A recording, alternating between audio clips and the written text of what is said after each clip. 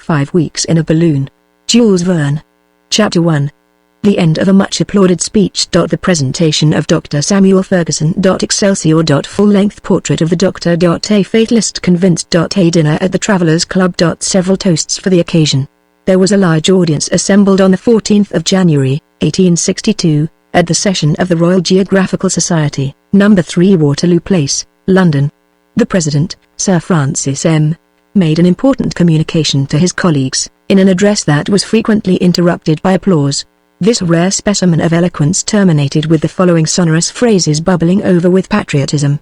England has always marched at the head of nations, for, the reader will observe, the nations always march at the head of each other, by the intrepidity of her explorers in the line of geographical discovery.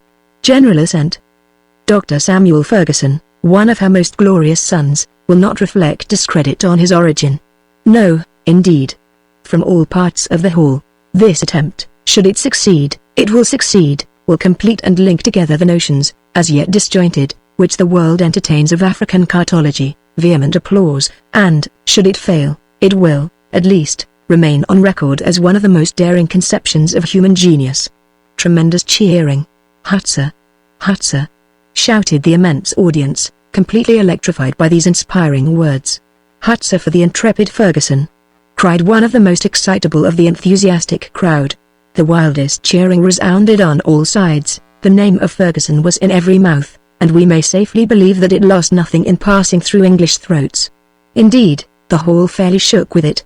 And there were present, also, those fearless travelers and explorers whose energetic temperaments had borne them through every quarter of the globe, many of them grown old and worn out in the service of science. All had, in some degree, physically or morally, undergone the sorest trials. They had escaped shipwreck, conflagration, Indian tomahawks and war clubs, the fagot and the stake, nay, even the cannibal Moors of the South Sea Islanders. But still their hearts beat high during Sir Francis M.'s address, which certainly was the finest oratorical success that the Royal Geographical Society of London had yet achieved. But, in England, enthusiasm does not stop short with mere words. It strikes off money faster than the dies of the Royal Mint itself. So a subscription to encourage Dr. Ferguson was voted there and then, and it at once attained the handsome amount of £2,500. The sum was made commensurate with the importance of the enterprise. A member of the society then inquired of the president whether Dr. Ferguson was not to be officially introduced. "The doctor is at the disposition of the meeting," replied Sir Francis. "Let him come in, then." "Bring him in," shouted the audience. "We'd like to see a man of such extraordinary daring, face to face." "Perhaps this incredible proposition of his is only intended to mystify us," growled an apoplectic old admiral.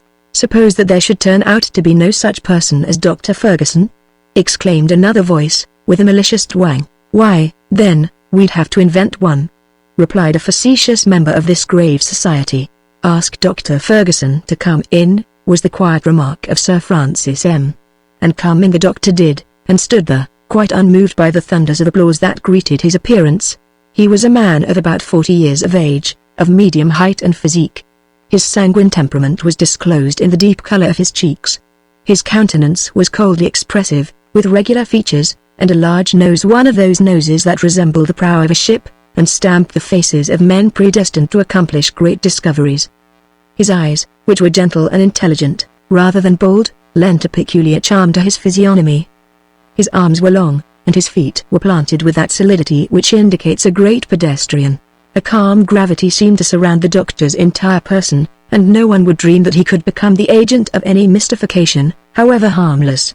Hence, the applause that greeted him at the outset continued until he, with a friendly gesture, claimed silence on his own behalf. He stepped toward the seat that had been prepared for him on his presentation, and then, standing erect and motionless, he, with a determined glance, pointed his right forefinger upward, and pronounced aloud the single word, "Excelsior." Never had one of Bright's or Cobden's sudden onslaughts, never had one of Palmerston's abrupt demands for funds to plate the rocks of the English coast with iron, made such a sensation. Sir Francis M.'s address was completely overshadowed. The doctor had shown himself moderate, sublime, and self-contained, in one. He had uttered the word of the situation, "Excelsior." The gouty old admiral who had been finding fault, was completely won over by the singular man before him, and immediately moved the insertion of Dr. Ferguson's speech in the Proceedings of the Royal Geographical Society of London. Who, then, was this person, and what was the enterprise that he proposed? Ferguson's father, a brave and worthy captain in the English Navy, had associated his son with him, from the young man's earliest years, in the perils and adventures of his profession. The fine little fellow, who seemed to have never known the meaning of fear, early revealed a keen and active mind, an investigating intelligence, and a remarkable turn for scientific study. Moreover, he disclosed uncommon address in extricating himself from difficulty. He was never perplexed, not even in handling his fork for the first time, an exercise in which children generally have so little success.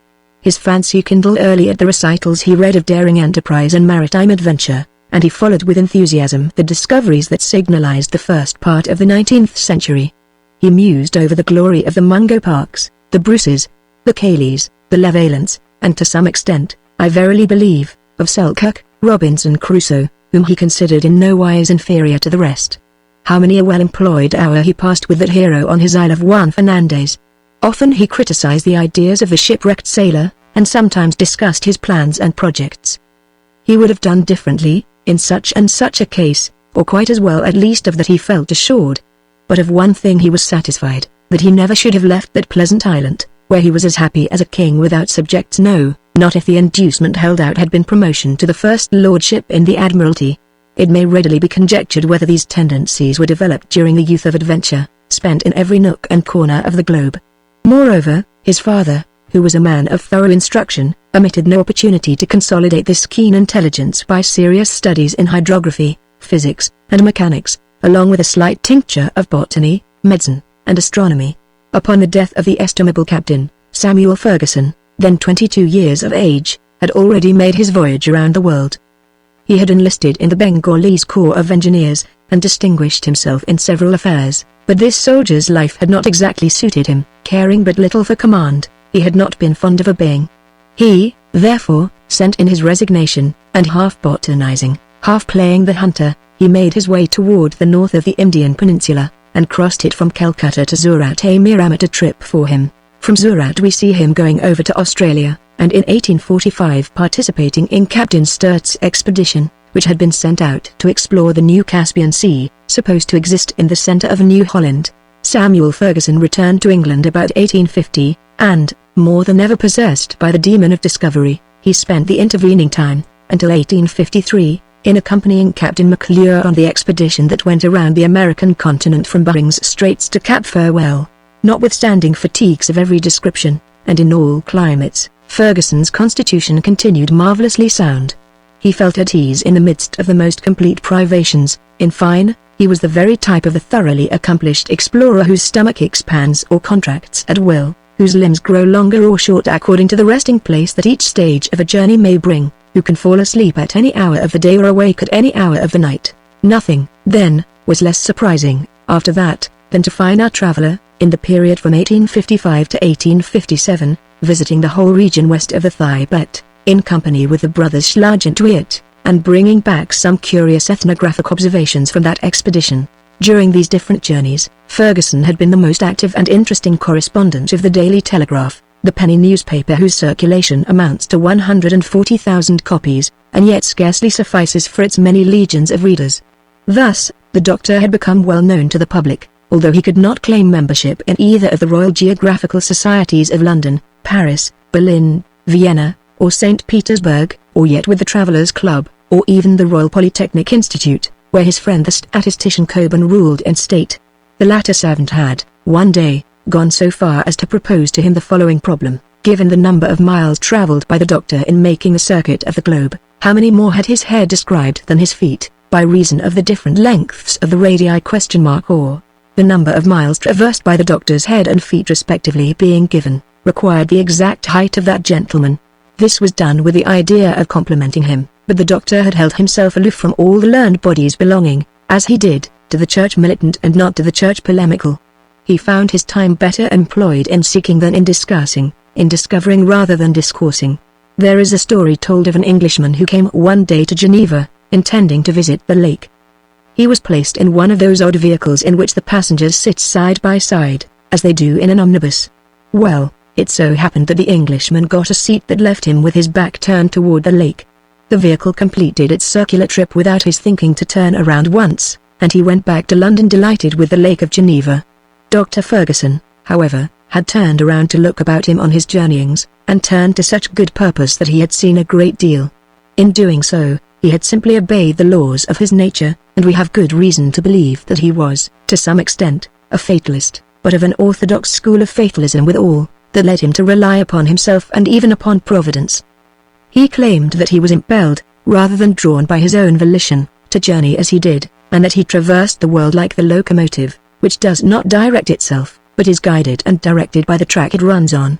"I do not follow my route," he often said, "it is my route that follows me." The reader will not be surprised, then, at the calmness with which the doctor received the applause that welcomed him in the Royal Society. He was above all such trifles, having no pride, and less vanity. He looked upon the proposition addressed to him by Sir Francis M. as the simplest thing in the world, and scarcely noticed the immense effect that it produced. When the session closed, the doctor was escorted to the rooms of the Travellers' Club, in Pall Mall. A superb entertainment had been prepared there in his honour.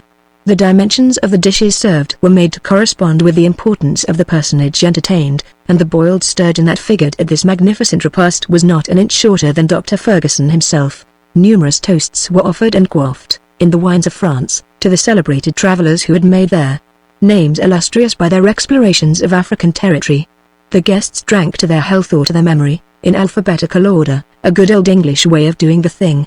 Among those remembered thus, were Aberdeen, Adams, Adamson, Anderson, Arnaud, Bakey, Baldwin, Bath, Baytowder, Bick, Beltram, Duberber, Brimbarki, Bolonsai, Bolwick, Belzoni, Balmain, Brisson, Brown, Bruce, Brunrowlett, Burchell, Burkhart, Burton, Caland, Cayley, Campbell, Chapman, Clapperton, Clot Bay, Calamy, Corville, Cumming, Cooney, De Bono, Deccan, Denham, De Savinches, Dixon, Dockard, Duchelu, Duncan, Durand, Darul, Duveiria, Discarac, DeLorcher, Erhart, Ferret, Fresnel, Gallinier, Gordon, Geoffroy, Golbury, Hahn, Harm, Harnia, Heckwart, Huglin, Horneman, Houghton, Imbert, Kaufman, Noblecher, Krapf, Kummer, Lafargue, Lane, Lafale, Lambert, Lamyrel, Lampriere, John Lander, Richard Lander, Lefebvre, Legion, Lavalent, Livingston,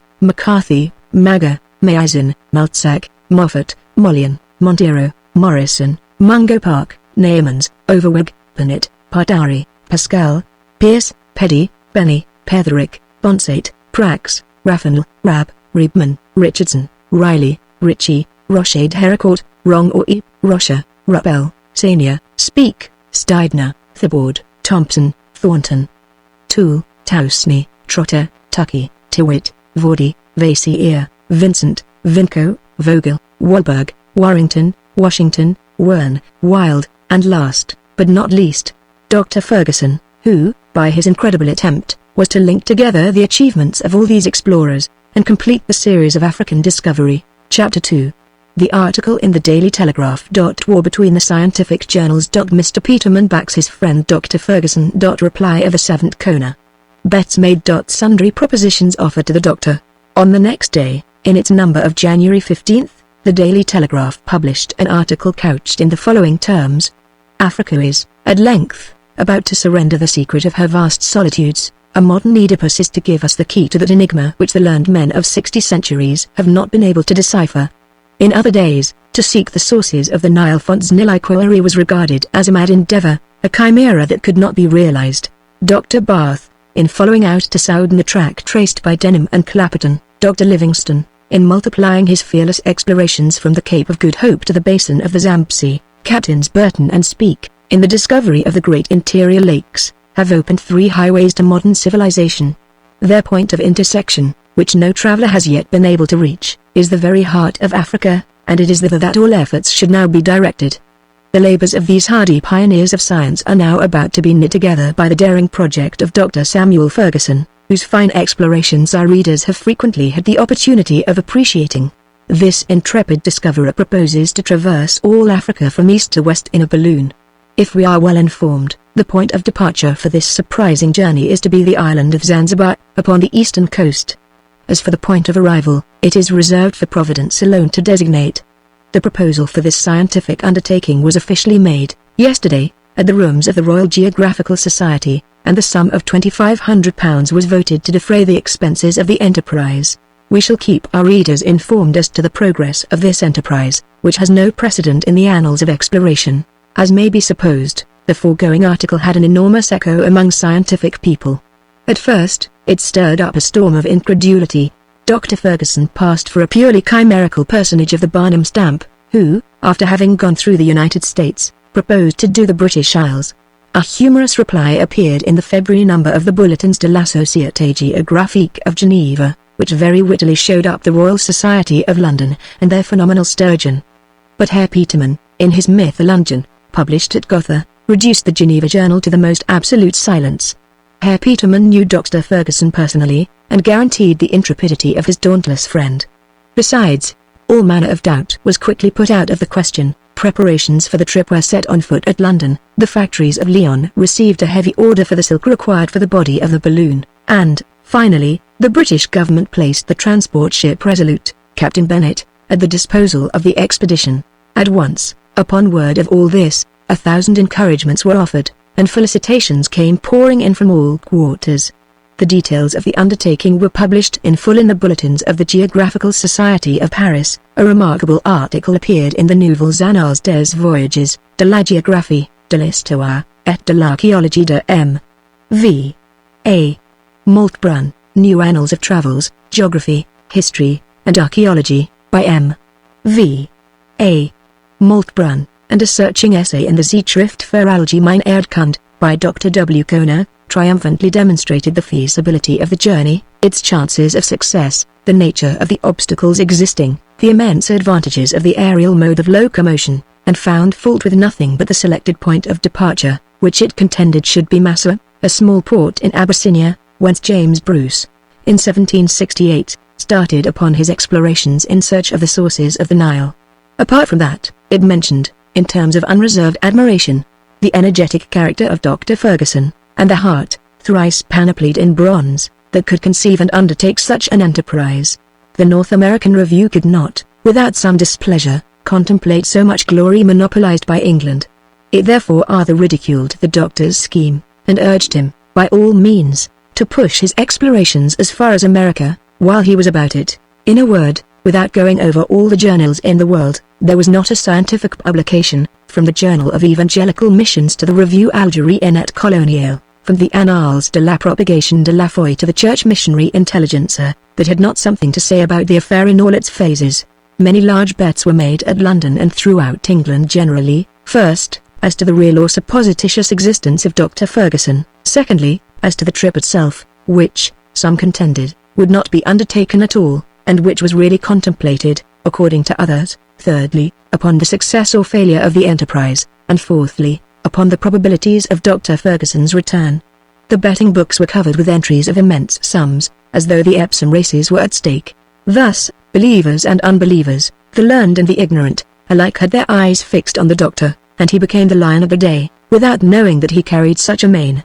On his part, he willingly gave the most accurate information touching his project. He was very easily approached, being naturally the most affable man in the world.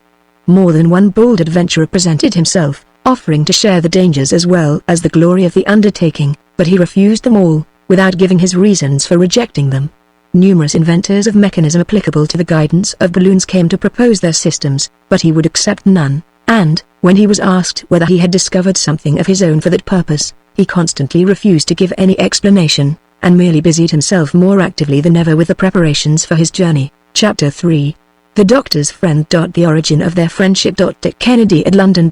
An unexpected but not very consoling proposal. A proverb by no means cheering. A few names from the African martyrology. The advantages of a balloon. Dr. Ferguson's secret. Dr. Ferguson had a friend, not another self, indeed, an alter ego, for friendship could not exist between two beings exactly alike, but, if they possessed different qualities, aptitudes, and temperaments, Dick Kennedy and Samuel Ferguson lived with one and the same heart, and that gave them no great trouble. In fact, quite the reverse. Dick Kennedy was a Scotchman, in the full acceptation of the word, open, resolute, and headstrong. He lived in the town of Leith, which is near Edinburgh, and, in truth, is a mere suburb of Auld Reekie.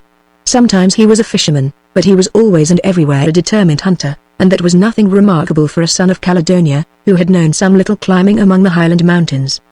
He was cited as a wonderful shot with the rifle, since not only could he split a bullet on a knife blade, but he could divide it into two such equal parts that, upon weighing them, scarcely any difference would be perceptible.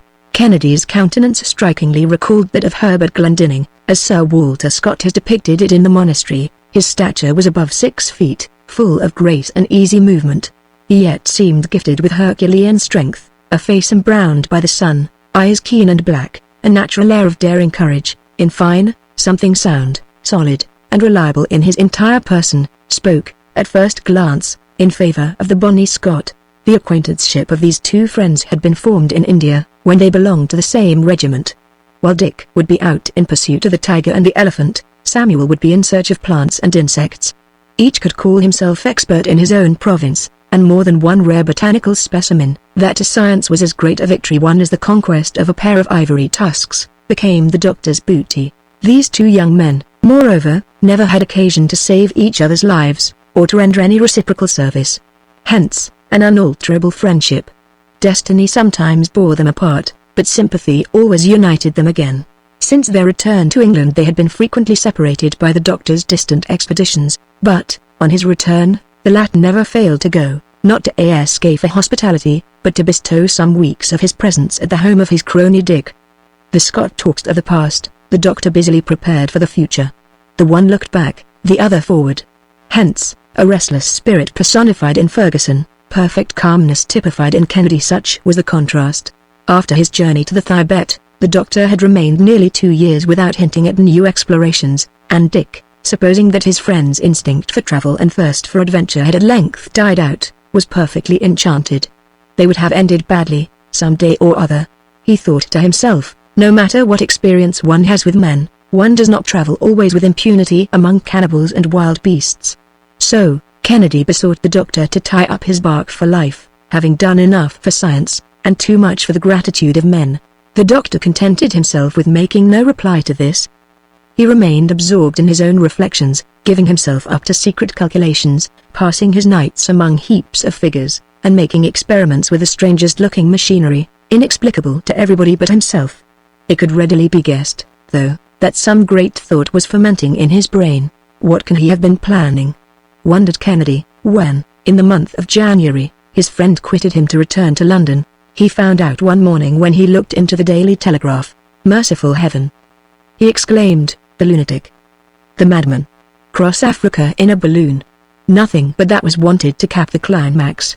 That's what he's been bothering his wits about these 2 years past. Now, reader, substitute for all these exclamation points, as many ringing thumps with a brawny fist upon the table, and you have some idea of the manual exercise that Dick went through while he thus spoke. When his confidential maid of all work, the aged Elspeth, tried to insinuate that the whole thing might be a hoax. Not a bit of it, said he. Don't I know my man? Isn't it just like him?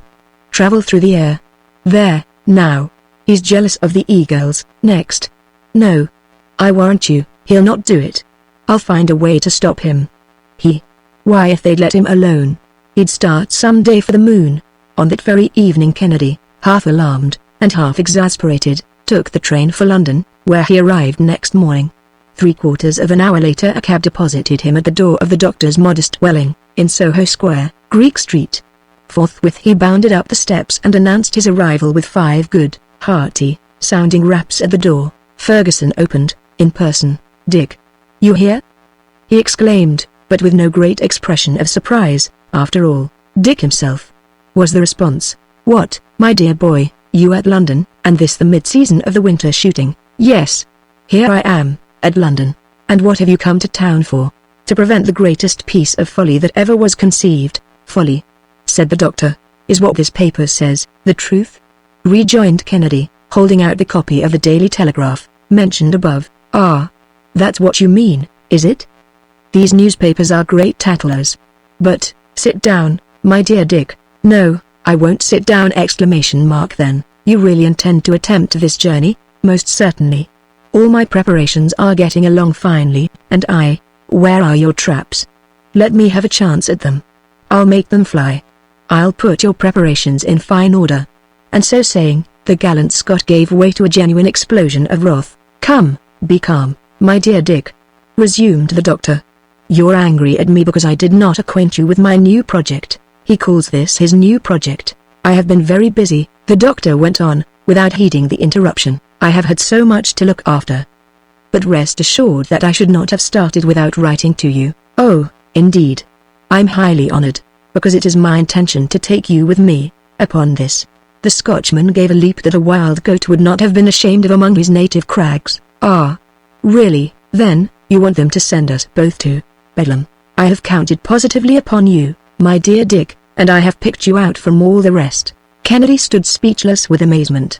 "After listening to me for 10 minutes, said the doctor, "you will thank me. Are you speaking seriously?" "Very seriously. And suppose that I refuse to go with you?" "But you won't refuse." "But, suppose that I were to refuse?" "Well, I'd go alone." "Let us sit down," said Kennedy, "and talk without excitement. The moment you give up jesting about it, we can discuss the thing. Let us discuss it, then, at breakfast, if you have no objections, my dear Dick." The two friends took their seats opposite to each other, at a little table with a plate of toast and a huge tea urn before them. "My dear Samuel," said the sportsman, "your project is insane. It is impossible. It has no resemblance to anything reasonable or practicable. That's for us to find out when we shall have tried it. But trying it is exactly what you ought not to attempt." "Why so, if you please?" "Well, the risks, the difficulty of the thing." "As for difficulties," replied Ferguson, in a serious tone, "they were made to be overcome. As for risks and dangers, who can flatter himself that he is to escape them? Everything in life involves danger. It may even be dangerous to sit down at one's own table, or to put one's hat on one's own head. Moreover, we must look upon what is to occur as having already occurred, and see nothing but the present in the future, for the future is but the present a little farther on." "There it is," exclaimed Kennedy, with a shrug, "as great a fatalist as ever." "Yes, but in the good sense of the word.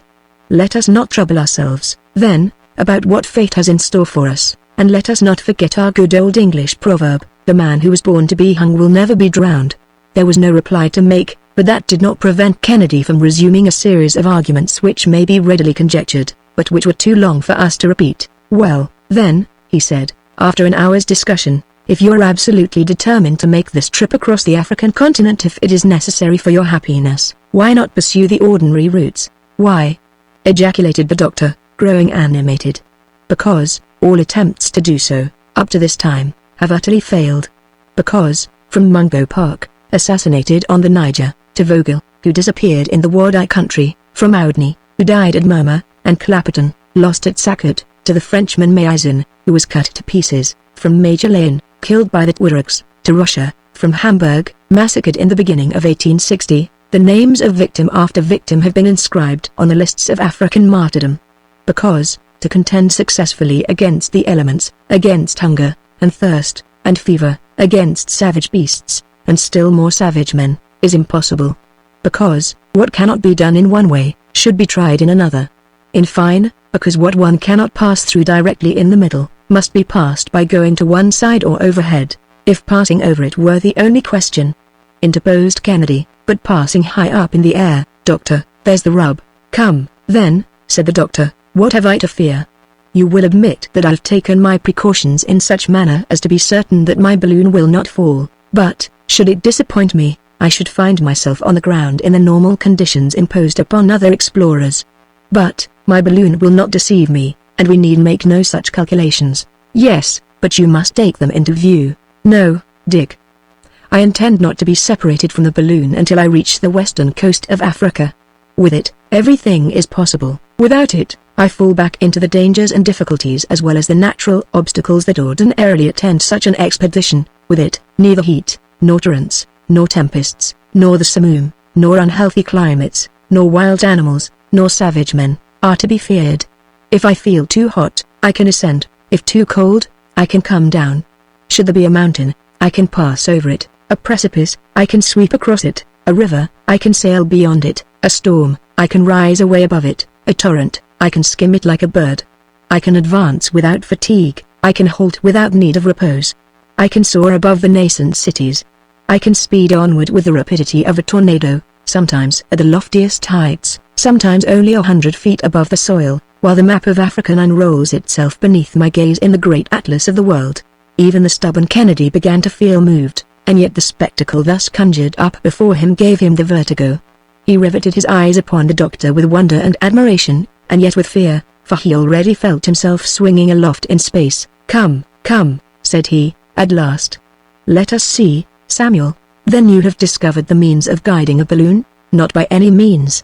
That is a utopian idea." "Then, you will go whithersoever Providence wills, but, at all events, from east to west." "Why so?" "Because I expect to avail myself of the trade winds, the direction of which is always the same." "Ah. Yes, indeed," said Kennedy, reflecting. "The trade winds, yes, truly one might. There's something in that." "Something in it, yes, my excellent friend, there's everything in it. The English government has placed a transport at my disposal, and 3 or 4 vessels are to cruise off the western coast of Africa, about the presumed period of my arrival. In 3 months, at most, I shall be at Zanzibar, where I will inflate my balloon, and from that point we shall launch ourselves." "We," said Dick. "Have you still a shadow of an objection to offer?" "Speak, friend Kennedy." "An objection? I have 1,000, but among other things, tell me, if you expect to see the country, if you expect to mount and descend at pleasure, you cannot do so without losing your gas. Up to this time no other means have been devised, and it is this that has always prevented long journeys in the air. My dear Dick, I have only one word to answer. I shall not lose one particle of gas. And yet you can descend when you please?" "I shall descend when I please." "And how will you do that?" "Ah, ha. Therein lies my secret, friend Dick. Have faith, and let my device be yours. Excelsior." "Excelsior be it then," said the sportsman, who did not understand a word of Latin, but he made up his mind to oppose his friend's departure by all means in his power, and so pretended to give in, at the same time keeping on the watch. As for the doctor, he went on diligently with his preparations. Chapter 4. African Explorations. Bath, Richardson, Overweg, Wern, Brun Rollet, Benny, Andrea, Di Bono, Maiani, Guillaume, Bruce, Krapf and Riebman, Mayzin, Rocher, Burton and Speake. The aerial line which Dr. Ferguson counted upon following had not been chosen at random. His point of departure had been carefully studied, and it was not without good cause that he had resolved to ascend at the island of Zanzibar. This island, lying near to the eastern coast of Africa, is in the 6th degree of south latitude, that is to say, 430 geographical miles below the equator. From this island the latest expedition, sent by way of the Great Lakes to explore the sources of the Nile, had just set out. But it would be well to indicate what explorations Dr. Ferguson hoped to link together. The 2 principal ones were those of Dr. Bath in 1849, and of Lieutenants Burton and Speake in 1858.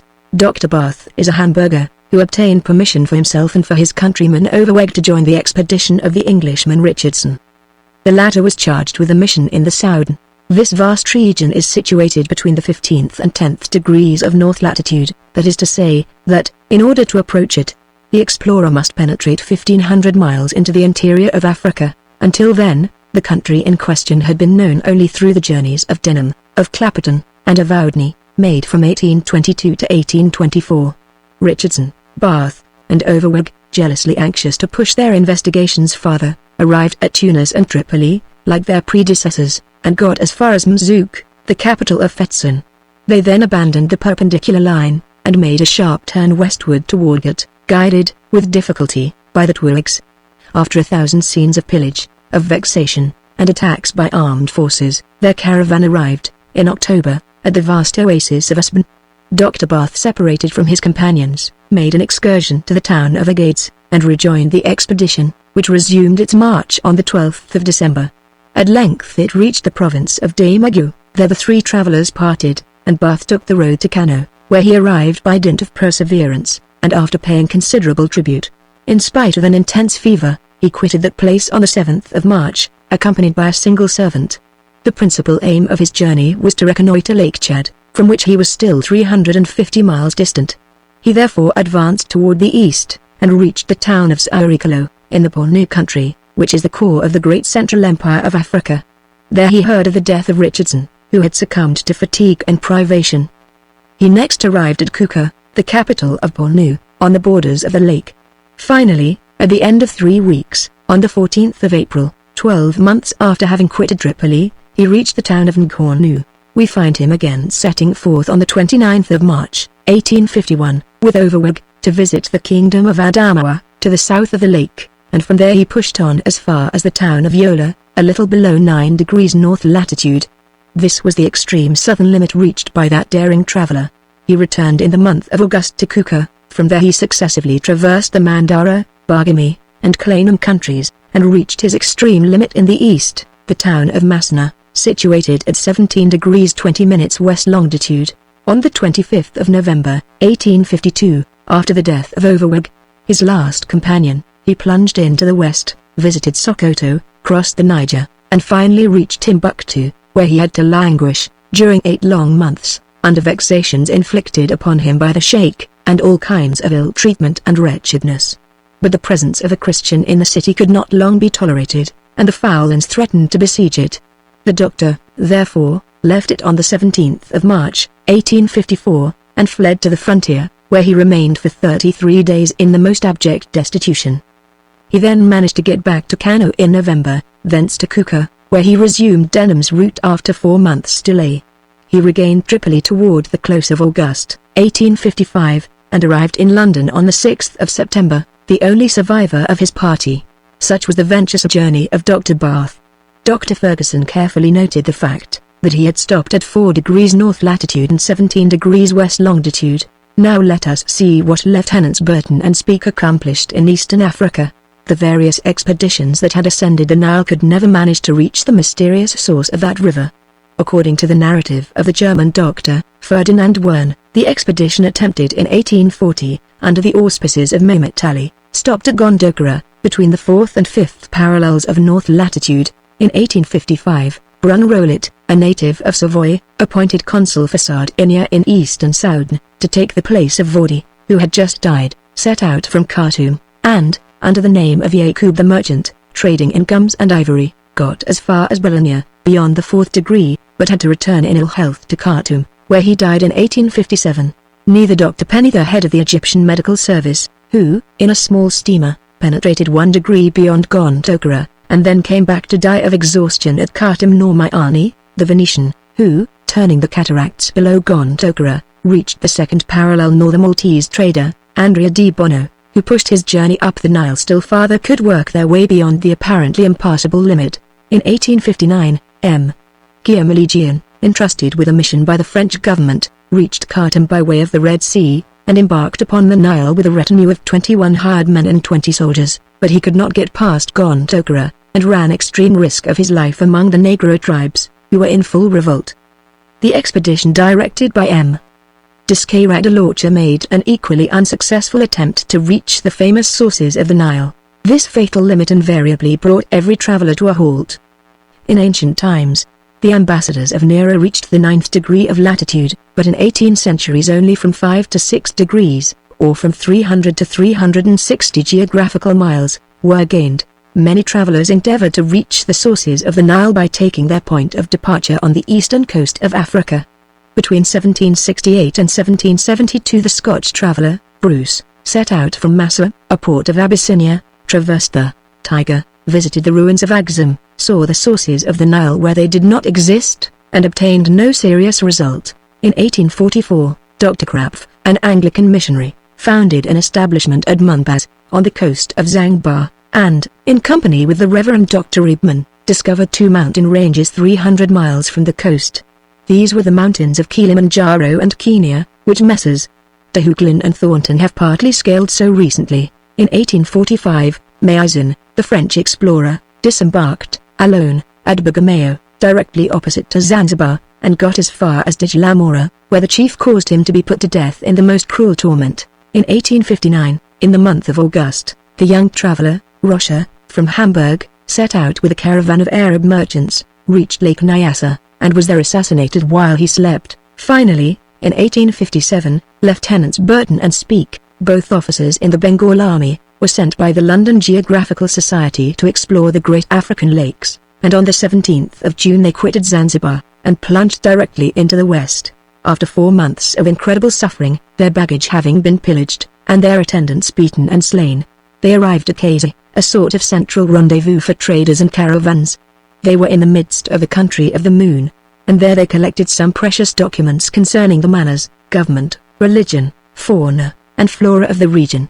They next made for the first of the Great Lakes, the one named Tanganyika, situated between the 3rd and 8th degrees of south latitude. They reached it on the 14th of February, 1858, and visited the various tribes residing on its banks, the most of whom are cannibals. They departed again on the 26th of May, and re-entered Cays on the 20th of June. The Burton, who was completely worn out, lay ill for several months, during which time Speke made a push to the northward of more than 300 miles, going as far as Lake Kokorakua, which he came in sight of on the 3d of August, but he could descry only the opening of it at latitude 2 degrees 30 minutes. He reached Cays on his return, on the 25th of August, and, in company with Burton, again took up the route to Zanzibar, where they arrived in the month of March in the following year. These two daring explorers then re-embarked for England, and the Geographical Society of Paris decreed them its annual prize medal. Dr. Ferguson carefully remarked that they had not gone beyond the 2nd degree of south latitude, nor the 29th of east longitude. The problem, therefore, was how to link the explorations of Burton and Speke with those of Dr. Barth, since to do so was to undertake to traverse an extent of more than 12 degrees of territory. Chapter 5. Kennedy's Dreams. Articles and pronouns in the plural. Dick's insinuations. A promenade over the map of Africa. What is contained between 2 points of the compass. Expeditions now on foot. Speke and Grant. Krapf, de Deccan, and de Hooglin.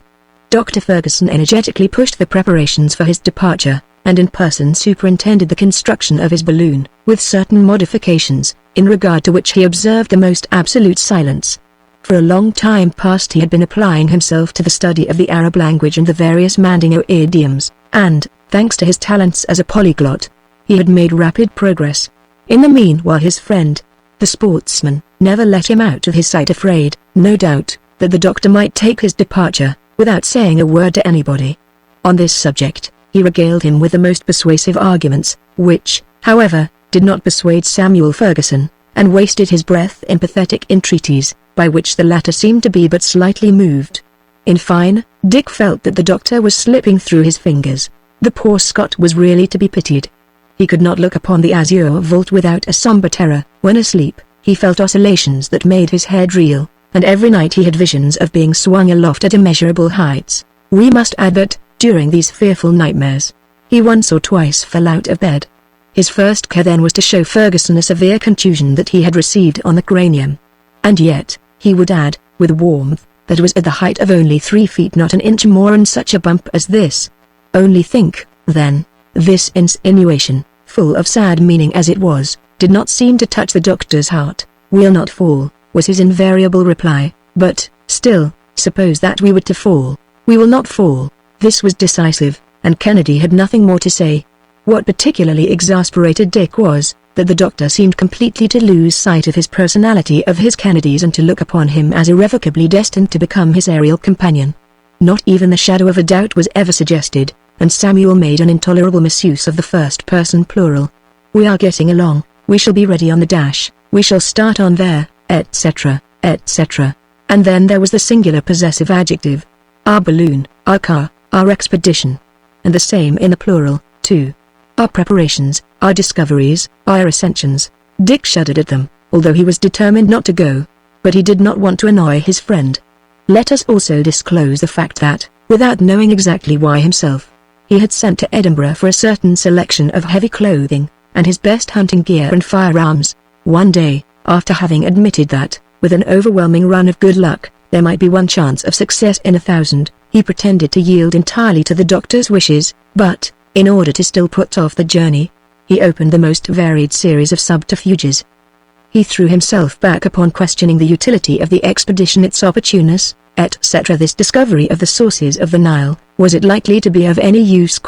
Would one have really labored for the welfare of humanity?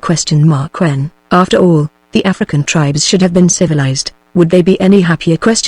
Were folks certain that civilization had not its chosen abode there rather than in Europe? Perhaps! And then, couldn't one wait a little longer? The trip across Africa would certainly be accomplished some day, and in a less hazardous manner. In another month, or in 6 months before the year was over, some explorer would undoubtedly come in, etc., etc. These hints produced an effect exactly opposite to what was desired or intended, and the doctor trembled with impatience.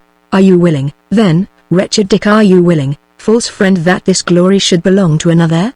Must I then be untrue to my past history, recoil before obstacles that are not serious, requite with cowardly hesitation what both the English government and the Royal Society of London have done for me? But, resumed Kennedy, who made great use of that conjunction, but, said the doctor, are you not aware that my journey is to compete with the success of the expeditions now on foot? Don't you know that fresh explorers are advancing toward the center of Africa? Still, listen to me, Dick, and cast your eyes over that map. Dick glanced over it, with resignation. Now, ascend the course of the Nile. I have ascended it, replied the Scotchman, with docility. Stop at Gondokoro. I am there.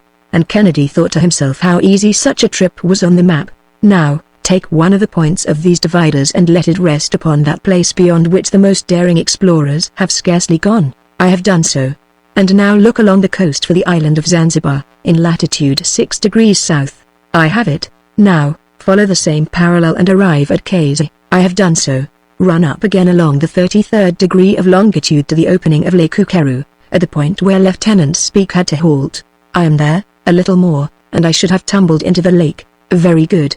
Now, do you know what we have the right to suppose, according to the information given by the tribes that live along its shores? I haven't the least idea. Why, that this lake, the lower extremity of which is in 2 degrees and 30 minutes, must extend also 2 degrees and a half above the equator. Really? Well, from this northern extremity there flows a stream which must necessarily join the Nile, if it be not the Nile itself. That is, indeed, curious. Then, let the other point of your dividers rest upon that extremity of Lake Ukeru. It is done, friend Ferguson. Now, how many degrees can you count between the 2 points? Scarcely 2. And do you know what that means, Dick? Not the least in the world. Why, that makes scarcely 120 miles. In other words, a nothing, almost nothing. Samuel, well, do you know what is taking place at this moment? No, upon my honor, I do not. Very well, then, I'll tell you. The Geographical Society regard as very important the exploration of this lake of which Speke caught a glimpse. Under their auspices, Lieutenant, now Captain, Speke has associated with him Captain Grant, of the Army in India. They have put themselves at the head of a numerous and well-equipped expedition. Their mission is to ascend the lake and return to Gondokoro. They have received a subsidy of more than £5,000, and the governor of the Cape of Good Hope has placed Hottentot soldiers at their disposal. They set out from Zanzibar at the close of October, 1860.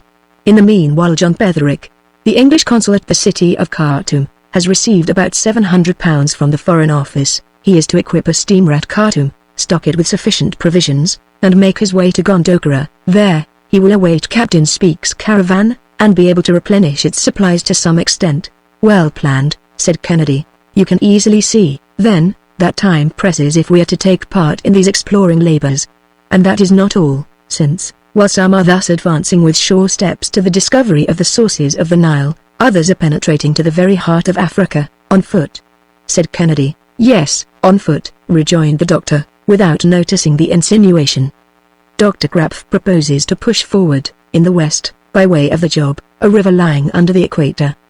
Baron de Deccan has already set out from Mumbaz, has reconnoitred the mountains of Kenya and Kilimanjaro, and is now plunging in toward the center. But all this time on foot or on mules, exactly the same, so far as I am concerned, ejaculated Kennedy. Lastly, resumed the doctor, M. de Hooglin, the Austrian vice-consul at Khartoum, has just organized a very important expedition, the first aim of which is to search for the traveler Vogel, who, in 1853, was sent into the Soudan to associate himself with the labors of Dr. Bartholomew. In 1856, he quitted Bornu, and determined to explore the unknown country that lies between Lake Chad and Dover. Nothing has been seen of him since that time. Letters that were received in Alexandria, in 1860, said that he was killed at the order of the King of Wadai, but other letters, addressed by Dr. Hartmann to the traveler's father, relate that, according to the recital of a Folleto of Bornu, Vogel was merely held as a prisoner at Wara. All hope is not then lost. Hence, a committee has been organized under the presidency of the Regent of Saxe-Gotha. My friend Peterman is its secretary. A national subscription has provided for the expense of the expedition, whose strength has been increased by the voluntary accession of several learned men, and M. de Hooglin set out from Massa, in the month of June.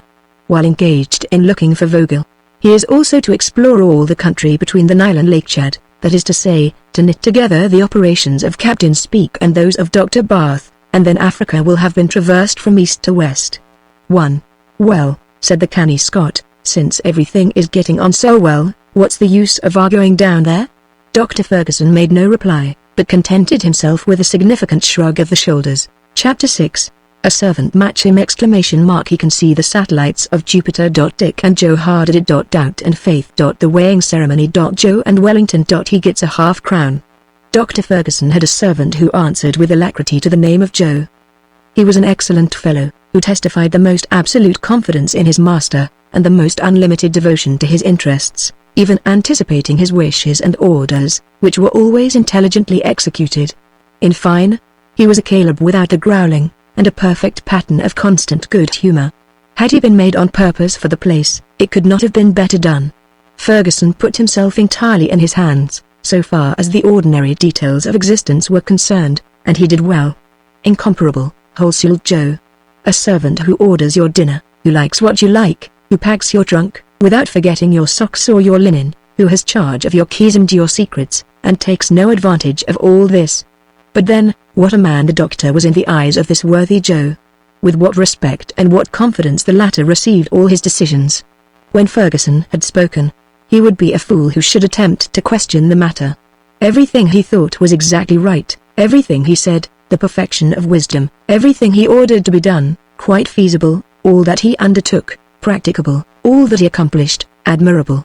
You might have cut Joe to pieces, not an agreeable operation, to be sure, and yet he would not have altered his opinion of his master. So, when the doctor conceived the project of crossing Africa through the air, for Joe the thing was already done, obstacles no longer existed. From the moment when the doctor had made up his mind to start, he had arrived along with his faithful attendant, too, for the noble fellow knew, without a word uttered about it, that he would be one of the party. Moreover, he was just the man to render the greatest service by his intelligence and his wonderful agility. Had the occasion arisen to name a professor of gymnastics for the monkeys in the zoological garden, who was smart enough, by the way, Joe would certainly have received the appointment. Leaping, climbing, almost flying, these were all sport to him. If Ferguson was the head and Kennedy the arm, Joe was to be the right hand of the expedition. He had, already, accompanied his master on several journeys, and had a smattering of science appropriate to his condition and style of mind, but he was especially remarkable for a sort of mild philosophy, a charming turn of optimism. In his sight everything was easy, logical, natural, and, consequently, he could see no use in complaining or grumbling. Among other gifts, he possessed a strength and range of vision that were perfectly surprising. He enjoyed, in common with Moeslin, Kepler's professor, the rare faculty of distinguishing the satellites of Jupiter with the naked eye, and of counting 14 of the stars in the group of Pleiades, the remotest of them being only of the 9th magnitude. He presumed none the more for that. On the contrary, he made his bow to you, at a distance, and when occasion arose he bravely knew how to use his eyes. With such profound faith as Joe felt in the doctor, it is not to be wondered at that incessant discussions sprang up between him and Kennedy, without any lack of respect to the latter. However, one doubted, the other believed, one had a prudent foresight, the other blind confidence. The doctor, however, vibrated between doubt and confidence, that is to say, he troubled his head with neither one nor the other. "Well, Mr. Kennedy," Joe would say. "Well, my boy? The moment's at hand. It seems that we are to sail for the moon." "You mean the mountains of the moon, which are not quite so far off. But, never mind, one trip is just as dangerous as the other." "Dangerous? What? With a man like Dr. Ferguson? I don't want to spoil your illusions, my good Joe, but this undertaking of his is nothing more nor less than the act of a madman. He won't go, though, he won't go, eh? Then you haven't seen his balloon at Mitchell's factory in the borough? I'll take precious good care to keep away from it." "Well, you'll lose a fine sight, sir. What a splendid thing it is. What a pretty shape. What a nice car. How snug you'll feel in it. Then you really think of going with your master?" "Aye," answered Joe, with an accent of profound conviction. "Why, I'd go with him wherever he pleases. Who ever heard of such a thing? Leave him to go off alone, after we've been all over the world together? Who would help him, when he was tired? Who would give him a hand in climbing over the rocks? Who would attend him when he was sick?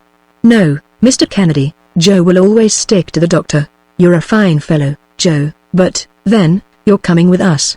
"Oh, certainly," said Kennedy, "that is to say, I will go with you up to the last moment. to prevent Samuel even then from being guilty of such an act of folly. I will follow him as far as Zanzibar, so as to stop him there, if possible. You'll stop nothing at all, Mr. Kennedy, with all respect to you, sir. My master is no harebrained person. He takes a long time to think over what he means to do, and then, when he once gets started, the evil one himself couldn't make him give it up. Well, we'll see about that. Don't flatter yourself, sir, but then, the main thing is, to have you with us. For a hunter like you, sir, Africa's a great country. So, either way, you won't be sorry for the trip. No, that's a fact. I shan't be sorry for it, if I can get this crazy man to give up his scheme. By the way, said Joe, you know that the weighing comes off today. The weighing? What weighing? Why, my master, and you, and I, are all to be weighed today. What? Like horse jockeys? Yes, like jockeys. Only, never fear, you won't be expected to make yourself lean, if you're found to be heavy. You'll go as you are. Well, I can tell you, I am not going to let myself be weighed, said Kennedy, firmly. But, sir, it seems that the doctor's machine requires it. Well, his machine will have to do without it, Humphrey.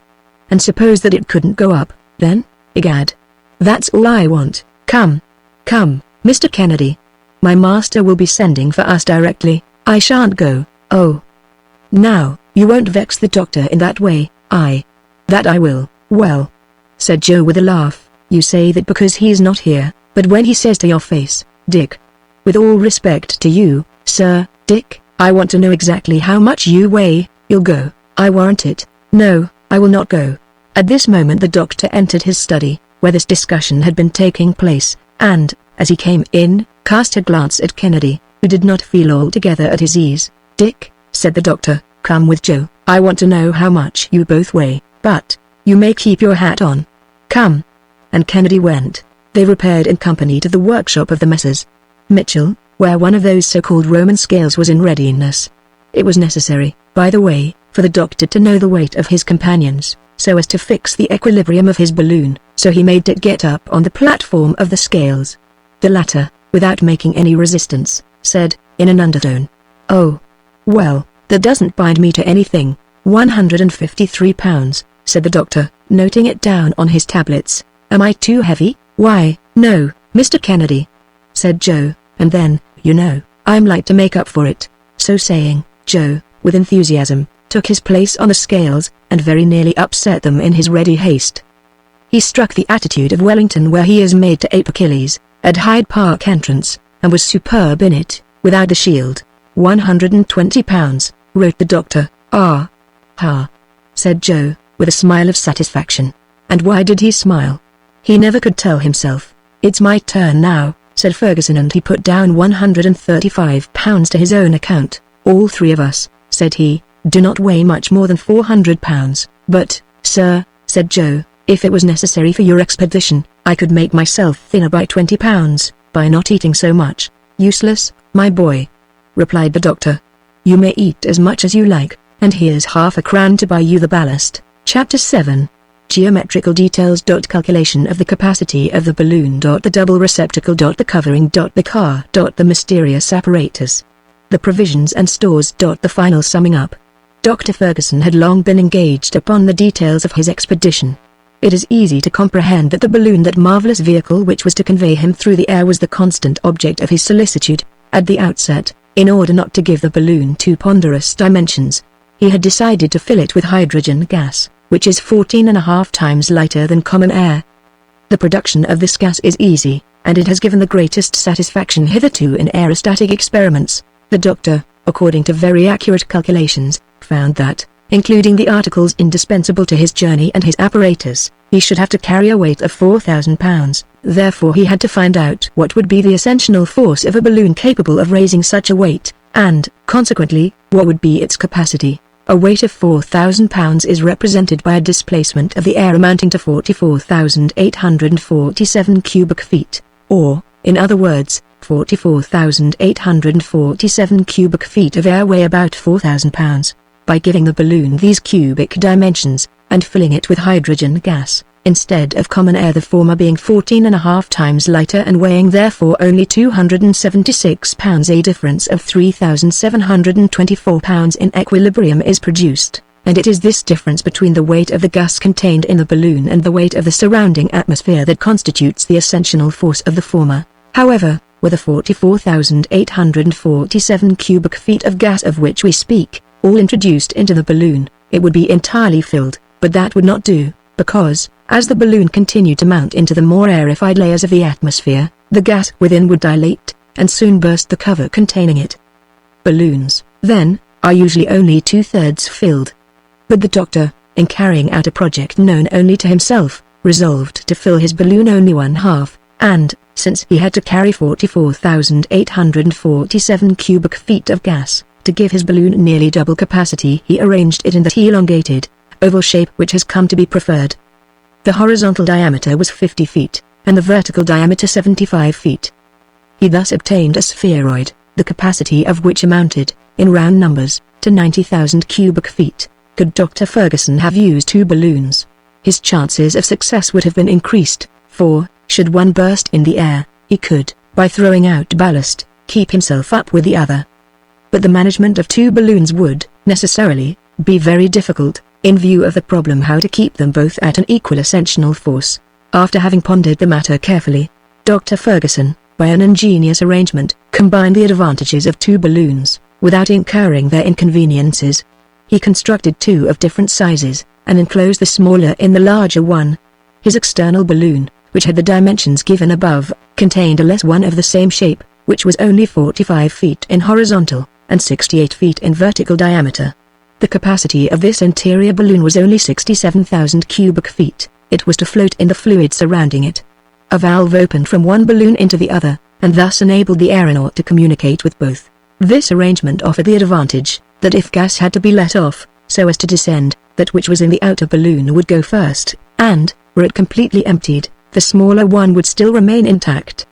The outer envelope might then be cast off as a useless encumbrance, and the second balloon, left free to itself, would not offer the same hold to the currents of air as a half-inflated one must needs present. Moreover, in case of an accident happening to the outside balloon, such as getting torn, for instance, the other would remain intact. The balloons were made of a strong but light Leon silk, coated with gutta percha.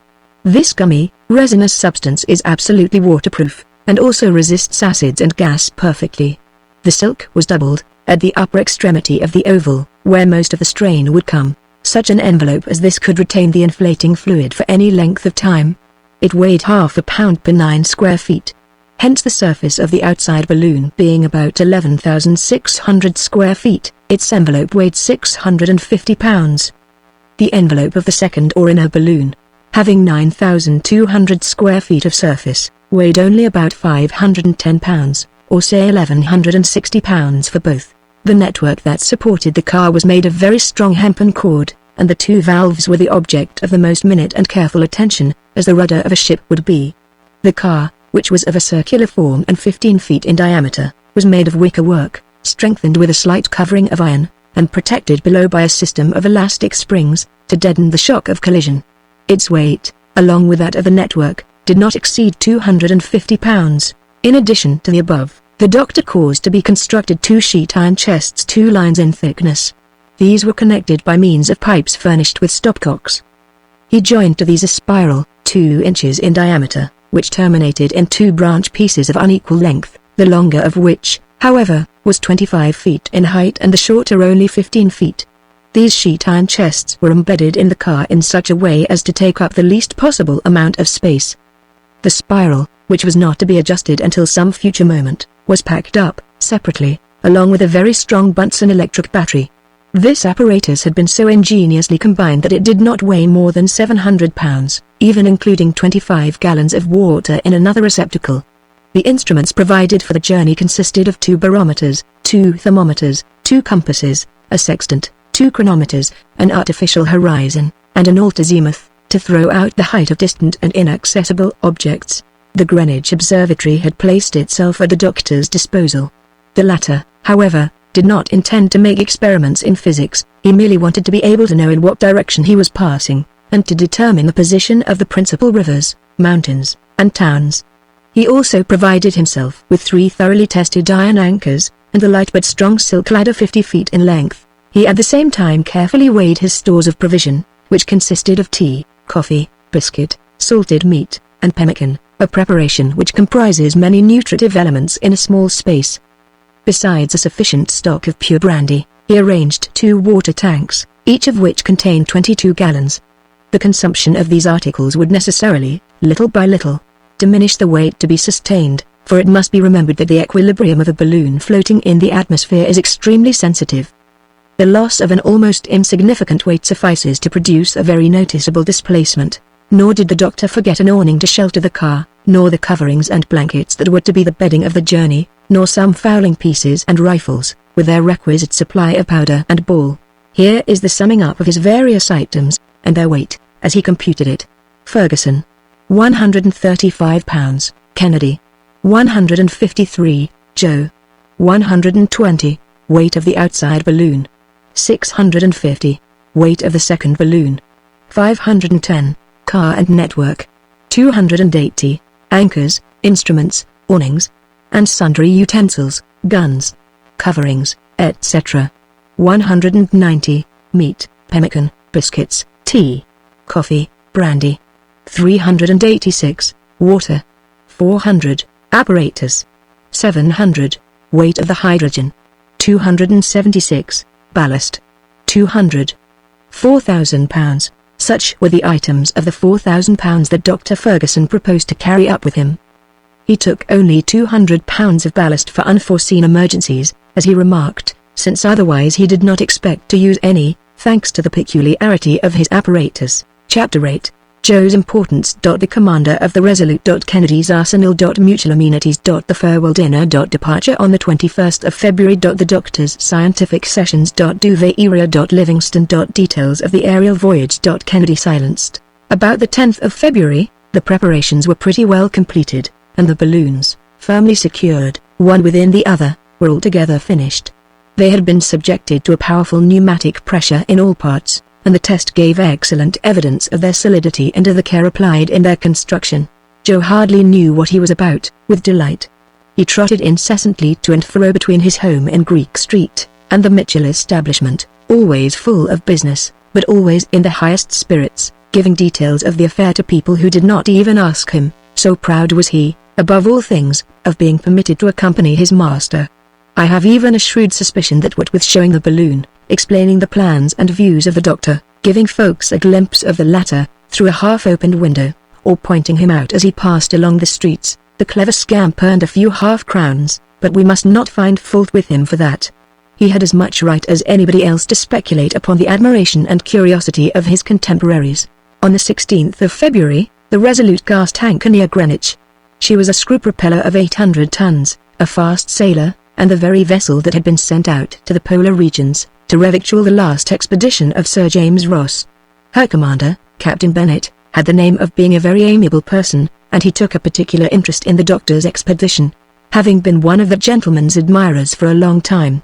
Bennett was rather a man of science than a man of war, which did not, however, prevent his vessel from carrying 4 carronades, that had never hurt anybody, to be sure, but had performed the most pacific duty in the world.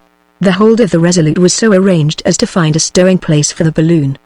The latter was shipped with the greatest precaution on the 18th of February, and was then carefully deposited at the bottom of the vessel in such a way as to prevent accident. The car and its accessories, the anchors, the cords, the supplies, the water tanks, which were to be filled on arriving, all were embarked and put away under Ferguson's own eyes. 10 tons of sulfuric acid and 10 tons of iron filings were put on board for the future production of the hydrogen gas. The quantity was more than enough, but it was well to be provided against accident. The apparatus to be employed in manufacturing the gas, including some 30 empty casks, was also stowed away in the hold. These various preparations were terminated on the 18th of February, in the evening.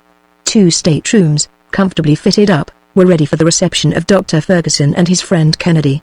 The latter, all the while swearing that he would not go, went on board with a regular arsenal of hunting weapons, among which were 2 double-barreled breech-loading fowling pieces, and a rifle that had withstood every test, of the make of Purdy, Moore and Dixon, at Edinburgh. With such a weapon a marksman would find no difficulty in lodging a bullet in the eye of a chamois at the distance of 2,000 paces. Along with these implements, he had 2 of Colt's 6-shooters, for unforeseen emergencies. His powder case, his cartridge pouch, his lead, and his bullets did not exceed a certain weight prescribed by the doctor. The three travelers got themselves to rights on board during the working hours of February 19th. They were received with much distinction by the captain and his officers, the doctor continuing as reserved as ever, and thinking of nothing but his expedition. Dick seemed a good deal moved, but was unwilling to betray it, while Joe was fairly dancing and breaking out in laughable remarks. The worthy fellow soon became the jester and merry andrew of the boatswain's mess, where a berth had been kept for him. On the 20th, a grand farewell dinner was given to Dr. Ferguson and Kennedy by the Royal Geographical Society. Commander Bennett and his officers were present at the entertainment, which was signalized by copious libations and numerous toasts. Healths were drunk, in sufficient abundance to guarantee all the guests a lifetime of centuries. Sir Francis M. presided, with restrained but dignified feeling. To his own supreme confusion, Dick Kennedy came in for a large share in the jovial felicitations of the night. After having drunk to the intrepid Ferguson, the glory of England, they had to drink to the no less courageous Kennedy, his daring companion. Dick blushed a good deal, and that passed for modesty, whereupon the applause redoubled, and Dick blushed again. A message from the Queen arrived while they were at dessert. Her Majesty offered her compliments to the two travelers, and expressed her wishes for their safe and successful journey. This, of course, rendered imperative fresh toasts to Her Most Gracious Majesty. At midnight, after touching farewells and warm shaking of hands, the guests separated. The boats of the Resolute were in waiting at the stairs of Westminster Bridge. The captain leapt in, accompanied by his officers and passengers, and the rapid current of the Thames, aiding the strong arms of the rowers, bore them swiftly to Greenwich. In an hour's time all were asleep on board.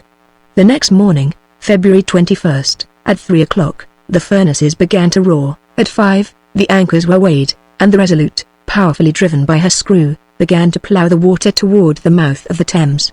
It is needless to say that the topic of conversation with everyone on board was Dr. Ferguson's enterprise. Seeing and hearing the doctor soon inspired everybody with such confidence that, in a very short time, there was no one, excepting the incredulous Scotchman, on the steamer who had the least doubt of the perfect feasibility and success of the expedition. During the long, unoccupied hours of the voyage, the doctor held regular sittings, with lectures on geographical science, in the officers' mess room. These young men felt an intense interest in the discoveries made during the last 40 years in Africa, and the doctor related to them the explorations of Bath, Burton, Speke, and Grant, and depicted the wonders of this vast, mysterious country, now thrown open on all sides to the investigations of science. On the north, the young Duveyrier was exploring Sahara, and bringing the chiefs of the Tuaregs to Paris. Under the inspiration of the French government, 2 expeditions were preparing, which, descending from the north, and coming from the west, would cross each other at Timbuktu.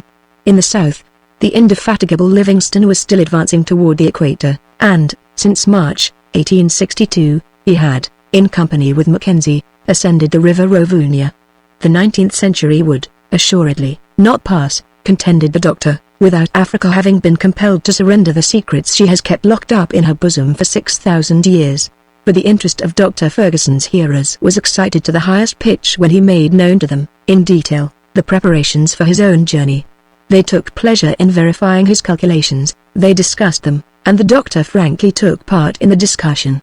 As a general thing, they were surprised at the limited quantity or provision that he took with him, and one day one of the officers questioned him on that subject. "That peculiar point astonishes you, does it?" said Ferguson. "It does, indeed. But how long do you think my trip is going to last?" "Whole months." "If so, you are greatly mistaken. Were it to be a long one, we should be lost. We should never get back. But you must know that the distance from Zanzibar to the coast of Senegal is only 3,500, say 4,000 miles.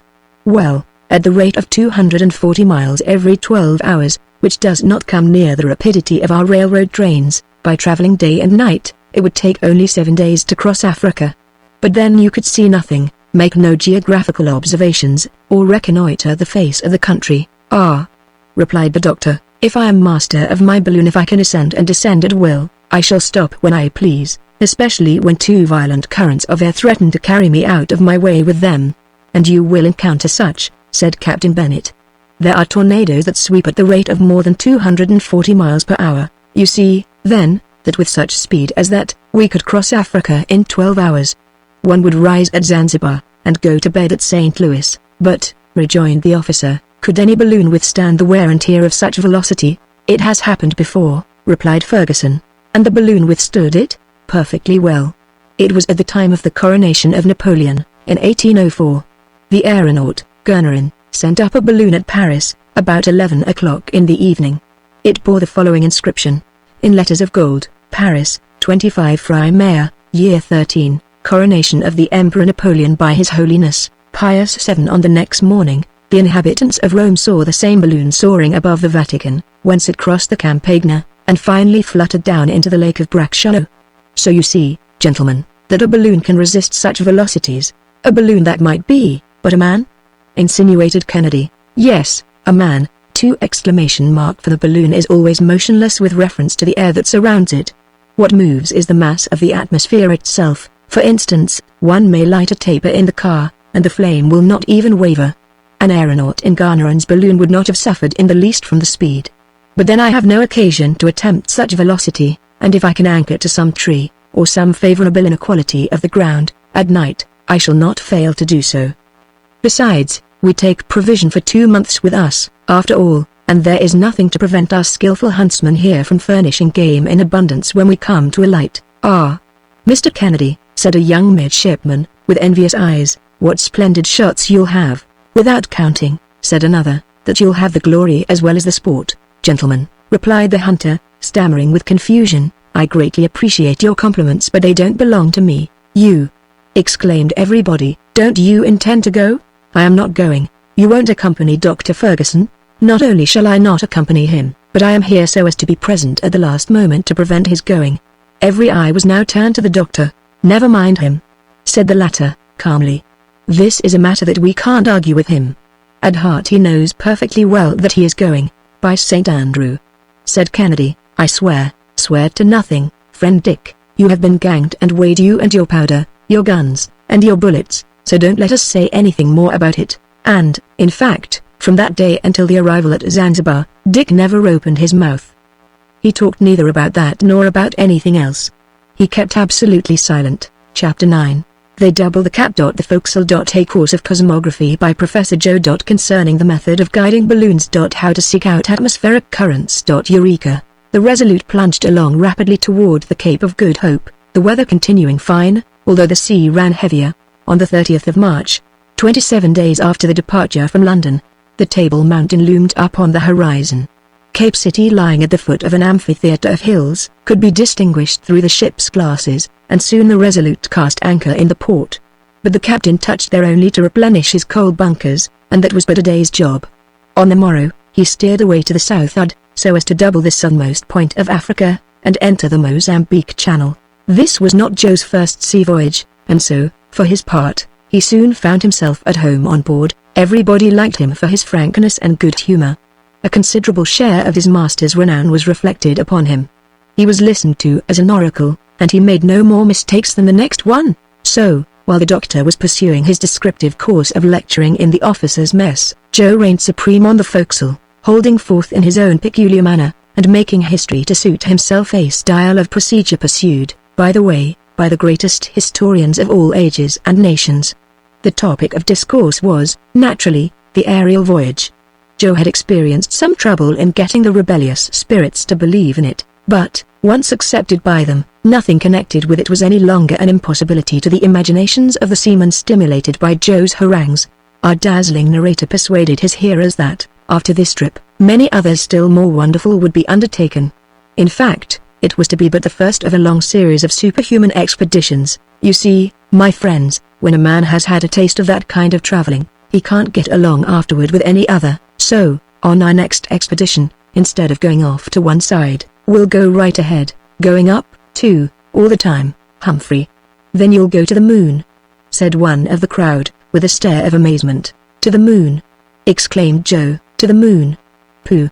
That's too common. Everybody might go to the moon, that way. Besides, there's no water there, and you have to carry such a lot of it along with you. Then you have to take air along in bottles, so as to breathe. That's all right. But can a man get a drop of the real stuff there? Said a sailor who liked his toddy. Not a drop, was Joe's answer. No, old fellow, not in the moon. But we're going to skip round among those little twinklers up to the stars and the splendid planets that my old man so often talks about. For instance, we'll commence with Saturn. That one with the ring? Asked the bosun. Yes. The wedding ring, only no one knows what's become of his wife. What? Will you go so high up as that? Said one of the ship boys, gaping with wonder. Why, your master must be old Nick himself. Oh. No, he's too good for that. But, after Saturn what then? Was the next inquiry of his impatient audience. After Saturn? Well, we'll visit Jupiter. A funny place that is, too, where the days are only 9 hours and a half long, a good thing for the lazy fellows, and the years, would you believe it, last 12 of hours, which is fine for folks who have only 6 months to live. They get off a little longer by that. 12 years. Ejaculated the boy. Yes, my youngster, so that in that country you'd be toddling after your mammy yet. And that old chap yonder, who looks about 50, would only be a little shaver of 4.5, blazes. That's a good un! Shouted the whole forecastle together. Solemn truth, said Joe, stoutly. But what can you expect? When people will stay in this world, they learn nothing and keep as ignorant as bears. But just come along to Jupiter and you'll see. But they have to look out up there, for he's got satellites that are not just the easiest things to pass. All the men laughed, but they more than half believed him. Then he went on to talk about Neptune, where seafaring men get a jovial reception, and Mars, where the military get the best of the sidewalk to such an extent that folks can hardly stand it. Finally, he drew them a heavenly picture of the delights of Venus, and when we get back from that expedition, said the indefatigable narrator, they'll decorate us with the Southern Cross that shines up there in the Creator's buttonhole. And you'd have well earned it, said the sailors. Thus passed the long evenings on the forecastle in merry chat, and during the same time the doctor went on with his instructive discourses. One day the conversation turned upon the means of directing balloons, and the doctor was asked his opinion about it. I don't think, said he, that we shall succeed in finding out a system of directing them. I am familiar with all the plans attempted and proposed, and not one has succeeded, not one is practicable. You may readily understand that I have occupied my mind with this subject, which was, necessarily, so interesting to me, but I have not been able to solve the problem with the appliances now known to mechanical science. We would have to discover a motive power of extraordinary force, and almost impossible lightness of machinery. And, even then, we could not resist atmospheric currents of any considerable strength. Until now, the effort has been rather to direct the car than the balloon, and that has been one great error. Still there are many points of resemblance between a balloon and a ship which is directed at will. Not at all, retorted the doctor. There is little or no similarity between the two cases. Air is infinitely less dense than water, in which the ship is only half submerged, while the whole bulk of a balloon is plunged in the atmosphere, and remains motionless with reference to the element that surrounds it. You think, then, that aerostatic science has said its last word? Not at all. Not at all. But we must look for another point in the case, and if we cannot manage to guide our balloon, we must, at least, try to keep it in favorable aerial currents. In proportion as we ascend, the latter become much more uniform and flow more constantly in one direction. They are no longer disturbed by the mountains and valleys that traverse the surface of the globe, and these, you know, are the chief cause of the variations of the wind and the inequality of their force. Therefore, these zones having been once determined, the balloon will merely have to be placed in the currents best adapted to its destination. But then, continued Captain Bennet, in order to reach them, you must keep constantly ascending or descending. That is the real difficulty, Doctor, and why, my dear Captain, let us understand one another. It would be a difficulty and an obstacle only for long journeys, and not for short aerial excursions. And why so, if you please? Because you can ascend only by throwing out ballast, you can descend only after letting off gas, and by these processes your ballast and your gas are soon exhausted. My dear sir, that's the whole question. There is the only difficulty that science need now seek to overcome. The problem is not how to guide the balloon, but how to take it up and down without expending the gas which is its strength, its lifeblood, its soul, if I may use the expression. You are right, my dear doctor, but this problem is not yet solved. This means has not yet been discovered. I beg your pardon, it has been discovered. By whom? By me. By you? You may readily believe that otherwise I should not have risked this expedition across Africa in a balloon. In 24 hours I should have been without gas. But you said nothing about that in England? No. I did not want to have myself overhauled in public. I saw no use in that. I made my preparatory experiments in secret and was satisfied. I have no occasion, then, to learn anything more from them. Well, Doctor, would it be proper to ask what is your secret? Here it is, gentlemen, the simplest thing in the world. The attention of his auditory was now directed to the doctor in the utmost degree as he quietly proceeded with his explanation. Chapter 10. Former experiments. The doctor's 5 receptacles. The gas cylinder. The calorifier. The system of maneuvering. Success certain. The attempt has often been made, gentlemen, said the doctor, to rise and descend at will, without losing ballast or gas from the balloon. A French aeronaut, M. Meunier, tried to accomplish this by compressing air in an inner receptacle. A Belgian, Dr. Van, by means of wings and paddles, obtained a vertical power that would have sufficed in most cases, but the practical results secured from these experiments have been insignificant. I therefore resolved to go about the thing more directly, so, at the start, I dispensed with ballast altogether, excepting as a provision for cases of special emergency, such as the breakage of my apparatus, or the necessity of ascending very suddenly, so as to avoid unforeseen obstacles. My means of ascent and descent consists simply in dilating or contracting the gas that is in the balloon by the application of different temperatures, and here is the method of obtaining that result. You saw me bring on board with the car several cases or receptacles, the use of which you may not have understood. They are 5 in number. The first contains about 25 gallons of water, to which I add a few drops of sulfuric acid, so as to augment its capacity as a conductor of electricity, and then I decompose it by means of a powerful Bunsen battery.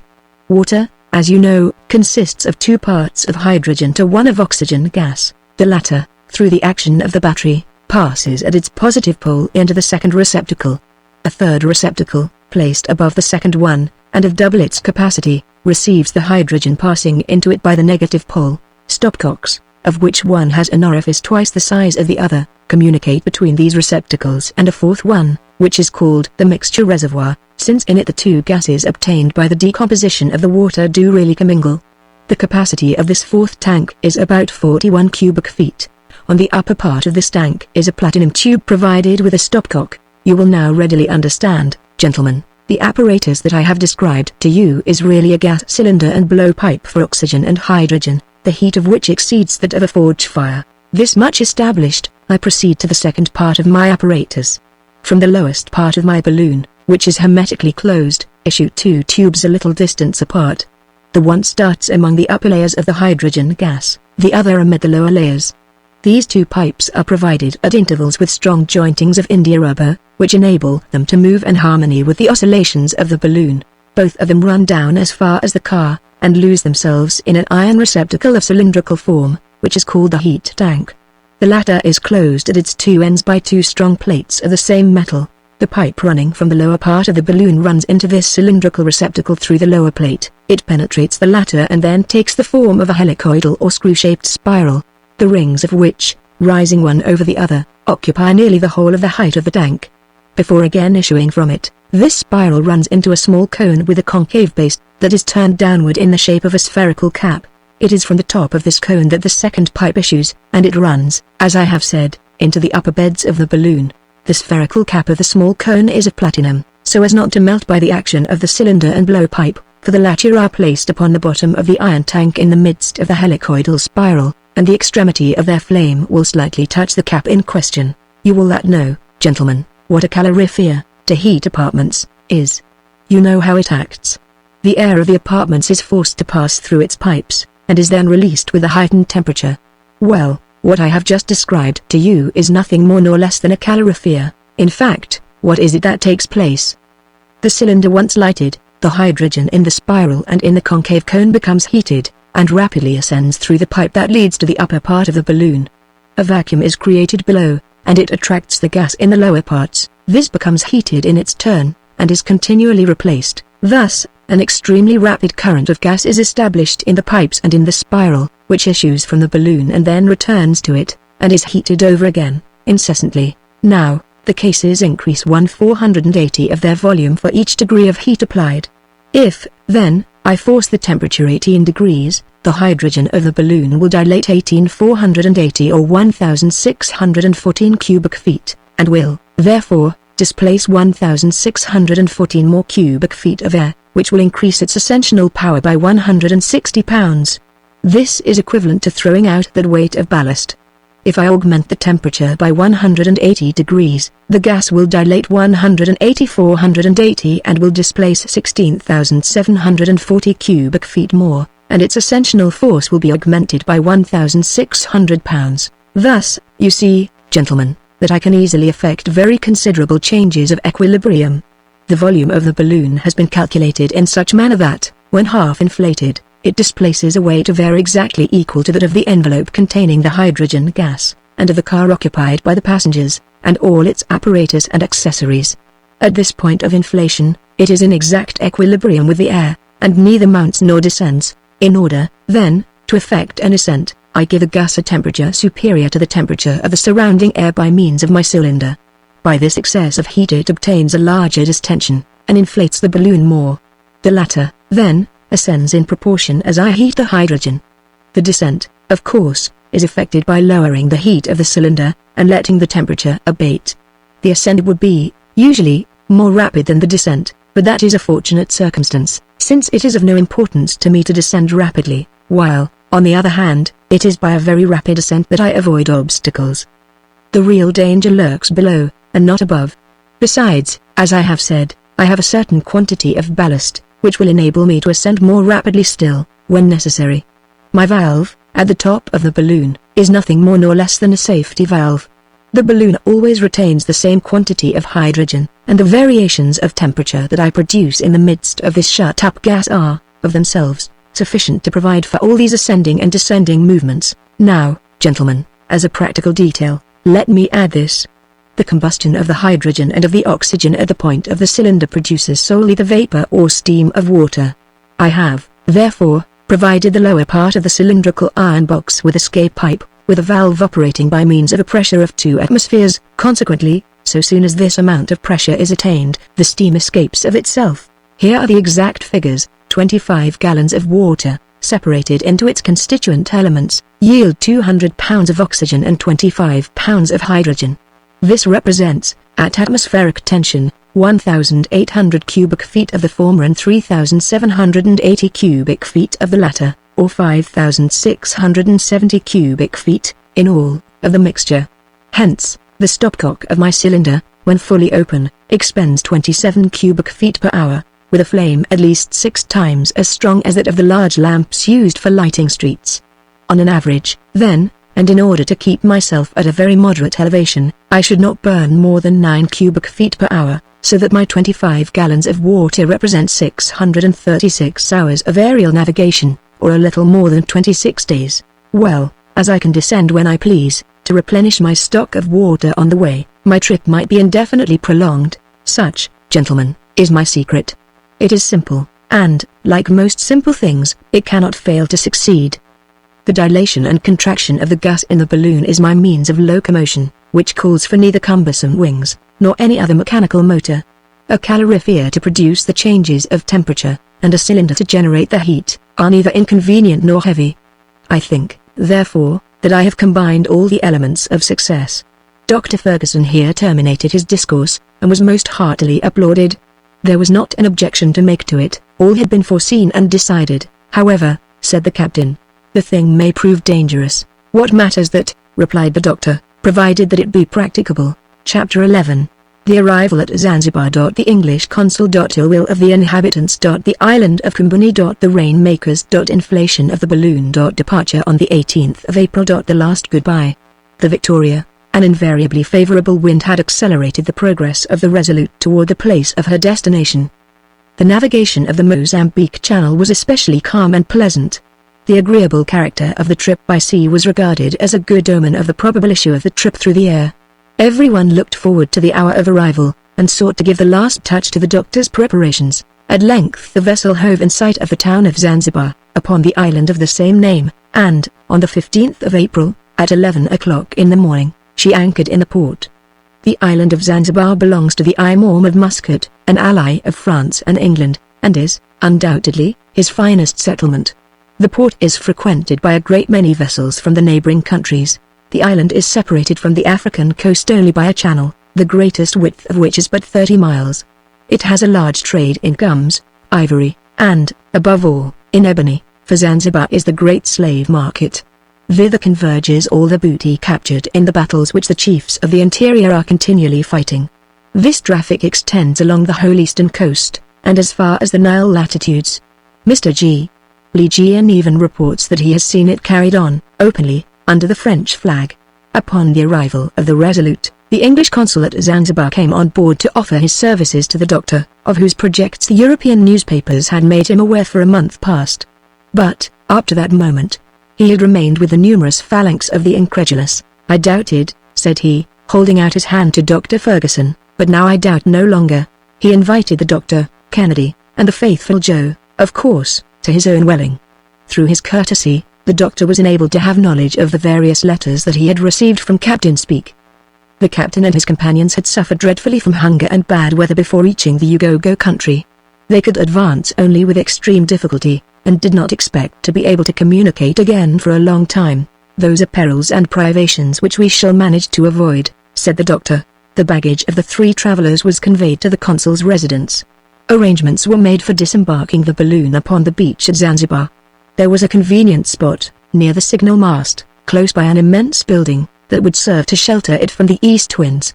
This huge tower, resembling a tun standing on one end, beside which the famous Heidelberg tun would have seemed but a very ordinary barrel, served as a fortification, and on its platform were stationed Belluccis, armed with lances. These Belluccis are a kind of brawling, good-for-nothing Janissaries. But, when about to land the balloon, the consul was informed that the population of the island would oppose their doing so by force. Nothing is so blind as fanatical passion. The news of the arrival of a Christian, who was to ascend into the air, was received with rage. The Negroes, more exasperated than the Arabs, saw in this project an attack upon their religion. They took it into their heads that some mischief was meant to the sun and the moon. Now, these 2 luminaries are objects of veneration to the African tribes, and they determined to oppose so sacrilegious an enterprise. The consul, informed of their intentions, conferred with Dr. Ferguson and Captain Bennett on the subject. The latter was unwilling to yield to threats, but his friend dissuaded him from any idea of violent retaliation. "We shall certainly come out winners," he said. "Even the Imam's soldiers will lend us a hand, if we need it. But, my dear captain, an accident may happen in a moment, and it would require but one unlucky blow to do the balloon an irreparable injury, so that the trip would be totally defeated. Therefore we must act with the greatest caution. But what are we to do? If we land on the coast of Africa, we shall encounter the same difficulties. What are we to do? Nothing is more simple," replied the consul. "You observe those small islands outside of the port, land your balloon on one of them, surround it with a guard of sailors, and you will have no risk to run." "Just the thing," said the doctor, "and we shall be entirely at our ease in completing our preparations." The captain yielded to these suggestions, and the Resolute was headed for the island of Kumbani. During the morning of the 16th April, the balloon was placed in safety in the middle of a clearing in the Great Woods, with which the soil is studded. 2 masts, 80 feet in height, were raised at the same distance from each other. Blocks and tackle, placed at their extremities, afforded the means of elevating the balloon, by the aid of a transverse rope. It was then entirely uninflated. The interior balloon was fastened to the exterior one, in such manner as to be lifted up in the same way. To the lower end of each balloon were fixed the pipes that served to introduce the hydrogen gas. The whole day, on the 17th, was spent in arranging the apparatus destined to produce the gas. It consisted of some 30 casks, in which the decomposition of water was effected by means of iron filings and sulfuric acid placed together in a large quantity of the first-named fluid. The hydrogen passed into a huge central cask, after having been washed on the way, and thence into each balloon by the conduit pipes. In this manner each of them received a certain accurately ascertained quantity of gas. For this purpose, there had to be employed 1,866 pounds of sulfuric acid, 16,050 pounds of iron, and 9,166 gallons of water. This operation commenced on the following night, about 3 a.m., and lasted nearly 8 hours. The next day, the balloon, covered with its network, undulated gracefully above its car, which was held to the ground by numerous sacks of earth. The inflating apparatus was put together with extreme care, and the pipes issuing from the balloon were securely fitted to the cylindrical case. The anchors, the cordage, the instruments, the traveling wraps, the awning, the provisions, and the arms, were put in the place assigned to them in the car. The supply of water was procured at Zanzibar. The 200 pounds of ballast were distributed in 50 bags placed at the bottom of the car, but within arm's reach. These preparations were concluded about 5 o'clock in the evening, while sentinels kept close watch around the island, and the boats of the Resolute patrolled the channel. The blacks continued to show their displeasure by grimaces and contortions. Their Obi men, or wizards, went up and down among the angry throngs, pouring fuel on the flame of their fanaticism, and some of the excited wretches, more furious and daring than the rest, attempted to get to the island by swimming, but they were easily driven off. Thereupon the sorceries and incantations commenced. The rainmakers, who pretend to have control over the clouds, invoked the storms and the stone showers, as the blacks call hail, to their aid. To compel them to do so, they plucked leaves of all the different trees that grow in that country, and boiled them over a slow fire, while, at the same time, a sheep was killed by thrusting a long needle into its heart. But, in spite of all their ceremonies, the sky remained clear and beautiful, and they profited nothing by their slaughtered sheep and their ugly grimaces. The blacks then abandoned themselves to the most furious orgies, and got fearfully drunk on tembo, a kind of ardent spirits drawn from the cocoa-nut tree, and an extremely heady sort of beer called tigua. Their chants, which were destitute of all melody, but were sung in excellent time, continued until far into the night. About 6 o'clock in the evening, the captain assembled the travellers and the officers of the ship at a farewell repast in his cabin. Kennedy, whom nobody ventured to question now, sat with his eyes riveted on Dr. Ferguson, murmuring indistinguishable words. In other respects, the dinner was a gloomy one. The approach of the final moment filled everybody with the most serious reflections. What had fate in store for these daring adventurers? Should they ever again find themselves in the midst of their friends, or seated at the domestic hearth? Were their travelling apparatus to fail, what would become of them, among those ferocious savage tribes, in regions that had never been explored, and in the midst of boundless deserts? Such thoughts as these, which had been dim and vague until then, or but slightly regarded when they came up, returned upon their excited fancies with intense force at this parting moment. Dr. Ferguson, still cold and impassible, talked of this, that, and the other, but he strove in vain to overcome this infectious gloominess. He utterly failed, as some demonstration against the personal safety of the doctor and his companions was feared. All three slept that night on board the Resolute. At 6 o'clock in the morning they left their cabin, and landed on the island of Kumbani. The balloon was swaying gently to and fro in the morning breeze. The sandbags that had held it down were now replaced by some 20 strong armed sailors, and Captain Bennett and his officers were present to witness the solemn departure of their friends. At this moment Kennedy went right up to the doctor, grasped his hand, and said, "Samuel, have you absolutely determined to go?" "Solemnly determined, my dear Dick. I have done everything that I could to prevent this expedition, have I not?" "Everything. Well, then, my conscience is clear on that score, and I will go with you." "I was sure you would," said the doctor, betraying in his features swift traces of emotion. At last the moment of final leave-taking arrived. The captain and his officers embraced their dauntless friends with great feeling, not excepting even Joe, who, worthy fellow, was as proud and happy as a prince. Everyone in the party insisted upon having a final shake of the doctor's hand. At 9 o'clock the three travelers got into their car. The doctor lit the combustible in his cylinder and turned the flame so as to produce a rapid heat, and the balloon, which had rested on the ground in perfect equipoise, began to rise in a few minutes, so that the seamen had to slacken the ropes they held it by. The car then rose about 20 feet above their heads. "My friends," exclaimed the doctor, standing up between his two companions, and taking off his hat, "let us give our aerial ship a name that will bring her good luck. Let us christen her Victoria." This speech was answered with stentorian cheers of, "Hutsa for the Queen! Hutsa for Old England!" At this moment the ascensional force of the balloon increased prodigiously, and Ferguson, Kennedy, and Joe waved a last goodbye to their friends. "Let go all!"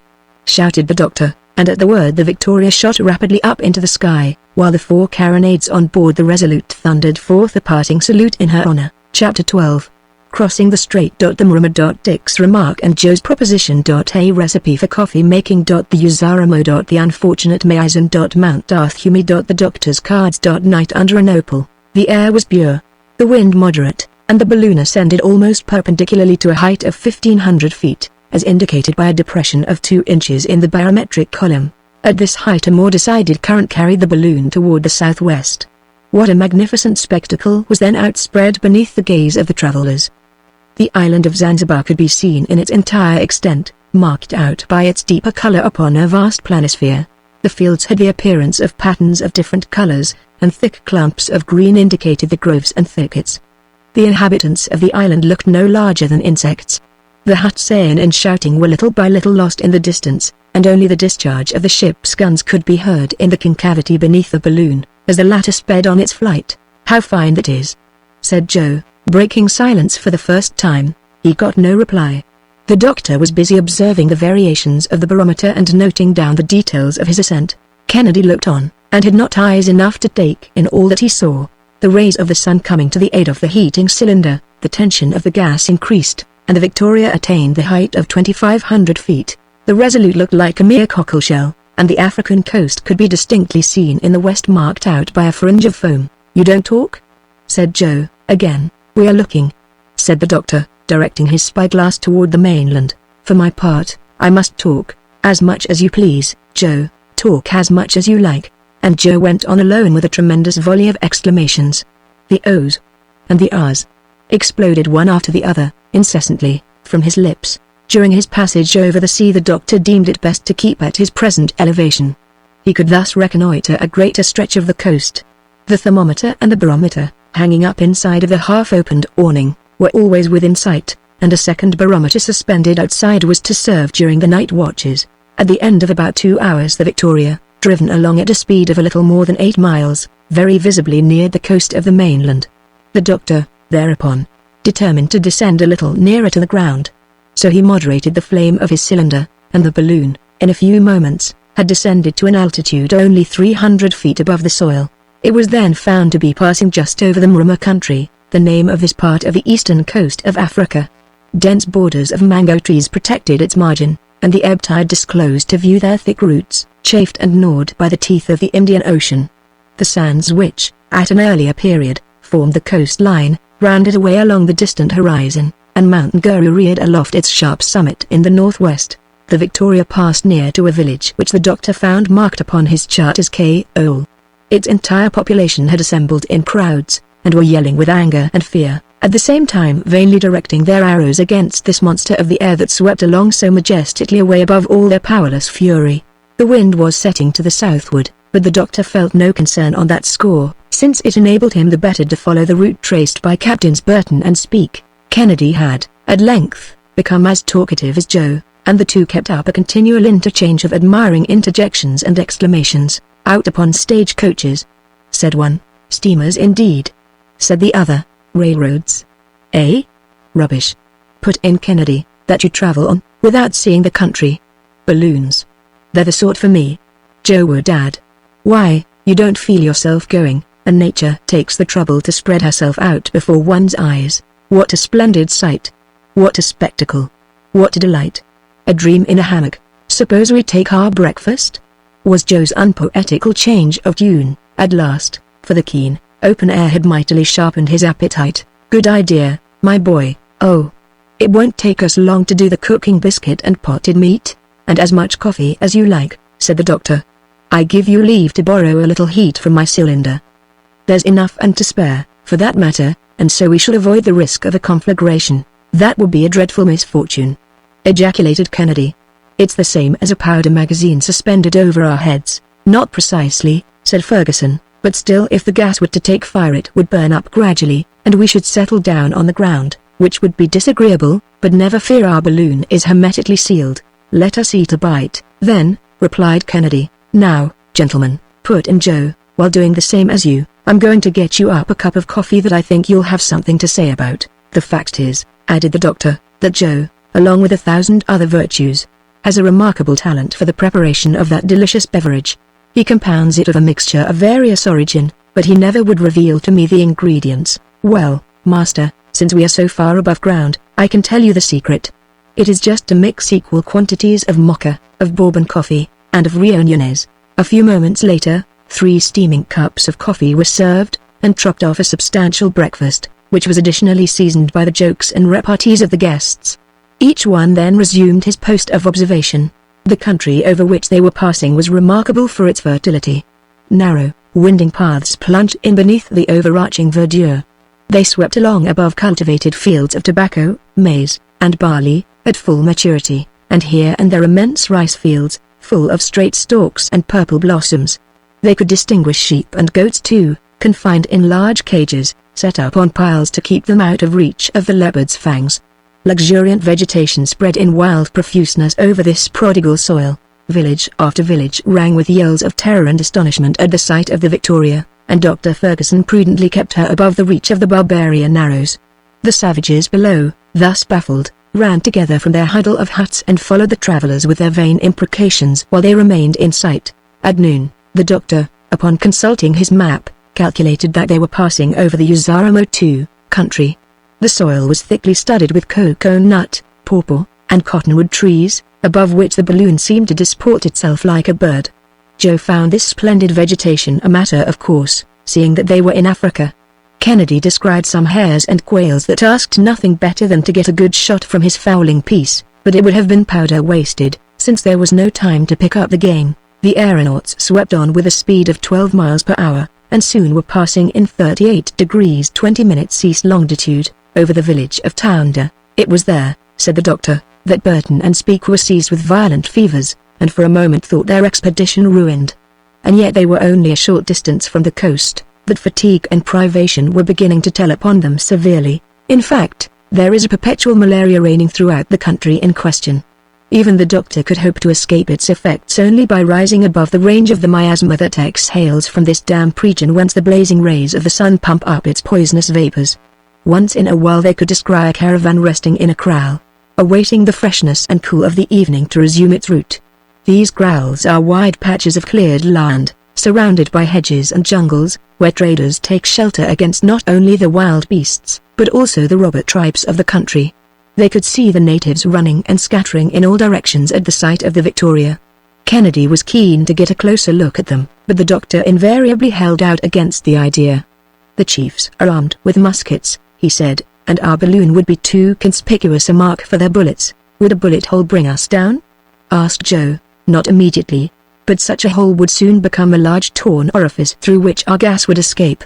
Then, let us keep at a respectful distance from yon miscreants. What must they think as they see us sailing in the air? I'm sure they must feel like worshipping us." "Let them worship away, then," replied the doctor, "but at a distance. There is no harm done in getting as far away from them as possible. See. The country is already changing its aspect. The villages are fewer and further between. The mango trees have disappeared, for their growth ceases at this latitude. The soil is becoming hilly and portends mountains not far off." "Yes," said Kennedy, "it seems to me that I can see some high land on this side. In the west those are the nearest ranges of the Awarizara Mount Duthumi, no doubt, behind which I hope to find shelter for the night.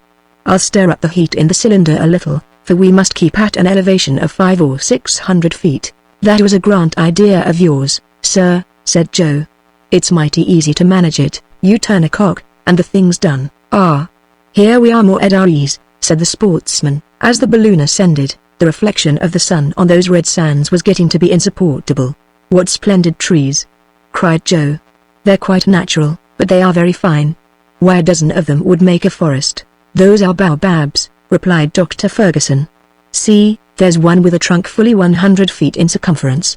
It was, perhaps, at the foot of that very tree that Maizin, the French traveller, expired in 1845, for we are over the village of Dijlamora, to which he pushed on alone. He was seized by the chief of this region, fastened to the foot of a baobab, and the ferocious black then severed all his joints while the war song of his tribe was chanted. He then made a gash in the prisoner's neck, stopped to sharpen his knife, and fairly tore away the poor wretch's head before it had been cut from the body. The unfortunate Frenchman was but 26 years of age, and France has never avenged so hideous a crime? Said Kennedy. France did demand satisfaction, and the Said of Zanzibar did all in his power to capture the murderer, but in vain.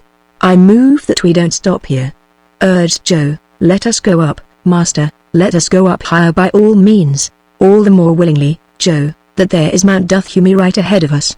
If my calculations be right we shall have passed it before 7 o'clock in the evening. Shall we not travel at night?" asked the Scotchman. "No, as little as possible. With care and vigilance we might do so safely, but it is not enough to sweep across Africa. We want to see it. Up to this time we have nothing to complain of, master. The best cultivated and the most fertile country in the world instead of a desert. Believe the geographers after that. Let us wait, Joe. We shall see by and by. About 6:30 in the evening the Victoria was directly opposite Mount Duthumi. In order to pass, it had to ascend to a height of more than 3,000 feet, and to accomplish that the doctor had only to raise the temperature of his gas 18 degrees. It might have been correctly said that he held his balloon in his hand. Kennedy had only to indicate to him the obstacles to be surmounted, and the Victoria sped through the air, skimming the summits of the range. At 8 o'clock it descended the farther slope, the acclivity of which was much less abrupt. The anchors were thrown out from the car and one of them, coming in contact with the branches of an enormous nopal, caught on it firmly. Joe at once let himself slide down the rope and secured it. The silk ladder was then lowered to him and he remounted to the car with agility. The balloon now remained perfectly at rest, sheltered from the eastern winds. The evening meal was got ready, and the aeronauts, excited by their day's journey, made a heavy onslaught upon the provisions. "What distance have we traversed today?" asked Kennedy, disposing of some alarming mouthfuls. The doctor took his bearings, by means of lunar observations, and consulted the excellent map that he had with him for his guidance. It belonged to the Atlas of der Neuester Indukungen in Africa, the latest discoveries in Africa, published at Gotha by his learned friend Dr. Peterman, and by that servant sent to him. This atlas was to serve the doctor on his whole journey, for it contained the itinerary of Burton and Speke to the Great Lakes, the Soudan, according to Dr. Barth, the Lower Senegal, according to Guillaume Legion, and the Delta of the Niger, by Dr. Blakey. Ferguson had also provided himself with a work which combined in one compilation all the notions already acquired concerning the Nile. It was entitled The Sources of the Nile, being a general survey of the basin of that river and of its head stream, with the history of the Nilotic discovery, by Charles Pick, D.D. He also had the excellent charts published in the bulletins of the Geographical Society of London, and not a single point of the countries already discovered could, therefore, escape his notice. Upon tracing on his maps, he found that his latitudinal route had been 2 degrees, or 120 miles, to the westward. Kennedy remarked that the route tended toward the south, but this direction was satisfactory to the doctor, who desired to reconnoiter the tracks of his predecessors as much as possible. It was agreed that the night should be divided into 3 watches, so that each of the party should take his turn in watching over the safety of the rest. The doctor took the watch commencing at 9 o'clock, Kennedy, the one commencing at midnight, and Joe, the 3 o'clock morning watch. So Kennedy and Joe, well wrapped in their blankets, stretched themselves at full length under the awning, and slept quietly, while Dr. Ferguson kept on the lookout. Chapter 13. Change of weather. Kennedy has the fever. The doctor's medicine. Travels on land. The basin of Mount Trubo. 6,000 feet elevation. A halt in the daytime. The night was calm. However, on Saturday morning, Kennedy, as he awoke, complained of lassitude and feverish chills. The weather was changing. The sky, covered with clouds, seemed to be laying in supplies for a fresh deluge. A gloomy region is that Zungamora country, where it rains continually, excepting, perhaps, for a couple of weeks in the month of January. A violent shower was not long in drenching our travelers. Below them, the roads, intersected by nullahs, a sort of instantaneous torrent, were soon rendered impracticable, entangled as they were. Besides, with thorny thickets and gigantic lianas, or creeping vines. The sulphuretted hydrogen emanations, which Captain Burton mentions, could be distinctly smelt, according to his statement, and I think he's right, said the doctor. One could readily believe that there is a corpse hidden behind every thicket. An ugly country this, sighed Joe, and it seems to me that Mr. Kennedy is none the better for having passed the night in it. To tell the truth, I have quite a high fever, said the sportsman. There's nothing remarkable about that, my dear Dick, for we are in one of the most unhealthy regions in Africa. But we shall not remain here long, so let's be off. Thanks to a skillful maneuver achieved by Joe, the anchor was disengaged, and Joe reascended to the car by means of the ladder. The doctor vigorously dilated the gas, and the Victoria resumed her flight, driven along by a spanking breeze. Only a few scattered huts could be seen through the pestilential mists, but the appearance of the country soon changed, for it often happens in Africa that some of the unhealthiest districts lie close beside others that are perfectly salubrious. Kennedy was visibly suffering, and the fever was mastering his vigorous constitution. It won't do to fall ill, though, he grumbled, and so saying, he wrapped himself in a blanket, and lay down under the awning. A little patience, Dick, and you'll soon get over this, said the doctor. Get over it? Egad, Samuel, if you've any drug in your traveling chest that will set me on my feet again, bring it without delay. I'll swallow it with my eyes shut. "Oh, I can do better than that, friend Dick, for I can give you a febrifuge that won't cost anything." "And how will you do that?" "Very easily. I am simply going to take you up above these clouds that are now deluging us, and remove you from this pestilential atmosphere. I ask for only 10 minutes, in order to dilate the hydrogen." The 10 minutes had scarcely elapsed ere the travelers were beyond the rainy belt of country. "Wait a little, now, Dick, and you'll begin to feel the effect of pure air and sunshine. There's a cure for you," said Joe. "Why, it's wonderful." "No, it's merely natural." "Oh, natural, yes, no doubt of that. I bring Dick into good air, as the doctors do, every day, in Europe, or, as I would send a patient at Martinique to the Pitons, a lofty mountain on that island, to get clear of the yellow fever." "Ah! By Jove, this balloon is a paradise!" exclaimed Kennedy, feeling much better already. "It leads to it, anyhow," replied Joe, quite gravely. It was a curious spectacle, that mass of clouds piled up, at the moment, away below them. The vapors rolled over each other, and mingled together in confused masses of superb brilliance, as they reflected the rays of the sun. The Victoria had attained an altitude of 4,000 feet, and the thermometer indicated a certain diminution of temperature. The land below could no longer be seen. 50 miles away to the westward, Mount Rubo raised its sparkling crest, marking the limit of the Ugogo country in east longitude 36 degrees 20 minutes. The wind was blowing at the rate of 20 miles an hour, but the aeronauts felt nothing of this increased speed. They observed no jar, and had scarcely any sense of motion at all. 3 hours later, the doctor's prediction was fully verified. Kennedy no longer felt a single shiver of the fever, but partook of some breakfast with an excellent appetite. "That beats sulfate of quinine," said the energetic Scott, with hearty emphasis and much satisfaction. "Positively," said Joe, "this is where I'll have to retire to when I get old." About 10 o'clock in the morning the atmosphere cleared up, the clouds parted, and the country beneath could again be seen, the Victoria meanwhile rapidly descending.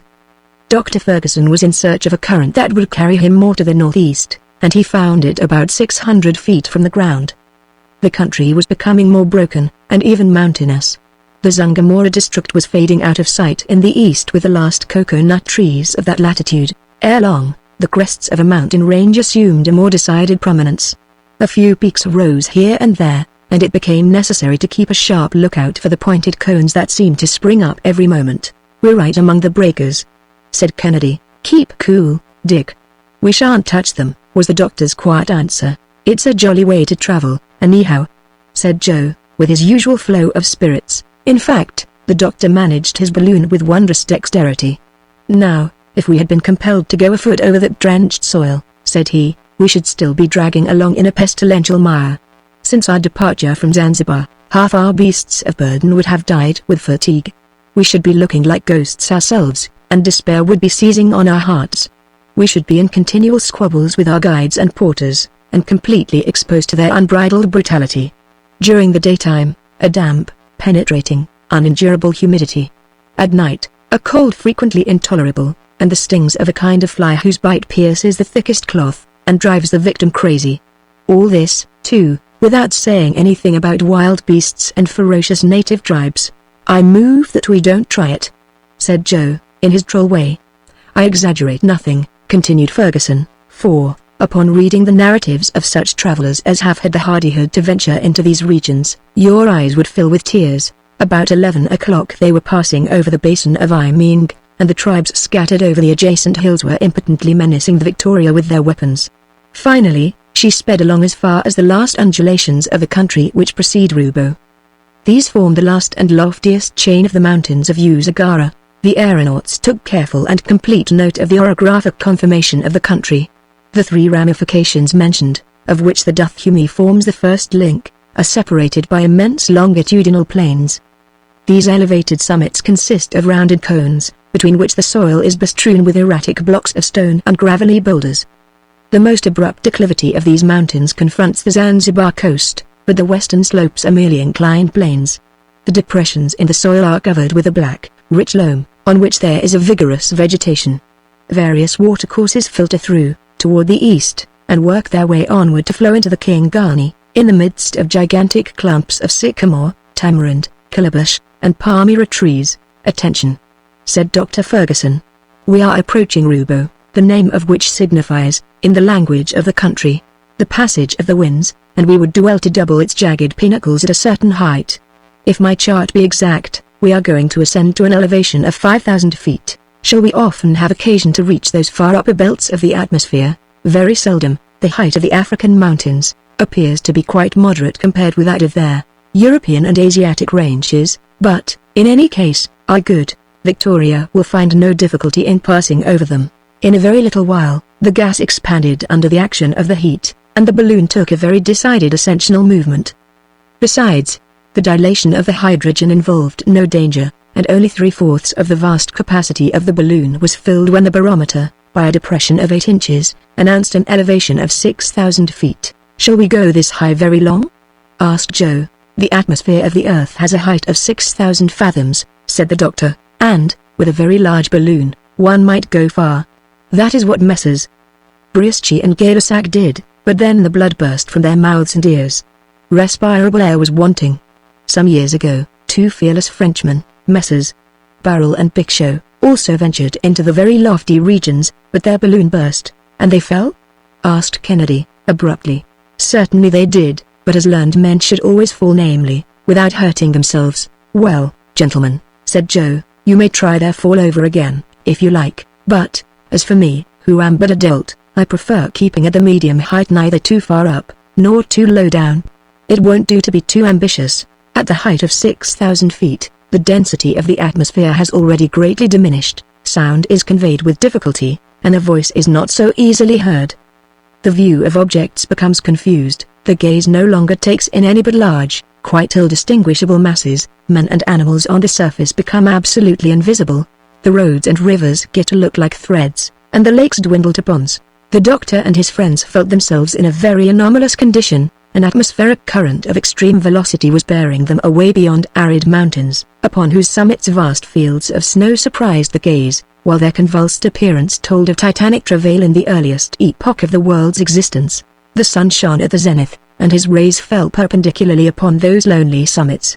The doctor took an accurate design of these mountains, which form 4 distinct ridges almost in a straight line, the northernmost being the longest. The Victoria soon descended the slope opposite to the Roubeau, skirting an acclivity covered with woods, and dotted with trees of very deep green foliage. Then came crests and ravines, in a sort of desert which preceded the Ugogo country, and lower down were yellow plains, parched and fissured by the intense heat, and, here and there, bestrewn with saline plants and brambly thickets. Some underbrush, which, farther on, became forests, embellished the horizon. The doctor went nearer to the ground. The anchors were thrown out, and one of them soon caught in the boughs of a huge sycamore. Joe, slipping nimbly down the tree, carefully attached the anchor, and the doctor left his cylinder at work to a certain degree in order to retain sufficient ascensional force in the balloon to keep it in the air. Meanwhile the wind had suddenly died away. "Now," said Ferguson, "take 2 guns, friend Dick, one for yourself and one for June, and both of you try to bring back some nice cuts of antelope meat. They will make us a good dinner." "Off to the hunt!" exclaimed Kennedy, joyously. He climbed briskly out of the car and descended. Joe had swung himself down from branch to branch, and was waiting for him below, stretching his limbs in the meantime. "Don't fly away without us, Doctor!" shouted Joe. "Never fear, my boy!" I am securely lashed. I'll spend the time getting my notes into shape. A good hunt to you. But be careful.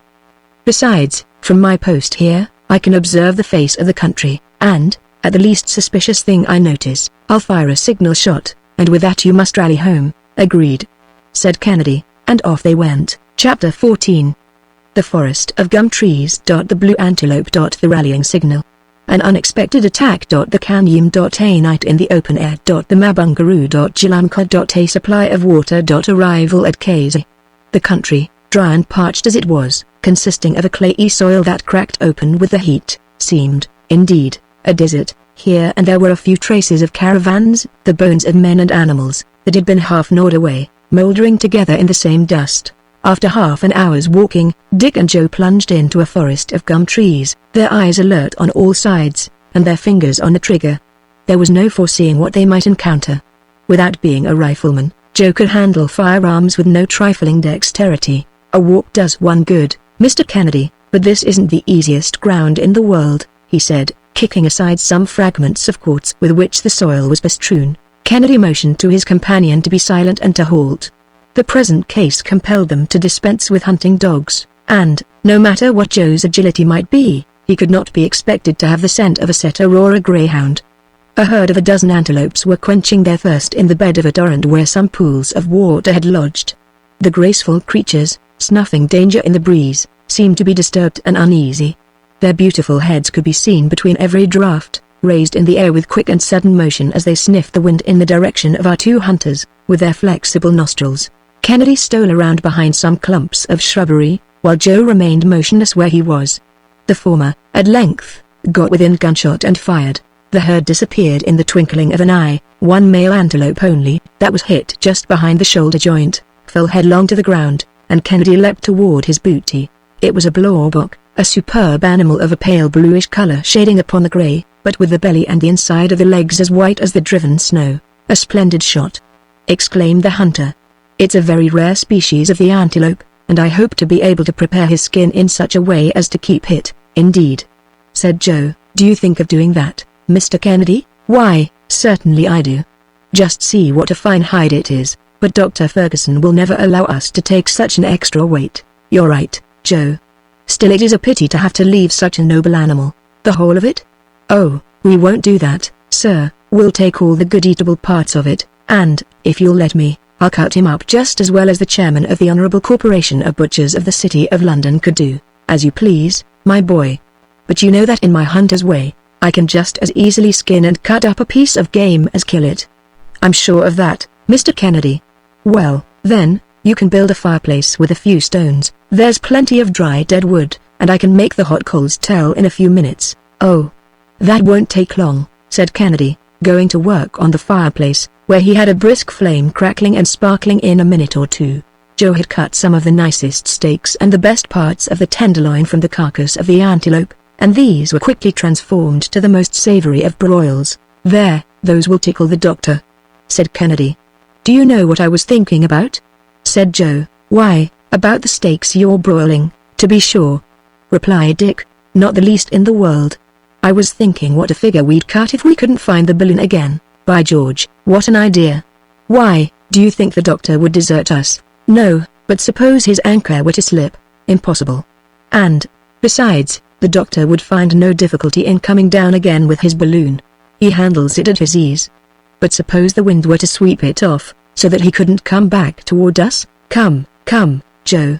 A truce to your suppositions. They're anything but pleasant." "Ah, sir, everything that happens in this world is natural, of course, but, then, anything may happen, and we ought to look out beforehand." At this moment the report of a gun rang out upon the air. "What's that?" exclaimed Joe. "It's my rifle. I know the ring of her," said Kennedy. "A signal." "Yes, danger for us, for him, too, perhaps. Let's be off." And the hunters, having gathered up the product of their expedition, rapidly made their way back along the path that they had marked by breaking boughs and bushes when they came. The density of the underbrush prevented their seeing the balloon, although they could not be far from it. A second shot was heard. "We must hurry," said Joe. "There. A third report. Why, it sounds to me as if he was defending himself against something. Let us make haste." They now began to run at the top of their speed. When they reached the outskirts of the forest, they, at first glance, saw the balloon in its place and the doctor in the car. "What's the matter?" shouted Kennedy. "Good God!" suddenly exclaimed Joe. "What do you see, down there?" "Look." A crowd of blacks surrounding the balloon, and, in fact, there, 2 miles from where they were, they saw some 30 wild natives close together, yelling, gesticulating, and cutting all kinds of antics at the foot of the sycamore. Some, climbing into the tree itself, were making their way to the topmost branches.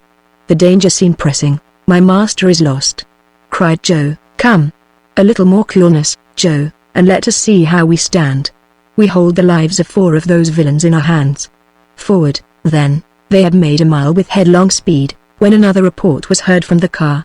The shot had, evidently, told upon a huge black demon, who had been hoisting himself up by the anchor rope. A lifeless body fell from bough to bough, and hung about 20 feet from the ground, its arms and legs swaying to and fro in the air. "Ha!" said Joe, halting. "What does that fellow hold by?" "No matter what," said Kennedy. "Let us run." Let us run." "Ah, Mr. Kennedy," said Joe, again, in a roar of laughter, "by his tail. By his tail. It's an ape." "They're all apes." "Well, they're worse than men," said Kennedy, as he dashed into the midst of the howling crowd. It was, indeed, a troop of very formidable baboons of the dog-faced species. These creatures are brutal, ferocious, and horrible to look upon, with their dog-like muscles and savage expression. However, a few shots scattered them, and the chattering horde scampered off, leaving several of their number on the ground. In a moment Kennedy was on the ladder, and Joe, clambering up the branches, detached the anchor. The car then dipped to where he was, and he got into it without difficulty.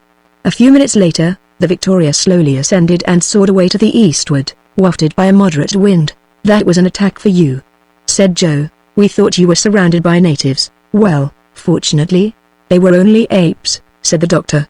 "At a distance there's no great difference," remarked Kennedy. "Nor close at hand, either," added Joe. "Well, however that may be," resumed Ferguson, "this attack of apes might have had the most serious consequences.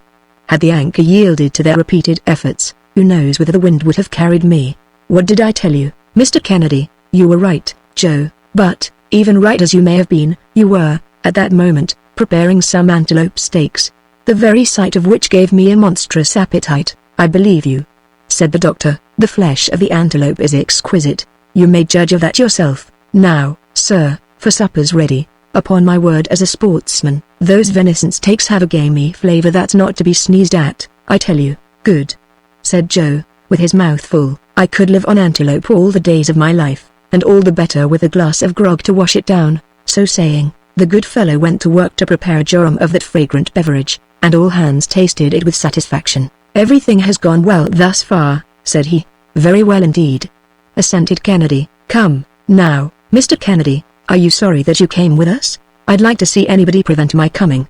It was now 4 o'clock in the afternoon. The Victoria had struck a more rapid current. The face of the country was gradually rising, and, ere long, the barometer indicated a height of 1,500 feet above the level of the sea. The doctor was, therefore, obliged to keep his balloon up by a quite considerable dilation of gas, and the cylinder was hard at work all the time. Toward 7 o'clock, the balloon was sailing over the basin of Magneon. The doctor immediately recognized that immense clearing, 10 miles in extent, with its villages buried in the midst of baobab and calabash trees. It is the residence of one of the sultans of the Ugogo country, where civilization is, perhaps, the least backward. The natives there are less addicted to selling members of their own families, but still, men and animals all live together in round huts, without frames, that look like haystacks. Beyond Magneon the soil becomes arid and stony, but in an hour's journey, in a fertile dip of the soil, vegetation had resumed all its vigor at some distance from Dabaru. The wind fell with the close of the day, and the atmosphere seemed to sleep. The doctor vainly sought for a current of air at different heights, and, at last, seeing this calm of all nature, he resolved to pass the night afloat, and, for greater safety, rose to the height of 1,000 feet, where the balloon remained motionless. The night was magnificent, the heavens glittering with stars, and profoundly silent in the upper air. Dick and Joe stretched themselves on their peaceful couch, and were soon sound asleep, the doctor keeping the first watch. At 12 o'clock the latter was relieved by Kennedy. "Should the slightest accident happen, waken me," said Ferguson, "and, above all things, don't lose sight of the barometer. To us it is the compass." The night was cold. There were 27 degrees of difference between its temperature and that of the daytime. With nightfall had begun the nocturnal concert of animals driven from their hiding places by hunger and thirst. The frogs struck in their guttural soprano, redoubled by the yelping of the jackals, while the imposing bass of the African lion sustained the accords of this living orchestra. Upon resuming his post, in the morning, the doctor consulted his compass, and found that the wind had changed during the night. The balloon had been bearing about 30 miles to the northwest during the last 2 hours. It was then passing over Mabungaru, a stony country, strewn with blocks of syenite of a fine polish, and knobbed with huge boulders and angular ridges of rock. Conic masses, like the rocks of Karnak, studded the soil like so many druidic dolmens. The bones of buffaloes and elephants whitened it here and there, but few trees could be seen, excepting in the east, where there were dense woods, among which a few villages lay half concealed. Toward 7 o'clock they saw a huge round rock nearly 2 miles in extent, like an immense tortoise. "We are on the right track," said Dr. Ferguson. "There's Jalamka, where we must halt for a few minutes," I am going to renew the supply of water necessary for my cylinder, and so let us try to anchor somewhere." "There are very few trees," replied the hunger. "Never mind, let us try." "Joe, throw out the anchors." The balloon, gradually losing its ascensional force, approached the ground. The anchors ran along until, at last, one of them caught in the fissure of the rock, and the balloon remained motionless. It must not be supposed that the doctor could entirely extinguish his cylinder during these halts. The equilibrium of the balloon had been calculated at the level of the sea, and, as the country was continually ascending, and had reached an elevation of from 600 to 700 feet, the balloon would have had a tendency to go lower than the surface of the soil itself. It was, therefore, necessary to sustain it by a certain dilation of the gas. But, in case the doctor, in the absence of all wind, had let the car rest upon the ground, the balloon, thus relieved of a considerable weight, would have kept up of itself, without the aid of the cylinder. The maps indicated extensive ponds on the western slope of the Jalamco. Joe went thither alone with a cask that would hold about 10 gallons. He found the place pointed out to him, without difficulty, near to a deserted village, got his stock of water, and returned in less than 3/4 of an hour. He had seen nothing particular excepting some immense elephant pits. In fact, he came very near falling into one of them, at the bottom of which lay a half-eaten carcass. He brought back with him a sort of clover which the apes eat with avidity. The doctor recognized the fruit of the bamboo tree which grows in profusion, on the western part of Jalamco. Ferguson waited for Joe with a certain feeling of impatience, for even a short halt in this inhospitable region always inspires a degree of fear. The water was got aboard without trouble, as the car was nearly resting on the ground. Joe then found it easy to loosen the anchor and leapt lightly to his place beside the doctor. The latter then replenished the flame in the cylinder, and the balloon majestically soared into the air. It was then about 100 miles from Kazi, an important establishment in the interior of Africa, where, thanks to a south-southeasterly current, the travelers might hope to arrive on that same day. They were moving at a rate of 14 miles per hour, and the guidance of the balloon was becoming difficult, as they dared not rise very high without extreme dilation of the gas, the country itself being at an average height of 3,000 feet. Hence, the doctor preferred not to force the dilation, and so adroitly followed the sinuosities of a pretty sharply inclined plane, and swept very close to the villages of Thembo and Tura Wells. The latter forms part of the Unyamwezi, a magnificent country, where the trees attain enormous dimensions, among them the cactus, which grows to gigantic size. About 2 o'clock, in magnificent weather, but under a fiery sun that devoured the least breath of air, the balloon was floating over the town of Kazi, situated about 350 miles from the coast. "We left Zanzibar at 9 o'clock in the morning," said the doctor, consulting his notes, "and, after 2 days' passage, we have, including our deviations, travelled nearly 500 geographical miles. Captains Burton and Speke took 4 months and a half to make the same distance." Chapter 15. Kaza. The noisy marketplace. The appearance of the balloon. The Wangaga. The sons of the moon. The doctor's walk. The population of the place. The royal temp. The sultan's wives. A royal drunken bout. Joe an object of worship. How they dance in the moon. A reaction. 2 moons in one sky. The instability of divine honors. Kaza, an important point in Central Africa, is not a city. In truth, there are no cities in the interior. Kaza is but a collection of 6 extensive excavations. There are enclosed a few houses and slave huts, with little courtyards and small gardens, carefully cultivated with onions, potatoes, cucumbers, pumpkins, and mushrooms, of perfect flavor, growing most luxuriantly. The Unyamwezi is the country of the moon above all the rest, the fertile and magnificent garden spot of Africa. In its center is the district of Onion Bay, delicious region, where some families of Omani, who are of very pure Arabic origin, live in luxurious idleness. They have, for a long period, held the commerce between the interior of Africa and Arabia. They trade in gums, ivory, fine muslin, and slaves.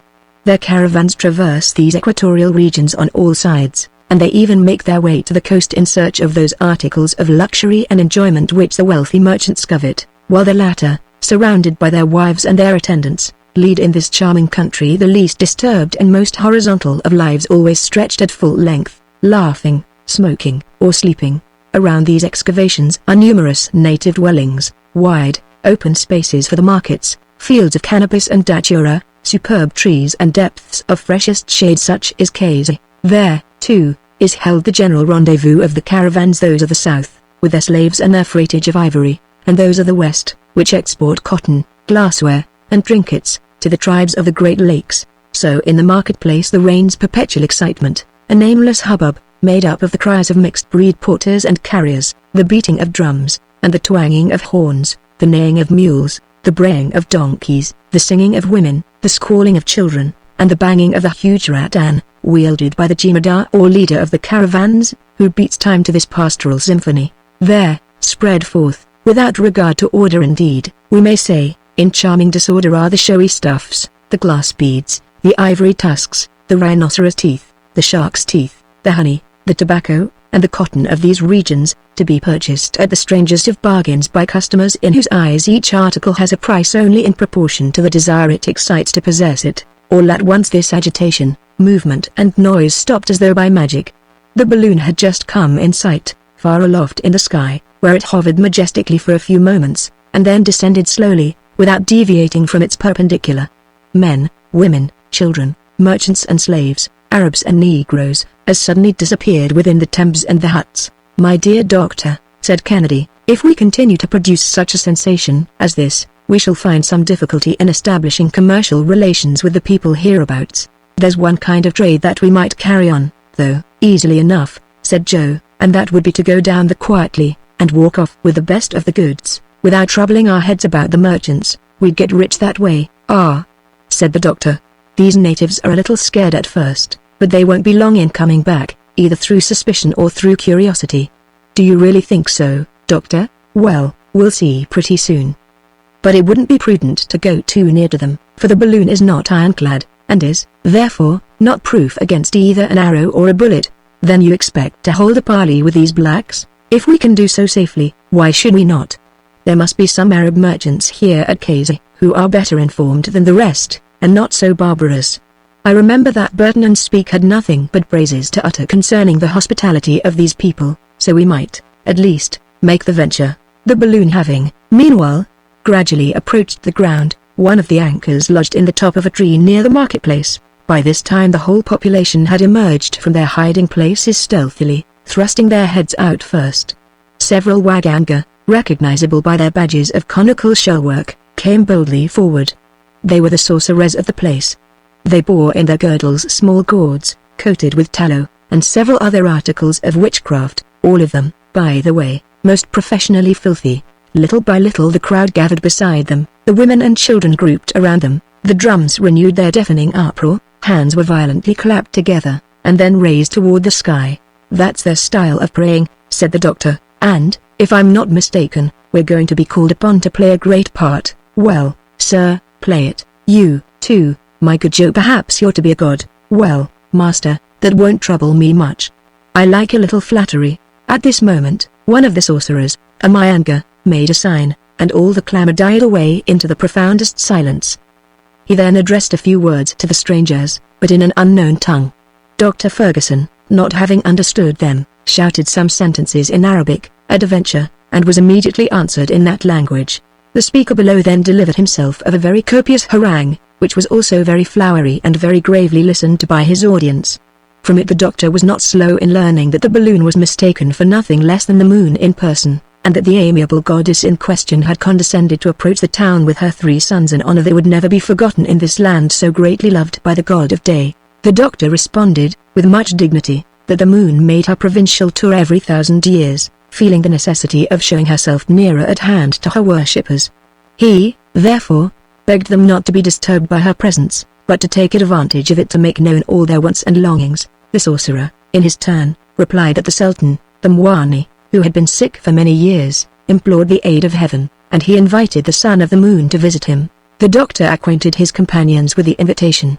"And you are going to call upon this Negro king?" asked Kennedy. "Undoubtedly so. These people appear well disposed, the air is calm, there is not a breath of wind, and we have nothing to fear for the balloon. But, what will you do?" "Be quiet on that score, my dear Dick.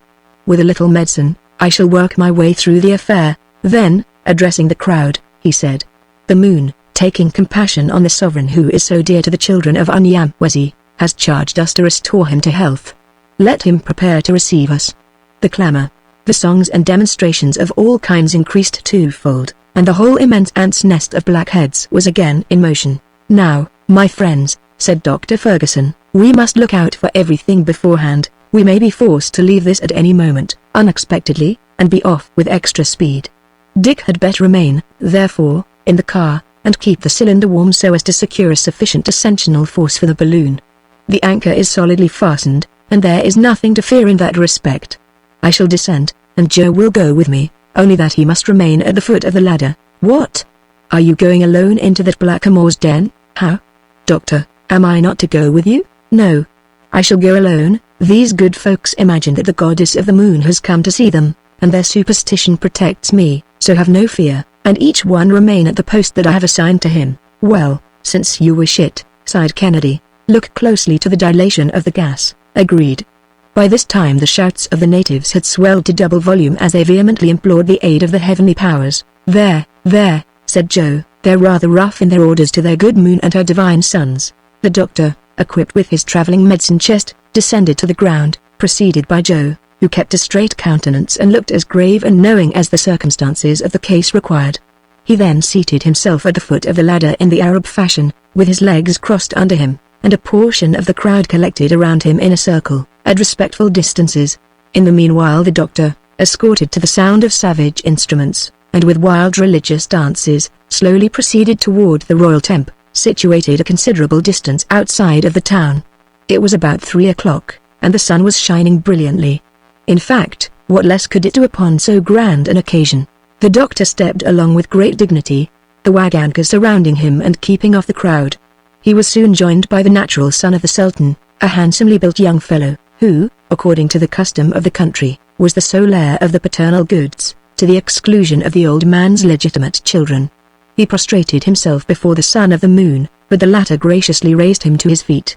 3/4 of an hour later, through shady paths, surrounded by all the luxuriance of tropical vegetation, this enthusiastic procession arrived at the Sultan's palace, a sort of square edifice called it Titania, and situated on the slope of a hill. A kind of veranda, formed by the thatched roof, adorned the outside, supported upon wooden pillars, which had some pretensions to being carved. Long lines of dark red clay decorated the walls in characters that strove to reproduce the forms of men and serpents, the latter better imitated, of course, than the former. The roofing of this abode did not rest directly upon the walls, and the air could, therefore, circulate freely, but windows there were none, and the door hardly deserved the name. Dr. Ferguson was received with all the honors by the guards and favorites of the Sultan. These were men of a fine race, the Wanyamsi so-called, a pure type of the Central African populations, strong, robust, well-made, and in splendid condition. Their hair, divided into a great number of small tresses, fell over their shoulders, and by means of black and blue incisions they had tattooed their cheeks from the temples to the mouth. Their ears, frightfully distended, held dangling to them discs of wood and plates of gum copal. They were clad in brilliantly painted cloths, and the soldiers were armed with the saw-toothed war club, the bow and arrows barbed and poisoned with the juice of the euphorbium, the cutlass, the sema, a long saber, also with saw-like teeth, and some small battle-axes. The doctor advanced into the palace, and there, notwithstanding the Sultan's illness, the din, which was terrific before, redoubled the instant that he arrived. He noticed, at the lintels of the door, some rabbits' tails and zebras' manes, suspended as talismans. He was received by the whole troop of His Majesty's wives, to the harmonious accords of the upatu, a sort of cymbal made of the bottom of a copper kettle, and to the uproar of the kailando, a drum 5 feet high, hollowed out from the trunk of a tree, and hammered by the ponderous, horny fists of 2 jet-black virtuosi. Most of the women were rather good-looking, and they laughed and chatted merrily as they smoked their tobacco and thang in huge black pipes.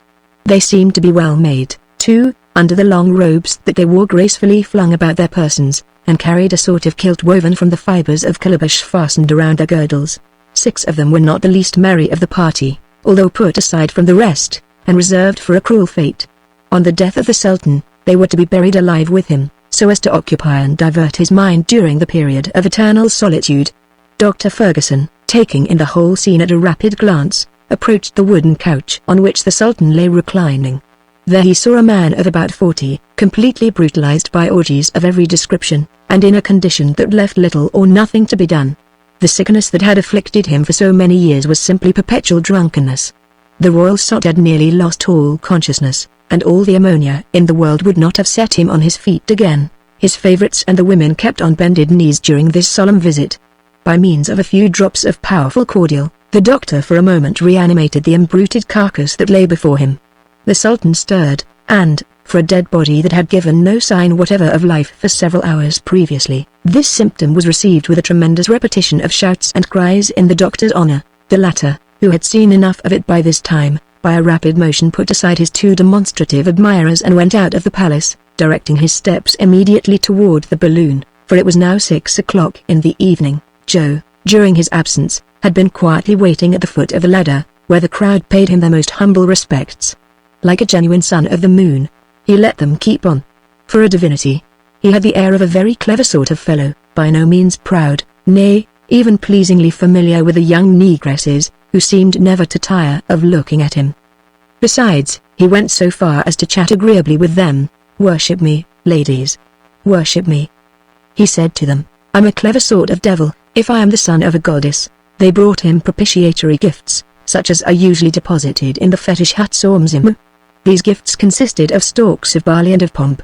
Joe considered himself in duty bound to taste the latter species of strong beer, but his palate, although accustomed to gin and whiskey, could not withstand the strength of the new beverage, and he had to make a horrible grimace, which his dusky friends took to be a benevolent smile. Thereupon, the young damsels, conjoining their voices in a drawling chant, began to dance around him with the utmost gravity. "Ah, you're dancing, are you?" said he. "Well, I won't be behind you in politeness, and so I'll give you one of my country reels." So at it he went, in one of the wildest jigs that ever was seen, twisting, turning, and jerking himself in all directions, dancing with his hands, dancing with his body, dancing with his knees, dancing with his feet, describing the most fearful contortions and extravagant evolutions, throwing himself into incredible attitudes, grimacing beyond all belief, and, in fine, giving his savage admirers a strange idea of the style of ballet adopted by the deities in the moon. Then, the whole collection of blacks, naturally as imitative as monkeys, at once reproduced all his airs and graces, his leaps and shakes and contortions. They did not lose a single gesticulation, they did not forget an attitude, and the result was such a pandemonium of movement, noise, and excitement, as it would be out of the question even feebly to describe. But, in the very midst of the fun, Joe saw the doctor approaching. The latter was coming at full speed, surrounded by a yelling and disorderly throng. The chiefs and sorcerers seemed to be highly excited. They were close upon the doctor's heels, crowding and threatening him. Singular reaction. What had happened? Had the Sultan unluckily perished in the hands of his celestial physician?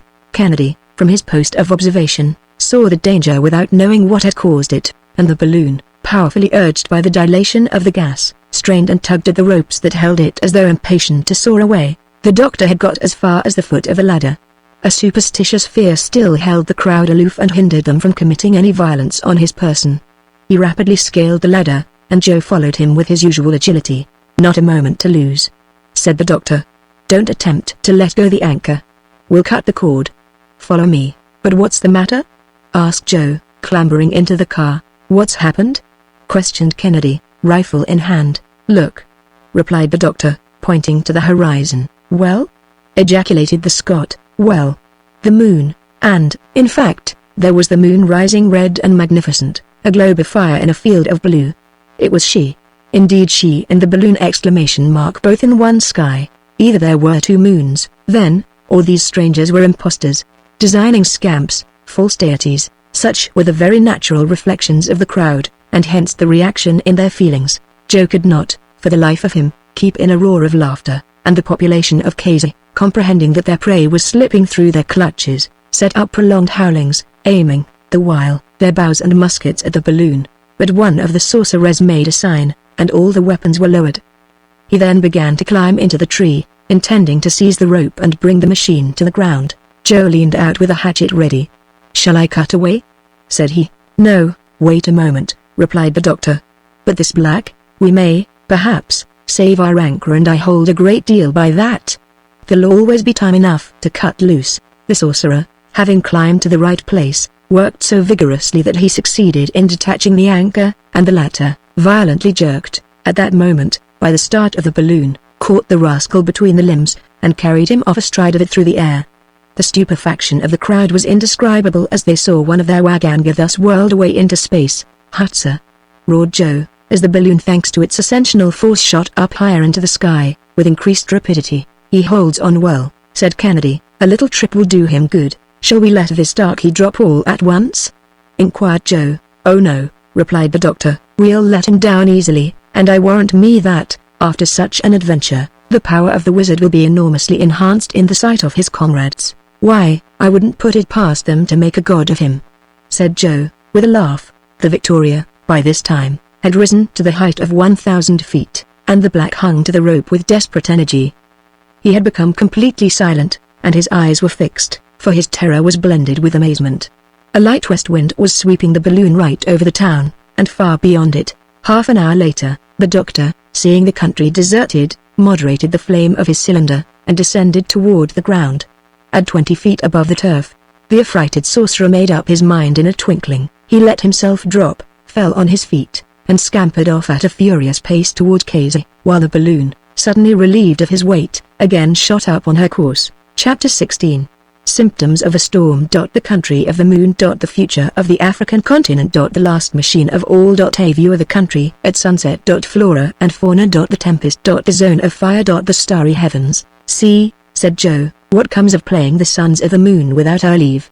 She came near serving us an ugly trick." "But say, master, did you damage your credit as a physician?" "Yes, indeed," chimed in the sportsman. "What kind of a dignitary was this Sultan of Casey?" "An old half-dead sot," replied the doctor, "whose loss will not be very severely felt. But the moral of all this is that honors are fleeting, and we must not take too great a fancy to them." "So much the worse," rejoined Joe. "I like the thing to be worshipped!" Play the god as you like. Why, what would anyone ask more than that? By the way, the moon did come up, too, and all red, as if she was in a rage, while the three friends went on chatting of this and other things, and Joe examined the luminary of night from an entirely novel point of view. The heavens became covered with heavy clouds to the northward, and the lowering masses assumed a most sinister and threatening look.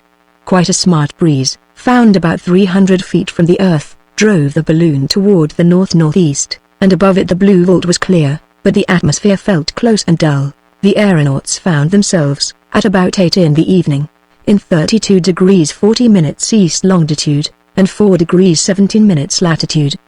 The atmospheric currents, under the influence of a tempest not far off, were driving them at the rate of from 30 to 35 miles an hour. The undulating and fertile plains of Mfuto were passing swiftly beneath them. The spectacle was one worthy of admiration, and admire it they did. "We are now right in the country of the moon," said Dr. Ferguson, "for it has retained the name that antiquity gave it, undoubtedly, because the moon has been worshipped there in all ages. It is, really, a superb country. It would be hard to find more splendid vegetation. If we found the like of it around London it would not be natural, but it would be very pleasant," put in Joe. "Why is it that such savage countries get all these fine things? And who knows," said the doctor, "that this country may not, one day, become the center of civilization. The races of the future may repair hither, when Europe shall have become exhausted in the effort to feed her inhabitants." "Do you think so, really?" asked Kennedy. "Undoubtedly, my dear Dick.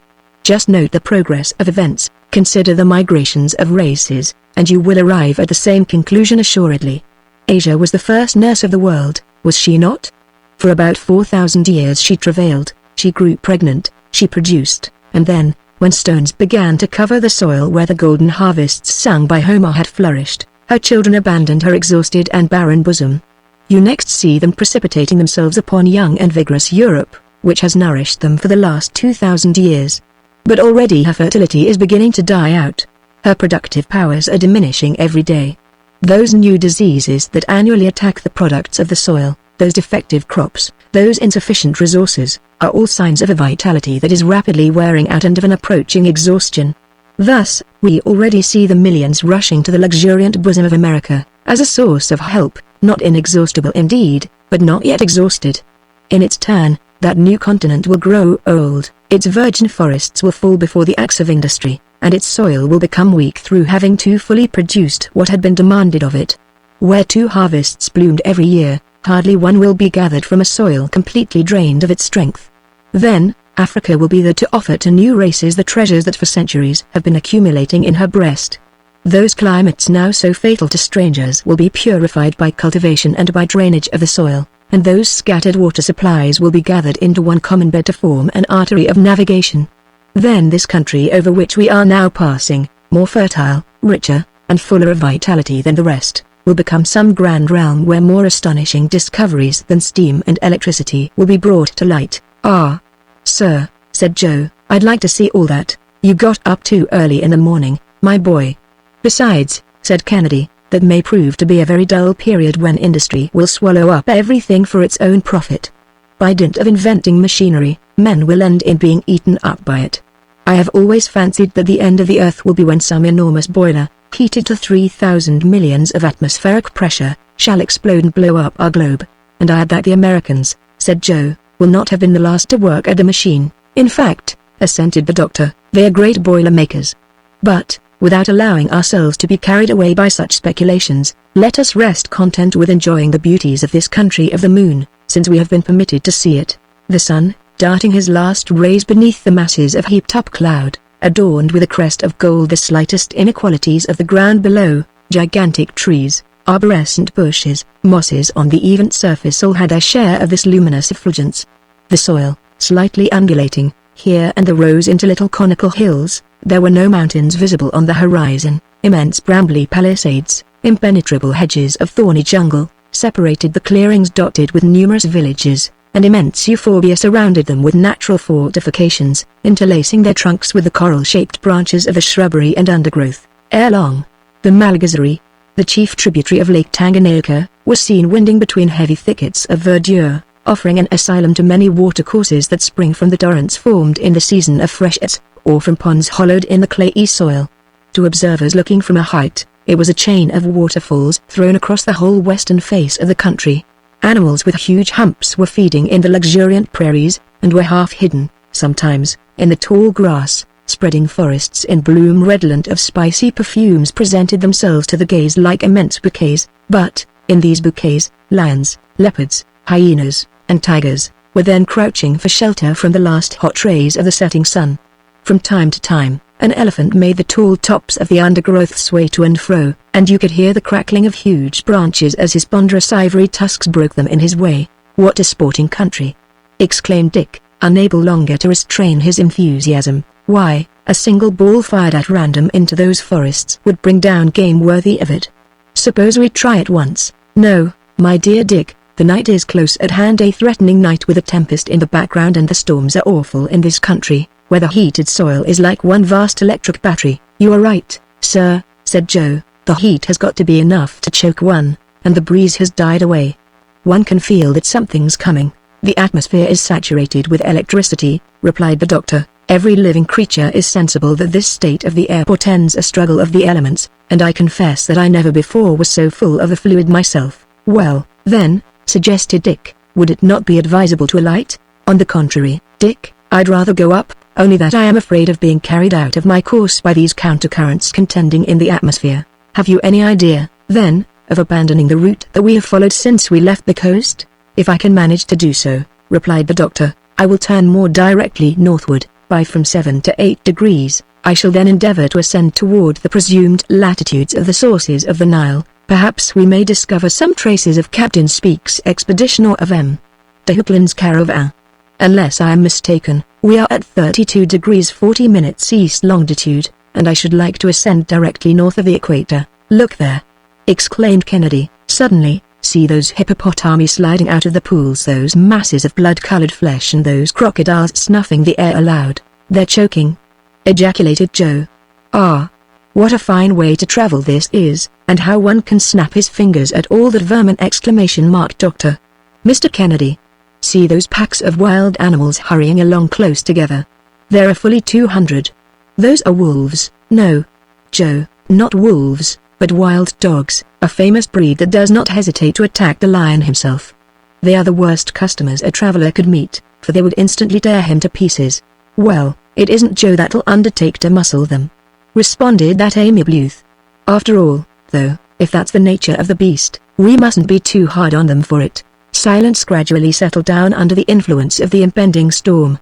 The thickened air actually seemed no longer adapted to the transmission of sound. The atmosphere appeared muffled, and, like a room hung with tapestry, lost all its sonorous reverberation. The rover bird so called, the coroneted crane, the red and blue jays, the mockingbird, the flycatcher, disappeared among the foliage of the immense trees, and all nature revealed symptoms of some approaching catastrophe. At 9 o'clock the Victoria hung motionless over Mzine, an extensive group of villages scarcely distinguishable in the gloom.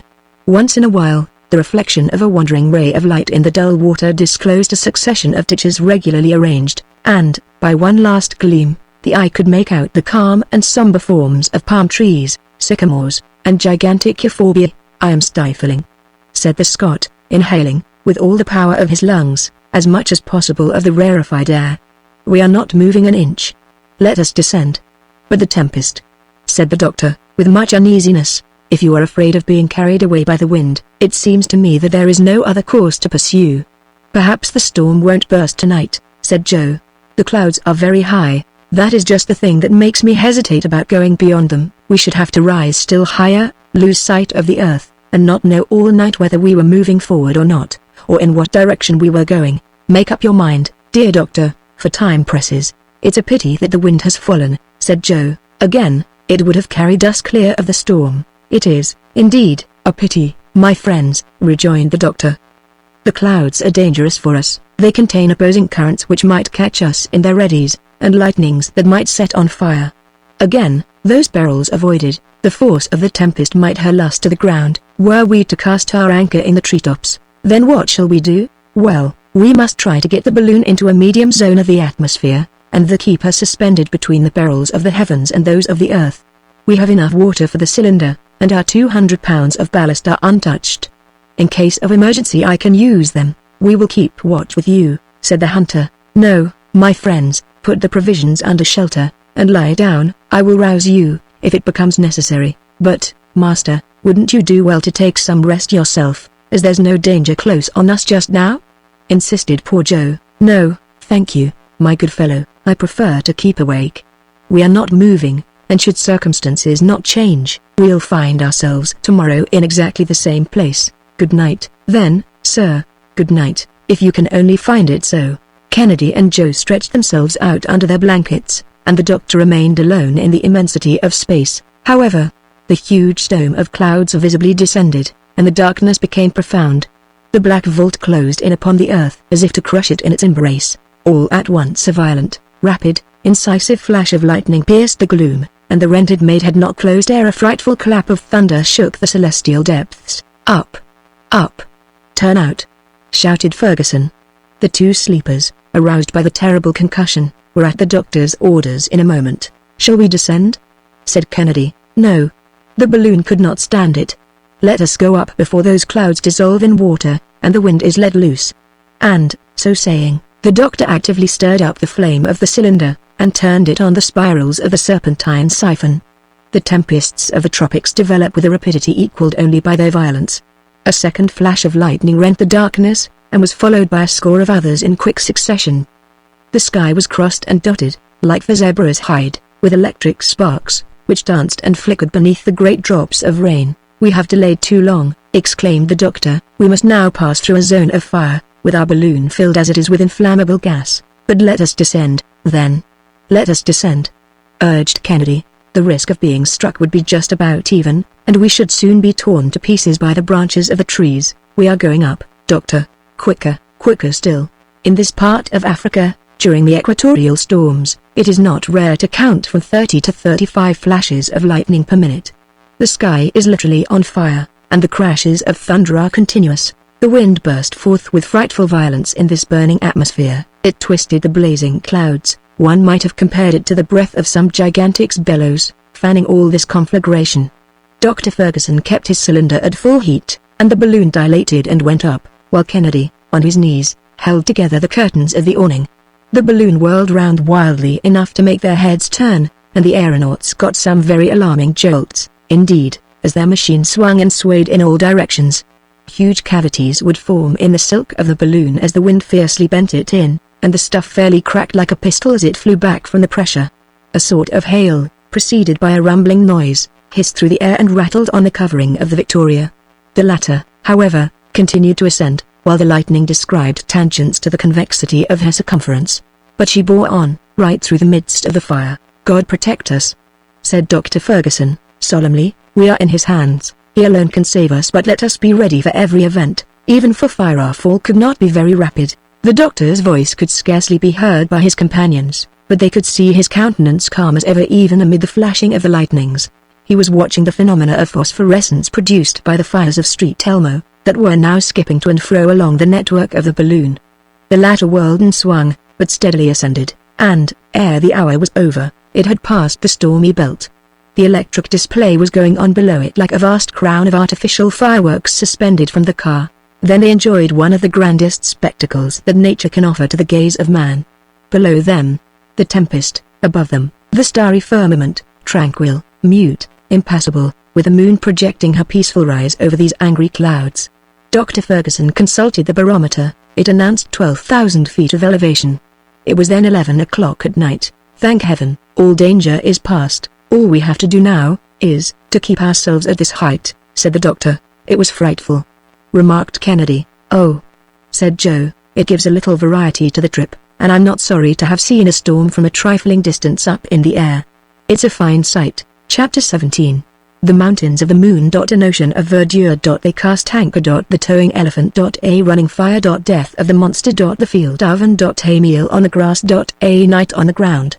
About 4 in the morning, Monday, the sun reappeared in the horizon, the clouds had dispersed, and a cheery breeze refreshed the morning dawn. The earth, all redolent with fragrant exhalations, reappeared to the gaze of our travelers.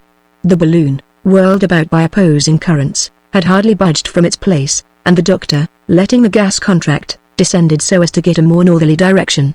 For a long while his quest was fruitless. The wind carried him toward the west until he came in sight of the famous Mountains of the Moon, which grouped themselves in a semicircle around the extremity of Lake Tanganyika. Their ridges, but slightly indented, stood out against the bluish horizon, so that they might have been mistaken for a natural fortification, not to be passed by the explorers of the center of Africa. Among them were a few isolated cones, revealing the mark of the eternal snows. "Here we are at last," said the doctor, "in an unexplored country." Captain Burton pushed very far to the westward, but he could not reach those celebrated mountains. He even denied their existence, strongly as it was affirmed by Speke, his companion. He pretended that they were born in the latter's fancy. "But for us, my friends, there is no further doubt possible. Shall we cross them?" asked Kennedy. "Not, if it please God. I am looking for a wind that will take me back toward the equator. I will even wait for one, if necessary, and will make the balloon like a ship that casts anchor, until favorable breezes come up." But the foresight of the doctor was not long in bringing its reward, for, after having tried different heights, the Victoria at length began to sail off to the northeastward with medium speed. "We are in the right track," said the doctor, consulting his compass, "and scarcely 200 feet from the surface. Lucky circumstances for us, enabling us, as they do, to reconnoiter these new regions." When Captain Speke set out to discover Lake Ukeru, he ascended more to the eastward in a straight line above Kaze. "Shall we keep on long in this way?" inquired the Scot. "Perhaps. Our object is to push a point in the direction of the sources of the Nile, and we have more than 600 miles to make before we get to the extreme limit reached by the explorers who came from the north, and we shan't set foot on the solid ground," murmured Joe. "It's enough to cramp a fellow's legs." "Oh, yes, indeed, my good Joe," said the doctor, reassuring him. "We have to economize our provisions, you know, and on the way, Dick, you must get us some fresh meat." "Whenever you like, Doctor. We shall also have to replenish our stock of water. Who knows but we may be carried to some of the dried-up regions. So we cannot take too many precautions." At noon the Victoria was at 29 degrees 15 minutes east longitude, and 3 degrees 15 minutes south latitude. She passed the village of Iyofu, the last northern limit of the Unyamzi, opposite to the Lake Ukeru, which could still be seen. The tribes living near to the equator seem to be a little more civilized, and are governed by absolute monarchs, whose control is an unlimited despotism. Their most compact union of power constitutes the province of Caragua. It was decided by the aeronauts that they would alight at the first favorable place. They found that they should have to make a prolonged halt, and take a careful inspection of the balloon, so the flame of the cylinder was moderated, and the anchors, flung out from the car, ere long began to sweep the grass of an immense prairie, that, from a certain height, looked like a shaven lawn, but the growth of which, in reality, was from 7 to 8 feet in height. The balloon skimmed this tall grass without bending it, like a gigantic butterfly. Not an obstacle was in sight, It was an ocean of verdure without a single breaker. "We might proceed a long time in this style," remarked Kennedy. "I don't see one tree that we could approach, and I'm afraid that our hunt's over." "Wait, Dick, you could not hunt anyhow in this grass, that grows higher than your head. We'll find a favorable place presently." In truth, it was a charming excursion that they were making now, a veritable navigation on this green, almost transparent sea, gently undulating in the breath of the wind. The little car seemed to cleave the waves of verdure, and, from time to time, coveys of birds of magnificent plumage would rise fluttering from the tall herbage, and speed away with joyous cries. The anchors plunged into this lake of flowers, and traced a furrow that closed behind them, like the wake of a ship. All at once a sharp shock was felt. The anchor had caught in the fissure of some rock hidden in the high grass. "We are fast!" exclaimed Joe. These words had scarcely been uttered when a shrill cry rang through the air, and the following phrases, mingled with exclamations, escaped from the lips of our travelers. "What's that? A strange cry! Look! Why, we're moving! The anchor has slipped!" "No, it holds, and holds fast too," said Joe, who was tugging at the rope. "It's the rock, then, that's moving." An immense rustling was noticed in the grass, and soon an elongated, winding shape was seen rising above it. "A serpent!" shouted Joe. "A serpent!" repeated Kennedy, handling his rifle. "No," said the doctor, "it's an elephant's trunk." "An elephant, Samuel?" And, as Kennedy said this, he drew his rifle to his shoulder. "Wait, Dick, wait. That's a fact. The animal's towing us. And in the right direction, Joe, in the right direction." The elephant was now making some headway, and soon reached a clearing where his whole body could be seen. By his gigantic size, the doctor recognized a male of a superb species. He had two whitish tusks, beautifully curved, and about 8 feet in length, and in these the shanks of the anchor had firmly caught. The animal was vainly trying with his trunk to disengage himself from the rope that attached him to the car. "Get up, go ahead, old fellow!" shouted Joe, with delight, doing his best to urge this rather novel team. "Here is a new style of traveling! No more horses for me. An elephant, if you please, but where is he taking us to?" said Kennedy, whose rifle itched in his grasp.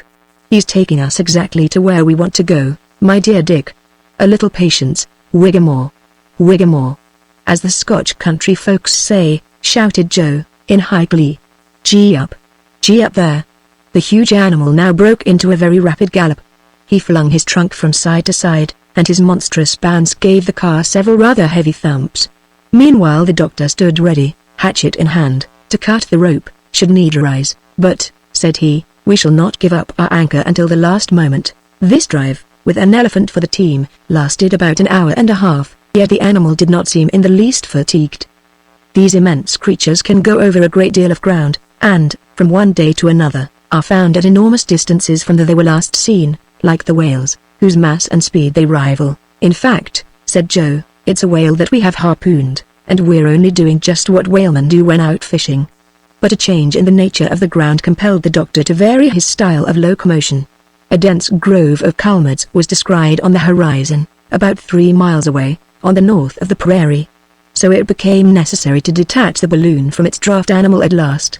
Kennedy was entrusted with the job of bringing the elephant to a halt. He drew his rifle to his shoulder, but his position was not favorable to a successful shot, so that the first ball fired flattened itself on the animal's skull, as it would have done against an iron plate. The creature did not seem in the least troubled by it, but, at the sound of the discharge, he had increased his speed, and now was going as fast as a horse at full gallop. "The deuce!" ejaculated Kennedy. "What a solid head!" commented Joe. "We'll try some conical balls behind the shoulder joint," said Kennedy, reloading his rifle with care. In another moment he fired. The animal gave a terrible cry, but went on faster than ever. "Come," said Joe, taking aim with another gun. "I must help you, or we'll never end it." And now 2 balls penetrated the creature's side. The elephant halted, lifted his trunk, and resumed his run toward the wood with all his speed. He shook his huge head, and the blood began to gush from his wounds. "Let us keep up our fire, Mr. Kennedy." "And a continuous fire, too," urged the doctor, "for we are close on the woods." 10 shots more were discharged. The elephant made a fearful bound. The car and balloon cracked as though everything were going to pieces, and the shock made the doctor drop his hatchet on the ground. The situation was thus rendered really very alarming. The anchor rope, which had securely caught, could not be disengaged, nor could it yet be cut by the knives of our aeronauts, and the balloon was rushing headlong toward the wood, when the animal received a ball in the eye just as he lifted his head. On this he halted, faltered, his knees bent under him, and he uncovered his whole flank to the assaults of his enemies in the balloon. "A bullet in his heart," said Kennedy, discharging one last rifle shot. The elephant uttered a long bellow of terror and agony, then raised himself up for a moment, twirling his trunk in the air, and finally fell with all his weight upon one of his tusks, which he broke off short. He was dead. His tusks broken. Exclaimed Kennedy. "Ivory too that in England would bring 35 guineas per £100. As much as that?" said Joe, scrambling down to the ground by the anchor rope. "What's the use of sighing over it, Dick?" said the doctor. "Are we ivory merchants? Did we come hither to make money?" Joe examined the anchor and found it solidly attached to the unbroken tusk.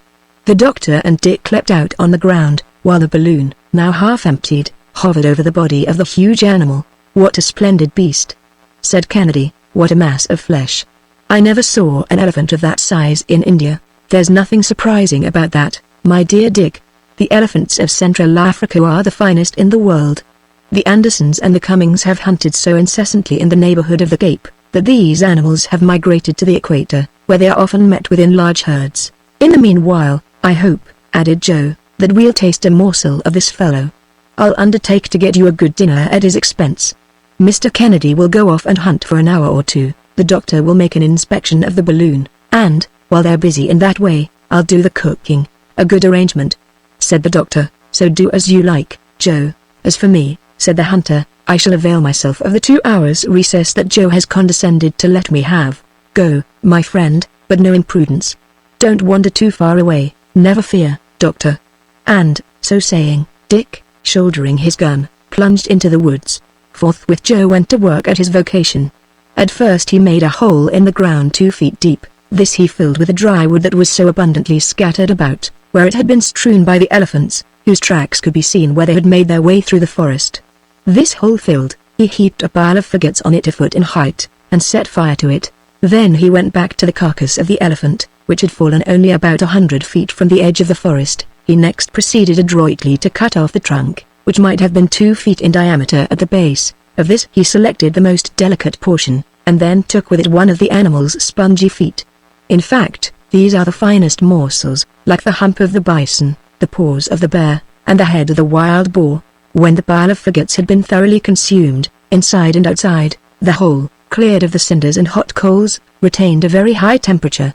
The pieces of elephant meat, surrounded with aromatic leaves, were placed in this extempore oven and covered with hot coals.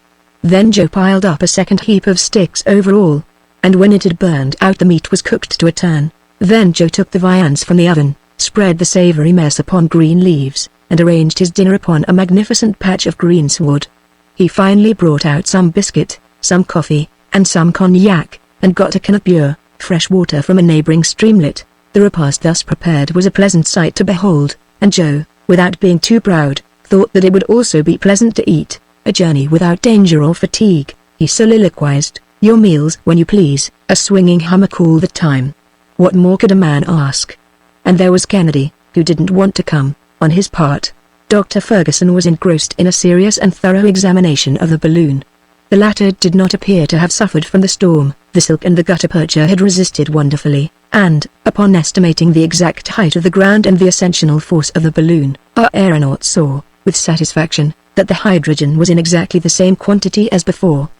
The covering had remained completely waterproof. It was now only 5 days since our travelers had quitted Zanzibar. Their pemmican had not yet been touched. Their stock of biscuit and potted meat was enough for a long trip, and there was nothing to be replenished but the water. The pipes and spirals seemed to be in perfect condition, since, thanks to their India rubber jointings, they had yielded to all the oscillations of the balloon. His examination ended, the doctor betook himself to setting his notes in order. He made a very accurate sketch of the surrounding landscape, with its long prairie stretching away out of sight, the forest of calmads, and the balloon resting motionless over the body of the dead elephant. At the end of his 2 hours, Kennedy returned with a string of fat partridges and the haunch of an oryx, a sort of gemsbok belonging to the most agile species of antelopes. Joe took upon himself to prepare this surplus stock of provisions for a later repast. "But, dinner's ready," he shouted in his most musical voice, and the 3 travelers had only to sit down on the green turf. The trunk and feet of the elephant were declared to be exquisite. Old England was toasted, as usual, and delicious Havanas perfumed this charming country for the first time. Kennedy ate, drank, and chatted, like four. He was perfectly delighted with his new life, and seriously proposed to the doctor to settle in this forest, to construct a cabin of boughs and foliage, and, there and then, to lay the foundation of a Robinson Crusoe dynasty in Africa. The proposition went no further, although Joe had, at once, selected the part of Man Friday for himself. The country seemed so quiet, so deserted, that the doctor resolved to pass the night on the ground, and arranged a circle of watchfires as an indispensable barrier against wild animals, for the hyenas, cougars, and jackals, attracted by the smell of a dead elephant, were prowling about in the neighborhood.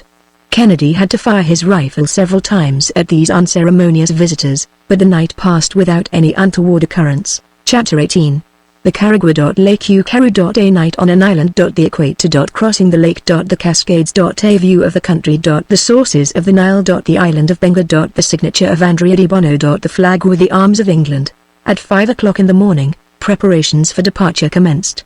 Joe, with the hatchet which he had fortunately recovered, broke the elephant's tusks. The balloon, restored to liberty, sped away to the northwest with our travelers, at the rate of 18 miles per hour. The doctor had carefully taken his position by the altitude of the stars, during the preceding night. He knew that he was in latitude 2 degrees 40 minutes below the equator, or at a distance of 160 geographical miles. He swept along over many villages without heeding the cries that the appearance of the balloon excited. He took note of the conformation of places with quick sights. He passed the slopes of the Rubem, which are nearly as abrupt as the summits of the Auzagara, and, farther on, at Tenga, encountered the first projections of the Caragua chains, which, in his opinion, are direct spurs of the mountains of the moon. So, the ancient legend which made these mountains the cradle of the Nile, came near to the truth, since they really border upon Lake Ukaru, the conjectured reservoir of the waters of the great river. From Kafuro, the main district of the merchants of that country, he descried, at length, on the horizon, the lake so much desired and so long sought for, of which Captain Speke caught a glimpse on the 3d of August, 1858. Samuel Ferguson felt real emotion. He was almost in contact with one of the principal points of his expedition, and, with his spyglass constantly raised, he kept every nook and corner of the mysterious region in sight. His gaze wandered over details that might have been thus described. Beneath him extended a country generally destitute of cultivation. Only here and there some ravines seemed under tillage. The surface, dotted with peaks of medium height, grew flat as it approached the lake. Barley fields took the place of rice plantations, and there, too, could be seen growing the species of plantain from which the wine of the country is drawn, and mwani, the wild plant which supplies a substitute for coffee. A collection of some 50 or more circular huts, covered with a flowering thatch, constituted the capital of the Caragua country. He could easily distinguish the astonished countenances of a rather fine-looking race of natives of yellowish-brown complexion. Women of incredible corpulence were dawdling about through the cultivated grounds, and the doctor greatly surprised his companions by informing them that this rotundity, which is highly esteemed in that region, was obtained by an obligatory diet of curdled milk. At noon, the Victoria was in 1 degree 45 minutes south latitude, and at 1 o'clock the wind was driving her directly toward the lake. This sheet of water was christened Uyanza Victoria, or Victoria Lake, by Captain Speke. At the place now mentioned it might measure about 90 miles in breadth, and at its southern extremity the captain found a group of islets, which he named the Archipelago of Bengal. He pushed his survey as far as Muanza, on the eastern coast, where he was received by the Sultan. He made a triangulation of this part of the lake, but he could not procure a boat, either to cross it or to visit the great island of Ukaru, which is very populous, is governed by 3 sultans, and appears to be only a promontory at low tide. The balloon approached the lake more to the northward, to the doctor's great regret, for it had been his wish to determine its lower outlines. Its shores seemed to be thickly set with brambles and thorny plants, growing together in wild confusion, and were literally hidden, sometimes, from the gaze, by myriads of mosquitoes of a light brown hue. The country was evidently habitable and inhabited. Troops of hippopotami could be seen disporting themselves in the forests of reeds, or plunging beneath the whitish waters of the lake. The latter, seen from above, presented, toward the west, so broad an horizon that it might have been called a sea. The distance between the two shores is so great that communication cannot be established, and storms are frequent and violent, for the winds sweep with fury over this elevated and unsheltered basin. The doctor experienced some difficulty in guiding his course. He was afraid of being carried toward the east, but, fortunately, a current bore him directly toward the north, and at 6 o'clock in the evening the balloon alighted on a small desert island in 30 minutes south latitude, and 32 degrees 52 minutes east longitude, about 20 miles from the shore. The travelers succeeded in making fast to a tree, and, the wind having fallen calm toward evening, they remained quietly at anchor. They dared not dream of taking the ground, since here, as on the shores of the Uyanza, legions of mosquitoes covered the soil in dense clouds. Joe even came back, from securing the anchor in the tree, speckled with bites, but he kept his temper, because he found it quite the natural thing for mosquitoes to treat him as they had done. Nevertheless, the doctor, who was less of an optimist, let out as much rope as he could, so as to escape these pitiless insects, that began to rise toward him with a threatening hum. The doctor ascertained the height of the lake above the level of the sea, as it had been determined by Captain Speak, say 3,750 feet. "Here we are, then, on an island," said Joe, scratching as though he'd tear his nails out. "We could make the tour of it in a jiffy," added Kennedy, "and, excepting these confounded mosquitoes, there's not a living being to be seen on it." "The islands with which the lake is dotted," replied the doctor, "are nothing, after all, but the tops of submerged hills. But we are lucky to have found a retreat among them, for the shores of the lake are inhabited by ferocious tribes. Take your sleep, then, since Providence has granted us a tranquil night. Won't you do the same, Doctor?" "No, I could not close my eyes. My thoughts would banish sleep. Tomorrow, my friends, should the wind prove favorable, we shall go due north, and we shall, perhaps, discover the sources of the Nile, that grand secret which has so long remained impenetrable. Near as we are to the sources of the renowned river, I could not sleep." Kennedy and Joe, whom scientific speculations failed to disturb to that extent, were not long in falling into sound slumber, while the doctor held his post. On Wednesday, April 23d, the balloon started at 4 o'clock in the morning, with a greyish sky overhead. Night was slow in quitting the surface of the lake, which was enveloped in a dense fog, but presently a violent breeze scattered all the mists, and, after the balloon had been swung to and fro for a moment, in opposite directions, it at length veered in a straight line toward the north. Dr. Ferguson fairly clapped his hands for joy. "We are on the right track," he exclaimed. "Today or never we shall see the Nile. Look, my friends, we are crossing the equator. We are entering our own hemisphere." "Ah," said Joe. "Do you think, Doctor, that the equator passes here?" "Just here, my boy." "Well, then, with all respect to you, sir, it seems to me that this is the very time to moisten it." "Good," said the doctor, laughing. "Let us have a glass of punch. You have a way of comprehending cosmography that is anything but dull." And thus was the passage of the Victoria over the equator duly celebrated. The balloon made rapid headway. In the west could be seen a low and but slightly diversified coast, and, farther away in the background, the elevated plains of the Uganda and the Usoga.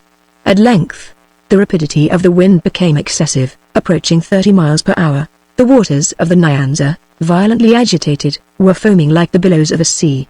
By the appearance of certain long swells that followed the sinking of the waves, the doctor was enabled to conclude that the lake must have great depth of water. Only 1 or 2 rude boats were seen during this rapid passage. This lake is evidently, from its elevated position, the natural reservoir of the rivers in the eastern part of Africa, and the sky gives back to it in rain what it takes in vapor from the streams that flow out of it.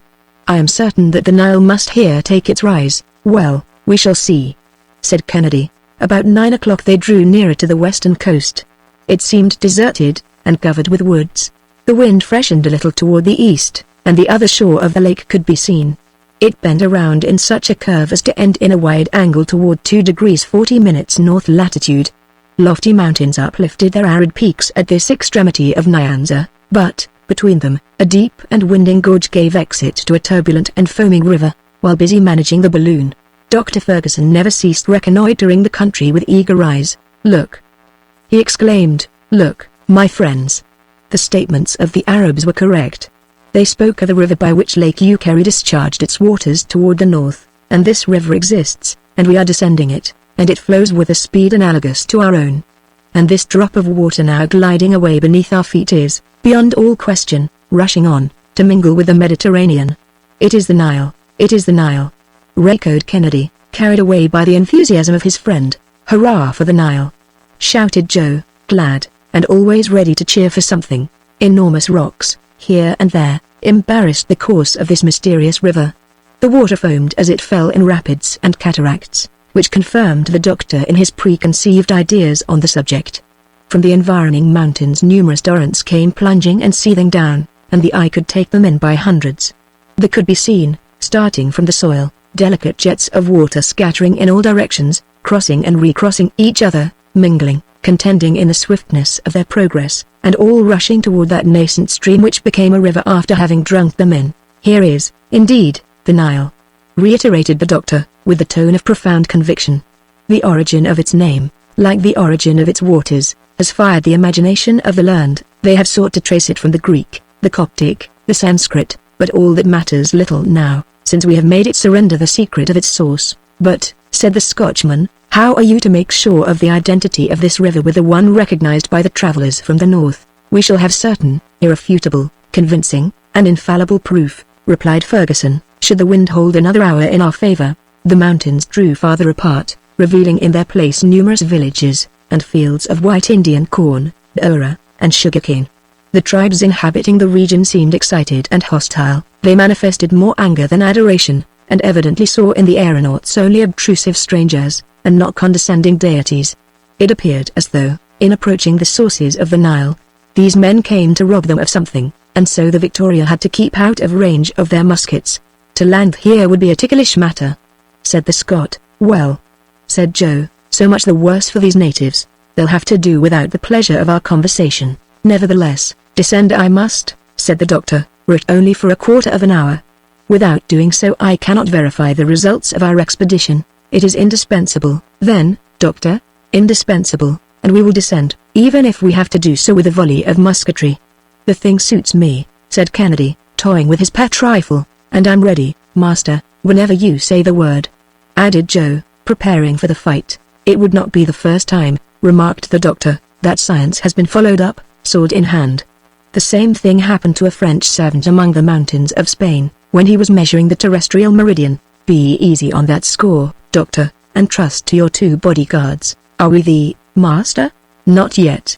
In fact, I shall go up a little, first, in order to get an exact idea of the configuration of the country. The hydrogen expanded, and in less than 10 minutes the balloon was soaring at a height of 2,500 feet above the ground. From that elevation could be distinguished an inextricable network of smaller streams which the river received into its bosom. Others came from the west, from between numerous hills, in the midst of fertile plains. We are not 90 miles from Gondokoro, said the doctor, measuring off the distance on his map, and less than 5 miles from the point reached by the explorers from the north. Let us descend with great care, and, upon this, the balloon was lowered about 2,000 feet. Now, my friends, let us be ready, come what may. Ready it is, said Dick and Joe, with one voice. Good. In a few moments the balloon was advancing along the bed of the river, and scarcely 100 feet above the ground. The Nile measured but 50 fathoms in width at this point, and the natives were in great excitement, rushing to and fro, tumultuously, in the villages that lined the banks of the stream. At the second degree it forms a perpendicular cascade of 10 feet in height, and consequently impassable by boats. Here, then, is the cascade mentioned by De Bono, exclaimed the doctor. The basin of the river spread out, dotted with numerous islands, which Dr. Ferguson devoured with his eyes. He seemed to be seeking for a point of reference which he had not yet found. By this time, some blacks, having ventured in a boat just under the balloon, Kennedy saluted them with a shot from his rifle, that made them regain the bank at their utmost speed. A good journey to you, bawled Joe, and if I were in your place, I wouldn't try coming back again. I should be mightily afraid of a monster that can hurl thunderbolts when he pleases. But, all at once, the doctor snatched up his spyglass, and directed it toward an island reposing in the middle of the river. 4 trees. He exclaimed, look, down there. Sure enough, there were 4 trees standing alone at one end of it. It is Bengal Island. It is the very same, repeated the doctor, exultingly. And what of that? Asked Dick. It is there that we shall alight, if God permits. But, it seems to be inhabited, Doctor. Joe is right, and, unless I'm mistaken, there is a group of about a score of natives on it now. We'll make them scatter, there'll be no great trouble in that, responded Ferguson. So be it, chimed in the hunter. The sun was at the zenith as the balloon approached the island. The blacks, who were members of the Mikado tribe, were howling lustily. and one of them waved his bark hat in the air. Kennedy took aim at him, fired, and his hat flew about him in pieces. Thereupon there was a general scamper. The natives plunged headlong into the river, and swam to the opposite bank. Immediately, there came a shower of balls from both banks, along with a perfect cloud of arrows, but without doing the balloon any damage, where it rested with its anchor snugly secured in the fissure of the rock. Joe lost no time in sliding to the ground. "The ladder!" cried the doctor. "Follow me, Kennedy. What do you wish, sir?" "Let us alight. I want a witness. Here I am. Mind your post, Joe, and keep a good lookout." "Never fear, Doctor, I'll answer for all that." "Come, Dick," said the doctor, as he touched the ground. So saying, he drew his companion along toward a group of rocks that rose upon one point of the island. There, after searching for some time, he began to rummage among the brambles, and, in so doing, scratched his hands until they bled.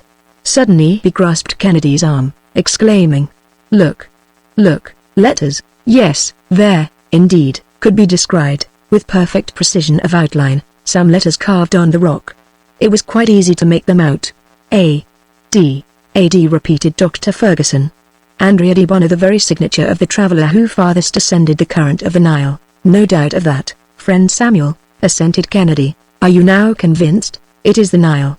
"We cannot entertain a doubt on that score now," was the reply. The doctor, for the last time, examined those precious initials, the exact form and size of which he carefully noted. "And now," said he, "now for the balloon, quickly, then, for I see some of the natives getting ready to recross the river. That matters little to us now.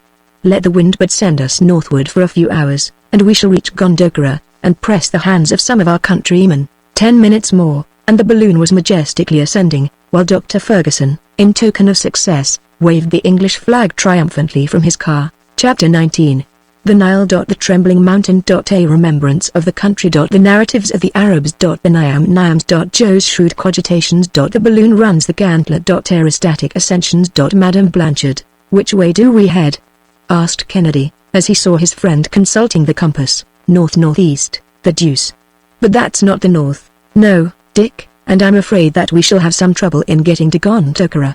"I am sorry for it, but, at last, we have succeeded in connecting the explorations from the east with those from the north, and we must not complain." The balloon was now receding gradually from the Nile. "One last look," said the doctor, "at this impassable latitude, beyond which the most intrepid travelers could not make their way. There are those intractable tribes, of whom Petherick, Arnaud, Muni, and the young traveler Legion, to whom we are indebted for the best work on the Upper Nile, have spoken." "Thus, then," added Kennedy, inquiringly, "our discoveries agree with the speculations of science?" "Absolutely so. The sources of the White Nile, of the Bahr el Abyad, are immersed in a lake as large as a sea. It is there that it takes its rise.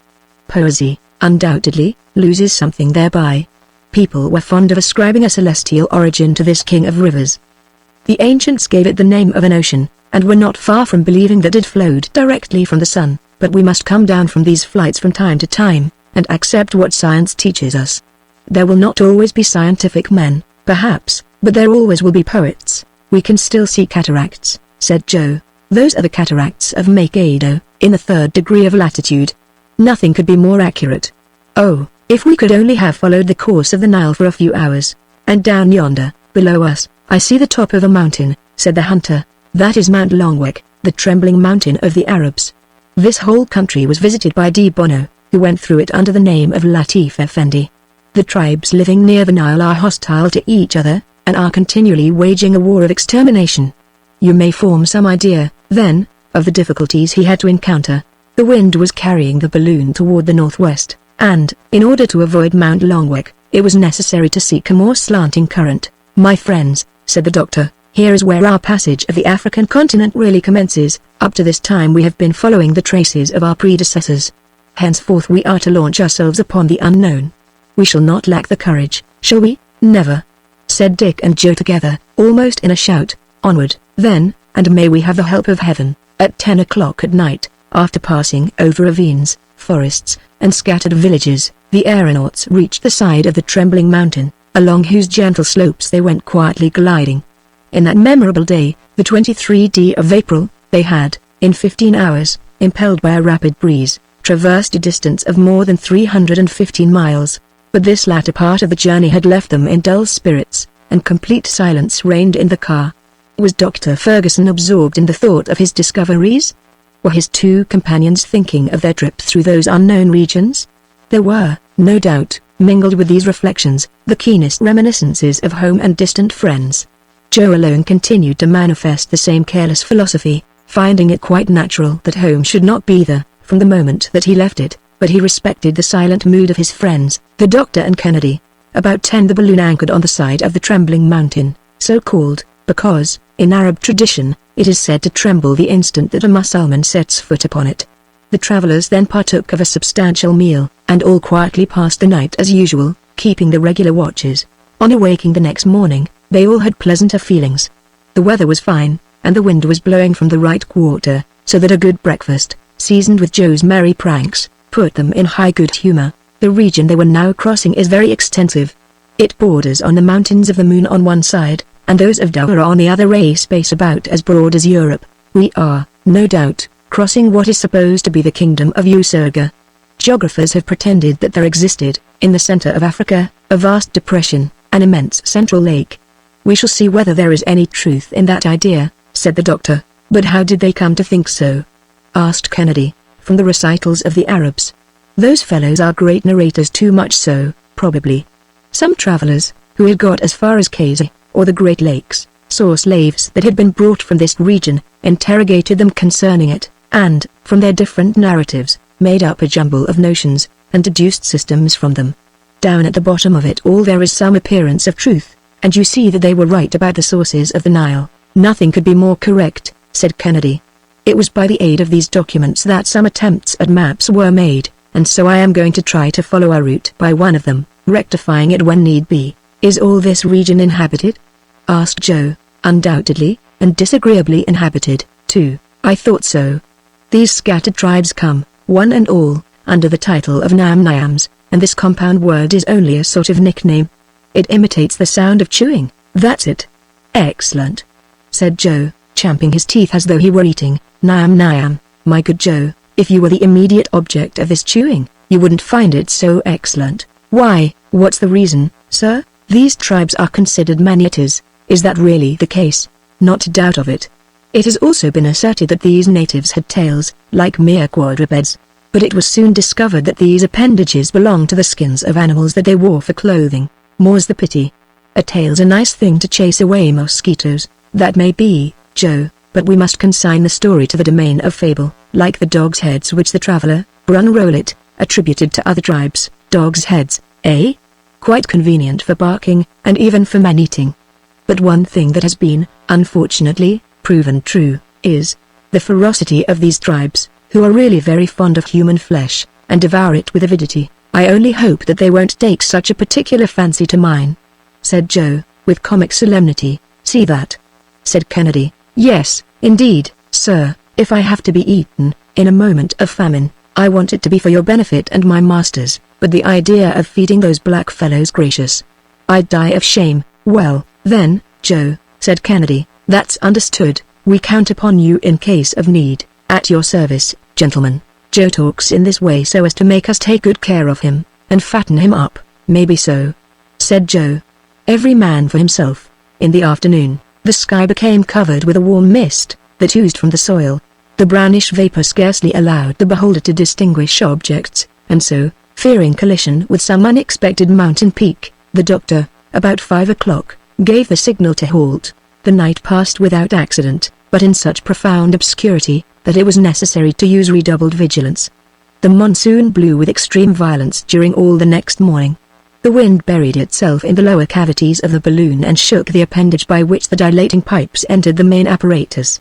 They had, at last, to be tied up with cords, Joe acquitting himself very skillfully in performing that operation. He had occasion to observe, at the same time, that the orifice of the balloon still remained hermetically sealed. That is a matter of double importance for us, said the doctor. In the first place, we avoid the escape of precious gas, and then, again, we do not leave behind us an inflammable train, which we should at last inevitably set fire to, and so be consumed. That would be a disagreeable traveling incident, said Joe. Should we be hurled to the ground? Asked Kennedy. Hurled? No, not quite that. The gas would burn quietly, and we should descend little by little. A similar accident happened to a French aeronaut, Madame Blanchard. She ignited her balloon while sending off fireworks, but she did not fall, and she would not have been killed, probably, had not her car dashed against a chimney and precipitated her to the ground. "Let us hope that nothing of the kind may happen to us," said the hunter. "Up to this time our trip has not seemed to me very dangerous, and I can see nothing to prevent us reaching our destination, nor can I either, my dear Dick. Accidents are generally caused by the imprudence of the aeronauts, or the defective construction of their apparatus. However, in thousands of aerial ascensions, there have not been 20 fatal accidents.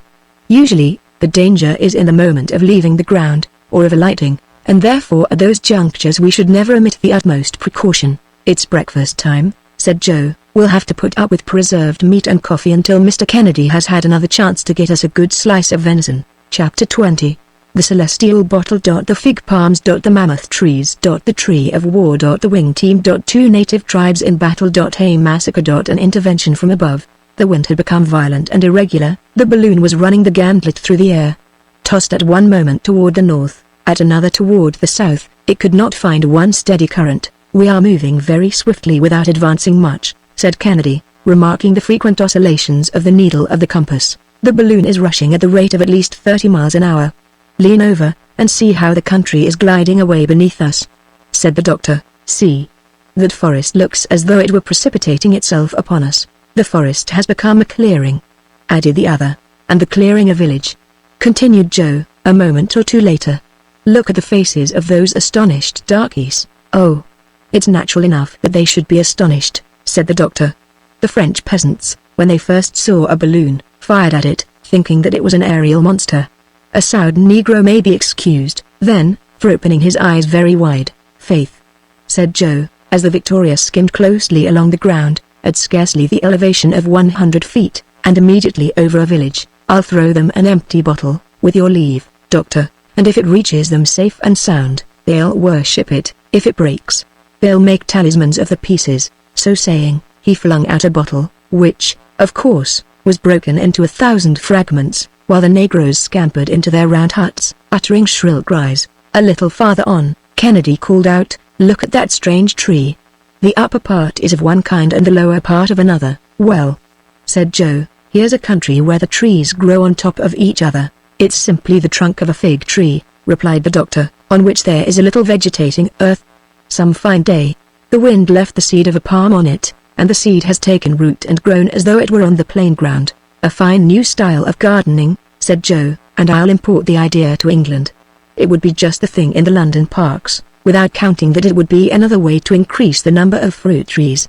We could have gardens up in the air, and the small house owners would like that." At this moment, they had to raise the balloon so as to pass over a forest of trees that were more than 300 feet in height. "A kind of ancient banyan. What magnificent trees!" exclaimed Kennedy.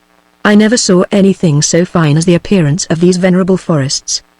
Look, doctor, the height of these banyans is really remarkable, my dear Dick, and yet, they would be nothing astonishing in the New World. Why, are there still loftier trees in existence?" "Undoubtedly, among the mammoth trees of California, there is a cedar 480 feet in height. It would overtop the Houses of Parliament, and even the Great Pyramid of Egypt. The trunk at the surface of the ground was 120 feet in circumference, and the concentric layers of the wood disclosed an age of more than 4,000 years. But then, sir, there was nothing wonderful in it.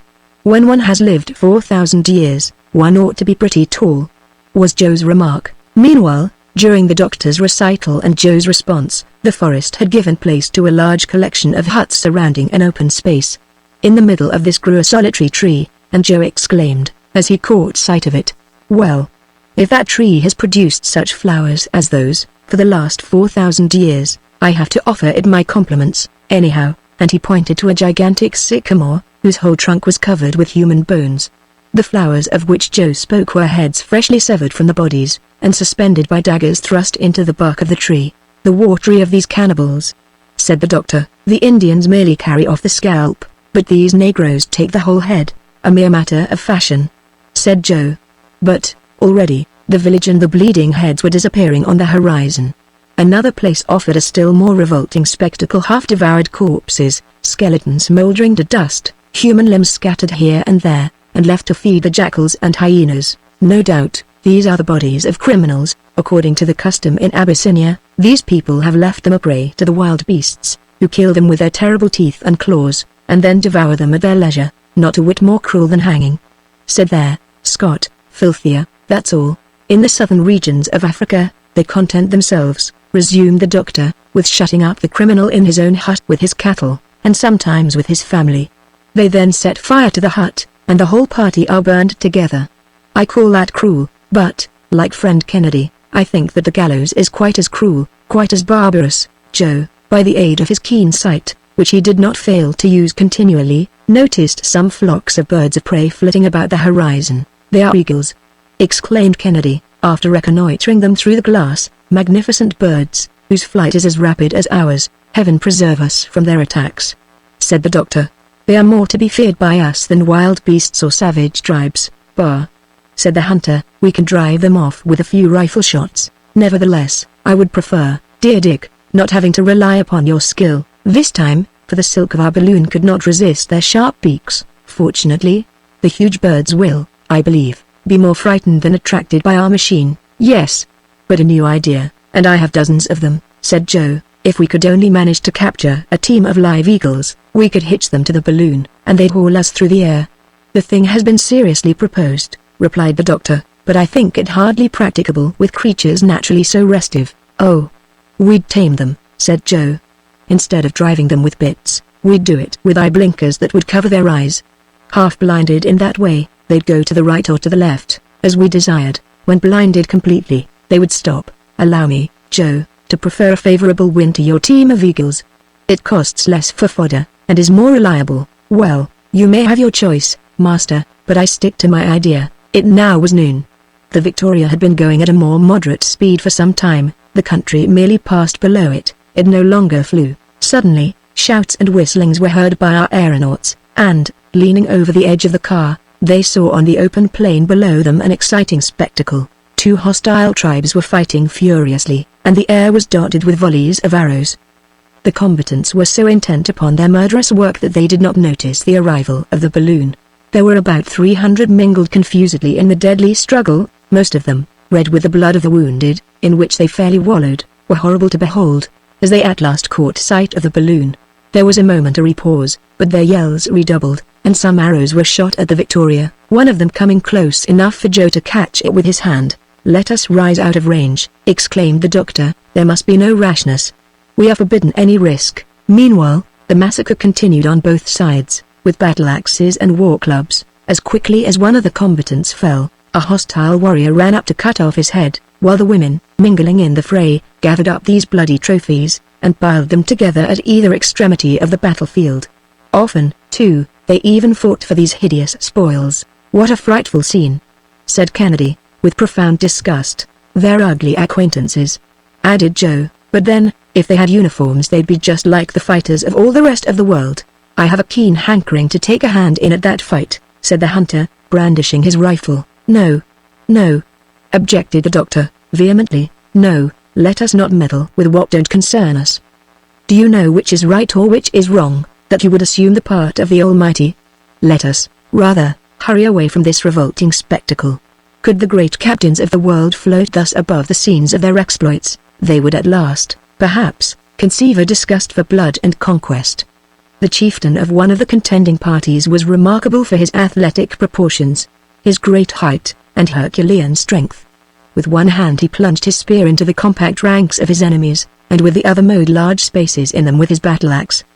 Suddenly he flung away his war-club, red with blood, rushed upon a wounded warrior, and, chopping off his arm at a single stroke, carried the dissevered member to his mouth, and bit it again and again. Ah! Ejaculated Kennedy, the horrible brute. I can hold back no longer, and, as he spoke, the huge savage, struck full in the forehead with a rifle ball, fell headlong to the ground. Upon this sudden mishap of their leader, his warriors seemed struck dumb with amazement. His supernatural death awed them, while it reanimated the courage and ardor of their adversaries, and, in a twinkling, the field was abandoned by half the combatants. Come, let us look higher up for a current to bear us away.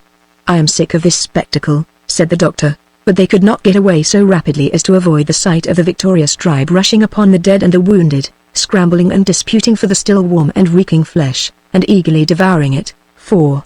Uttered Joe, "It's sickening." The balloon rose as it expanded. The howlings of the brutal horde, in the delirium of their orgy, pursued them for a few minutes, but, at length, borne away toward the south, they were carried out of sight and hearing of this horrible spectacle of cannibalism. The surface of the country was now greatly varied, with numerous streams of water, bearing toward the east. The latter, undoubtedly, ran into those affluents of Lake New, or of the River of the Gazelles, concerning which Guillaume has given such curious details. At nightfall, the balloon cast anchor in 27 degrees east longitude, and 4 degrees 20 minutes north latitude, after a day's trip of 150 miles. Chapter 21. Strange Sounds. A night attack. Kennedy and Joe in the tree. 2 shots. Help. Help. Reply in French. The morning. The missionary. The plan of rescue. The night came on very dark. The doctor had not been able to reconnoiter the country. He had made fast to a very tall tree, from which he could distinguish only a confused mass through the gloom. As usual, he took the 9 o'clock watch, and at midnight, Dick relieved him. "Keep a sharp lookout, Dick," was the doctor's good-night injunction. "Is there anything new on the carpet?" "No, but I thought that I heard vague sounds below us, and, as I don't exactly know where the wind has carried us to, even an excess of caution would do no harm. You've probably heard the cries of wild beasts." "No. The sound seemed to me something altogether different from that. At all events, on the least alarm don't fail to waken us." "I'll do so, Doctor, rest easy." After listening attentively for a moment or two longer, the doctor, hearing nothing more, threw himself on his blankets and went to sleep. The sky was covered with dense clouds, but not a breath of air was stirring, and the balloon, kept in its place by only a single anchor, experienced not the slightest oscillation. Kennedy, leaning his elbow on the edge of the car, so as to keep an eye on the cylinder, which was actively at work, gazed out upon the calm obscurity. He eagerly scanned the horizon, and, as often happens to minds that are uneasy or possessed with preconceived notions, he fancied that he sometimes detected vague gleams of light in the distance. At one moment he even thought that he saw them only 200 paces away, quite distinctly, but it was a mere flash that was gone as quickly as it came, and he noticed nothing more. It was, no doubt, one of those luminous illusions that sometimes impress the eye in the midst of very profound darkness. Kennedy was getting over his nervousness and falling into his wandering meditations again, when a sharp whistle pierced his ear. Was that the cry of an animal or of a night bird, or did it come from human lips? Kennedy, perfectly comprehending the gravity of the situation, was on the point of waking his companions, but he reflected that, in any case, men or animals, the creatures that he had heard must be out of reach. So he merely saw that his weapons were all right, and then, with his night glass, again plunged his gaze into space. It was not long before he thought he could perceive below him vague forms that seemed to be gliding toward the tree, and then, by the aid of a ray of moonlight that shot like an electric flash between two masses of cloud, he distinctly made out a group of human figures moving in the shadow. The adventure with the dog-faced baboons returned to his memory, and he placed his hand on the doctor's shoulder. The latter was awake in a moment. "Silence," said Dick. "Let us speak below our breath. Has anything happened?" "Yes, let us waken Joe." The instant that Joe was aroused, Kennedy told him what he had seen. "Those confounded monkeys again," said Joe. "Possibly. But we must be on our guard." "Joe and I," said Kennedy, "will climb down the tree by the ladder.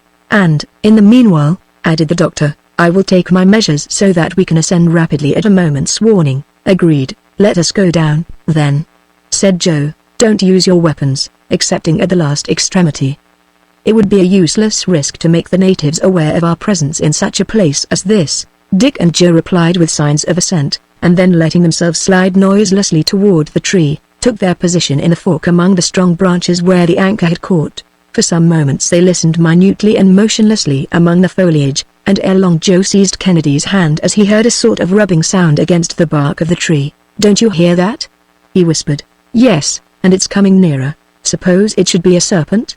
That hissing or whistling that you heard before?" "No. There was something human in it. I'd prefer the savages, for I have a horror of those snakes." "The noise is increasing," said Kennedy, again, after a lapse of a few moments. "Yes. Something's coming up toward us climbing. Keep watch on this side, and I'll take care of the other." "Very good." There they were, isolated at the top of one of the larger branches shooting out in the midst of one of those miniature forests called baobab trees. The darkness, heightened by the density of the foliage, was profound. However, Joe, leaning over to Kennedy's ear and pointing down the tree, whispered, "The blacks. They're climbing toward us." The two friends could even catch the sound of a few words uttered in the lowest possible tones. Joe gently brought his rifle to his shoulder as he spoke. "Wait," said Kennedy. Some of the natives had really climbed the baobab, and now they were seen rising on all sides, winding along the boughs like reptiles, and advancing slowly but surely, all the time plainly enough discernible, not merely to the eye but to the nostrils, by the horrible odors of the rancid grease with which they bedaubed their bodies. Ere long, two heads appeared to the gaze of Kennedy and Joe, on a level with the very branch to which they were clinging. "Attention," said Kennedy. "Fire." The double concussion resounded like a thunderbolt and died away into cries of rage and pain, and in a moment the whole horde had disappeared. But, in the midst of these yells and howls, a strange, unexpected nay what seemed an impossible cry had been heard. A human voice had, distinctly, called aloud in the French language, "Help! Help!" Kennedy and Joe, dumb with amazement, had regained the car immediately. "Did you hear that?" the doctor asked them. "Undoubtedly, that supernatural cry, Amoy, Amoy, comes from a Frenchman in the hands of these barbarians, a traveler, a missionary, perhaps, poor wretch," said Kennedy. "They're assassinating him, making a martyr of him." The doctor then spoke, and it was impossible for him to conceal his emotions. "There can be no doubt of it," he said. "Some unfortunate Frenchman has fallen into the hands of these savages. We must not leave this place without doing all in our power to save him." When he heard the sound of our guns, he recognized an unhoped-for assistance, a providential interposition. "We shall not disappoint his last hope." "Are such your views?" "They are, Doctor, and we are ready to obey you. Let us, then, lay our heads together to devise some plan, and in the morning we'll try to rescue him." "But how shall we drive off those abominable blacks?"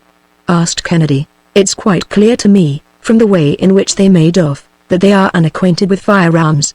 We must, therefore, profit by their fears, but we shall await daylight before acting, and then we can form our plans of rescue according to circumstances."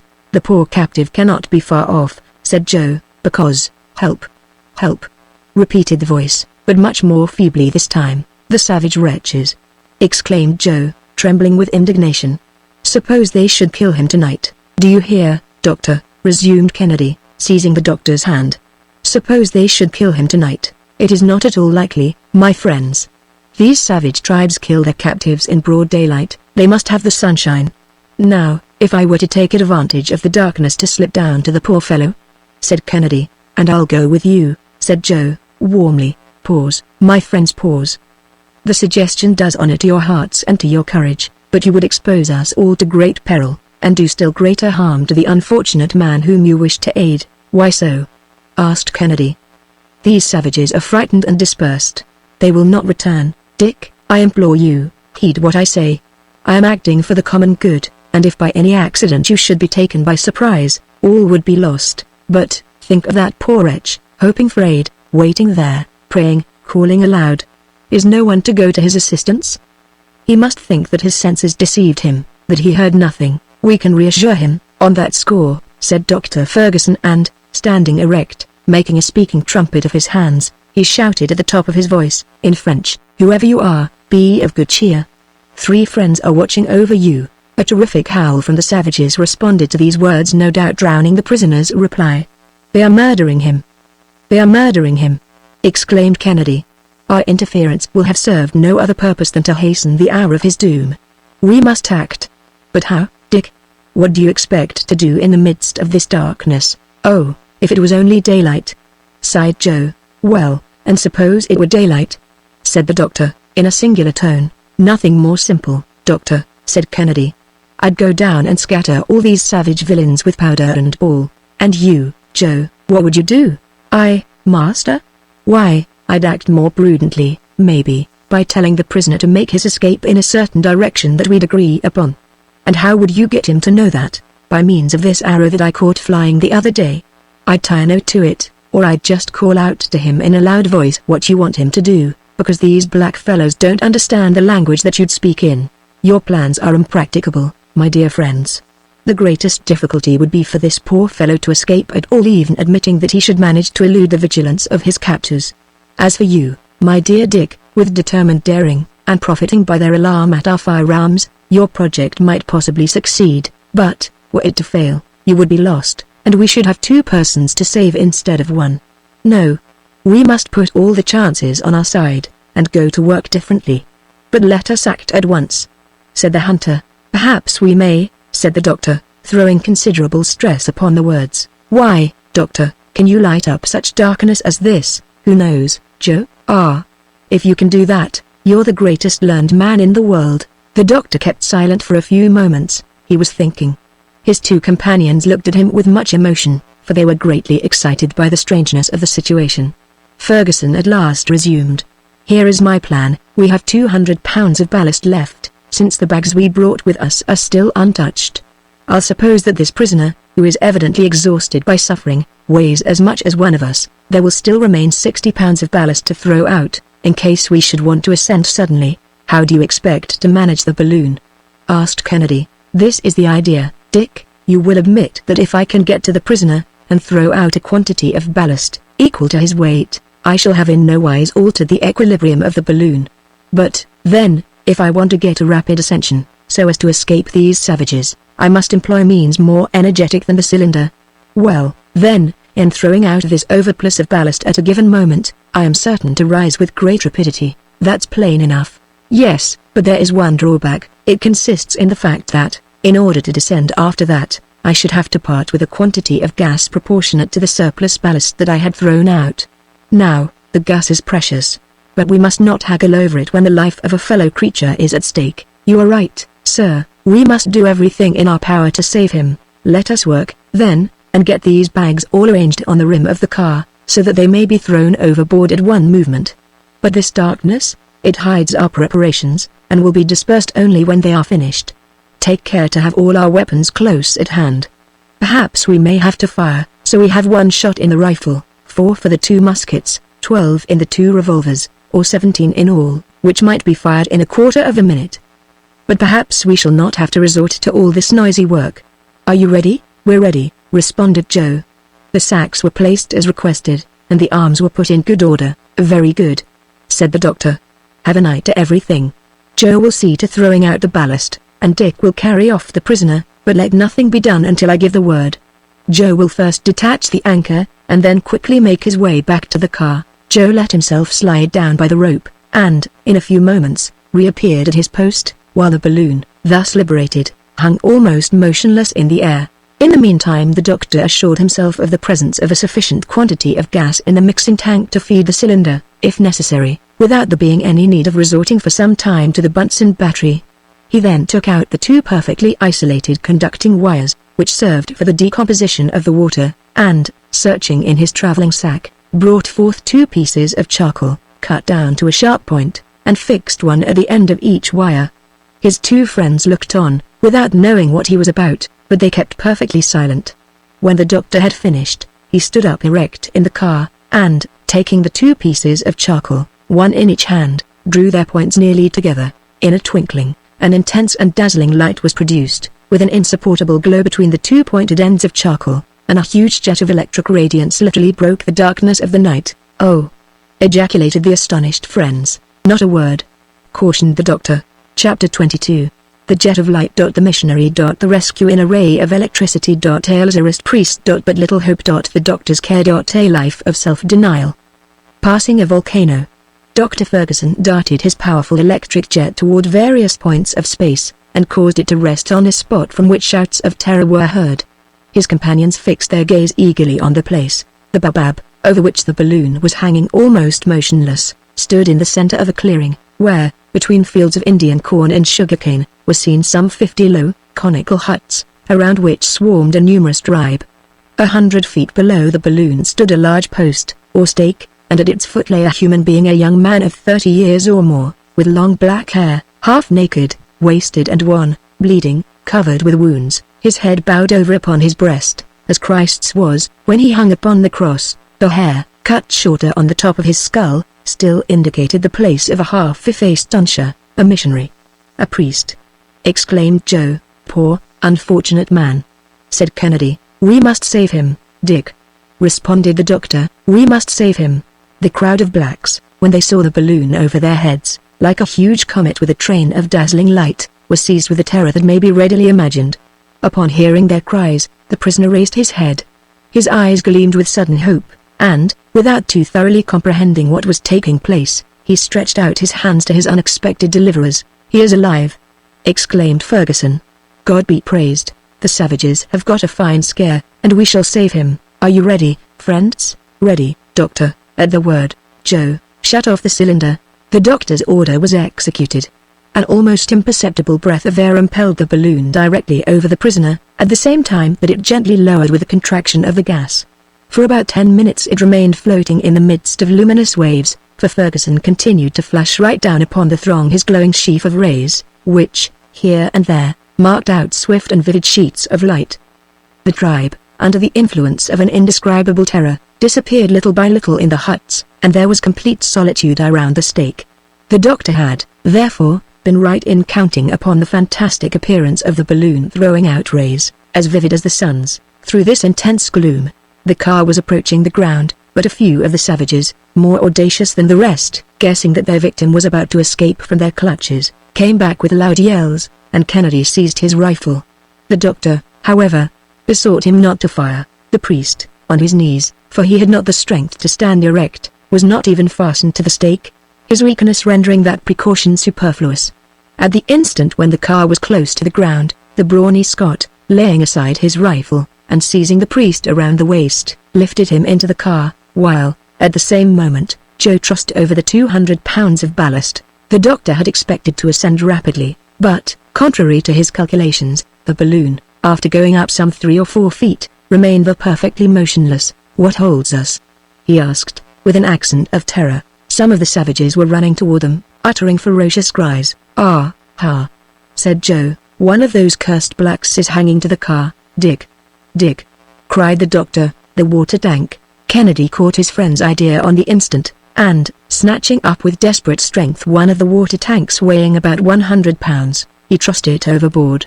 The balloon, thus suddenly lightened, made a leap of 300 feet into the air, amid the howlings of the tribe whose prisoner thus escaped them in a blaze of dazzling light. "Hurrah!" shouted the doctor's comrades. Suddenly, the balloon took a fresh leap, which carried it up to an elevation of 1,000 feet. "What's that?"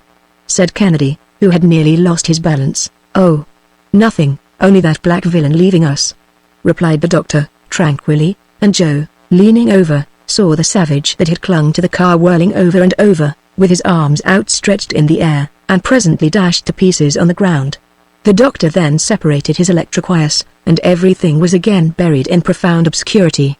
It was now 1 o'clock in the morning. The Frenchman, who had swooned away, at length opened his eyes. "You are saved," were the doctor's first words. "Saved?" He with a sad smile replied in English, "Saved from a cruel death. My brethren, I thank you, but my days are numbered, nay, even my hours, and I have but little longer to live." With this, the missionary, again yielding to exhaustion, relapsed into his fainting fit. "He is dying," said Kennedy. "No," replied the doctor, bending over him, "but he is very weak, so let us lay him under the awning." And they did gently deposit on their blankets that poor, wasted body, covered with scars and wounds, still bleeding where fire and steel had, in 20 places, left their agonizing marks. The doctor, taking an old handkerchief, quickly prepared a little lint, which he spread over the wounds, after having washed them. These rapid attentions were bestowed with the celerity and skill of a practiced surgeon, and, when they were complete, the doctor, taking a cordial from his medicine chest, poured a few drops upon his patient's lips. The latter feebly pressed his kind hands, and scarcely had the strength to say, "Thank you. Thank you." The doctor comprehended that he must be left perfectly quiet, so he closed the folds of the awning and resumed the guidance of the balloon. The latter, after taking into account the weight of the new passenger, has been lightened of 180 pounds, and therefore kept aloft without the aid of the cylinder. At the first dawn of day, a current drove it gently toward the west-northwest. The doctor went in under the awning for a moment or two, to look at his still sleeping patient. "May heaven spare the life of our new companion. Have you any hope?" said the Scot. "Yes, Dick, with care, in this pure, fresh atmosphere. How that man has suffered," said Joe, with feeling. "He did bolder things than we've done, in venturing all alone among those savage tribes." "That cannot be questioned," assented the hunter. During the entire day the doctor would not allow the sleep of his patient to be disturbed. It was really a long stupor, broken only by an occasional murmur of pain that continued to disquiet and agitate the doctor greatly. Toward evening the balloon remained stationary in the midst of the gloom, and during the night, while Kennedy and Joe relieved each other in carefully tending the sick man, Ferguson kept watch over the safety of all. By the morning of the next day, the balloon had moved, but very slightly, to the westward. The dawn came up pure and magnificent. The sick man was able to call his friends with a stronger voice. They raised the curtains of the awning, and he inhaled with delight the keen morning air. "How do you feel today?" asked the doctor. "Better, perhaps," he replied. "But you, my friends, I have not seen you yet, excepting in a dream. I can, indeed, scarcely recall what has occurred. Who are you that your names may not be forgotten in my dying prayers?" "We are English travelers," replied Ferguson. "We are trying to cross Africa in a balloon, and, on our way, we have had the good fortune to rescue you." "Science has its heroes," said the missionary. "But religion its martyrs," rejoined the Scot. "Are you a missionary?" asked the doctor. "I am a priest of the Lazarist mission. Heaven sent you to me, heaven be praised. The sacrifice of my life had been accomplished." "But you come from Europe. Tell me about Europe, about France." "I have been without news for the last 5 years. 5 years. Alone. And among these savages," exclaimed Kennedy with amazement. "They are souls to redeem. Ignorant and barbarous brethren, whom religion alone can instruct and civilize." Dr. Ferguson, yielding to the priest's request, talked to him long and fully about France. He listened eagerly, and his eyes filled with tears. He seized Kennedy's and Joe's hands by turns in his own, which were burning with fever. The doctor prepared him some tea, and he drank it with satisfaction. After that, he had strength enough to raise himself up a little, and smiled with pleasure at seeing himself borne along through so pure a sky. "You are daring travelers," he said, "and you will succeed in your bold enterprise. You will again behold your relatives, your friends, your country. You." At this moment, the weakness of the young missionary became so extreme that they had to lay him again on the bed, where a prostration, lasting for several hours, held him like a dead man under the eye of Dr. Ferguson. The latter could not suppress his emotion, for he felt that this life now in his charge was ebbing away. Were they then so soon to lose him whom they had snatched from an agonizing death? The doctor again washed and dressed the young martyr's frightful wounds, and had to sacrifice nearly his whole stock of water to refresh his burning limbs. He surrounded him with the tenderest and most intelligent care, until, at length, the sick man revived, little by little, in his arms, and recovered his consciousness if not his strength. The doctor was able to gather something of his history from his broken murmurs. "Speak in your native language," he said to the sufferer. "I understand it, and it will fatigue you less." The missionary was a poor young man from the village of Eridon, in Brittany, in the Morbihan country. His earliest instincts had drawn him toward an ecclesiastical career, but to this life of self-sacrifice he was also desirous of joining a life of danger, by entering the mission of the order of priesthood of which Saint Vincent de Paul was the founder, and, at 20, he quitted his country for the inhospitable shores of Africa. From the sea-coast, overcoming obstacles, little by little, braving all privations, pushing onward, afoot, and praying, he had advanced to the very center of those tribes that dwell among the tributary streams of the Upper Nile. For 2 years his faith was spurned, his zeal denied recognition, his charities taken in ill part, and he remained a prisoner to one of the cruelest tribes of the Nyambura, the object of every species of maltreatment. But still he went on teaching, instructing, and praying. The tribe having been dispersed and he left for dead, in one of those combats which are so frequent between the tribes, instead of retracing his steps, he persisted in his evangelical mission. His most tranquil time was when he was taken for a madman. Meanwhile, he had made himself familiar with the idioms of the country, and he catechized in them. At length, during 2 more long years, he traversed these barbarous regions, impelled by that superhuman energy that comes from God. For a year past he had been residing with the tribe of the Nyams known as the Barofri, one of the wildest and the most ferocious of them all. The chief having died a few days before our travelers appeared, his sudden death was attributed to the missionary, and the tribe resolved to immolate him. His sufferings had already continued for the space of 40 hours, and, as the doctor had supposed, he was to have perished in the blaze of the noonday sun. When he heard the sound of firearms, nature got the best of him, and he had cried out, "Help! Help!" He then thought that he must have been dreaming, when a voice, that seemed to come from the sky, had uttered words of consolation. "I have no regrets," he said, "for the life that is passing away from me. My life belongs to God. Hope still." Said the doctor, "We are near you, and we will save you now, as we saved you from the tortures of the stake. "I do not ask so much of heaven," said the priest, with resignation. "Blessed be God for having vouchsafed to me the joy before I die of having pressed your friendly hands, and having heard, once more, the language of my country."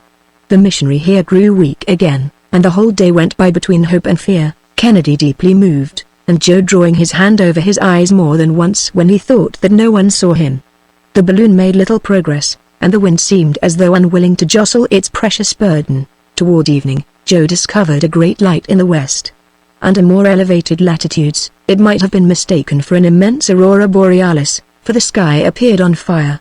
The doctor very attentively examined the phenomenon. "It is, perhaps, only a volcano in full activity," said he. "But the wind is carrying us directly over it," replied Kennedy. "Very well, we shall cross it then at a safe height," said the doctor. 3 hours later, the Victoria was right among the mountains. Her exact position was 24 degrees 15 minutes east longitude, and 4 degrees 42 minutes north latitude, and 4 degrees 42 minutes north latitude. In front of her a volcanic crater was pouring forth torrents of melted lava, and hurling masses of rock to an enormous height.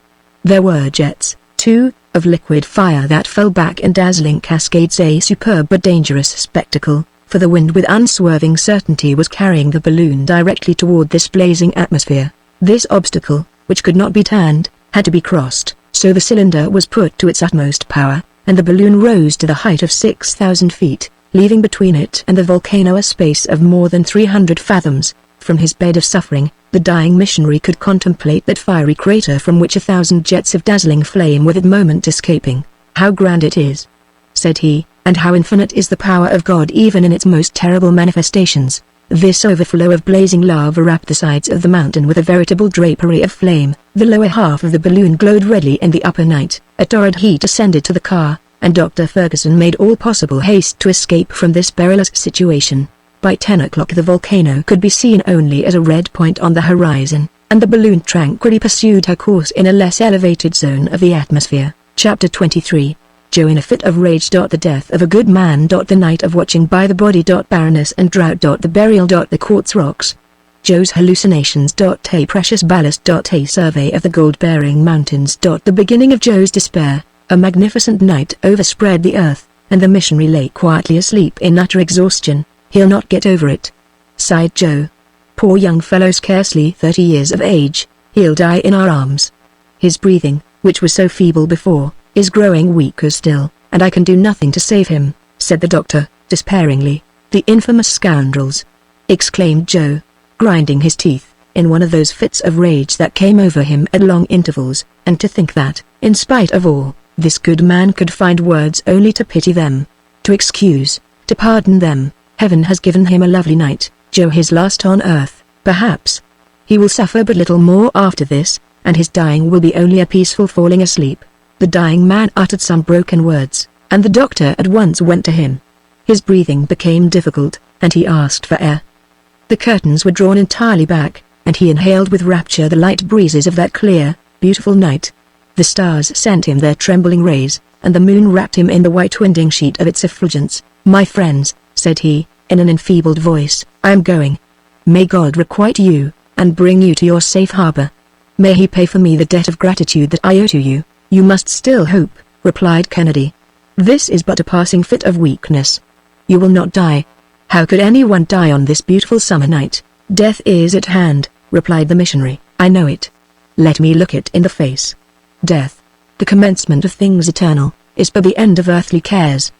Place me upon my knees, my brethren, I beseech you." Kennedy lifted him up, and it was distressing to see his weakened limbs bend under him. "My God! My God!" exclaimed the dying apostle, "have pity on me." His countenance shone. Far above that earth on which he had known no joys, in the midst of that night which sent to him its softest radiance, on the way to that heaven toward which he uplifted his spirit, as though in a miraculous assumption, he seemed already to live and breathe in the new existence. His last gesture was a supreme blessing on his new friends of only one day. Then he fell back into the arms of Kennedy, whose countenance was bathed in hot tears. "Dead," said the doctor, bending over him, "dead." And with one common accord, the three friends knelt together in silent prayer. "Tomorrow," resumed the doctor, "we shall bury him in the African soil which he has besprinkled with his blood." During the rest of the night the body was watched, turn by turn, by the three travelers, and not a word disturbed the solemn silence. Each of them was weeping.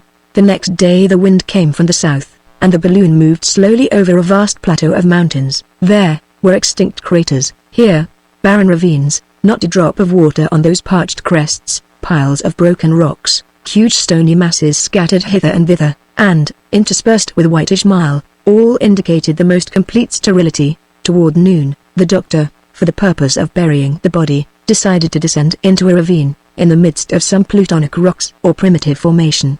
The surrounding mountains would shelter him, and enable him to bring his car to the ground, for there was no tree in sight to which he could make it fast. But, as he had explained to Kennedy, it was now impossible for him to descend, except by releasing a quantity of gas proportionate to his loss of ballast at the time when he had rescued the missionary. He therefore opened the valve of the outside balloon. The hydrogen escaped, and the Victoria quietly descended into the ravine. As soon as the car touched the ground, the doctor shut the valve. Joe leapt out, holding on the while to the rim of the car with one hand, and with the other gathering up a quantity of stones equal to his own weight. He could then use both hands, and had soon heaped into the car more than 500 pounds of stones, which enabled both the doctor and Kennedy, in their turn, to get out. Thus the Victoria found herself balanced, and her ascensional force insufficient to raise her. Moreover, it was not necessary to gather many of these stones, for the blocks were extremely heavy, so much so, indeed, that the doctor's attention was attracted by the circumstance. The soil, in fact, was bestrewn with quartz and porphyritic rocks. "This is a singular discovery," said the doctor, mentally. In the meanwhile, Kennedy and Joe had strolled away a few paces, looking up a proper spot for the grave. The heat was extreme in this ravine, shut in as it was like a sort of furnace. The noonday sun poured down its rays perpendicularly into it. The first thing to be done was to clear the surface of the fragments of rock that encumbered it, and then a quite deep grave had to be dug, so that the wild animals should not be able to disinter the corpse. The body of the martyred missionary was then solemnly placed in it. The earth was thrown in over his remains, and above it masses of rock were deposited, in rude resemblance to a tomb. The doctor, however, remained motionless, and lost in his reflections. He did not even heed the call of his companions, nor did he return with them to seek a shelter from the heat of the day. "What are you thinking about, doctor?" asked Kennedy. "About a singular freak of nature, a curious effect of chance. Do you know, now, in what kind of soil that man of self-denial, that poor one in spirit, has just been buried?" "No." "What do you mean, doctor?" "That priest, who took the oath of perpetual poverty, now reposes in a gold mine." "A gold mine!" exclaimed Kennedy and Joe in one breath. "Yes, a gold mine," said the doctor, quietly.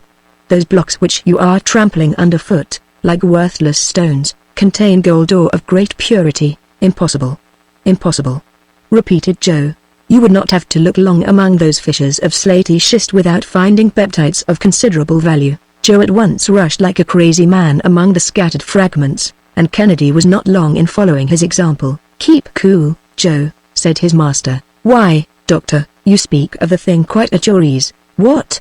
A philosopher of your metal?" "Ah, master, no philosophy holds good in this case. Come, come, let us reflect a little. What good would all this wealth do you?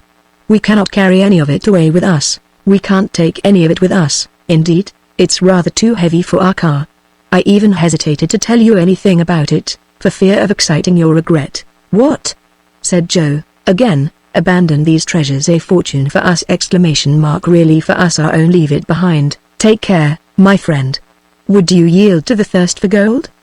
Has not this dead man whom you have just helped to bury, taught you the vanity of human affairs?" "All that is true," replied Joe. "But gold? Mr. Kennedy, won't you help to gather up a trifle of all these millions?" "What could we do with them, Joe?"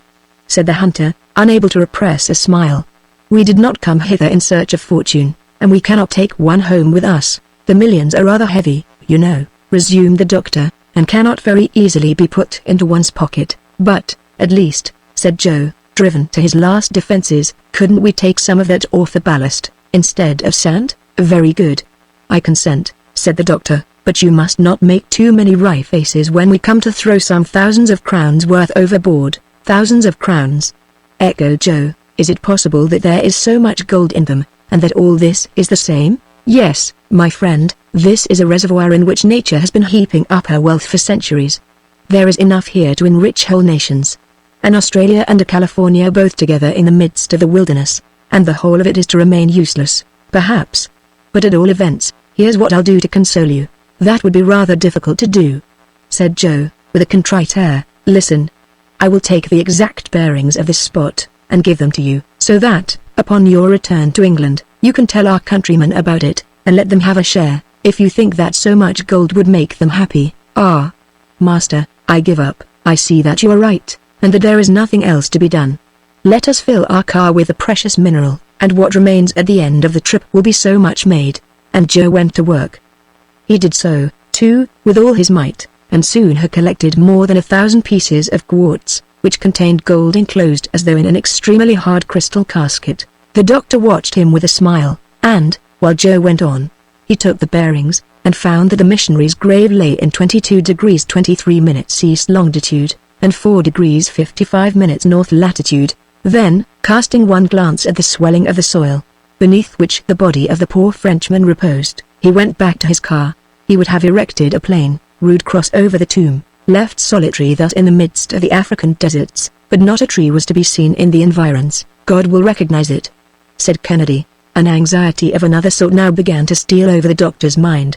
He would have given much of the gold before him for a little water, for he had to replace what had been thrown overboard when the Negro was carried up into the air. But it was impossible to find it in these arid regions, and this reflection gave him great uneasiness. He had to feed his cylinder continually, and he even began to find that he had not enough to quench the thirst of his party. Therefore he determined to lose no opportunity of replenishing his supply. Upon getting back to the car, he found it burdened with the quartz blocks that Joe's greed had heaped in it. He got in, however, without saying anything. Kennedy took his customary place, and Joe followed, but not without casting a covetous glance at the treasures in the ravine.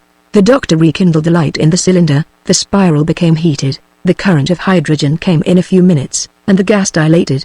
But the balloon did not stir an inch. Joe looked on uneasily, but kept silent. "Joe," said the doctor. Joe made no reply. "Joe, don't you hear me?" Joe made a sign that he heard, but he would not understand. "Do me the kindness to throw out some of that quartz." "But, doctor, you gave me leave." "I gave you leave to replace the ballast, that was all." "But, do you want to stay forever in this desert?" Joe cast a despairing look at Kennedy, but the hunter put on the air of a man who could do nothing in the matter. "Well, Joe, then your cylinder don't work," said the obstinate fellow. "My cylinder? It is lit, as you perceive. But the balloon will not rise until you have thrown off a little ballast." Joe scratched his ear, picked up a piece of quartz, the smallest in the lot, weighed and reweighed it, and tossed it up and down in his hand. It was a fragment of about 3 or 4 pounds. At last he threw it out. But the balloon did not budge. "Humphrey," said he, "we're not going up yet." "Not yet," said the doctor. "Keep on throwing." Kennedy laughed. Joe now threw out some 10 pounds. But the balloon stood still. Joe got very pale. "Poor fellow," said the doctor. "Mr. Kennedy, you and I weigh, unless I am mistaken, about 400 pounds, so that you'll have to get rid of at least that weight, since it was put in here to make up for us." "Throw away 400 pounds," said Joe, piteously, "and some more with it, or we can't rise." "Come, courage, Joe." The brave fellow, heaving deep sighs, began at last to lighten the balloon, but, from time to time, he would stop, and ask, "Are you going up?" "No, not yet," was the invariable response. "It moves," said he, at last. "Keep on," replied the doctor. "It's going up, I'm sure." "Keep on yet," said Kennedy, and Joe, picking up one more block, desperately tossed it out of the car. The balloon rose 100 feet or so, and, aided by the cylinder, soon passed above the surrounding summits. "Now, Joe," resumed the doctor, "there still remains a handsome fortune for you, and, if we can only keep the rest of this with us until the end of our trip, you are rich for the balance of your days." Joe made no answer, but stretched himself out luxuriously on his heap of quartz. "See, my dear Dick," the doctor went on. "Just see the power of this metal over the cleverest lad in the world. What passions, what greed, what crimes, the knowledge of such a mine as that would cause. It is sad to think of it." By evening the balloon had made 90 miles to the westward, and was, in a direct line, 1,400 miles from Zanzibar. Chapter 24. The wind dies away. The vicinity of the desert. The mistake in the water supply. The nights of the equator. Dr. Ferguson's anxieties. The situation flatly stated. Energetic replies of Kennedy and Joe. One night more, The balloon, having been made fast to a solitary tree, almost completely dried up by the aridity of the region in which it stood, passed the night in perfect quietness, and the travelers were enabled to enjoy a little of the repose which they so greatly needed. The emotions of the day had left sad impressions on their minds. Toward morning, the sky had resumed its brilliant purity and its heat. The balloon ascended, and, after several ineffectual attempts, fell into a current that, although not rapid, bore them toward the northwest. "We are not making progress," said the doctor. "If I am not mistaken, we have accomplished nearly half of our journey in 10 days, but, at the rate at which we are going, it would take months to end it, and that is all the more vexatious, that we are threatened with a lack of water." "But we'll find some," said Joe. "It is not to be thought of that we shouldn't discover some river, some stream, or pond, in all this vast extent of country." "I hope so. Now don't you think that it's Joe's cargo of stone that is keeping us back?" Kennedy asked this question only to tease Joe, and he did so the more willingly because he had, for a moment, shared the poor lad's hallucinations, but, not finding anything in them, he had fallen back into the attitude of a strong-minded looker-on, and turned the affair off with a laugh. Joe cast a mournful glance at him, but the doctor made no reply. He was thinking, not without secret terror, probably, of the vast solitudes of Sahara, for their whole weeks sometimes pass without the caravans meeting with a single spring of water. Occupied with these thoughts, he scrutinized every depression of the soil with the closest attention. These anxieties, and the incidents recently occurring, had not been without their effect upon the spirits of our 3 travelers. They conversed less, and were more wrapped in their own thoughts. Joe, clever lad as he was, seemed no longer the same person since his gaze had plunged into that ocean of gold. He kept entirely silent, and gazed incessantly upon the stony fragments heaped up in the car, worthless today, but of inestimable value tomorrow. The appearance of this part of Africa was, moreover, quite calculated to inspire alarm. The desert was gradually expanding around them, not another village was to be seen, not even a collection of a few huts, and vegetation also was disappearing. Barely a few dwarf plants could now be noted, like those on the wild heaths of Scotland. Then came the first tract of greyish sand and flint, with here and there a lentisk tree and brambles. In the midst of this sterility, the rudimental carcass of the globe appeared in ridges of sharply jutting rock. These symptoms of a totally dry and barren region greatly disquieted Dr. Ferguson. It seemed as though no caravan had ever braved this desert expanse, or it would have left visible traces of its encampments, or the whitened bones of men and animals. But nothing of the kind was to be seen, and the aeronauts felt that, ere long, an immensity of sand would cover the whole of this desolate region. However, there was no going back, they must go forward, and, indeed, the doctor asked for nothing better. He would even have welcomed a tempest to carry him beyond this country. But, there was not a cloud in the sky. At the close of the day, the balloon had not made 30 miles, if there had been no lack of water. But, there remained only 3 gallons in all. The doctor put aside 1 gallon, destined to quench the burning thirst that a heat of 90 degrees rendered intolerable. 2 gallons only then remained to supply the cylinder. Hence, they could produce no more than 480 cubic feet of gas, yet the cylinder consumed about 9 cubic feet per hour.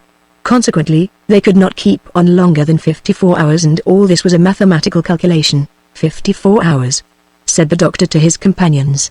Therefore, as I am determined not to travel by night, for fear of passing some stream or pool, we have but 3 days and a half of journeying, during which we must find water, at all hazards. I have thought it my duty to make you aware of the real state of the case, as I have retained only 1 gallon for drinking, and we shall have to put ourselves on the shortest allowance. Put us on short allowance, then, doctor, responded Kennedy. But we must not despair. We have 3 days left, you say? Yes, my dear Dick. Well, as grieving over the matter won't help us, in 3 days there will be time enough to decide upon what is to be done. In the meanwhile, let us redouble our vigilance. At their evening meal, the water was strictly measured out, and the brandy was increased in quantity in the punch they drank. But they had to be careful with the spirits, the latter being more likely to produce than to quench thirst. The car rested, during the night, upon an immense plateau, in which there was a deep hollow. Its height was scarcely 800 feet above the level of the sea. This circumstance gave the doctor some hope, since it recalled to his mind the conjectures of geographers concerning the existence of a vast stretch of water in the center of Africa. But, if such a lake really existed, the point was to reach it, and not a sign of change was visible in the motionless sky. To the tranquil night and its starry magnificence succeeded the unchanging daylight and the blazing rays of the sun, and, from the earliest dawn, the temperature became scorching.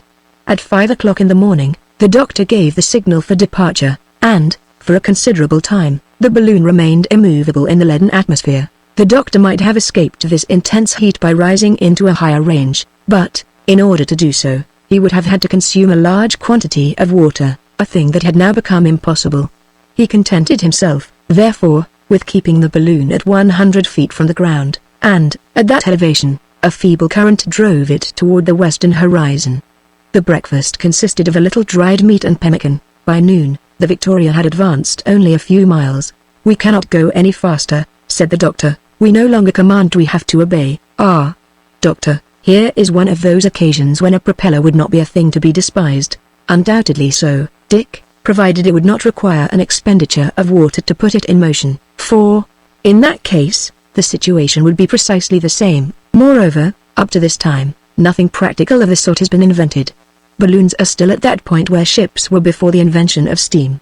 It took 6,000 years to invent propellers and screws, so we have time enough yet." "Confounded heat," said Joe, wiping away the perspiration that was streaming from his forehead. "If we had water, this heat would be of service to us, for it dilates the hydrogen in the balloon, and diminishes the amount required in the spiral, although it is true that, if we were not short of the useful liquid, we should not have to economize it."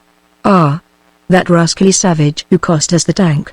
3. You don't regret, though, what you did, Doctor? "No, Dick, since it was in our power to save that unfortunate missionary from a horrible death. But, the 100 pounds of water that we threw overboard would be very useful to us now. It would be 13 or 14 days more of progress secured, or quite enough to carry us over this desert. We've made at least half the journey, haven't we?" asked Joe. "In distance, yes, but in duration, no. Should the wind leave us, and it, even now, has a tendency to die away altogether." "Come, sir," said Joe, "again, we must not complain. We've got along pretty well, thus far, and whatever happens to me, I can't get desperate. We'll find water, mind, I tell you so." The soil, however, ran lower from mile to mile. The undulations of the gold-bearing mountains they had left died away into the plain, like the last throes of exhausted nature. Scanty grass took the place of the fine trees of the east. Only a few belts of half-scorched herbage still contended against the invasion of the sand, and the huge rocks, that had rolled down from the distant summits, crushed in their fall, had scattered in sharp-edged pebbles which soon again became coarse sand, and finally impalpable dust. "Here, at last, is Africa, such as you pictured it to yourself, Joe. Was I not right in saying, wait a little? Eh? Well, master, it's all natural, at least heat and dust. It would be foolish to look for anything else in such a country. Do you see?" he added, laughing. "I had no confidence, for my part, in your forests and your prairies. They were out of reason. What was the use of coming so far to find scenery just like England? Here's the first time that I believe in Africa, and I'm not sorry to get a taste of it." Toward evening, the doctor calculated that the balloon had not made 20 miles during that whole burning day, and a heated gloom closed in upon it, as soon as the sun had disappeared behind the horizon, which was traced against the sky with all the precision of a straight line. The next day was Thursday, the 1st of May, but the days followed each other with desperate monotony. Each morning was like the one that had preceded it. Noon poured down the same exhaustless rays, and night condensed in its shadow the scattered heat which the ensuing day would again bequeath to the succeeding night. The wind, now scarcely observable, was rather a gasp than a breath, and the morning could almost be foreseen when even that gasp would cease. The doctor reacted against the gloominess of the situation and retained all the coolness and self-possession of a disciplined heart. With his glass he scrutinized every quarter of the horizon. He saw the last rising ground gradually melting to the dead level, and the last vegetation disappearing, while, before him, stretched the immensity of the desert. The responsibility resting upon him pressed sorely, but he did not allow his disquiet to appear. Those two men, Dick and Joe, friends of his, both of them, he had induced to come with him almost by the force alone of friendship and of duty. Had he done well in that? Was it not like attempting to tread forbidden paths? Was he not, in this trip, trying to pass the borders of the impossible? Had not the Almighty reserved for later ages the knowledge of this inhospitable continent? All these thoughts, of the kind that arise in hours of discouragement, succeeded each other and multiplied in his mind, and, by an irresistible association of ideas, the doctor allowed himself to be carried beyond the bounds of logic and of reason. After having established in his own mind what he should not have done, the next question was, what he should do, then. Would it be impossible to retrace his steps? Were there not currents higher up that would waft him to less arid regions? Well informed with regard to the countries over which he had passed, he was utterly ignorant of those to come, and thus his conscience speaking aloud to him, he resolved, in his turn, to speak frankly to his two companions. He thereupon laid the whole state of the case plainly before them. He showed them what had been done, and what there was yet to do. At the worst, they could return, or attempt it, at least. What did they think about it? I have no other opinion than that of my excellent master, said Joe. What he may have to suffer, I can suffer, and that better than he can, perhaps. Where he goes, there I'll go. And you, Kennedy? Doctor, I'm not the man to despair. No one was less ignorant than I of the perils of the enterprise, but I did not want to see them, from the moment that you determined to brave them. Under present circumstances, my opinion is, that we should persevere, go clear to the end. Besides, to return looks to me quite as perilous as the other course. So onward, then. You may count upon us. Thanks, my gallant friends, replied the doctor, with much real feeling. I expected such devotion as this, but I needed these encouraging words. Yet, once again, thank you, from the bottom of my heart. And, with this, the three friends warmly grasped each other by the hand. Now, hear me, said the doctor. According to my solar observations, we are not more than 300 miles from the Gulf of Guinea. The desert, therefore, cannot extend indefinitely, since the coast is inhabited, and the country has been explored for some distance back into the interior. If needs be, we can direct our course to that quarter, and it seems out of the question that we should not come across some oasis, or some well, where we could replenish our stock of water. But, what we want now, is the wind, for without it we are held here suspended in the air at a dead calm. Let us wait with resignation, said the hunter. But, each of the party, in his turn, vainly scanned the space around him during that long wearisome day. Nothing could be seen to form the basis of a hope. The very last inequalities of the soil disappeared with the setting sun, whose horizontal rise stretched in long lines of fire over the flat immensity. It was the desert. Our aeronauts had scarcely gone a distance of 15 miles, having expended, as on the preceding day, 135 cubic feet of gas to feed the cylinder, and 2 pints of water out of the remaining 8 had been sacrificed to the demands of intense thirst. The night passed quietly, too quietly, indeed, but the doctor did not sleep. Chapter 25. A little philosophy. A cloud on the horizon. In the midst of a fog. The strange balloon. An exact view of the Victoria. The palm trees. Traces of a caravan. The well in the midst of the desert.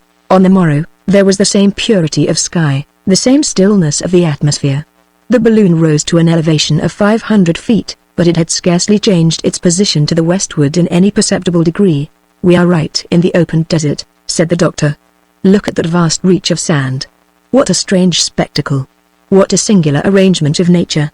Why should there be, in one place, such extreme luxuriance of vegetation yonder, and here, this extreme aridity, and that in the same latitude, and under the same rays of the sun? The why concerns me but little, answered Kennedy. The reason interests me less than the fact. The thing is so, that's the important part of it. Oh, it is well to philosophize a little, Dick, it does no harm. Let us philosophize, then, if you will. We have time enough before us. We are hardly moving, the wind is afraid to blow, it sleeps. That will not last forever, put in Joe. I think I see some banks of clouds in the east. Joe's right, said the doctor, after he had taken a look. Good, said Kennedy. Now for our clouds, with a fine rain, and a fresh wind to dash it into our faces. Well, we'll see, Dick, we'll see. But this is Friday, Master, and I'm afraid of Fridays. Well, I hope that this very day you'll get over those notions. I hope so, Master, too. Phew, he added, mopping his face. Heat's a good thing, especially in winter, but in summer it don't do to take too much of it. Don't you fear the effect of the sun's heat on our balloon? Asked Kennedy, addressing the doctor. No. The gutta-percha coating resists much higher temperatures than even this. With my spiral I have subjected it inside to as much as 158 degrees sometimes, and the covering does not appear to have suffered. A cloud. A real cloud, shouted Joe at this moment, for that piercing eyesight of his beat all the glasses, and, in fact, a thick bank of vapor, now quite distinct, could be seen slowly emerging above the horizon. It appeared to be very deep, and, as it were, puffed out. It was, in reality, a conglomeration of smaller clouds. The latter invariably retained their original formation, and from this circumstance the doctor concluded that there was no current of air in their collected mass. This compact body of vapor had appeared about 8 o'clock in the morning, and, by 11, it had already reached the height of the sun's disk. The latter then disappeared entirely behind the murky veil, and the lower belt of cloud, at the same moment, lifted above the line of the horizon, which was again disclosed in a full blaze of daylight. "It's only an isolated cloud," remarked the doctor. "It won't do to count much upon that. Look, Dick, its shape is just the same as when we saw it this morning." "Then, doctor, there's to be neither rain nor wind, at least for us." "I fear so.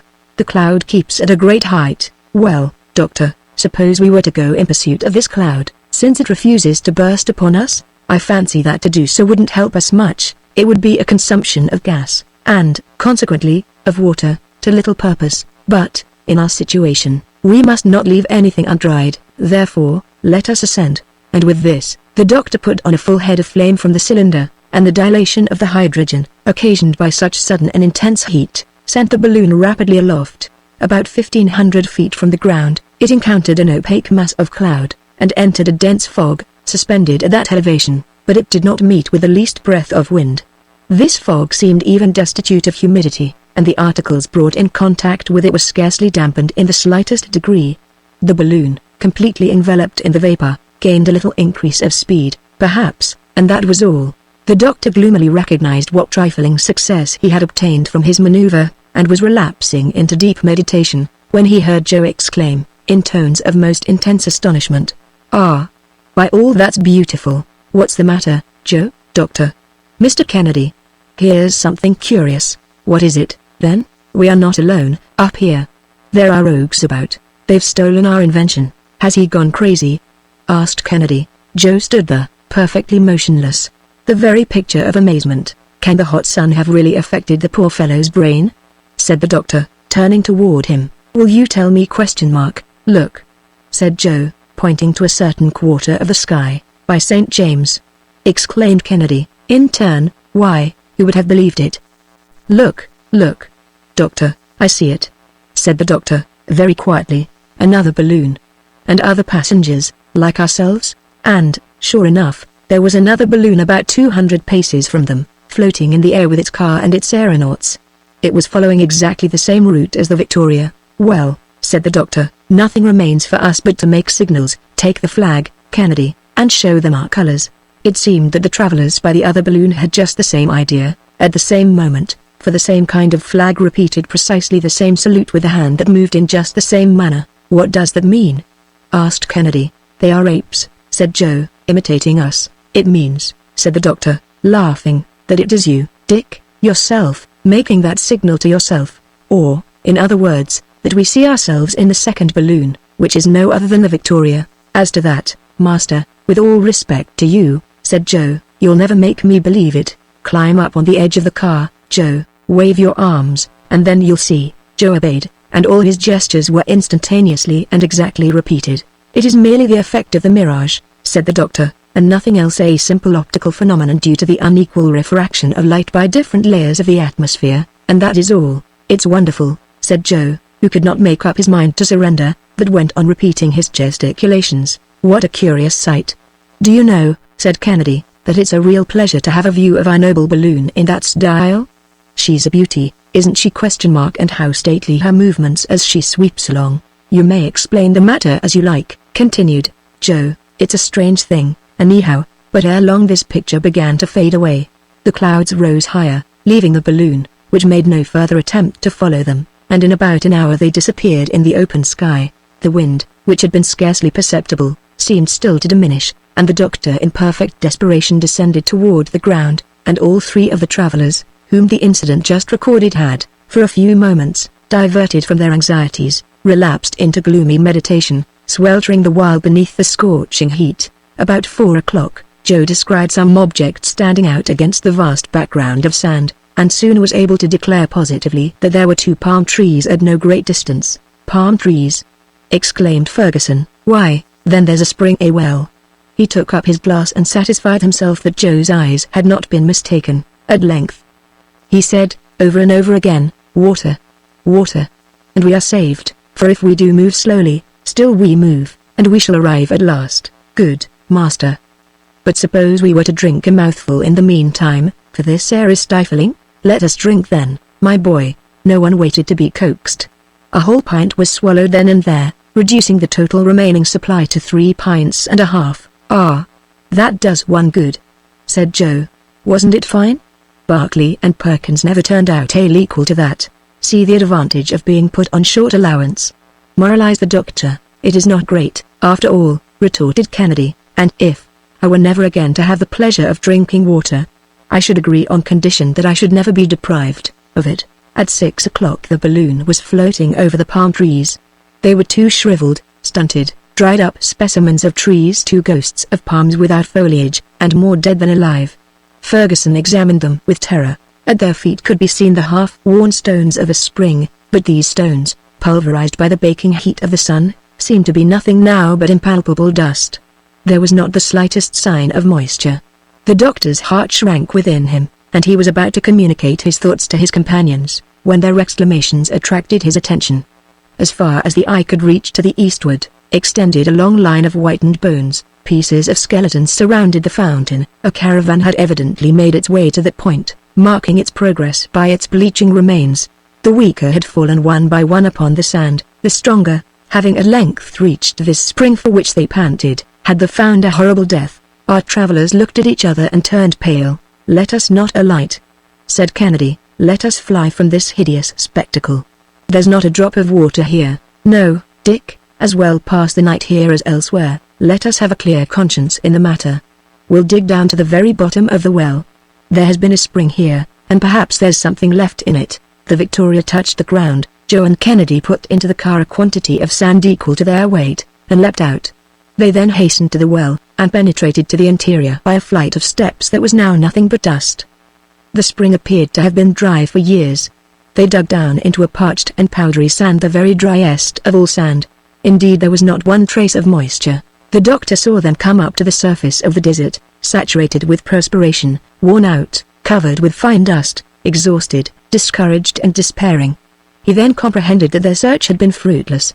He had expected as much, and he kept silent, for he felt that, from this moment forth, he must have courage and energy enough for 3. Joe brought up with him some pieces of a leathern bottle that had grown hard and horn-like with age, and angrily flung them away among the bleaching bones of the caravan. At supper, not a word was spoken by our travelers, and they even ate without appetite. Yet they had not, up to this moment, endured the real agonies of thirst, and were in no desponding mood, excepting for the future. Chapter 26. 113 degrees. The doctor's reflections. A desperate search. The cylinder goes out. 122 degrees. Contemplation of the desert. A night walk. Solitude. Debility. Joe's prospects. He gives himself 1 day more. The distance made by the balloon during the preceding day did not exceed 10 miles, and, to keep it afloat, 162 cubic feet of gas had been consumed. On Saturday morning the doctor again gave the signal for departure. The cylinder can work only 6 hours longer, and, if in that time we shall not have found either a well or a spring of water, God alone knows what will become of us. "Not much wine this morning, master," said Joe, "but it will come up, perhaps," he added, suddenly remarking the doctor's ill-concealed depression, vain hope. The atmosphere was in a dead calm, one of those calms which hold vessels captive in tropical seas. The heat had become intolerable, and the thermometer, in the shade under the awning, indicated 113 degrees. Joe and Kennedy, reclining at full length near each other, tried, if not in slumber, at least in torpor, to forget their situation, for their forced inactivity gave them periods of leisure far from pleasant. That man is to be pitied the most who cannot wean himself from gloomy reflections by actual work, or some practical pursuit. But here there was nothing to look after, nothing to undertake, and they had to submit to the situation, without having it in their power to ameliorate it. The pangs of thirst began to be severely felt. Brandy, far from appeasing this imperious necessity, augmented it, and richly merited the name of tiger's milk applied to it by the African natives. Scarcely 2 pints of water remained, and that was heated. Each of the party devoured the few precious drops with his gaze, yet neither of them dared to moisten his lips with them. 2 pints of water in the midst of the desert. Then it was that Dr. Ferguson, buried in meditation, asked himself whether he had acted with prudence. Would he not have done better to have kept the water that he had decomposed in pure loss, in order to sustain him in the air? He had gained a little distance, to be sure, but was he any nearer to his journey's end? What difference did 60 miles to the rear make in this region, when there was no water to be had where they were? The wind, should it rise, would blow there as it did here, only less strongly at this point, if it came from the east. But hope urged him onward. And yet those 2 gallons of water, expended in vain, would have sufficed for 9 days' halt in the desert.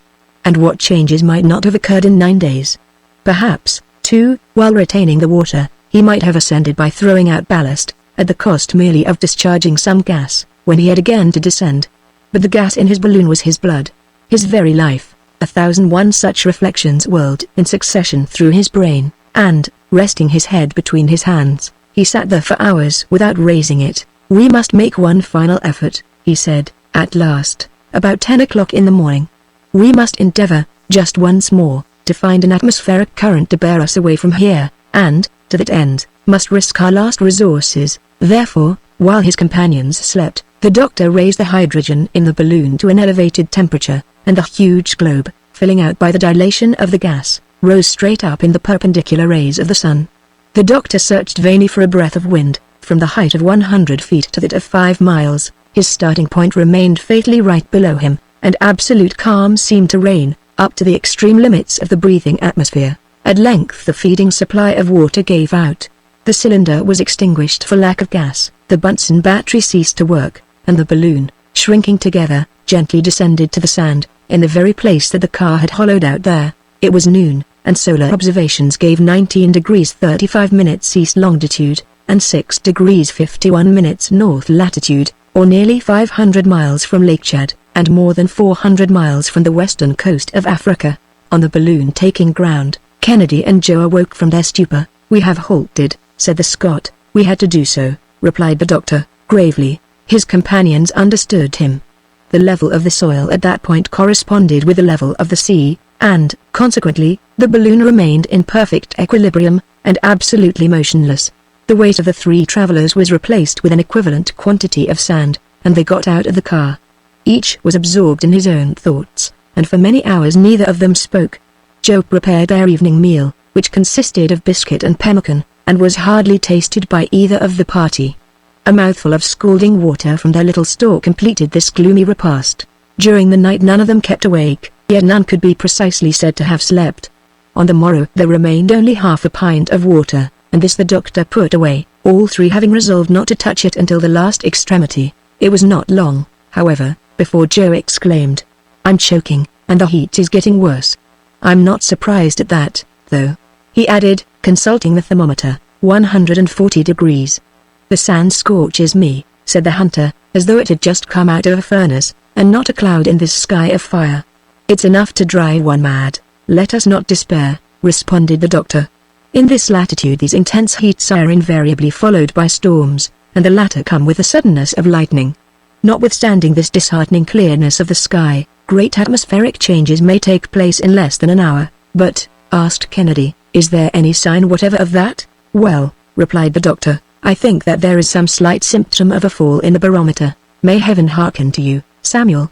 For here we are pinned to the ground, like a bird with broken wings, with this difference, however, my dear Dick, that our wings are unhurt, and I hope that we shall be able to use them again." "Ah! Wind! Wind!" exclaimed Joe, "enough to carry us to a stream or a well, and we'll be all right. We have provisions enough, and, with water, we could wait a month without suffering, but thirst is a cruel thing." It was not thirst alone, but the unchanging sight of the desert, that fatigued the mind. There was not a variation in the surface of the soil, not a hillock of sand, not a pebble, to relieve the gaze. This unbroken level discouraged the beholder, and gave him that kind of malady called the desert sickness. The impassable monotony of the arid blue sky, and the vast yellow expanse of the desert sand, at length produced a sensation of terror.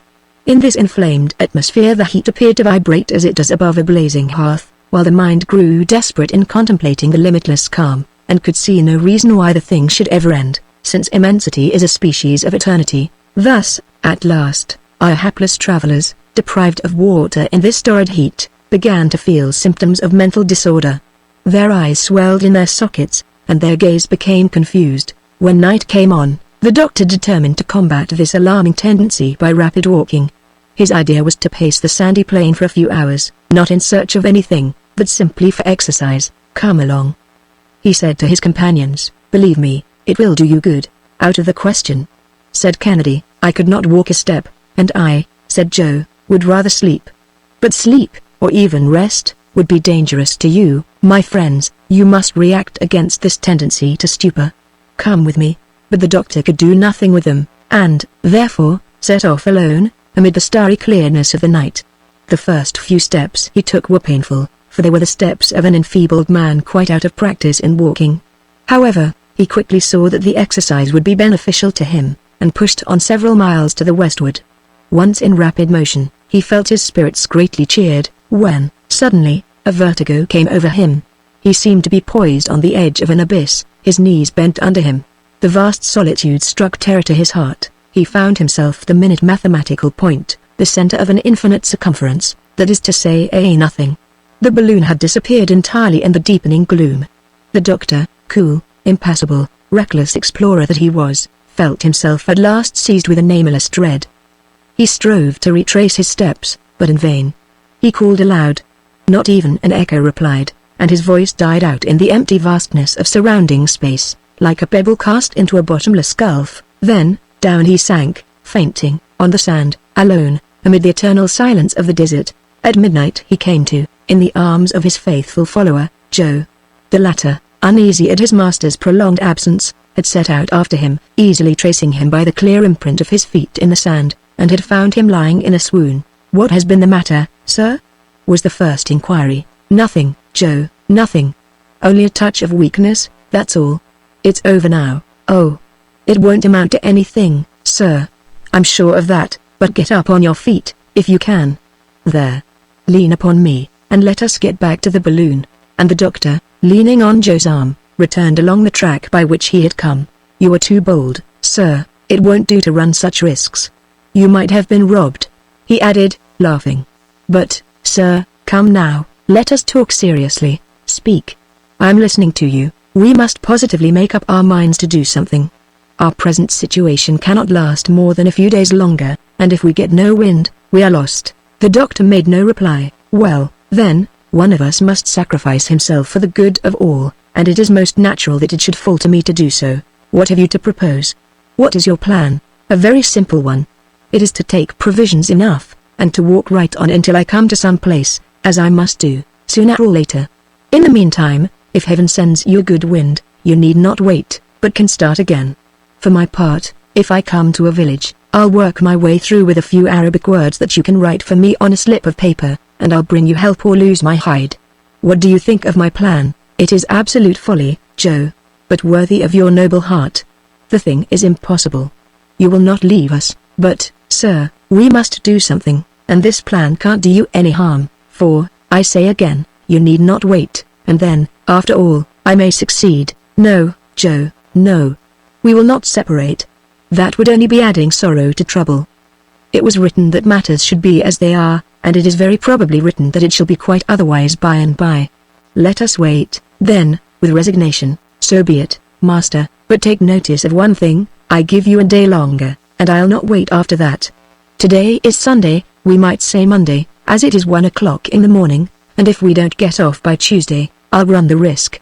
I've made up my mind to that." The doctor made no answer, and in a few minutes they got back to the car, where he took his place beside Kennedy, who lay there plunged in silence so complete that it could not be considered sleep. Chapter 27. Terrific heat. Hallucinations. The last drops of water. Nights of despair. An attempt at suicide. The Simoom. The Oasis. The Lion and Lioness. The doctor's first care, on the morrow, was to consult the barometer. He found that the mercury had scarcely undergone any perceptible depression. "Nothing," he murmured, "nothing." He got out of the car and scrutinized the weather. There was only the same heat, the same cloudless sky, the same merciless drought. Must we, then, give up to despair? He exclaimed, in agony. Joe did not open his lips. He was buried in his own thoughts, and planning the expedition he had proposed. Kennedy got up, feeling very ill, and a prey to nervous agitation. He was suffering horribly with thirst, and his swollen tongue and lips could hardly articulate a syllable. there still remained a few drops of water. Each of them knew this, and each was thinking of it, and felt himself drawn toward them. But neither of the three dared to take a step. Those three men, friends and companions as they were, fixed their haggard eyes upon each other with an instinct of ferocious longing, which was most plainly revealed in the hardy Scot, whose vigorous constitution yielded the soonest to these unnatural privations. Throughout the day he was delirious, pacing up and down, uttering hoarse cries, gnawing his clenched fists, and ready to open his veins and drink his own hot blood. "Ah!" he cried, "land of thirst!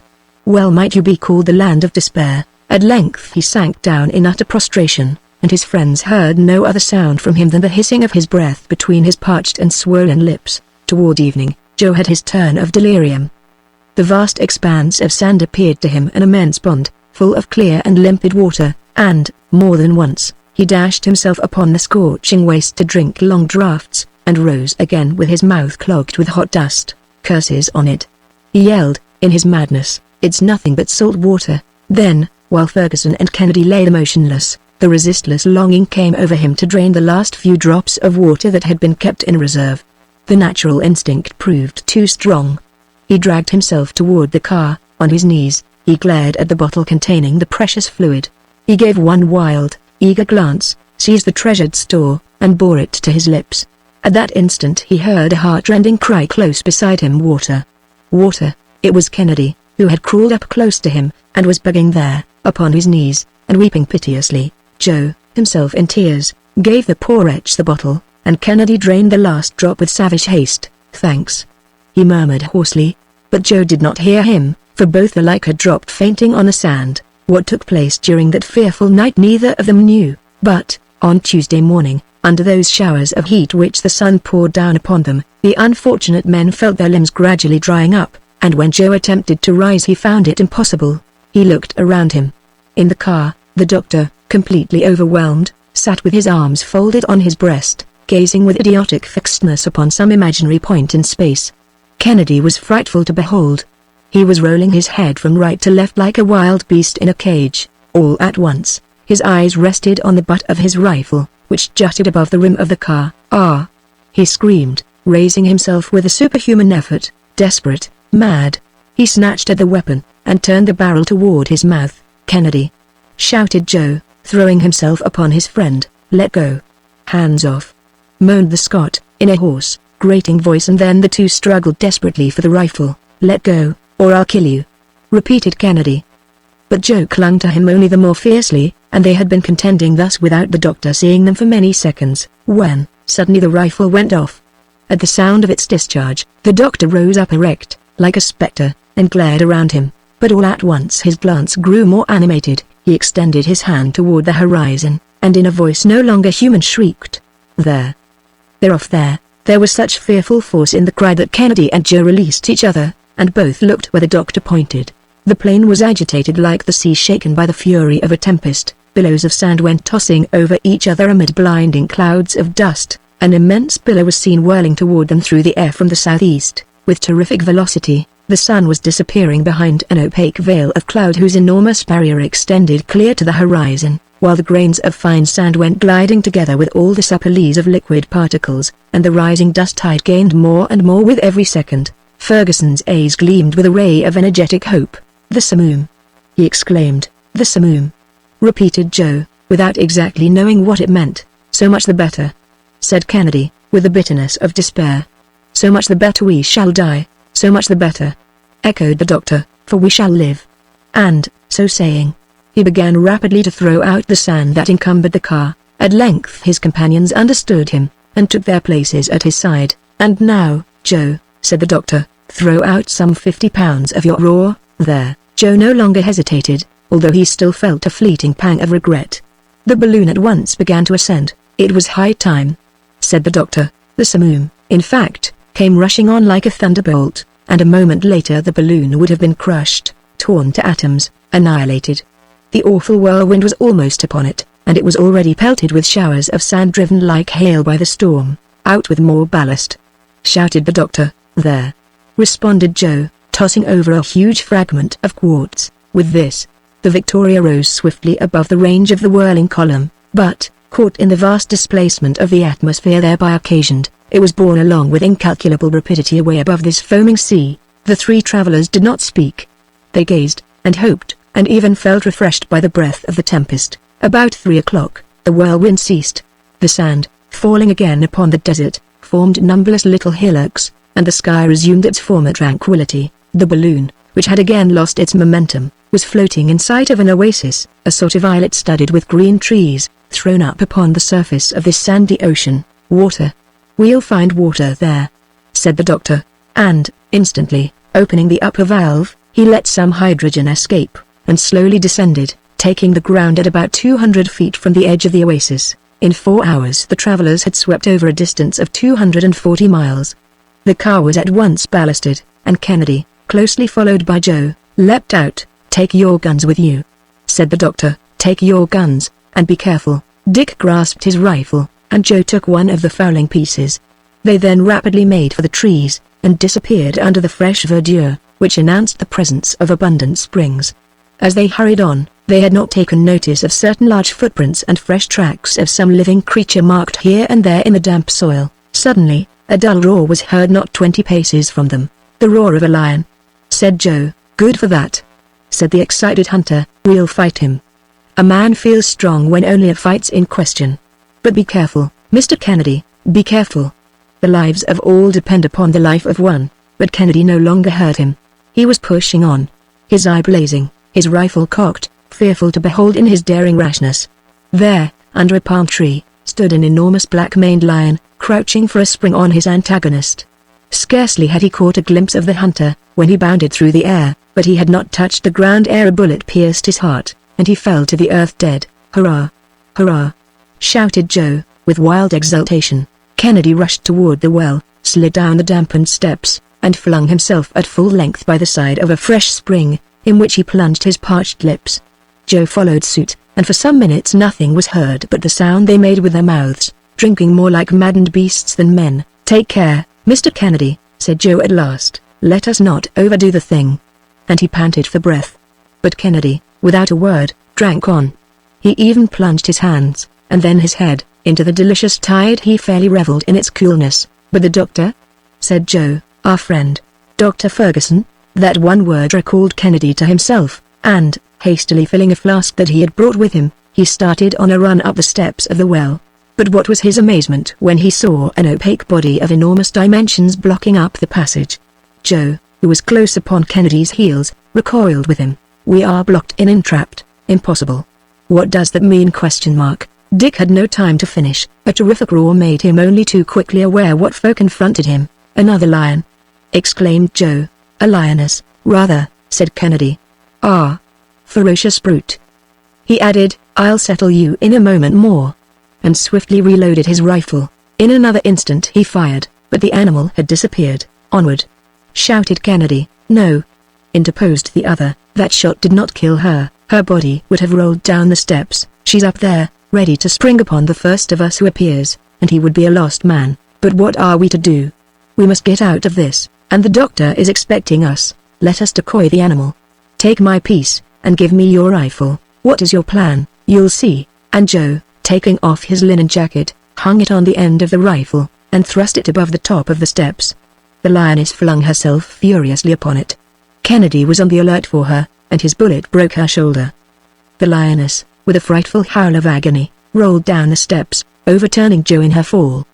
The poor fellow imagined that he could already feel the enormous paws of the savage beast in his flesh, when a second detonation resounded in the narrow passage, and Dr. Ferguson appeared at the opening above with his gun in hand, and still smoking from the discharge. Joe leapt to his feet, clambered over the body of the dead lioness, and handed up the flask full of sparkling water to his master. To carry it to his lips, and to half empty it at a draught, was the work of an instant, and the three travelers offered up thanks from the depths of their hearts to that Providence who had so miraculously saved them. Chapter 28. An Evening of Delight. Joe's Culinary Performance. A Dissertation on Raw Meat. The Narrative of James Bruce. Camping Out. Joe's Dreams. The Barometer Begins to Fall. The Barometer Rises Again. Preparations for Departure. The Tempest. The evening was lovely, and our three friends enjoyed it in the cool shade of the mimosas, after a substantial repast, at which the tea and the punch were dealt out with no niggardly hand. Kennedy had traversed the little domain in all directions. He had ransacked every thicket and satisfied himself that the balloon party were the only living creatures in this terrestrial paradise, so they stretched themselves upon their blankets and passed a peaceful night that brought them forgetfulness of their past sufferings. On the morrow, May 7th, the sun shone with all his splendor, but his rays could not penetrate the dense screen of the palm tree foliage, and as there was no lack of provisions, the doctor resolved to remain where he was while waiting for a favorable wind. Joe had conveyed his portable kitchen to the oasis, and proceeded to indulge in any number of culinary combinations, using water all the time with the most profuse extravagance. What a strange succession of annoyances and enjoyments! Moralized Kennedy. Such abundance as this after such privations, such luxury after such want. Ah! I nearly went mad, my dear Dick, replied the doctor. Had it not been for Joe, you would not be sitting here, today, discoursing on the instability of human affairs. Wholehearted friend, said Kennedy, extending his hand to Joe. There's no occasion for all that, responded the latter, but you can take your revenge some time, Mr. Kennedy, always hoping though that you may never have occasion to do the same for me. It's a poor constitution this of ours to succumb to so little, philosophized Dr. Ferguson. So little water, you mean, doctor, interposed Joe. That element must be very necessary to life, undoubtedly, and persons deprived of food hold out longer than those deprived of water, I believe it. Besides, when needs must, one can eat anything he comes across, even his fellow creatures, although that must be a kind of food that's pretty hard to digest. The savages don't boggle much about it, said Kennedy. Yes, but then they are savages, and accustomed to devouring raw meat. It's something that I'd find very disgusting. For my part, it is disgusting enough, said the doctor. That's a fact, and so much so, indeed, that nobody believed the narratives of the earliest travelers in Africa who brought back word that many tribes on that continent subsisted upon raw meat, and people generally refused to credit the statement. It was under such circumstances that a very singular adventure befell James Bruce. Tell it to us, doctor, we've time enough to hear it, said Joe, stretching himself voluptuously on the cool greensward. By all means. James Bruce was a Scotchman, of Stirlingshire, who, between 1768 and 1772, traversed all Abyssinia, as far as Lake Diana, in search of the sources of the Nile. He afterward returned to England, but did not publish an account of his journeys until 1790. His statements were received with extreme incredulity, and such may be the reception accorded to our own. The manners and customs of the Abyssinians seemed so different from those of the English, that no one would credit the description of them. Among other details, Bruce had put forward the assertion that the tribes of Eastern Africa fed upon raw flesh, and this set everybody against him. He might say so as much as he pleased, there was no one likely to go and see. One day, in a parlour at Edinburgh, a Scotch gentleman took up the subject in his presence, as it had become the topic of daily pleasantry, and, in reference to the eating of raw flesh, said that the thing was neither possible nor true. Bruce made no reply, but went out and returned a few minutes later with a raw steak, seasoned with pepper and salt, in the African style. Sir, said he to the Scotchman, in doubting my statements, you have grossly affronted me. In believing the thing to be impossible, you have been egregiously mistaken, and, in proof thereof, you will now eat this beefsteak raw, or you will give me instant satisfaction.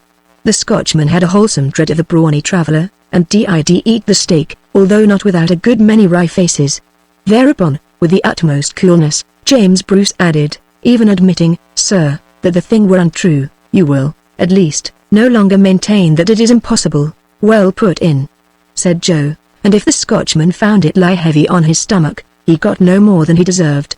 If, on our return to England, they dare to doubt what we say about our travels, well, Joe, what would you do? Why, I'll make the doubters swallow the pieces of the balloon, without either salt or pepper. All burst out laughing at Joe's queer notions, and thus the day slipped by in pleasant chat. With returning strength, hope had revived, and with hope came the courage to do and to dare. The past was obliterated in the presence of the future with providential rapidity. Joe would have been willing to remain forever in this enchanting asylum. It was the realm he had pictured in his dreams. He felt himself at home. His master had to give him his exact location, and it was with the gravest air imaginable that he wrote down on his tablets 15 degrees 43 minutes east longitude, and 8 degrees 32 minutes north latitude. Kennedy had but one regret, to wit, that he could not hunt in that miniature forest, because, according to his ideas, there was a slight deficiency of ferocious wild beasts in it. But, my dear Dick, said the doctor, haven't you rather a short memory? How about the lion and the lioness? Oh, That," he ejaculated with the contempt of a thoroughbred sportsman for game already killed. "But the fact is, that finding them here would lead one to suppose that we can't be far from a more fertile country. It don't prove much, Dick, for those animals, when goaded by hunger or thirst, will travel long distances, and I think that, tonight, we had better keep a more vigilant lookout, and light fires. Besides, what, in such heat as this?" said Joe. "Well, if it's necessary, we'll have to do it, but I do think it a real pity to burn this pretty grove that has been such a comfort to us. Oh, above all things, we must take the utmost care not to set it on fire," replied the doctor, "so that others in the same strait as ourselves may someday find shelter here in the middle of the desert. I'll be very careful, indeed, doctor, but do you think that this oasis is known?" "Undoubtedly, it is a halting place for the caravans that frequent the center of Africa, and a visit from one of them might be anything but pleasant to you, Joe. Why, are there any more of those rascally Nyams around here?" "Certainly, that is the general name of all the neighboring tribes, and, under the same climates, the same races are likely to have similar manners and customs, Pa," said Joe, "but, after all, it's natural enough. If savages had the ways of gentlemen, where would be the difference? By George, these fine fellows wouldn't have to be coaxed long to eat the Scotchman's raw steak, nor the Scotchman either, into the bargain." With this very sensible observation, Joe began to get ready his firewood for the night, making just as little of it as possible. Fortunately, these precautions were superfluous, and each of the party, in his turn, dropped off into the soundest slumber. On the next day the weather still showed no sign of change, but kept provokingly and obstinately fair. The balloon remained motionless, without any oscillation to betray a breath of wind. The doctor began to get uneasy again. If their stay in the desert were to be prolonged like this, their provisions would give out. After nearly perishing for want of water, they would, at last, have to starve to death. But he took fresh courage as he saw the mercury fall considerably in the barometer, and noticed evident signs of an early change in the atmosphere. He therefore resolved to make all his preparations for a start, so as to avail himself of the first opportunity. The feeding tank and the water tank were both completely filled. Then he had to re-establish the equilibrium of the balloon, and Joe was obliged to part with another considerable portion of his precious quartz. With restored health, his ambitious notions had come back to him, and he made more than one wry face before obeying his master, but the latter convinced him that he could not carry so considerable weight with him through the air, and gave him his choice between the water and the gold. Joe hesitated no longer, but flung out the requisite quantity of his much-prized ore upon the sand. "The next people who come this way," he remarked, "will be rather surprised to find a fortune in such a place. And suppose some learned traveler should come across these specimens, eh?" suggested Kennedy. "You may be certain, Dick, that they would take him by surprise, and that he would publish his astonishment in several folios, so that some day we shall hear of a wonderful deposit of gold-bearing quartz in the midst of the African sands, and Joe will be the cause of it all." This idea of mystifying some learned sage tickled Joe hugely, and made him laugh. During the rest of the day the doctor vainly kept on the watch for a change of weather. The temperature rose, and, had it not been for the shade of the oasis, would have been insupportable. The thermometer marked 149 degrees in the sun, and a veritable rain of fire filled the air.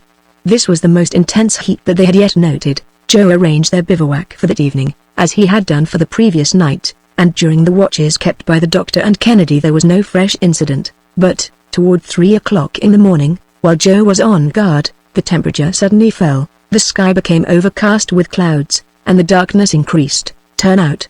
cried Joe, arousing his companions. "Turn out! Here's the wind, at last!" exclaimed the doctor, earing the heavens. "But it is a storm. The balloon! Let us hasten to the balloon." It was high time for them to reach it. The Victoria was bending to the force of the hurricane, and dragging along the car, the latter grazing the sand. Had any portion of the ballast been accidentally thrown out, the balloon would have been swept away, and all hope of recovering it have been forever lost. But fleet-footed Joe put forth his utmost speed, and checked the car, while the balloon beat upon the sand, at the risk of being torn to pieces. The doctor, followed by Kennedy, leapt in, and lit his cylinder, while his companions threw out the superfluous ballast. The travelers took one last look at the trees of the oasis bowing to the force of the hurricane, and soon, catching the wind at 200 feet above the ground, disappeared in the gloom. Chapter 29. Signs of vegetation. The fantastic notion of a French author.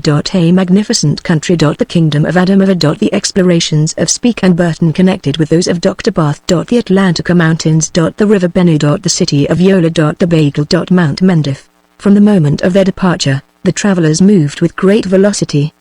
They longed to leave behind them the desert, which had so nearly been fatal to them. About 9:15 in the morning, they caught a glimpse of some signs of vegetation, herbage floating on that sea of sand, and announcing, as the weeds upon the ocean did to Christopher Columbus, the nearness of the shore. Green shoots peeping up timidly between pebbles that were, in their turn, to be the rocks of that vast expanse. Hills, but of trifling height, were seen in wavy lines upon the horizon.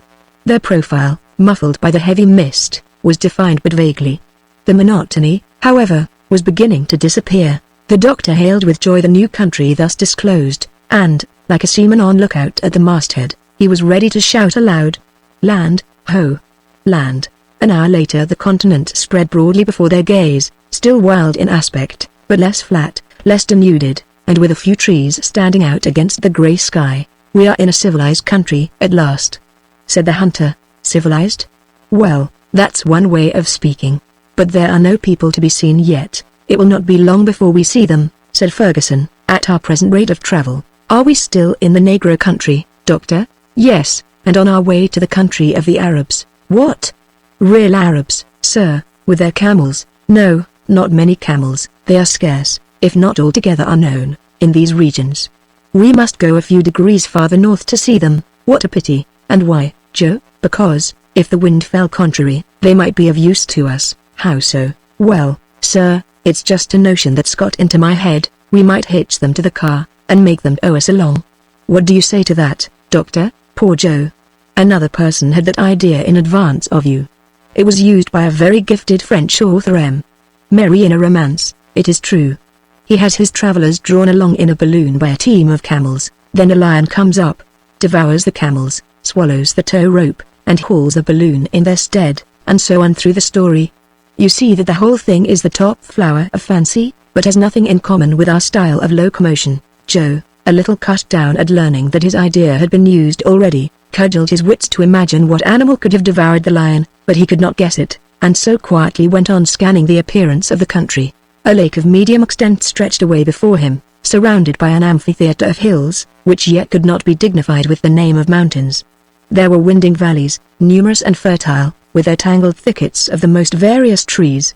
The African oil tree rose above the mass, with leaves 15 feet in length upon its stalk, the latter studded with sharp thorns. The bombax, or silk cotton tree, filled the wind, as it swept by, with the fine down of its seeds. The pungent odors of the pendulous, the kenda of the Arabs, perfumed the air up to the height where the Victoria was sailing. The pawpaw tree, with its palm-shaped leaves, the sterculia, which produces the sourdough nut, the baobab, and the banana tree, completed the luxuriant flora of these intertropical regions. "The country is superb," said the doctor. "Here are some animals," added Joe. "Men are not far away." "Oh, what magnificent elephants!" exclaimed Kennedy. "Is there no way to get a little shooting? How could we manage to halt in a current as strong as this?" "No, Dick, you must taste a little of the torture of Tantalus just now. You shall make up for it afterward." And, in truth, there was enough to excite the fancy of a sportsman. Dick's heart fairly leapt in his breast as he grasped the butt of his Purdy. The fauna of the region were as striking as its flora. The wild ox reveled in dense herbage that often concealed his whole body. Grey, black, and yellow elephants of the most gigantic size burst headlong, like a living hurricane, through the forests, breaking, rending, tearing down, devastating everything in their path. Upon the woody slopes of the hills trickled cascades and springs flowing northward. There, too, the hippopotami bathed their huge forms, splashing and snorting as they frolicked in the water, and lamantines, 12 feet long, with bodies like seals, stretched themselves along the banks, turning up toward the sun, their rounded teats swollen with milk. It was a whole menagerie of rare and curious beasts in a wondrous hothouse, where numberless birds with plumage of 1,000 hues gleamed and fluttered in the sunshine. By this prodigality of nature, the doctor recognized the splendid kingdom of Adamova. "We are now beginning to trench upon the realm of modern discovery. I have taken up the lost scent of preceding travelers. It is a happy chance, my friends, for we shall be enabled to link the toils of Captains Burton and Speke with the explorations of Dr. Bartholomew. We have left the Englishman behind us, and now have caught up with the hamburger.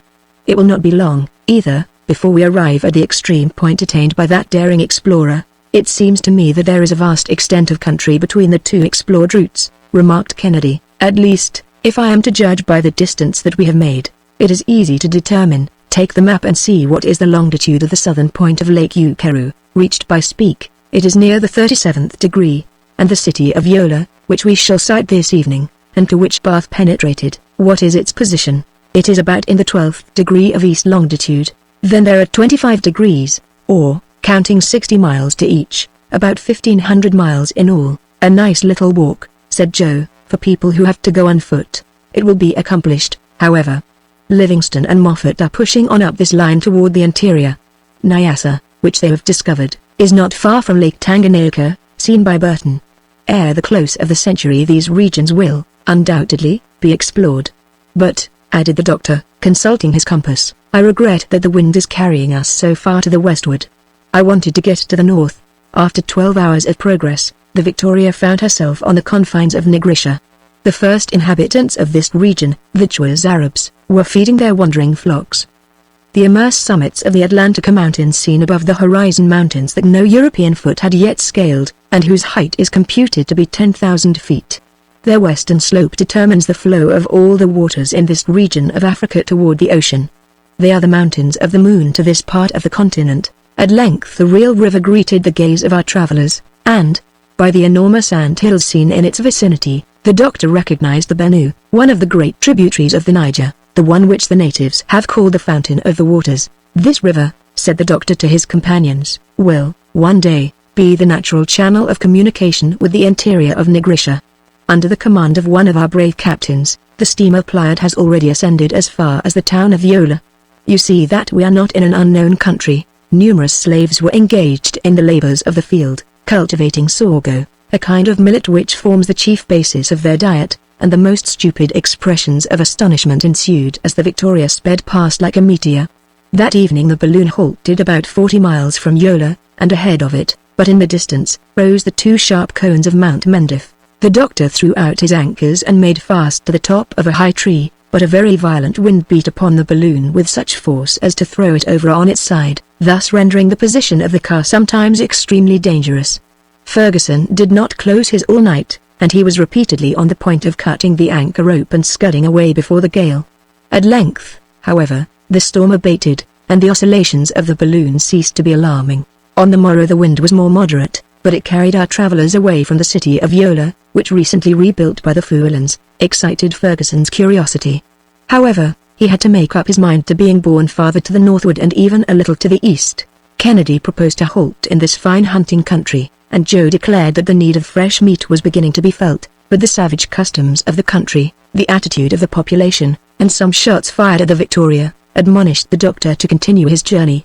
They were then crossing a region that was the scene of massacres and burnings, and where warlike conflicts between the barbarian sultans, contending for their power amid the most atrocious carnage, never cease. Numerous and populous villages of long low huts stretched away between broad pasture fields whose dense herbage was besprinkled with violet-colored blossoms. The huts, looking like huge beehives, were sheltered behind bristling palisades. The wild hillsides and hollows frequently reminded the beholder of the glens in the Highlands of Scotland, as Kennedy more than once remarked. In spite of all he could do, the doctor bore directly to the northeast, toward Mount Mendif, which was lost in the midst of environing clouds. The lofty summits of these mountains separate the valley of the Niger from the basin of Lake Chad. Soon afterward was seen the Beagle, with its 18 villages clinging to its flanks like a whole brood of children to their mother's bosom, a magnificent spectacle for the beholder whose gaze commanded and took in the entire picture at one view. Even the ravines were seen to be covered with fields of rice and of arachides. By 3 o'clock the Victoria was directly in front of Mount Mendif. It had been impossible to avoid it, the only thing to be done was to cross it. The doctor, by means of a temperature increase to 180 degrees, gave the balloon a fresh ascensional force of nearly 1,600 pounds, and it went up to an elevation of more than 8,000 feet, the greatest height attained during the journey. The temperature of the atmosphere was so much cooler at that point that the aeronauts had to resort to their blankets and thick coverings. Ferguson was in haste to descend. The covering of the balloon gave indications of bursting, but in the meanwhile he had time to satisfy himself of the volcanic origin of the mountain, whose extinct craters are now but deep abysses. Immense accumulations of bird guano gave the sides of Mount Mendif the appearance of calcareous rocks, and there was enough of the deposit there to manure all the lands in the United Kingdom. At 5 o'clock the Victoria, sheltered from the south winds, went gently gliding along the slopes of the mountain, and stopped in a wide clearing remote from any habitation. The instant it touched the soil, all needful precautions were taken to hold it there firmly, and Kennedy, fowling piece in hand, sallied out upon the sloping plain. Ere long, he returned with half a dozen wild ducks and a kind of snipe, which Joe served up in his best style. The meal was heartily relished, and the night was passed in undisturbed and refreshing slumber. Chapter 30. Mosford. The Sheikh. Denham, Clapperton, and Oudney. Vogel. The capital of Logum. Toole. Becalmed above Connacht. The governor and his court. The attack. The incendiary pigeons. On the next day, May 11th, the Victoria resumed her adventurous journey. Her passengers had the same confidence in her that a good seaman has in his ship, in terrific hurricanes, in tropical heats, when making dangerous departures, and descents still more dangerous. It had, at all times and in all places, come out safely. It might almost have been said that Ferguson managed it with a wave of the hand, and hence, without knowing in advance, where the point of arrival would be, the doctor had no fears concerning the successful issue of his journey. However, in this country of barbarians and fanatics, prudence obliged him to take the strictest precautions. He therefore counselled his companions to have their eyes wide open for everything and at all hours. The wind drifted a little more to the northward, and, toward 9 o'clock, they sighted the larger city of Mosford, built upon an eminence which was itself enclosed between two lofty mountains. Its position was impregnable, a narrow road running between a marsh and a thick wood being the only channel of approach to it. At the moment of which we write, a sheikh, accompanied by a mounted escort, and clad in a garb of brilliant colors, preceded by couriers and trumpeters, who put aside the boughs of the trees as he rode up, was making his grand entry into the place. The doctor lowered the balloon in order to get a better look at this cavalcade of natives, but, as the balloon grew larger to their eyes, they began to show symptoms of intense affright, and at length made off in different directions as fast as their legs and those of their horses could carry them. The sheikh alone did not budge an inch. He merely grasped his long musket, cocked it, and proudly waited in silence. The doctor came on to within 150 feet of him, and then, with his roundest and fullest voice, saluted him courteously in the Arabic tongue. But, upon hearing these words falling, as it seemed, from the sky, the sheikh dismounted and prostrated himself in the dust of the highway, where the doctor had to leave him, finding it impossible to divert him from his adoration. Unquestionably, Ferguson remarked, those people take us for supernatural beings. When Europeans came among them for the first time, they were mistaken for creatures of a higher race. When this sheikh comes to speak of today's meeting, he will not fail to embellish the circumstance with all the resources of an Arab imagination. You may, therefore, judge what an account their legends will give of us some day. Not such a desirable thing, after all, said the Scot, in the point of view that affects civilization. It would be better to pass for mere men. That would give these Negro races a superior idea of European power. Very good, my dear Dick, but what can we do about it? You might sit all day explaining the mechanism of a balloon to the savants of this country, and yet they would not comprehend you, but would persist in ascribing it to supernatural aid. Doctor, you spoke of the first time Europeans visited these regions. Who are the visitors? Inquired Joe. My dear fellow, we are now upon the very track of Major Denham. It was at this very city of Mosford that he was received by the Sultan of Mandara. He had quitted the Bornu country. He accompanied the sheikh in an expedition against the Felators. He assisted in the attack on the city, which, with its arrows alone, bravely resisted the bullets of the Arabs, and put the sheikh's troops to flight. All this was but a pretext for murders, raids, and pillage. The major was completely plundered and stripped, and had it not been for his horse, under whose stomach he clung with the skill of an Indian rider, and was borne with a headlong gallop from his barbarous pursuers, he never could have made his way back to Kuka, the capital of Bornu. Who was this Major Denham? A fearless Englishman, who, between 1822 and 1824, commanded an expedition into the Bornu country, in company with Captain Clapperton and Dr. Oudney. They set out from Tripoli in the month of March, reached Mzouk, the capital of Fez, and, following the route which at a later period Dr. Barth was to pursue on his way back to Europe, they arrived, on the 16th of February, 1823, at Kuka, near Lake Chad. Denham made several explorations in Bornu, in Mandara, and to the eastern shores of the lake. In the meantime, on the 15th of December, 1823, Captain Clapperton and Dr. Oudney had pushed their way through the southern country as far as Sakatu, and Oudney died of fatigue and exhaustion in the town of Murmur. This part of Africa has, therefore, paid a heavy tribute of victims to the cause of science, said Kennedy. Yes, this country is fatal to travelers. We are moving directly toward the kingdom of Bagirmi, which Vogel traversed in 1856, so as to reach the Wadai country, where he disappeared. This young man, at the age of 23, had been sent to cooperate with Dr. Bartholomew. They met on the 1st of December, 1854, and thereupon commenced his explorations of the country. Toward 1856, he announced, in the last letters received from him, his intention to reconnoiter the kingdom of Wadai, which no European had yet penetrated. It appears that he got as far as Wara, the capital, where, according to some accounts, he was made prisoner, and, according to others, was put to death for having attempted to ascend a sacred mountain in the environs. But, we must not too lightly admit the death of travelers, since that does away with the necessity of going in search of them. For instance, how often was the death of Dr. Barth reported, to his own great annoyance? It is, therefore, very possible that Vogel may still be held as a prisoner by the Sultan of Wadai, in the hope of obtaining a good ransom for him. Baron de Neemans was about starting for the Wadai country when he died at Cairo, in 1855, and we now know that de Heukelin has set out on Vogel's track with the expedition sent from Leipzig, so that we shall soon be accurately informed as to the fate of that young and interesting explorer. 4.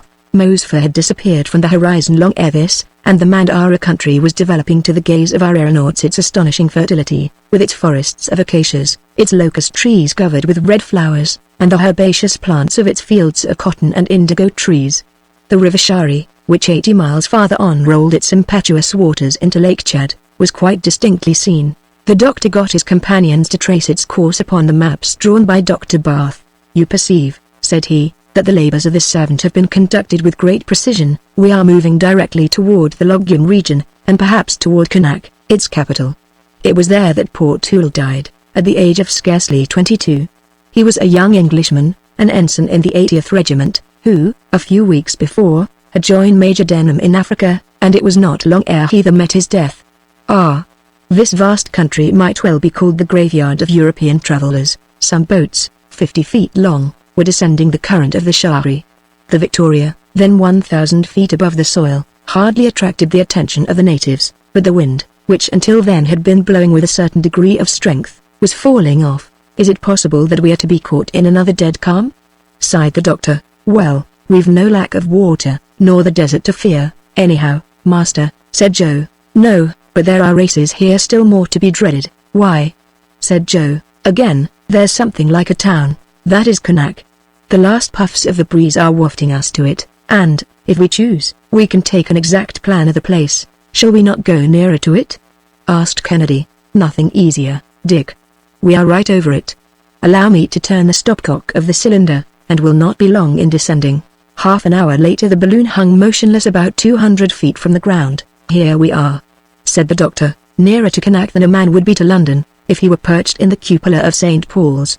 So we can take a survey at our ease. What is that tick-tacking sound that we hear on all sides? Joe looked attentively, and at length discovered that the noise they heard was produced by a number of weavers beating cloth stretched in the open air, on large trunks of trees. The capital of Logum could then be seen in its entire extent, like an unrolled chart. It is really a city with straight rows of houses and quite wide streets. In the midst of a large open space there was a slave market, attended by a great crowd of customers, for the Mandara women, who have extremely small hands and feet, are in excellent request, and can be sold at lucrative rates. At the sight of the Victoria, the scene so often produced occurred again. At first there were outcries, and then followed general stupefaction. Business was abandoned, work was flung aside, and all noise ceased. The aeronauts remained as they were, completely motionless, and lost not a detail of the populous city. They even went down to within 60 feet of the ground. Hereupon the governor of Logum came out from his residence, displaying his green standard, and accompanied by his musicians, who blew on horse buffalo horns, as though they would split their cheeks or anything else, excepting their own lungs. The crowd at once gathered around him. In the meanwhile Dr. Ferguson tried to make himself heard, but in vain. This population looked like proud and intelligent people, with their high foreheads, their almost aquiline noses, and their curling hair, but the presence of the Victoria troubled them greatly. Horsemen could be seen galloping in all directions, and it soon became evident that the governor's troops were assembling to oppose so extraordinary a foe. Joe wore himself out waving handkerchiefs of every color and shape to them, but his exertions were all to no purpose. However, the sheikh, surrounded by his court, proclaimed silence, and pronounced a discourse, of which the doctor could not understand a word. It was Arabic, mixed with Begumi. He could make out enough, however, by the universal language of gestures, to be aware that he was receiving a very polite invitation to depart. Indeed, he would have asked for nothing better, but for lack of wind, the thing had become impossible.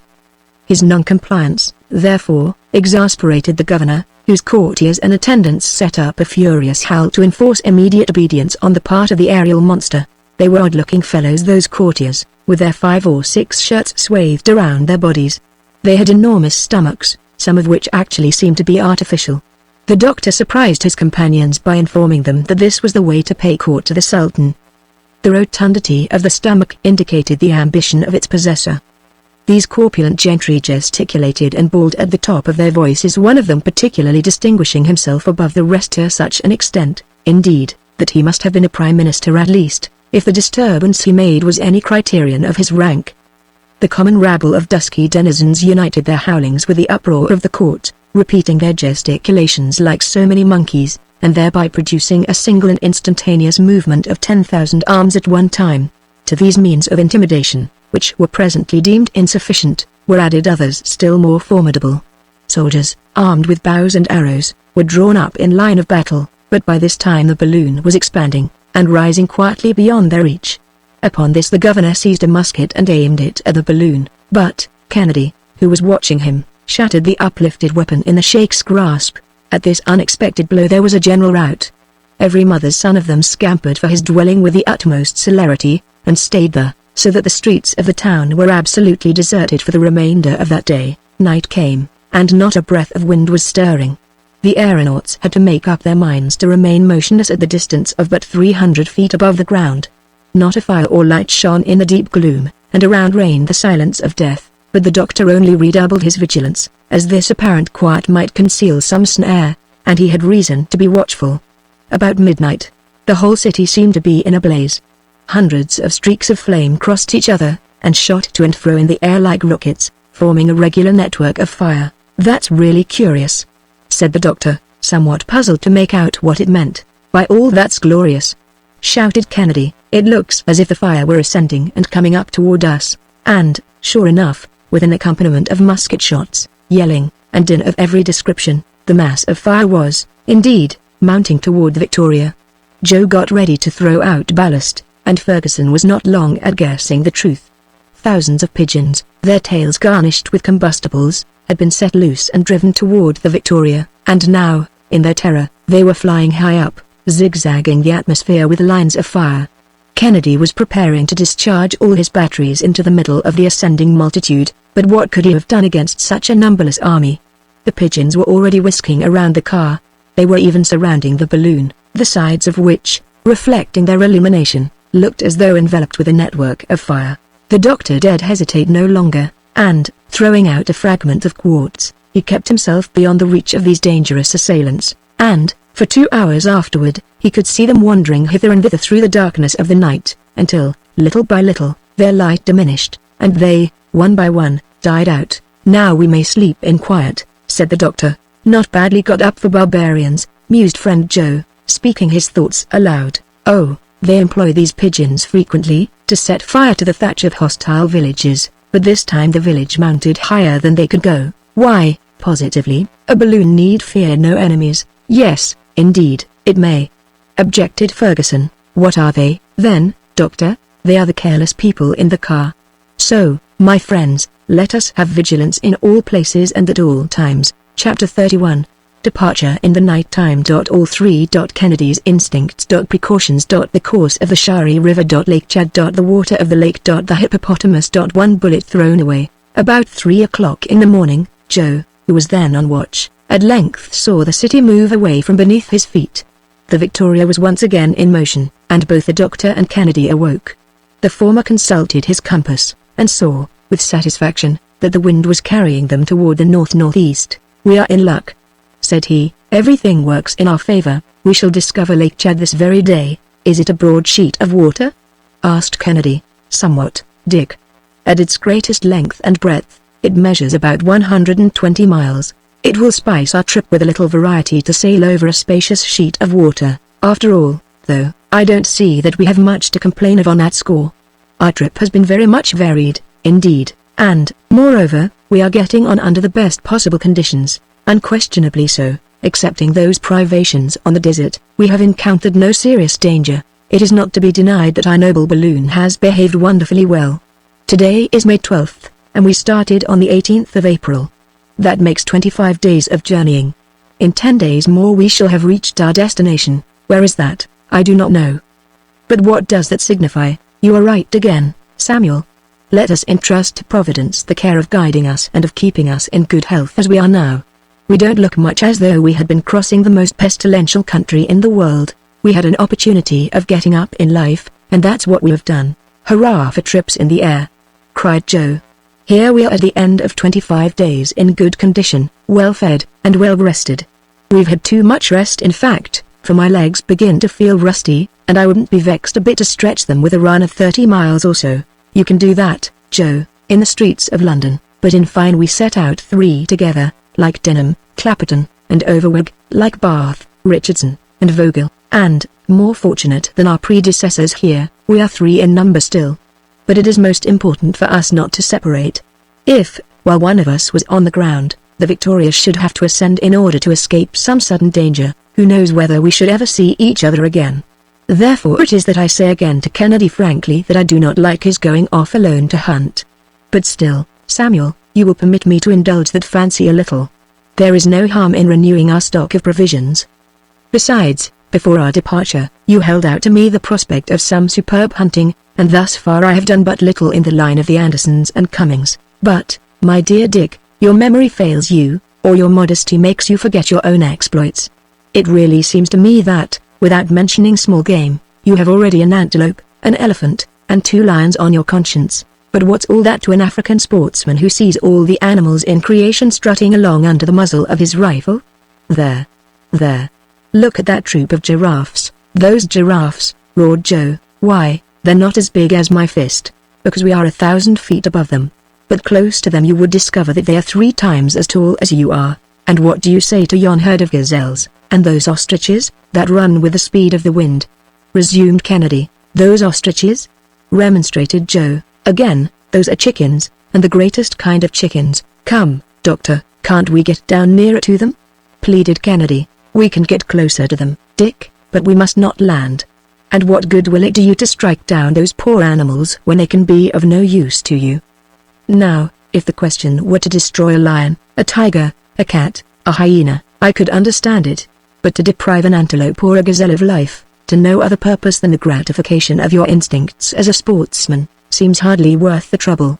But, after all, my friend, we are going to keep at about 100 feet only from the soil, and, should you see any ferocious wild beast, oblige us by sending a ball through its heart. The Victoria descended gradually, but still keeping at a safe height, for, in a barbarous, yet very populous country, it was necessary to keep on the watch for unexpected perils. The travelers were then directly following the course of the Shari. The charming banks of this river were hidden beneath the foliage of trees of various dyes. Lianas and climbing plants wound in and out on all sides and formed the most curious combinations of color.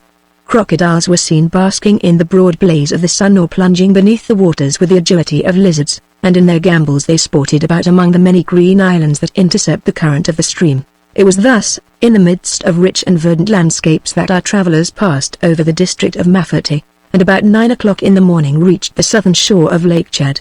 There it was at last, outstretched before them, the Caspian Sea of Africa, the existence of which was so long consigned to the realms of fable, that interior expanse of water to which only Denham's and Bath's expeditions had been able to force their way. The doctor strove in vain to fix its precise configuration upon paper. It had already changed greatly since 1847.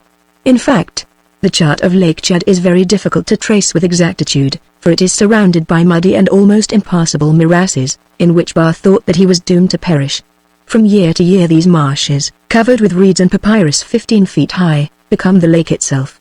Frequently, too, the villages on its shores are half submerged, as was the case with Ngorne in 1856, and now the hippopotamus and the alligator frisk and dive where the dwellings of Bornu once stood. The sun shot his dazzling rays over this placid sheet of water, and toward the north the two elements merged into one and the same horizon. The doctor was desirous of determining the character of the water, which was long believed to be salt. There was no danger in descending close to the lake, and the car was soon skimming its surface like a bird at the distance of only 5 feet. Joe plunged a bottle into the lake and drew it up half-filled. The water was then tasted and found to be but little fit for drinking, with a certain carbonate of soda flavor. While the doctor was jotting down the result of this experiment, the loud report of a gun was heard close beside him. Kennedy had not been able to resist the temptation of firing at a huge hippopotamus. The latter, who had been basking quietly, disappeared at the sound of the explosion, but did not seem to be otherwise incommoded by Kennedy's conical bullet. "You'd have done better if you had harpooned him," said Joe. "But how?" "With one of our anchors. It would have been a hook just big enough for such a rousing beast as that, Humphrey," ejaculated Kennedy. "Joe really has an idea this time, which I beg of you not to put into execution," interposed the doctor. "The animal would very quickly have dragged us where we could not have done much to help ourselves, and where we have no business to be, especially now since we've settled the question as to what kind of water there is in Lake Chad. Is that sort of fish good to eat, Dr. Ferguson?" "That fish, as you call it, Joe, is really a mammiferous animal of the pachydermal species. Its flesh is said to be excellent and is an article of important trade between the tribes living along the borders of the lake." "Then I'm sorry that Mr. Kennedy's shot didn't do more damage. The animal is vulnerable only in the stomach and between the thighs. Dick's ball hasn't even marked him, but should the ground strike me as favorable, we shall halt at the northern end of the lake, where Kennedy will find himself in the midst of a whole menagerie, and can make up for lost time." "Well," said Joe, "I hope then that Mr. Kennedy will hunt the hippopotamus a little. I'd like to taste the meat of that queer-looking beast. It doesn't look exactly natural to get away into the center of Africa, to feed on snipe and partridge, just as if we were in England." Chapter 32. The capital of Bornu. The islands of the Bidyamas. The condors. The doctor's anxieties. His precautions. An attack in midair. The balloon covering torn. The fall. Sublime self-sacrifice. The northern coast of the lake. Since its arrival at Lake Chad, the balloon had struck a current that edged it further to the westward. A few clouds tempered the heat of the day, and, besides, a little air could be felt over this vast expanse of water. But about 1 o'clock, the Victoria, having slanted across this part of the lake, again advanced over the land for a space of 7 or 8 miles. The doctor, who was somewhat vexed at first at this turn of his course, no longer thought of complaining when he caught sight of the city of Kuka, the capital of Bornu. He saw it for a moment, encircled by its walls of white clay, and a few rudely constructed mosques rising clumsily above that conglomeration of houses that looked like playing dice, which form most Arab towns. In the courtyards of the private dwellings, and on the public squares, grew palms and caoutchouc trees topped with a dome of foliage more than 100 feet in breadth. Joe called attention to the fact that these immense parasols were in proper accordance with the intense heat of the sun, and made thereon some pious reflections which it were needless to repeat. Kuka really consists of 2 distinct towns, separated by the Dendel, a large boulevard 300 yards wide, at that hour crowded with horsemen and foot passengers. On one side, the rich quarter stands squarely with its airy and lofty houses, laid out in regular order. On the other, is huddled together the poor quarter, a miserable collection of low hovels of a conical shape, in which a poverty-stricken multitude vegetate rather than live. Since Kuka is neither a trading nor a commercial city, Kennedy thought it looked something like Edinburgh, with its city extended on a plain, with its 2 distinct boroughs. But our travelers had scarcely the time to catch even this glimpse of it, for, with the fickleness that characterizes the air currents of this region, a contrary wind suddenly swept them some 40 miles over the surface of Lake Chad. Then were regaled with a new spectacle. They could count the numerous islets of the lake, inhabited by the Bidyamas, a race of bloodthirsty and formidable pirates, who are as greatly feared when neighbors as are the Tuaregs of Sahara. These estimable people were in readiness to receive the Victoria bravely with stones and arrows. But the balloon quickly passed their islands, fluttering over them, from one to the other with butterfly motion, like a gigantic beetle. At this moment, Joe, who was scanning the horizon, said to Kennedy, "There, sir, as you are always thinking of good sport, yonder is just the thing for you." "What is it, Joe?" "This time, the doctor will not disapprove of your shooting, but what is it?" Don't you see that flock of big birds making for us? Birds? Exclaimed the doctor, snatching his spyglass. I see them, replied Kennedy. There are at least a dozen of them. 14, exactly, said Joe. Heaven grant that they may be of a kind sufficiently noxious for the doctor to let me peg away at them. I should not object, but I would much rather see those birds at a distance from us. Why, are you afraid of those fowls? They are condors, and of the largest size. Should they attack us? Well, if they do, we'll defend ourselves. We have a whole arsenal at our disposal. I don't think those birds are so very formidable. Who can tell? Was the doctor's only remark. 10 minutes later, the flock had come within gunshot, and were making the airing with their hoarse cries. They came right toward the Victoria, more irritated than frightened by her presence. How they scream! What a noise! Said Joe. Perhaps they don't like to see anybody poaching in their country up in the air, or daring to fly like themselves. Well, now, to tell the truth, when I take a good look at them, they are an ugly, ferocious set, and I should think them dangerous enough if they were armed with Purdy Moore rifles, admitted Kennedy. They have no need of such weapons, said Ferguson, looking very grave. The condors flew around them in wide circles, their flight growing gradually closer and closer to the balloon. They swept through the air in rapid, fantastic curves, occasionally precipitating themselves headlong with the speed of a bullet, and then breaking their line of projection by an abrupt and daring angle. The doctor, much disquieted, resolved to ascend so as to escape this dangerous proximity. He therefore dilated the hydrogen in his balloon, and it rapidly rose, but the condors mounted with him, apparently determined not to part company. They seemed to mean mischief, said the hunter, cocking his rifle, and, in fact, they were swooping nearer, and more than one came within 50 feet of them, as if defying the firearms. By George, I'm itching to let them have it, exclaimed Kennedy. No, Dick, not now. Don't exasperate them needlessly, that would only be exciting them to attack us. But I could soon settle those fellows. You may think so, Dick, but you are wrong. Why, we have a bullet for each of them. And suppose that they were to attack the upper part of the balloon, what would you do? How would you get at them? Just imagine yourself in the presence of a troop of lions on the plain, or a school of sharks in the open ocean. For travelers in the air, this situation is just as dangerous. Are you speaking seriously, Doctor? Very seriously, Dick. Let us wait, then, wait. Hold yourself in readiness in case of an attack, but do not fire without my orders. The birds then collected at a short distance, yet to near their naked necks, entirely bare of feathers, could be plainly seen, as they stretched them out with the effort of their cries, while their gristly crests, garnished with a comb and gills of deep violet, stood erect with rage. They were of the very largest size, their bodies being more than 3 feet in length, and the lower surface of their white wings glittering in the sunlight. There might well have been considered winged sharks, so striking was their resemblance to those ferocious rangers of the deep. They are following us, said the doctor, as he saw them ascending with him, and, mount as we may, they can fly still higher. Well, what are we to do? Asked Kennedy. The doctor made no answer. Listen, Samuel, said the sportsman. There are 14 of those birds. We have 17 shots at our disposal if we discharge all our weapons. Have we not the means, then, to destroy them or disperse them? I will give a good account of some of them. I have no doubt of your skill, Dick. I look upon all as dead that may come within range of your rifle, but I repeat that, if they attack the upper part of the balloon, you could not get a sight at them. They would tear the silk covering that sustains us, and we are 3,000 feet up in the air. At this moment, one of the ferocious birds darted right at the balloon, with outstretched beak and claws, ready to rend it with either or both. Fire! Fire at once!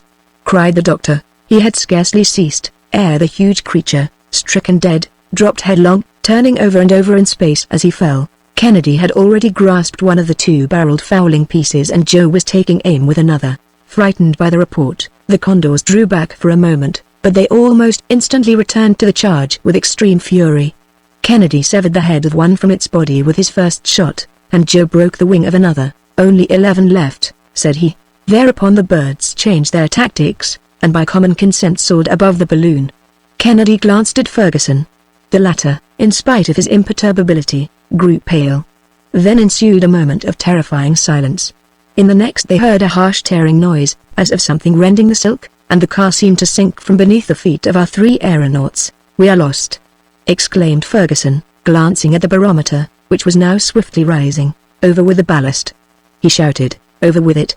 and in a few seconds the last lumps of quartz had disappeared. We are still falling. Empty the water tanks. Do you hear me, Joe? We are pitching into the lake. Joe obeyed. The doctor leaned over and looked out. The lake seemed to come up toward him like a rising tide. Every object around grew rapidly in size while they were looking at it. The car was not 200 feet from the surface of Lake Chad. The provisions! The provisions! Cried the doctor, and the box containing them was launched into space. Their descent became less rapid, but the luckless aeronauts were still falling, and into the lake. Throw out something more! Cried the doctor. There is nothing more to throw. Was Kennedy's despairing response. Yes, there is. Called Joe, and with a wave of the hand he disappeared like a flash, over the edge of the car. Joe! Joe! Exclaimed the doctor, horror-stricken. The Victoria thus relieved resumed her ascending motion, mounted 1,000 feet into the air, and the wind, burying itself in the disinflated covering, bore them away toward the northern part of the lake. Lost! Exclaimed the sportsman, with a gesture of despair. Lost to save us! Responded Ferguson, and these men, intrepid as they were, felt the large tears streaming down their cheeks. They leaned over with the vain hope of seeing some trace of their heroic companion, but they were already far away from him. What course shall we pursue? Asked Kennedy. Alight as soon as possible, Dick, and then wait. After a sweep of some 60 miles the Victoria halted on a desert shore, on the north of the lake. The anchors caught in a low tree and the sportsman fastened it securely. Night came, but neither Ferguson nor Kennedy could find one moment's sleep. Chapter 33.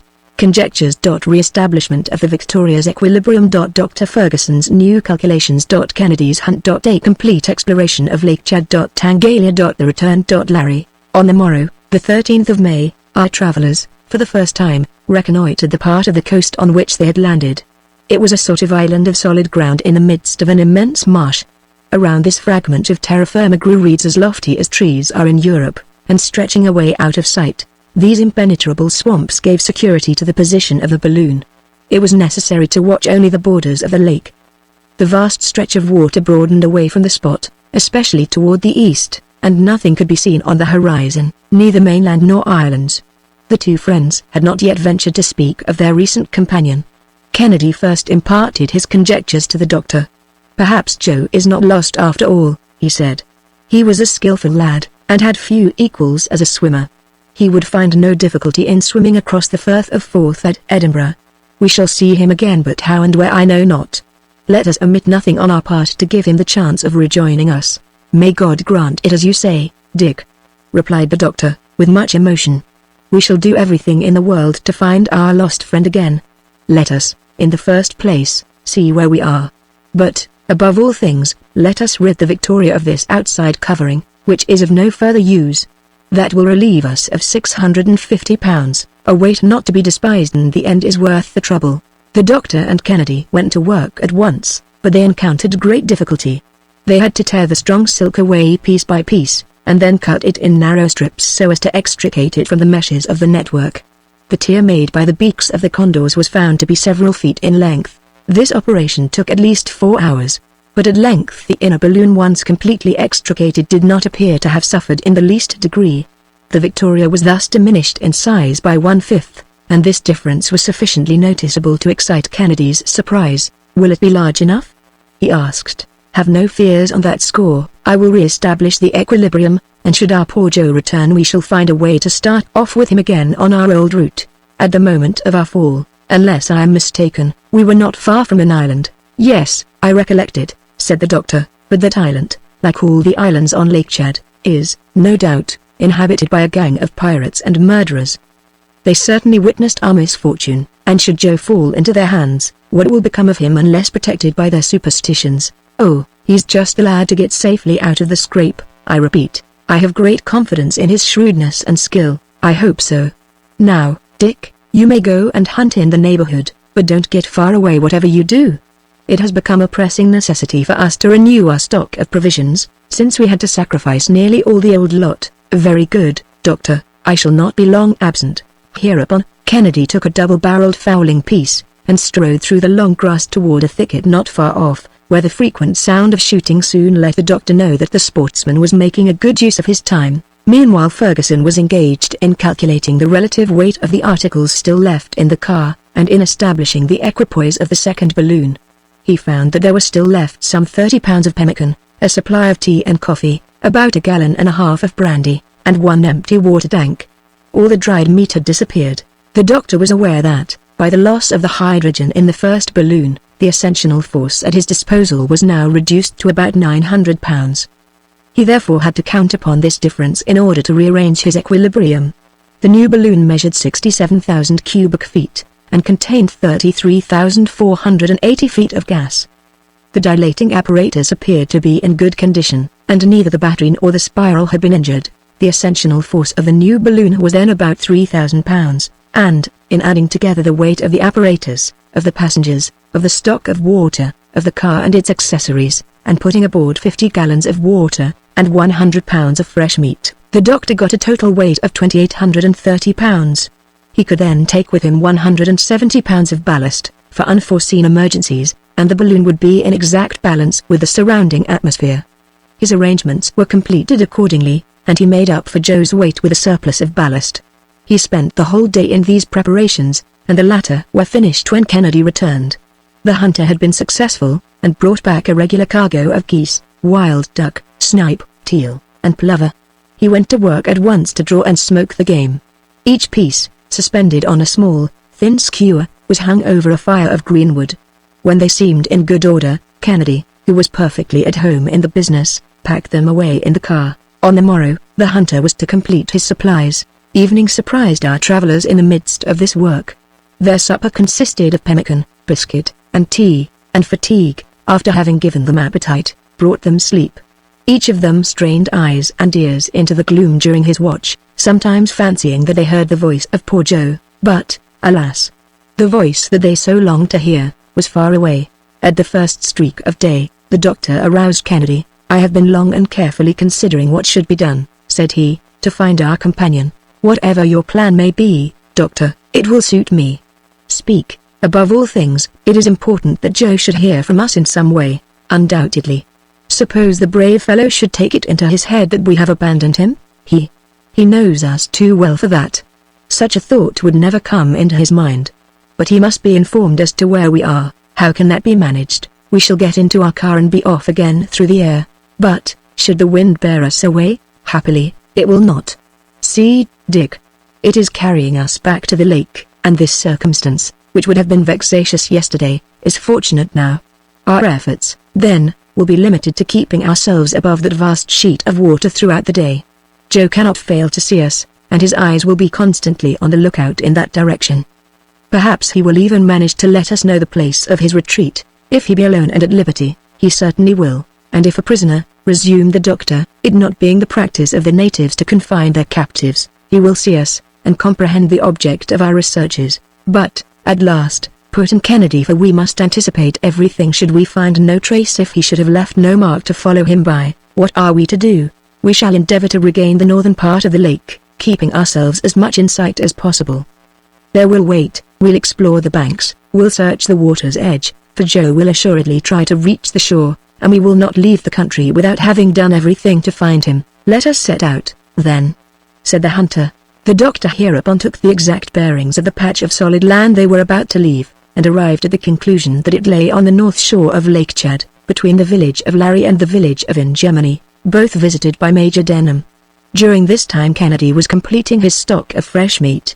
Although the neighboring marshes showed traces of the rhinoceros, the lamantine, or manatee, and the hippopotamus, he had no opportunity to see a single specimen of those animals. At 7 in the morning, but not without great difficulty, which to Joe would have been nothing, the balloon's anchor was detached from its hold, the gas dilated, and the new Victoria rose 200 feet into the air.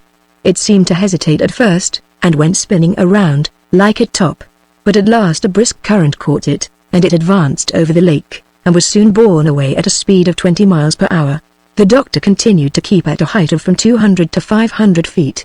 Kennedy frequently discharged his rifle, and, when passing over islands, the aeronauts approached them even imprudently, scrutinizing the thickets, the bushes, the underbrush, in fine, every spot where a mass of shade or jutting rock could have afforded a retreat to their companion.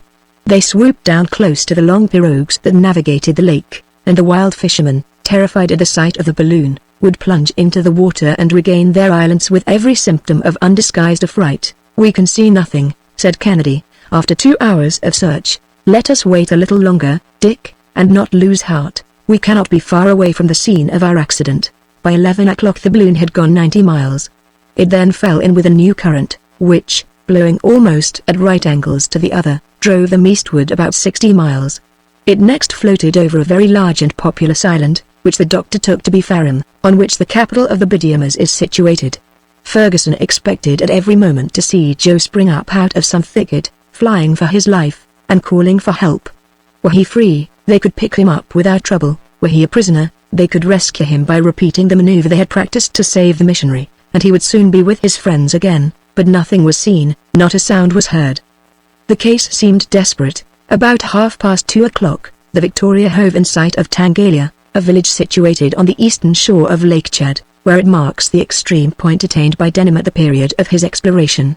The doctor became uneasy at this persistent setting of the wind in that direction, for he felt that he was being thrown back to the eastward, toward the center of Africa, and the interminable deserts of that region. "We must absolutely come to a halt," said he, "and even alight.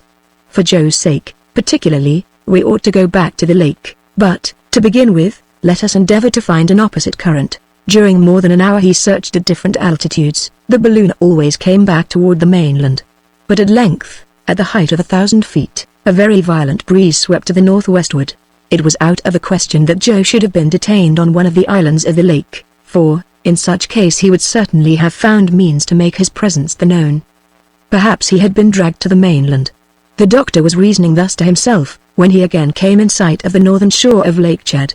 As for supposing that Joe had been drowned, that was not to be believed for a moment. One horrible thought glanced across the minds of both Kennedy and the doctor: came and swam in these waters.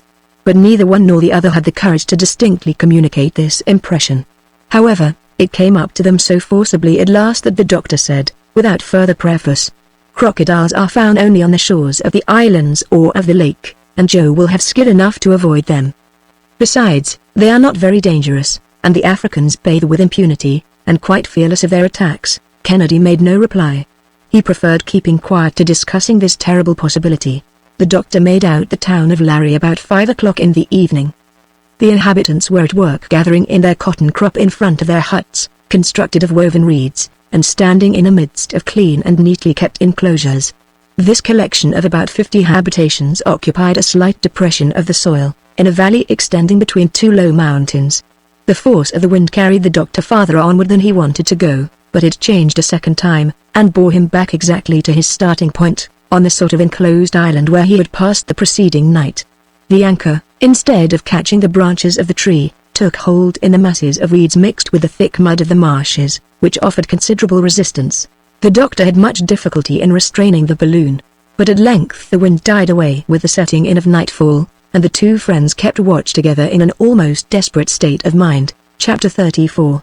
The hurricane. A forced departure. Loss of an anchor. Melancholy reflections. The resolution adopted. The sandstorm. The buried caravan. A contrary yet favorable wind. The return southward. Kennedy at his post. At 3 o'clock in the morning the wind was raging. It beat down with such violence that the Victoria could not stay near the ground without danger. It was thrown almost flat over upon its side, and the reeds chafed the silk so roughly that it seemed as though they would tear it. "We must be off, Dick," said the doctor. "We cannot remain in this situation." "But, doctor, what of Joe? I am not likely to abandon him." "No, indeed. And should the hurricane carry me 1,000 miles to the northward, I will return. But here we are endangering the safety of all. Must we go without him?" asked the Scot, with an accent of profound grief. "And do you think, then," rejoined Ferguson, "that my heart does not bleed like your own? Am I not merely obeying an imperious necessity?" "I am entirely at your orders," replied the hunter. "Let us start." But their departure was surrounded with unusual difficulty. The anchor, which had caught very deeply, resisted all their efforts to disengage it, while the balloon, drawing in the opposite direction, increased its tension. Kennedy could not get it free.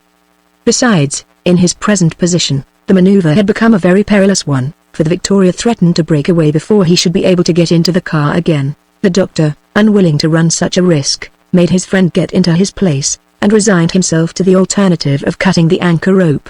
The Victoria made one bound of 300 feet into the air, and took her route directly northward. Ferguson had no other choice than to scud before the storm. He folded his arms, and soon became absorbed in his own melancholy reflections. After a few moments of profound silence, he turned to Kennedy, who sat there no less taciturn. "We have, perhaps, been tempting Providence," said he. "It does not belong to man to undertake such a journey."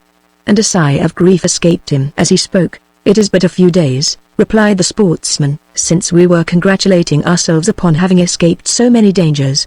All three of us were shaking hands. Poor Joe. Kindly and excellent disposition. Brave and candid heart. Dazzled for a moment by his sudden discovery of wealth, he willingly sacrificed his treasures.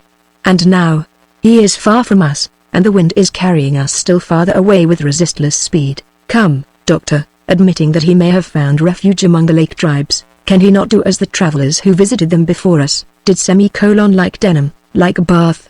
Both of those men got back to their own country. Ah, my dear Dick. Joe doesn't know one word of the language. He is alone, and without resources. The travelers of whom you speak did not attempt to go forward without sending many presents in advance of them to the chiefs, and surrounded by an escort armed and trained for these expeditions. Yet, they could not avoid sufferings of the worst description. What, then, can you expect the fate of our companion to be? It is horrible to think of, and this is one of the worst calamities that it has ever been my lot to endure. But, we'll come back again, Doctor. Come back, Dick. Yes, if we have to abandon the balloon. If we should be forced to return to Lake Chad on foot, and put ourselves in communication with the Sultan of Bornu. The Arabs cannot have retained a disagreeable remembrance of the first Europeans. I will follow you, Doctor, replied the hunter, with emphasis. You may count upon me.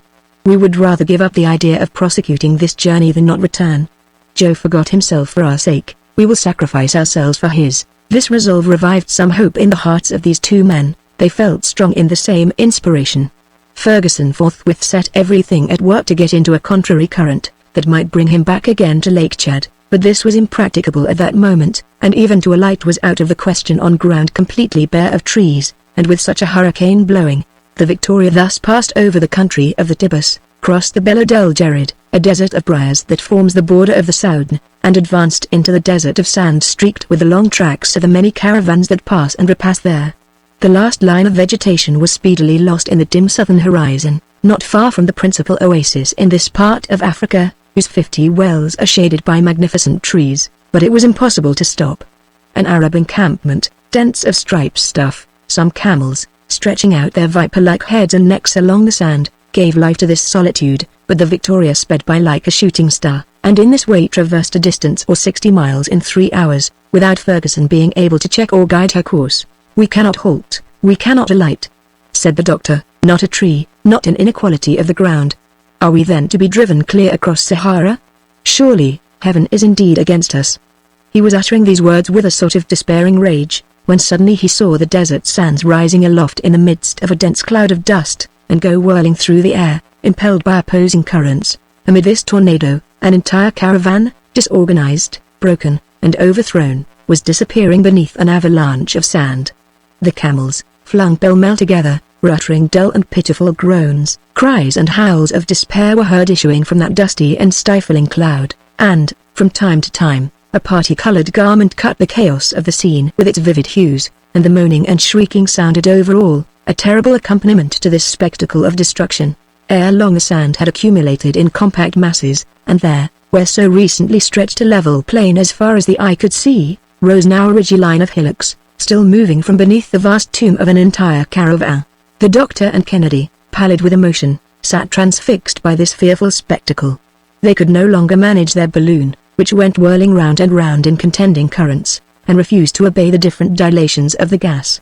Caught in these eddies of the atmosphere, it spun about with a rapidity that made their heads reel, while the car oscillated and swung to and fro violently at the same time. The instruments suspended under the awning clattered together as though they would be dashed to pieces. The pipes of the spiral bent to and fro, threatening to break at every instant, and the water tanks jostled and jarred with tremendous din. Although but 2 feet apart, our aeronauts could not hear each other speak, but with firmly clenched hands they clung convulsively to the cordage, and endeavored to steady themselves against the fury of the tempest.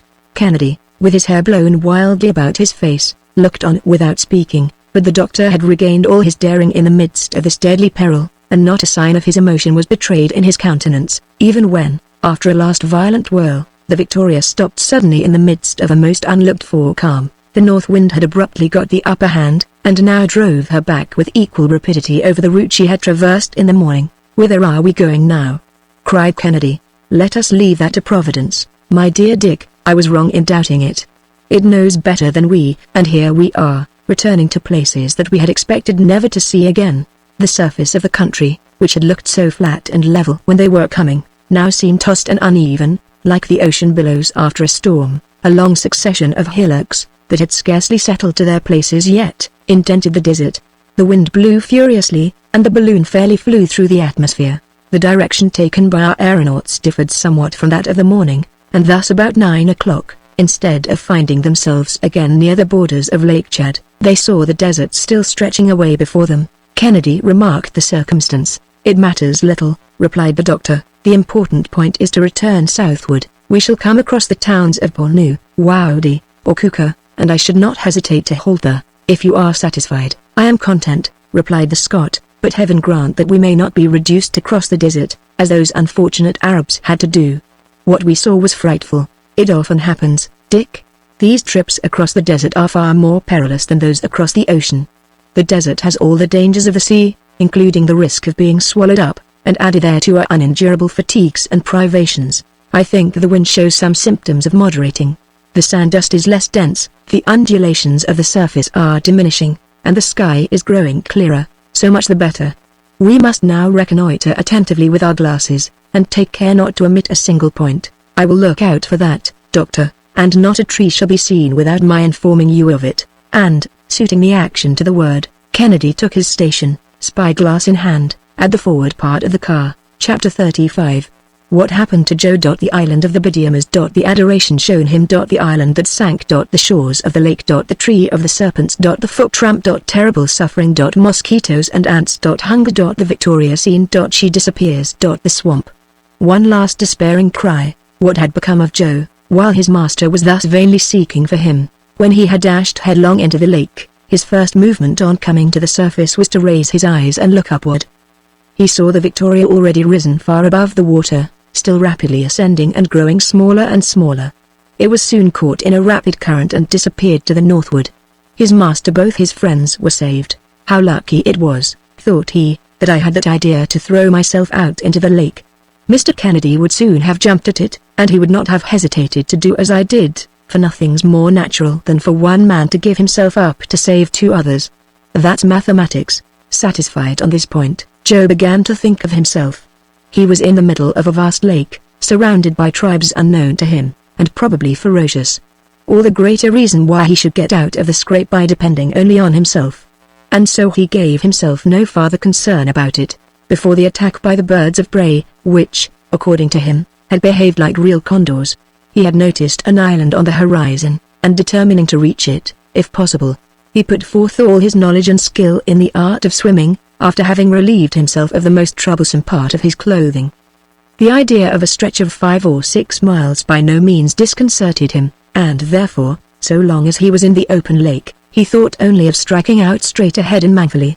In about an hour and a half the distance between him and the island had greatly diminished, but as he approached the land, a thought, at first fleeting and then tenacious, arose in his mind. He knew that the shores of the lake were frequented by huge alligators, and was well aware of the voracity of those monsters. Now, no matter how much he was inclined to find everything in this world quite natural, the worthy fellow was no little disturbed by this reflection. He feared greatly lest white flesh like his might be particularly acceptable to the dreaded brutes, and advanced only with extreme precaution, his eyes on the alert on both sides and all around him. At length, he was not more than 100 yards from a bank, covered with green trees, when a puff of air strongly impregnated with a musky odor reached him. "There," said he to himself, "just what I expected. The crocodile isn't far off." With this he dived swiftly, but not sufficiently so to avoid coming into contact with an enormous body, the scaly surface of which scratched him as he passed. He thought himself lost and swam with desperate energy. Then he rose again to the top of the water, took breath and dived once more. Thus passed a few minutes of unspeakable anguish, which all his philosophy could not overcome, for he thought, all the while, that he heard behind him the sound of those huge jaws ready to snap him up forever. In this state of mind he was striking out under the water as noiselessly as possible when he felt himself seized by the arm and then by the waist. Poor Joe. He gave one last thought to his master, and began to struggle with all the energy of despair, feeling himself the while drawn along, but not toward the bottom of the lake, as is the habit of the crocodile when about to devour its prey, but toward the surface, so soon as he could get breath and look around him. He saw that he was between two natives as black as ebony, who held him, with a firm gripe, and uttered strange cries. "Ha!" said Joe, "blacks instead of crocodiles. Well, I prefer it as it is. But how in the mischief dare these fellows go in bathing in such places?" Joe was not aware that the inhabitants of the islands of Lake Chad, like many other Negro tribes, plunge with impunity into sheets of water infested with crocodiles and caimans, and without troubling their heads about them. The amphibious denizens of this lake enjoy the well-deserved reputation of being quite inoffensive, but had not Joe escaped one peril only to fall into another?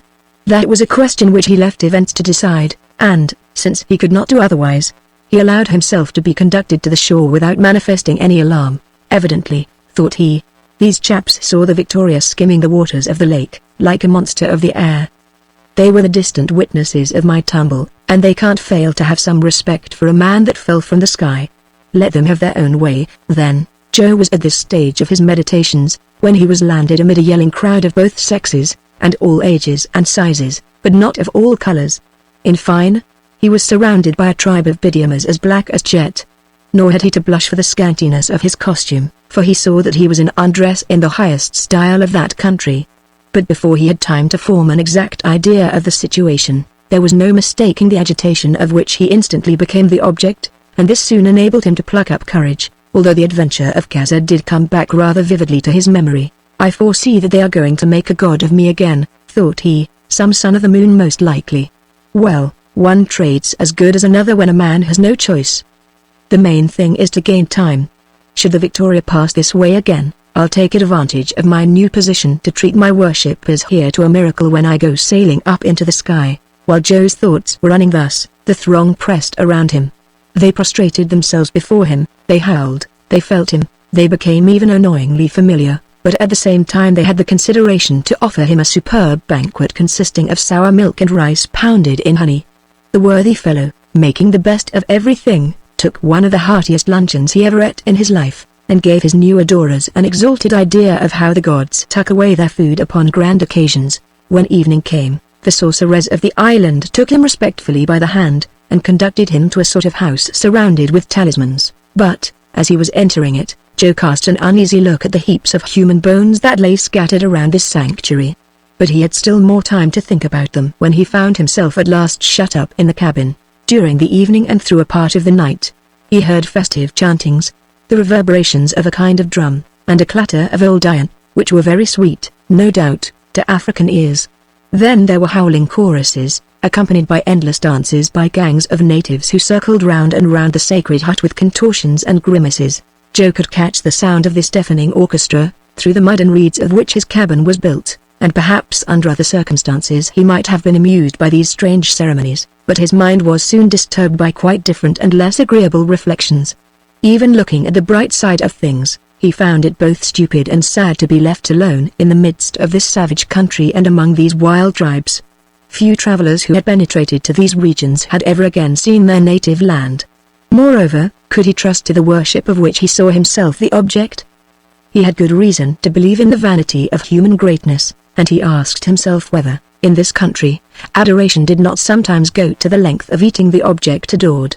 But, notwithstanding this rather perplexing prospect, after some hours of meditation, fatigue got the better of his gloomy thoughts, and Joe fell into a profound slumber, which would have lasted no doubt until sunrise, had not a very unexpected sensation of dampness awakened the sleeper. Ere long this dampness became water, and that water gained so rapidly that it had soon mounted to Joe's waist. "What can this be?" said he. "A flood? A water spout? Or a new torture invented by these blacks? Faith, though, I'm not going to wait here till it's up to my neck." And, so saying, he burst through the frail well with a jog of his powerful shoulder, and found himself where? In the open lake. Island there was none. It had sunk during the night. In its place, the watery immensity of Lake Chad, a poor country for the landowners, said Joe, once more vigorously resorting to his skill in the art of natation. One of those phenomena, which are by no means unusual on Lake Chad, had liberated our brave Joe. More than one island, that previously seemed to have the solidity of rock, has been submerged in this way, and the people living along the shores of the mainland have had to pick up the unfortunate survivors of these terrible catastrophes. Joe knew nothing about this peculiarity of the region, but he was nonetheless ready to profit by it. He caught sight of a boat drifting about, without occupants, and was soon aboard of it.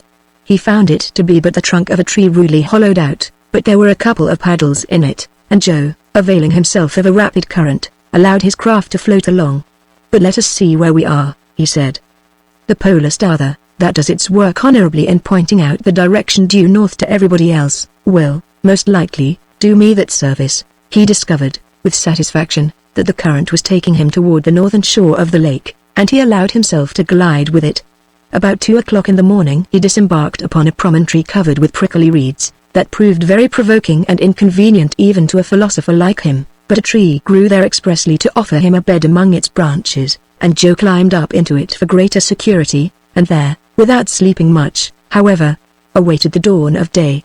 When morning had come with that suddenness which is peculiar to the equatorial regions, Joe cast a glance at the tree which had sheltered him during the last few hours, and beheld a sight that chilled the marrow in his bones. The branches of the tree were literally covered with snakes and chameleons.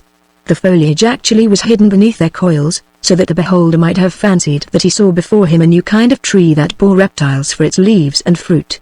And all this horrible living mass writhed and twisted in the first rays of the morning sun. Joe experienced a keen sensation or terror mingled with disgust, as he looked at it, and he leapt precipitately from the tree amid the hissings of these new and unwelcome bedfellows. "Now, there's something that I would never have believed," said he. He was not aware that Dr. Vogel's last letters had made known this singular feature of the shores of Lake Chad, where reptiles are more numerous than in any other part of the world.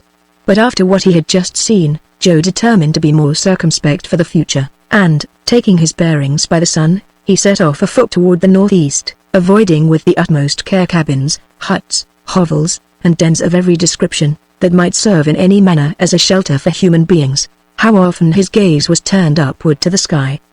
He hoped to catch a glimpse, each time, of the Victoria, and, although he looked vainly during all that long, fatiguing day of sore foot travel, his confident reliance on his master remained undiminished.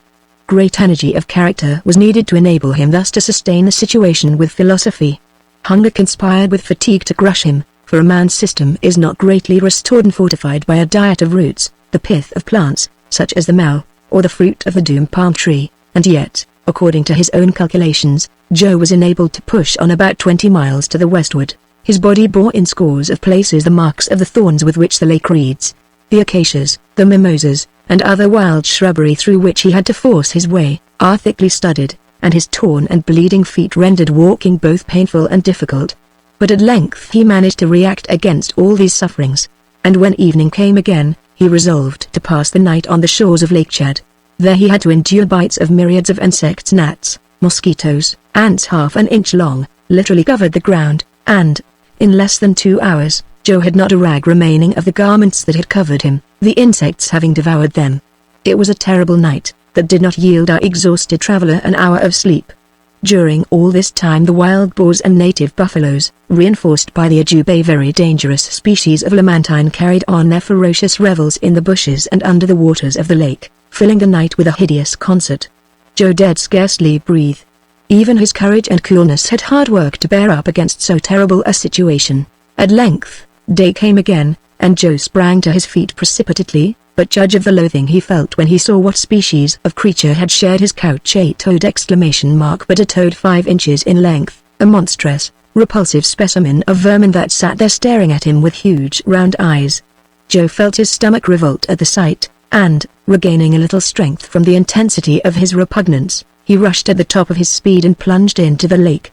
This sudden bath somewhat allayed the pangs of the itching that tortured his whole body, and, chewing a few leaves, he set forth resolutely, again feeling an obstinate resolution in the act, for which he could hardly account even to his own mind. He no longer seemed to have entire control of his own acts, and, nevertheless, he felt within him a strength superior to despair. However, he began now to suffer terribly from hunger.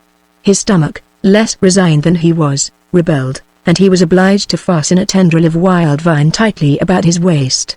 Fortunately, he could quench his thirst at any moment, and, in recalling the sufferings he had undergone in the desert, he experienced comparative relief in his exemption from the other distressing want. What can have become of the Victoria? He wondered. The wind blows from the north, and she should be carried back by it toward the lake.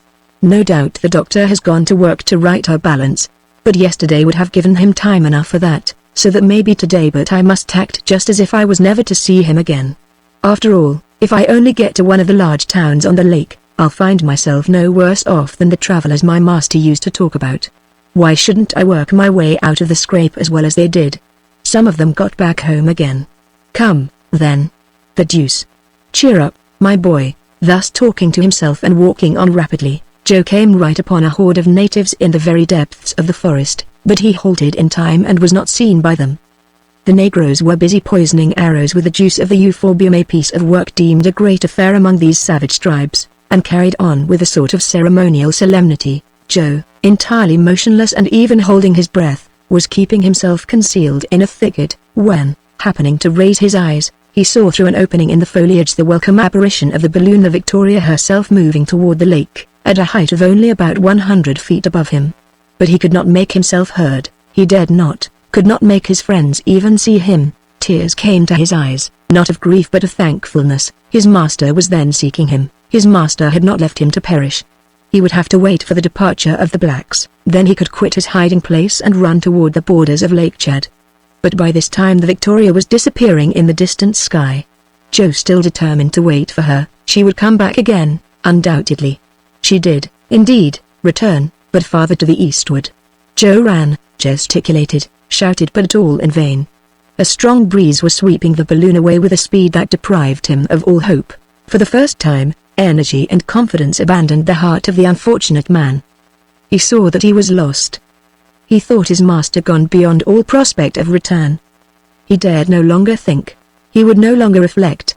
Like a crazy man, his feet bleeding, his body cut and torn, he walked on during all that day and a part of the next night. He even dragged himself along, sometimes on his knees, sometimes with his hands.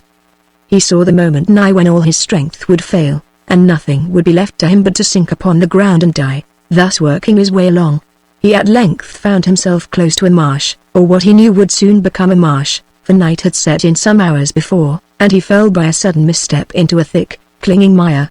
In spite of all his efforts, in spite of his desperate struggles, he felt himself sinking gradually in the swampy ooze, and in a few minutes he was buried to his waist. Here, then, at last, is death, he thought, in agony, and what a death. He now began to struggle again, like a madman, but his efforts only served to bury him deeper in the tomb that the poor doomed lad was hollowing for himself. Not a log of wood or a branch to buoy him up, not a reed to which he might cling.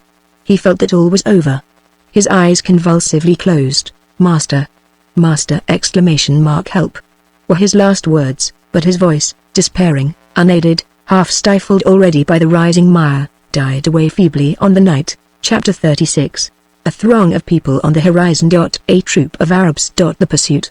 It is he. Fall from horseback. The strangled Arab. A ball from Kennedy. Adroit maneuvers. Caught up flying. Joe saved at last. From the moment when Kennedy resumed his post of observation in the front of the car, he had not ceased to watch the horizon with his utmost attention. After the lapse of some time he turned toward the doctor and said, "If I am not greatly mistaken, I can see, off yonder in the distance, a throng of men or animals moving. It is impossible to make them out yet, but I observe that they are in violent motion, for they are raising a great cloud of dust. May it not be another contrary breeze?" said the doctor. "Another whirlwind coming to drive us back northward again?" And while speaking he stood up to examine the horizon. "I think not, Samuel, it is a troop of gazelles or of wild oxen." "Perhaps so, Dick, but yon throng is some 9 or 10 miles from us at least, and on my part, even with a glass, I can make nothing of it. At all events I shall not lose sight of it. There is something remarkable about it that excites my curiosity. Sometimes it looks like a body of cavalry maneuvering. Ah! I was not mistaken. It is, indeed, a squadron of horsemen. Look there." The doctor eyed the group with great attention, and, after a moment's pause, remarked, "I believe that you are right. It is a detachment of Arabs or Tibus, and they are galloping in the same direction with us, as though in flight, but we are going faster than they, and we are rapidly gaining on them. In half an hour we shall be near enough to see them and know what they are." Kennedy had again lifted his glass and was attentively scrutinizing them.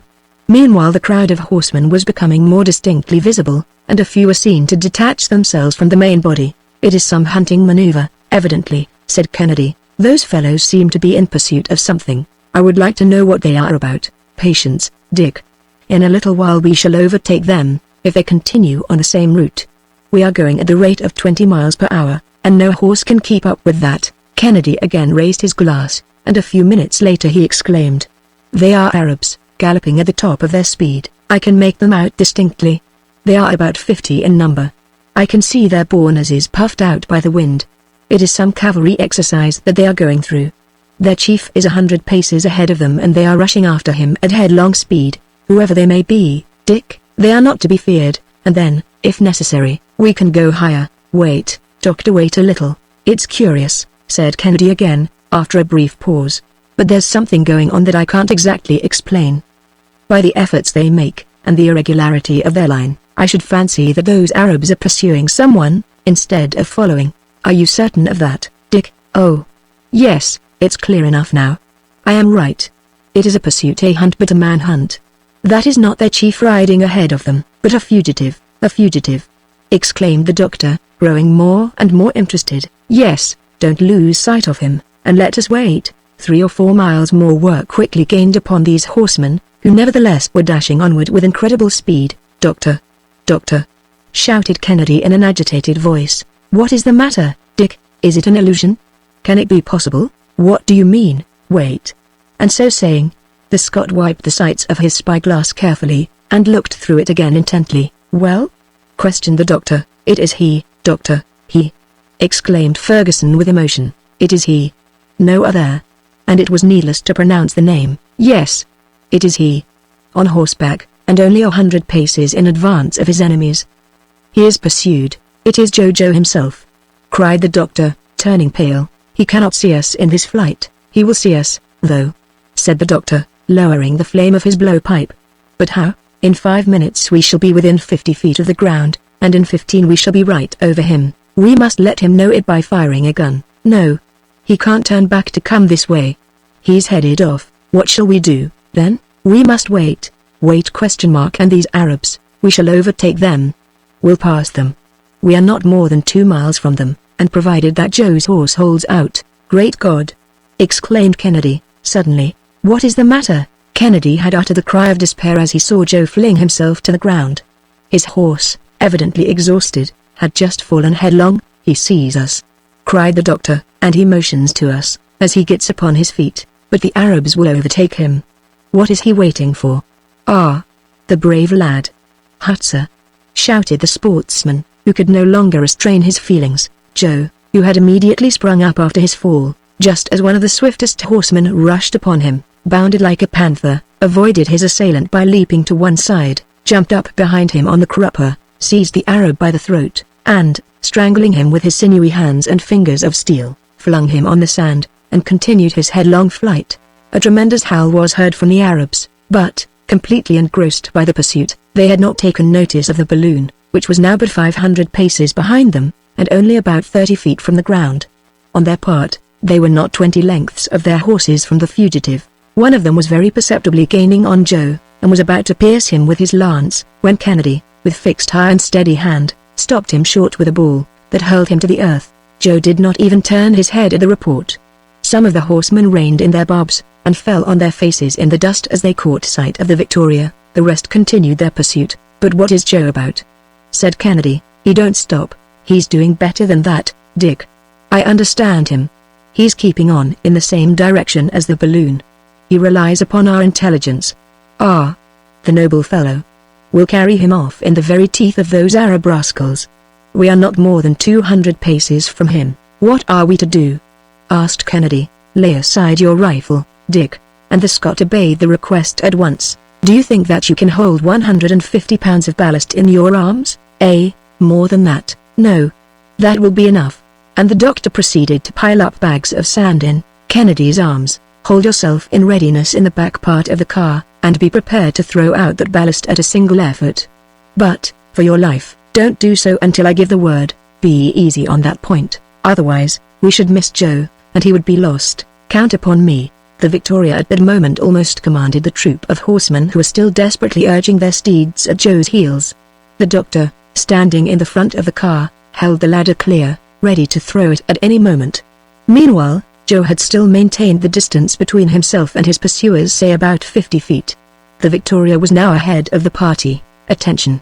exclaimed the doctor to Kennedy. "I'm ready, Joe, look out for yourself," shouted the doctor in his sonorous, ringing voice, as he flung out the ladder, the lowest ratlines of which tossed up the dust of the road. As the doctor shouted, Joe had turned his head, but without checking his horse. The ladder dropped close to him, and at the instant he grasped it, the doctor again shouted to Kennedy, "Throw ballast, it's done," and the Victoria, lightened by a weight greater than Joe's, shot up 150 feet into the air. Joe clung with all his strength to the ladder during the wide oscillations that it had to describe, and then making an indescribable gesture to the Arabs, and climbing with the agility of a monkey, he sprang up to his companions, who received him with open arms. The Arabs uttered a scream of astonishment and rage. The fugitive had been snatched from them on the wing, and the Victoria was rapidly speeding far beyond their reach. "Master Kennedy!" ejaculated Joe, and overwhelmed, at last, with fatigue and emotion. The poor fellow fainted away, while Kennedy, almost beside himself, kept exclaiming, "Saved, saved, saved indeed," murmured the doctor, who had recovered all his phlegmatic coolness. Joe was almost naked. His bleeding arms, his body covered with cuts and bruises, told what his sufferings had been. The doctor quietly dressed his wounds, and laid him comfortably under the awning. Joe soon returned to consciousness, and asked for a glass of brandy, which the doctor did not see fit to refuse, as the faithful fellow had to be indulged. After he had swallowed the stimulant, Joe grasped the hands of his two friends and announced that he was ready to relate what had happened to him. But they would not allow him to talk at that time, and he sank back into a profound sleep, of which he seemed to have the greatest possible need. The Victoria was then taking an oblique climb to the westward. Driven by a tempestuous wind, it again approached the borders of the thorny desert, which the travelers descried over the tops of palm trees, bent and broken by the storm, and, after having made a run of 200 miles since rescuing Joe, it passed the 10th degree of east longitude about nightfall. Chapter 37. The Western Route. Joe wakes up. His obstinacy. End of Joe's narrative. Take lie. Kennedy's anxieties. The route to the north. A night near Agades. During the night the wind lulled as though reposing after the boisterousness of the day, and the Victoria remained quietly at the top of the tall sycamore. The doctor and Kennedy kept watch by turns, and Joe availed himself of the chance to sleep most sturdily for 24 hours at a stretch. "That's the remedy he needs," said Dr. Ferguson. "Nature will take charge of his care." With the dawn the wind sprang up again in quite strong, and moreover capricious gusts. It shifted abruptly from south to north, but finally the Victoria was carried away by it toward the west. The doctor, map in hand, recognized the kingdom of Demagu, an undulating region of great fertility, in which the huts that compose the villages are constructed of long reeds interwoven with branches of the asclepia. The grain mills were seen raised in the cultivated fields, upon small scaffoldings or platforms, to keep them out of the reach of the mice and the huge ants of that country. They soon passed the town of Zinder, recognized by its spacious place of execution, in the center of which stands the tree of death. At its foot the executioner stands waiting, and whoever passes beneath its shadow is immediately hung. Upon consulting his compass, Kennedy could not refrain from saying, "Look. We are again moving northward. No matter, if it only takes us to Timbuktu, we shall not complain." "Never was a finer voyage accomplished under better circumstances, nor in better health," said Joe, at that instant thrusting his jolly countenance from between the curtains of the awning. "There he is. There's our gallant friend, our preserver," exclaimed Kennedy, cordially. "How goes it, Joe?" "Oh. Why, naturally enough, Mr. Kennedy, very naturally. I never felt better in my life. Nothing sets a man up like a little pleasure trip with a bath in lake. Had to start on doctor?" "Brave fellow," said Ferguson, pressing Joe's hand. "What terrible anxiety you caused us, Humphrey." "And you, sir? Do you think that I felt easy in my mind about you, gentlemen? You gave me a fine fright, let me tell you. We shall never agree in the world, Joe, if you take things in that style." "I see that his tumble hasn't changed him a bit," added Kennedy. "Your devotion and self-forgetfulness were sublime, my brave lad, and they saved us, for the Victoria was falling into the lake, and, once there, nobody could have extricated her. But, If my devotion, as you are pleased to call my Somerset, saved you, did it not save me too, for here we are, all three of us, in first-rate health. Consequently we have nothing to squabble about in the whole affair. Oh, we can never come to a settlement with that youth, said the sportsman. The best way to settle it, replied Joe, is to say nothing more about the matter. What's done is done. Good or bad, we can't take it back, you obstinate fellow, said the doctor, laughing. You can't refuse, though, to tell us your adventures, at all events, not if you think it worthwhile.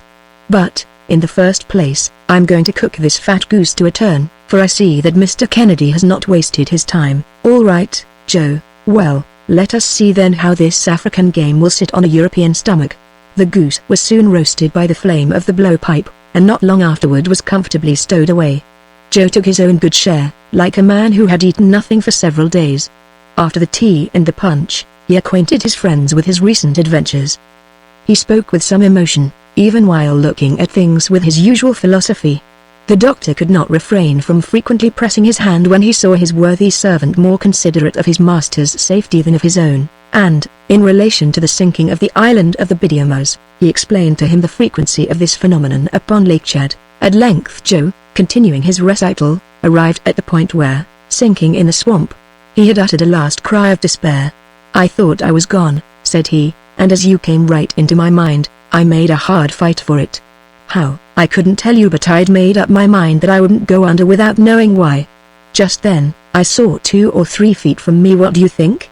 The end of a rope that had been fresh cut, so I took leave to make another jerk, and, by hook or by crook, I got to the rope.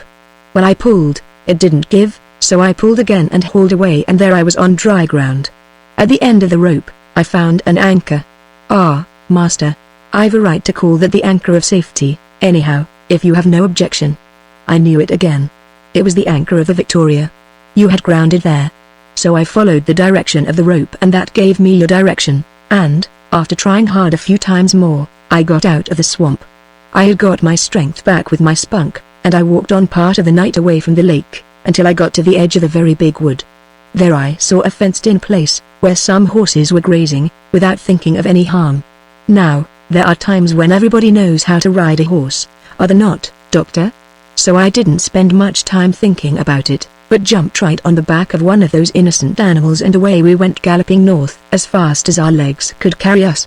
I needn't tell you about the towns that I didn't see, nor the villages that I took good care to go around. No. I crossed the ploughed fields, I leapt the hedges, I scrambled over the fences, I dug my heels into my nag, I thrashed him, I fairly lifted the poor fellow off his feet. At last I got to the end of the tilled land. Good. There was the desert. That suits me, said I, for I can see better ahead of me and farther too. I was hoping all the time to see the balloon tacking about and waiting for me. But not a bit of it, and so, in about 3 hours, I go plump, like a fool, into a camp of Arabs. Phew. What a hunt that was. You see, Mr. Kennedy, a hunter don't know what a real hunt is until he's been hunted himself. Still, I advise him not to try it if he can keep out of it. My horse was so tired, he was ready to drop off his legs. They were close on me. I threw myself to the ground, then I jumped up again behind an Arab. I didn't mean the fellow any harm, and I hope he has no grudge against me for choking him, but I saw you and you know the rest. The Victoria came on at my heels, and you caught me up flying, as a circus rider does a ring. Wasn't I right in counting on you? Now, doctor, you see how simple all that was. Nothing more natural in the world. I'm ready to begin over again, if it would be of any service to you. And besides, master, as I said a while ago, it's not worth mentioning, my noble, gallant Joe, said the doctor, with great feeling. Heart of gold. We were not astray in trusting to your intelligence and skill, poor doctor. One has only just to follow things along as they happen, and he can always work his way out of a scrape. The safest plan, you see, is to take matters as they come. While Joe was telling his experience, the balloon had rapidly passed over a long reach of country, and Kennedy soon pointed out on the horizon a collection of structures that looked like a town. The doctor glanced at his map and recognized the place as the large village of Taglai, in the Damagoo country. Here, said he, we come upon Dr. Barthroot. It was at this place that he parted from his companions, Richardson and Overweg. The first was to follow the Zindra route, and the second that of Maradi, and you may remember that, of these three travelers, Barth was the only one who ever returned to Europe. Then, said Kennedy, following out on the map the direction of the Victoria, we are going due north, Dick. And don't that give you a little uneasiness? Why should it? Because that line leads to Tripoli, and over the Great Desert. Oh, we shall not go so far as that, my friend, at least, I hope not. But where do you expect to halt? Come, Dick, don't you feel some curiosity to see Timbuktu? Timbuktu, certainly, said Joe. Nobody nowadays can think of making the trip to Africa without going to see Timbuktu. You will be only the 5th or 6th European who has ever set eyes on that mysterious city. Ha, then, for Timbuktu, well, then, let us try to get as far as between the 17th and 18th degrees of north latitude, and there we will seek a favorable wind to carry us westward. Good, said the hunter. But have we still far to go to the northward? 150 miles at least. In that case, said Kennedy, I'll turn in and sleep a bit. Sleep, sir, sleep, urged Joe. And you, Doctor, do the same yourself. You must have need of rest, for I made you keep watch a little out of time. The sportsman stretched himself under the awning, but Ferguson, who was not easily conquered by fatigue, remained at his post. In about 3 hours the Victoria was crossing with extreme rapidity an expanse of stony country, with ranges of lofty, naked mountains of granitic formation at the base. A few isolated peaks attained the height of even 4,000 feet. Giraffes, antelopes, and ostriches were seen running and bounding with marvelous agility in the midst of forests of acacias, mimosas, sours, and date trees. After the barrenness of the desert, vegetation was now resuming its empire. This was the country of the Kiowas, who veil their faces with a bandage of cotton, like their dangerous neighbors, the Tuaregs. At 10 o'clock in the evening, after a splendid trip of 250 miles, the Victoria halted over an important town. The moonlight revealed glimpses of one district half in ruins, and some pinnacles of mosques and minarets shot up here and there, glistening in the silvery rays. The doctor took a stellar observation, and discovered that he was in the latitude of Agades. This city, once the seat of an immense trade, was already falling into ruin when Dr. Barth visited it. The Victoria, not being seen in the obscurity of night, descended about 2 miles above Agades, in a field of millet. The night was calm, and began to break into dawn about 3 o'clock a.m., while a light wind coaxed the balloon westward, and even a little toward the south. Dr. Ferguson hastened to avail himself of such good fortune, and rapidly ascending resumed his aerial journey amid a long wake of golden morning sunshine. Chapter 38. A rapid passage. Prudent resolves. Caravans in sight. Incessant trains. Goa. The Niger. Golbury, Geoffroy, and Grey. Mungo Park. Lane. Rene Cayley. Clapperton. John and Richard Lander. The 17th of May passed tranquilly, without any remarkable incident. The desert gained upon them once more. A moderate wind bore the Victoria toward the southwest, and she never swerved to the right or to the left, but her shadow traced a perfectly straight line on the sand. Before starting, the doctor had prudently renewed his stock of water, having feared that he should not be able to touch ground in these regions, infested as they are by the Aeoluminian Tuaregs. The plateau, at an elevation of 1,800 feet above the level of the sea, sloped down toward the south. Our travelers, having crossed the Agades route at Mazuke route often pressed by the feet of camels, arrived that evening, in the 16th degree of north latitude, and 4 degrees 55 minutes east longitude, after having passed over 180 miles of a long and monotonous day's journey. During the day Joe dressed the last pieces of game, which had been only hastily prepared, and he served up for supper a mess of snipe, that were greatly relished. The wind continuing good, the doctor resolved to keep on during the night, the moon, still nearly at the full, illumining it with her radiance. The Victoria ascended to a height of 500 feet, and, during her nocturnal trip of about 60 miles, the gentle slumbers of an infant would not have been disturbed by her motion. On Sunday morning, the direction of the wind again changed, and it bore to the northwestward. A few crows were seen sweeping through the air, and, off on the horizon, a flock of vultures which, fortunately, however, kept at a distance. The sight of these birds led Joe to compliment his master on the idea of having 2 balloons. "Where would we be," said he, "with only 1 balloon? The second balloon is like the lifeboat to a ship. In case of wreck we could always take to it and escape." "You are right, friend Joe," said the doctor, "only that my lifeboat gives me some uneasiness. It is not so good as the main craft." "What do you mean by that, doctor?" asked Kennedy. I mean to say that the new Victoria is not so good as the old one. Whether it be that the stuff it is made of is too much worn, or that the heat of the spiral has melted the gutta percha, I can observe a certain loss of gas. It don't amount to much thus far, but still it is noticeable. We have a tendency to sink, and, in order to keep our elevation, I am compelled to give greater dilation to the hydrogen. The deuce!" exclaimed Kennedy with concern. "I see no remedy for that. There is none, Dick, and that is why we must hasten our progress, and even avoid night halts." "Are we still far from the coast?" asked Joe. "Which coast, my boy? How are we to know where the chance will carry us?" "All that I can say is, that Timbuktu is still about 400 miles to the westward, and how long will it take us to get there, should the wind not carry us too far out of the way? I hope to reach that city by Tuesday evening." "Then," remarked Joe, pointing to a long file of animals and men winding across the open desert, "we shall arrive there sooner than that caravan." Ferguson and Kennedy leaned over and saw an immense cavalcade. There were at least 150 camels of the kind that, for 12 mutkals of gold, or about $25, go from Timbuktu to Tiflis with a load of 500 pounds upon their backs.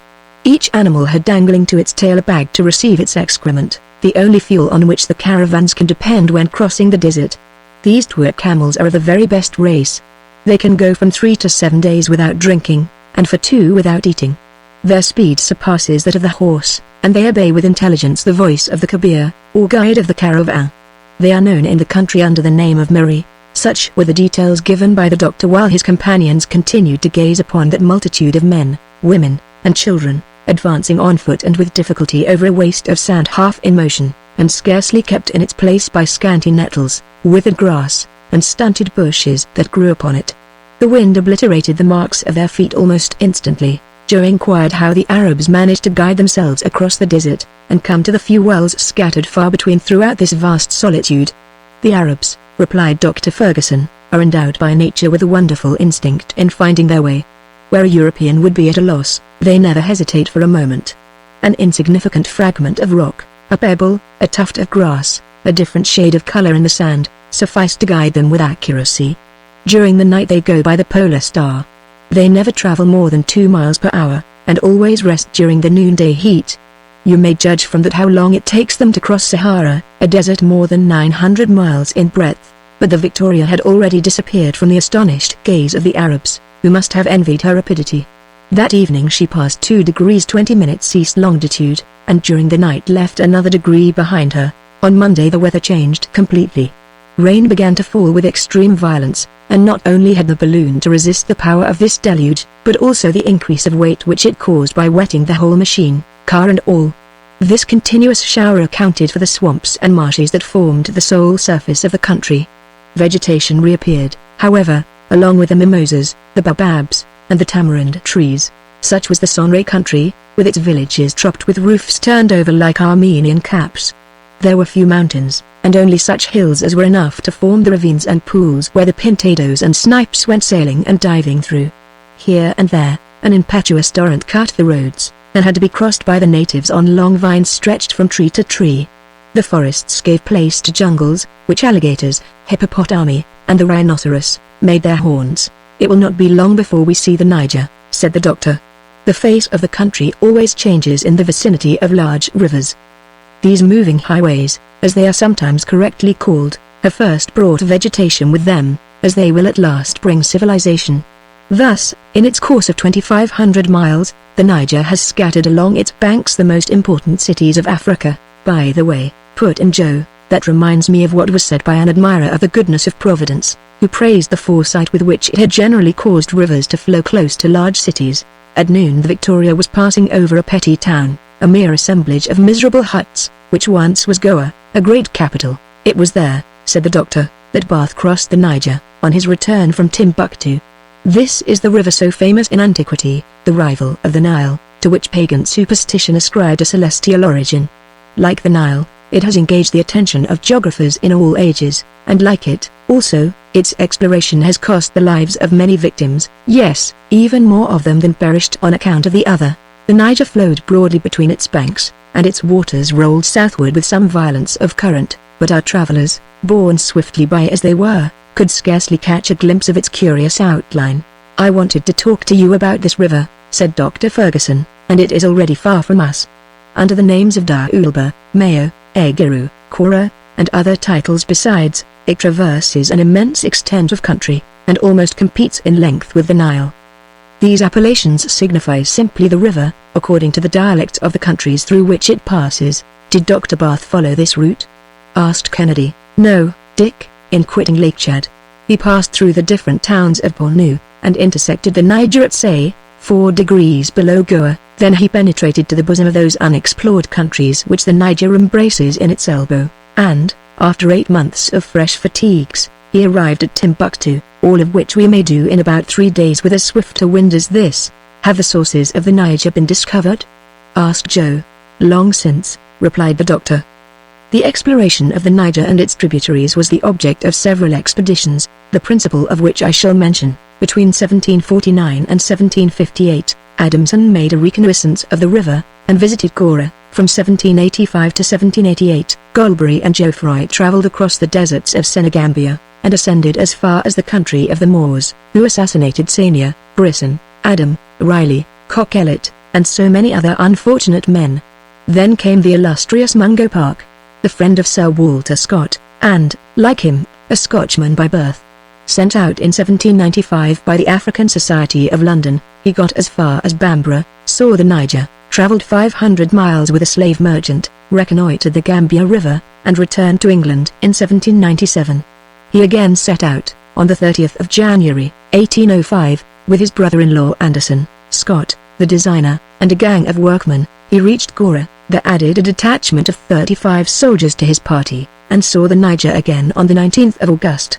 But, by that time, in consequence of fatigue, privations, ill usage, the inclemencies of the weather, and the unhealthiness of the country, only 11 persons remained alive of the 40 Europeans in the party. On the 16th of November, the last letters from Mungo Park reached his wife, and, a year later a trader from that country gave information that, having got as far as Bausa, on the Niger, on the 23rd of December, the unfortunate traveller's boat was upset by the cataracts in that part of the river, and he was murdered by the natives. And his dreadful fate did not check the efforts of others to explore that river. On the contrary, Dick. Since then, there were 2 objects in view, namely, to recover the lost man's papers, as well as to pursue the exploration. In 1816, an expedition was organized, in which Major Gray took part. It arrived in Senegal, penetrated to the Frontijalan, visited the Fowler and Mandingo populations, and returned to England without further results. In 1822, Major Lane explored all the western part of Africa near to the British possessions, and he it was who got so far as the sources of the Niger, and, according to his documents, the spring in which that immense river takes its rise is not 2 feet broad, easy to jump over, said Joe. How's that? Easy you think, eh? Retorted the doctor.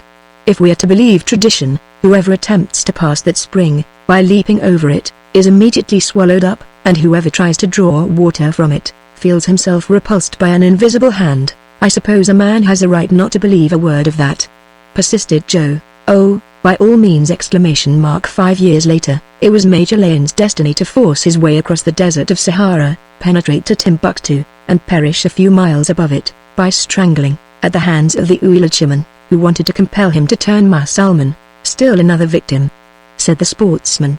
It was then that a brave young man, with his own feeble resources, undertook and accomplished the most astonishing of modern journeys. I mean the Frenchman René Cailly, who, after sundry attempts in 1819 and 1824, set out again on the 19th of April, 1827, from Réunionnais.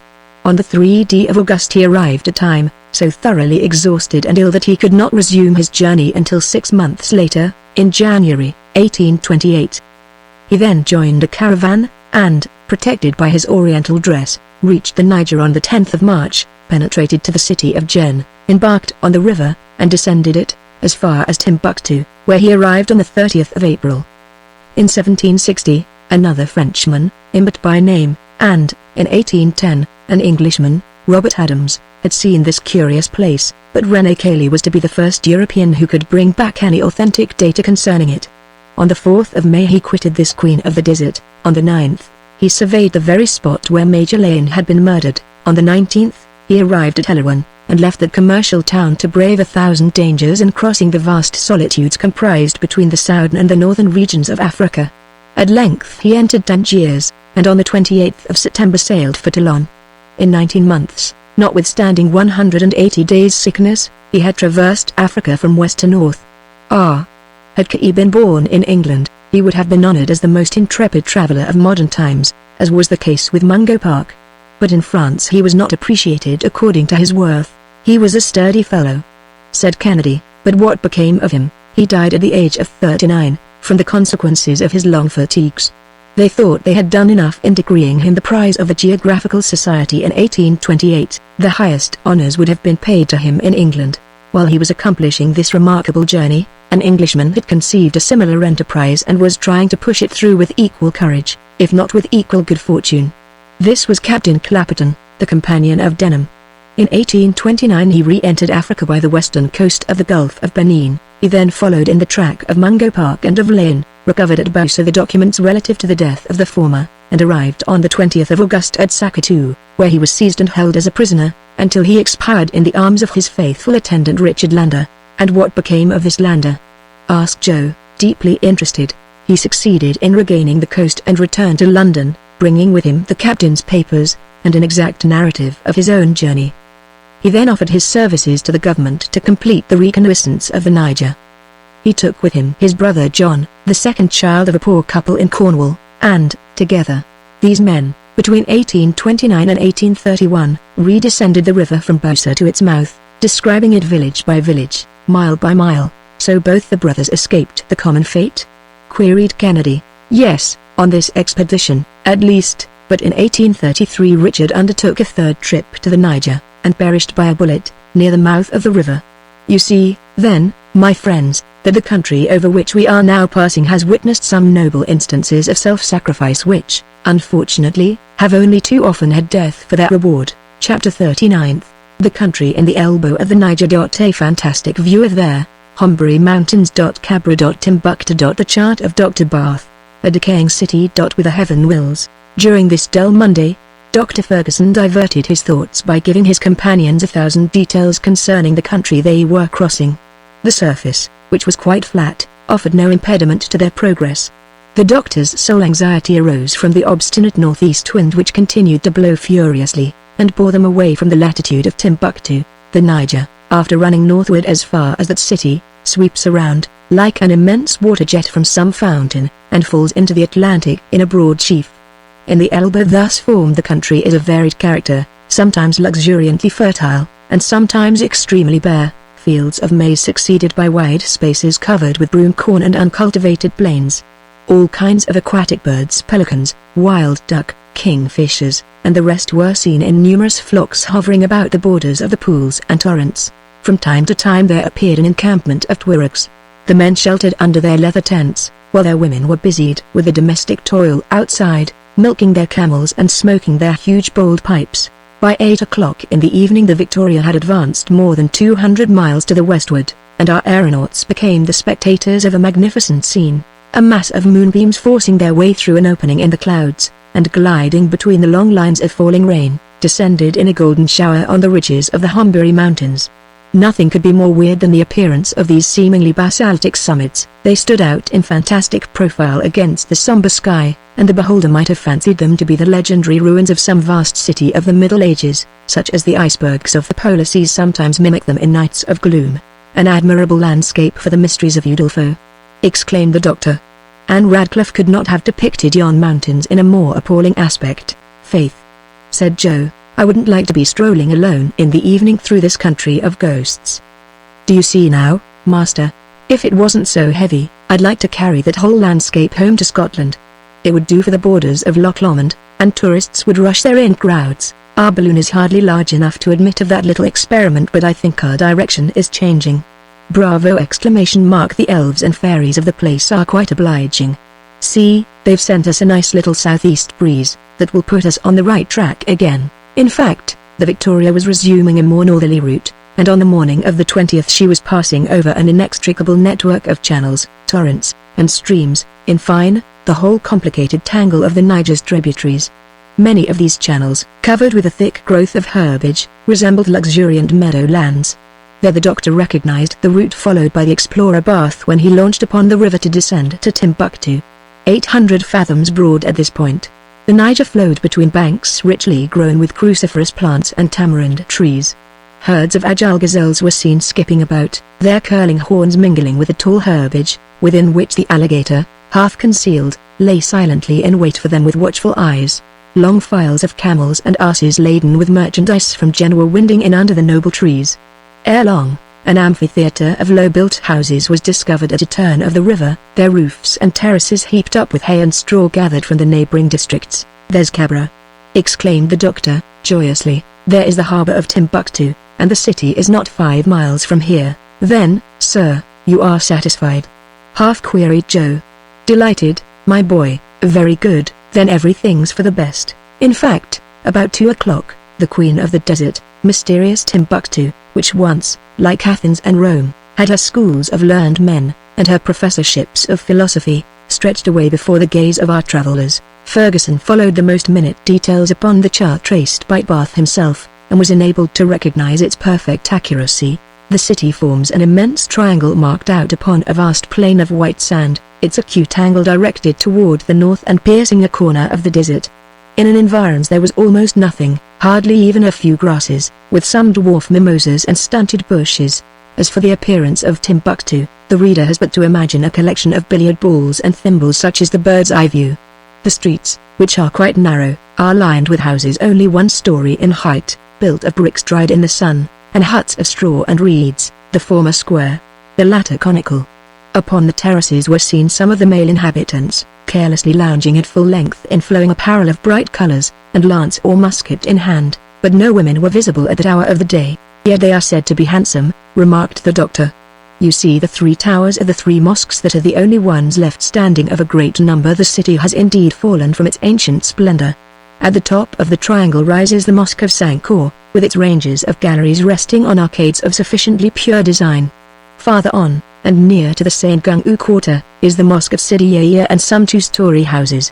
But do not look for either palaces or monuments. The Sheikh is a mere son of traffic, and his royal palace is a counting house." "It seems to me that I can see half-ruined ramparts," said Kennedy. "They were destroyed by the Fulans in 1826. The city was 1/3 larger then. For Timbuktu, an object generally coveted by all the tribes, since the 11th century, has belonged in succession to the Tuaregs, the Sonrayans, the Morocco men, and the Fulans, and this great center of civilization, where a sage like Ahmed Baba owned, in the 16th century, a library of 1600 manuscripts, is now nothing but a mere halfway house for the trade of Central Africa." The city, indeed, seemed abandoned to supreme neglect. It betrayed that indifference which seems epidemic to cities that are passing away. Huge heaps of rubbish encumbered the suburbs, and, with the hill on which the marketplace stood, formed the only inequalities of the ground. When the Victoria passed, there was some slight show of movement, drums were beaten, but the last learned man still lingering in the place had hardly time to notice the new phenomenon, for our travellers, driven onward by the wind of the desert, resumed the winding course of the river, and, ere long, Timbuktu was nothing more than one of the fleeting reminiscences of their journey. "And now," said the doctor, "heaven may waft us whither it pleases, provided only that we go westward," added Kennedy. "Bah," said Joe, "I wouldn't be afraid if it was to go back to Zanzibar by the same road, or to cross the ocean to America. We would first have to be able to do that, Joe." "And what's wanting, Doctor?" "Gas, my boy. The ascending force of the balloon is evidently growing weaker, and we shall need all our management to make it carry us to the sea coast. I shall even have to throw over some ballast. We are too heavy." "That's what comes of doing nothing, Doctor. When a man lies stretched out all day long in his hammock, he gets fat and heavy. It's a lazy bone strip, this of ours, Master, and when we get back everybody will find us big and stout." "Just like Joe," said Kennedy. "Just the ideas for him. But wait a bit. Can you tell what we may have to go through yet? We are still far from the end of our trip. Where do you expect to strike the African coast, Doctor?" "I should find it hard to answer you, Kennedy. We are at the mercy of very variable winds, but I should think myself fortunate were we to strike it between Sierra Leone and Portendick. There is a stretch of country in that quarter where we should meet with friends, and it would be a pleasure to press their hands. But, are we going in the desirable direction?" "Not any too well, Dick, not any too well. Look at the needle of the compass. We are bearing southward, and ascending the Niger toward its sources. A fine chance to discover them," said Joe, "if they were not known already. Now, Couldn't we just find others for it, on a pinch? Not exactly, Joe, but don't be alarmed, I hardly expect to go so far as that. At nightfall the doctor threw out the last bags of sand. The Victoria rose higher, and the blowpipe, although working at full blast, could scarcely keep her up. At that time she was 60 miles to the southward of Timbuktu, and in the morning the aeronauts awoke over the banks of the Niger, not far from Lake Debo. Chapter 39. Dr. Ferguson's anxieties. Persistent movement southward. A cloud of grasshoppers. A view of Jen. A view of Seago. Change of the wind. Joe's regrets. The flow of the river was, at that point, divided by large islands into narrow branches, with a very rapid current. Upon one among them stood some shepherds' huts, but it had become impossible to take an exact observation of them, because the speed of the balloon was constantly increasing. Unfortunately, it turned still more toward the south, and in a few moments crossed Lake Debo. Dr. Ferguson, forcing the dilation of his aerial craft to the utmost, sought for other currents of air at different heights, but in vain, and he soon gave up the attempt, which was only augmenting the waste of gas by pressing it against the well-worn tissue of the balloon. He made no remark, but he began to feel very anxious. This persistence of the wind to head him off toward the southern part of Africa was defeating his calculations, and he no longer knew upon whom or upon what to depend. Should he not reach the English or French territories, what was to become of him in the midst of the barbarous tribes that infest the coasts of Guinea? How should he get to a ship to take him back to England? And the actual direction of the wind was driving him along to the kingdom of Dahomey, among the most savage races, and into the power of a ruler who was in the habit of sacrificing thousands of human victims at his public orgies. There he would be lost. On the other hand, the balloon was visibly wearing out, and the doctor felt it failing him. However, as the weather was clearing up a little, he hoped that the cessation of the rain would bring about a change in the atmospheric currents. It was therefore a disagreeable reminder of the actual situation when Joe said aloud, "There. The rain's going to pour down harder than ever, and this time it will be the deluge itself, if we're to judge by yon cloud that's coming up." "What? Another cloud?" asked Ferguson. "Yes, and a famous one," replied Kennedy. "I never saw the like of it," added Joe. "I breathe freely again," said the doctor, laying down his spyglass. "That's not a cloud." "Not a cloud?" queried Joe, with surprise. "No, it is a swarm." "Eh? A swarm of grasshoppers, that?"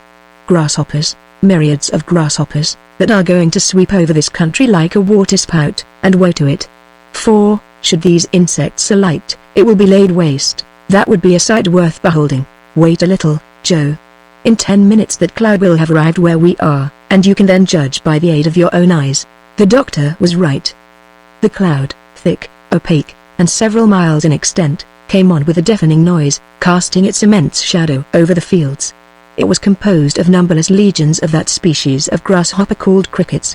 About 100 paces from the balloon, they settled down upon a tract full of foliage and verdure.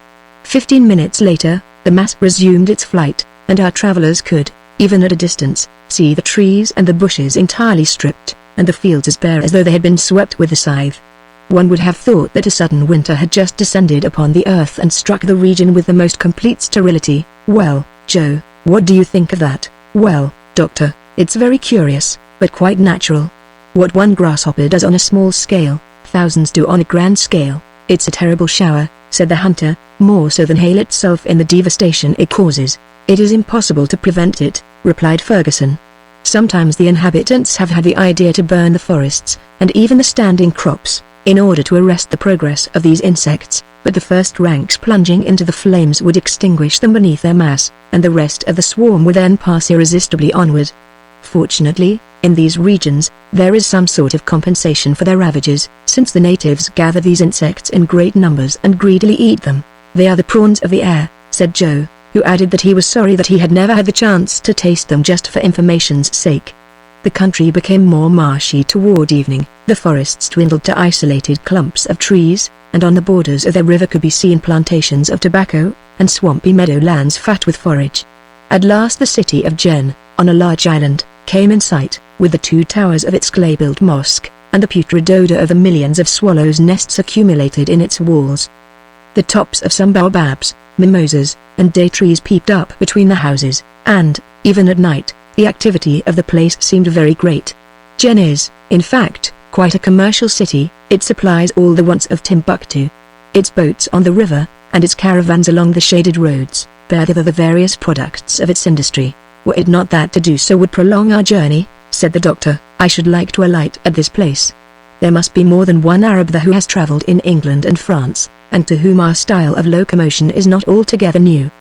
But it would not be prudent. Let us put off the visit until our next trip, said Joe, laughing. Besides, my friends, unless I am mistaken, the wind has a slight tendency to veer a little more to the eastward, and we must not lose such an opportunity. The doctor threw overboard some articles that were no longer of use, some empty bottles, and a case that it contained preserved meat, and thereby managed to keep the balloon in a belt of the atmosphere more favorable to his plans. At 4 o'clock in the morning the first rays of the sun lighted up Sego, the capital of Bambara, which could be recognized at once by the 4 towns that compose it, by its Saracenic mosques, and by the incessant going and coming of the flat-bottomed boats that convey its inhabitants from one quarter to the other. But the travellers were not more seen than they saw. They sped rapidly and directly to the northwest, and the doctor's anxiety gradually subsided. 2 more days in this direction, and at this rate of speed, and we'll reach the Senegal River, and we'll be in a friendly country? Asked the hunter. Not altogether, but, if the worst came to the worst, and the balloon were to fail us, we might make our way to the French settlements. But, let it hold out only for a few hundred miles, and we shall arrive without fatigue, alarm, or danger, at the western coast, and the thing will be over," added Joe. "Hey-ho. So much the worse. If it wasn't for the pleasure of telling about it, I would never want to set foot on the ground again. Do you think anybody will believe our story, Doctor? Who can tell, Joe? One thing, however, will be undeniable. 1,000 witnesses saw us start on one side of the African continent, and 1,000 more will see us arrive on the other, and, in that case, it seems to me that it would be hard to say that we had not crossed it," added Kennedy. "Ah, Doctor," said Joe again, with a deep sigh, "I'll think more than once of my lumps of solid gold ore. There was something that would have given weight to our narrative. At a grain of gold per head, I could have got together a nice crowd to listen to me, and even to admire me." Chapter 40. The approaches to Senegal. The balloon sinks lower and lower. They keep throwing out. The marabout Al-Haji. Messrs. Pascal, Vincent, and Lambert. A rival of Mohammed. The difficult mountains. Kennedy's weapons. One of Joe's maneuvers. A halt over a forest. On the 27th of May, at 9 o'clock in the morning, the country presented an entirely different aspect. The slopes, extending far away, changed to hills that gave evidence of mountains soon to follow. They would have to cross the chain which separates the basin of the Niger from the basin of the Senegal, and determines the course of the watershed, whether to the Gulf of Guinea on the one hand, or to the Bay of Cape Verde on the other. As far as Senegal, this part of Africa is marked down as dangerous. Dr. Ferguson knew it through the recitals of his predecessors. They had suffered 1,000 privations and been exposed to 1,000 dangers in the midst of these barbarous Negro tribes. It was this fatal climate that had devoured most of the companions of Mungo Park. Ferguson, therefore, was more than ever decided not to set foot in this inhospitable region, but he had not enjoyed one moment of repose. The Victoria was descending very perceptibly, so much so that he had to throw overboard a number more of useless articles, especially when there was a mountain top to pass. Things went on thus for more than 120 miles, they were worn out with ascending and falling again. The balloon, like another rock of Sisyphus, kept continually sinking back toward the ground. The rotundity of the covering, which was now but little inflated, was collapsing already. It assumed an elongated shape, and the wind hollowed large cavities in the silken surface. Kennedy could not help observing this. "Is there a crack or a tear in the balloon?" he asked. "No, but the gutta percha has evidently softened or melted in the heat, and the hydrogen is escaping through the silk. How can we prevent that? It is impossible. Let us lighten her. That is the only help. So let us throw out everything we can spare." "But what shall it be?" said the hunter, looking at the car, which was already quite bare. "Well, let us get rid of the awning, for its weight is quite considerable." Joe, who was interested in this order, climbed up on the circle which kept together the cordage of the network, and from that place easily managed to detach the heavy curtains of the awning and throw them overboard. "There's something that will gladden the hearts of a whole tribe of blacks," said he. "There's enough to dress 1,000 of them, for they're not very extravagant with cloth." The balloon had risen a little, but it soon became evident that it was again approaching the ground. "Let us alight," suggested Kennedy, "and see what can be done with the covering of the balloon. I tell you, again, Dick, that we have no means of repairing it." "Then what shall we do?" We'll have to sacrifice everything not absolutely indispensable. I am anxious, at all hazards, to avoid a detention in these regions. The forests over the tops of which we are skimming are anything but safe. What? Are the lions in them, or hyenas? Asked Joe, with an expression of sovereign contempt. Worse than that, my boy. There are men, and some of the most cruel, too, in all Africa. How is that known? By the statements of travelers who have been here before us. Then the French settlers, who occupy the colony of Senegal, necessarily have relations with the surrounding tribes. Under the administration of Colonel Faidherbe, reconnaissances have been pushed far up into the country. Officers such as Messrs. Pascal, Vincent, and Lambert, have brought back precious documents from their expeditions. They have explored these countries formed by the elbow of the Senegal in places where war and pillage have left nothing but ruins. What, then, took place? I will tell you. In 1854 a marabout of the Senegalese Fouta, Al-Haji by name, declaring himself to be inspired like Muhammad, stirred up all the tribes to war against the infidels, that is to say, against the Europeans. He carried destruction and desolation over the regions between the Senegal River and its tributary, the Fatim. 3 hordes of fanatics led on by him scoured the country, sparing neither a village nor a hut in their pillaging, massacring career. He advanced in person on the town of Sego, which was a long time threatened. In 1857 he worked up farther to the northward, and invested the fortification of Medina, built by the French on the bank of the river. This stronghold was defended by Paul Hull, who, for several months, without provisions or ammunition, held out until Colonel Faidherbe came to his relief. Al-Haji and his bands then repassed the Senegal, and reappeared in the Qatar, continuing their rapine and murder. Well, here below us is the very country in which he has found refuge with his hordes of banditti, and I assure you that it would not be a good thing to fall into his hands. We shall not, said Joe, even if we have to throw overboard our clothes to save the Victoria. We are not far from the river, said the doctor, but I foresee that our balloon will not be able to carry us beyond it. Let us reach its banks, at all events, said the Scot, and that will be so much gained. That is what we are trying to do, rejoined Ferguson, only that one thing makes me feel anxious. What is that? We shall have mountains to pass, and that will be difficult to do, since I cannot augment the ascensional force of the balloon, even with the greatest possible heat that I can produce. Well, wait a bit, said Kennedy, and we shall see. The poor Victoria, sighed Joe. I had got fond of her as the sailor does of his ship, and I'll not give her up so easily. She may not be what she was at the start, granted, but we shouldn't say a word against her. She has done us good service, and it would break my heart to desert her. Be at your ease, Joe. If we leave her, it will be in spite of ourselves. She'll serve us until she's completely worn out, and I ask of her only 24 hours more. Ah, she's getting used up. She grows thinner and thinner, said Joe, dolefully, while he eyed her. Poor balloon. Unless I am deceived, said Kennedy, there on the horizon are the mountains of which you were speaking, Doctor. Yes, there they are, indeed, exclaimed the doctor, after having examined them through his spyglass, and they look very high. We shall have some trouble in crossing them. Can we not avoid them? I'm afraid not, Dick. See what an immense space they occupy, nearly 1/2 of the horizon. They even seem to shut us in, added Joe. They are gaining on both our right and our left. We must then pass over them. These obstacles, which threatened such imminent peril, seemed to approach with extreme rapidity, or, to speak more accurately, the wind, which was very fresh, was hurrying the balloon toward the sharp peaks. So rise it must, or be dashed to pieces. Let us empty our tank of water, said the doctor, and keep only enough for one day. There it goes, shouted Joe. Does the balloon rise at all? Asked Kennedy. A little, some 50 feet, replied the doctor, who kept his eyes fixed on the barometer. But that is not enough. In truth, the lofty peaks were starting up so swiftly before the travelers that they seemed to be rushing down upon them. The balloon was far from rising above them. She lacked an elevation of more than 500 feet more.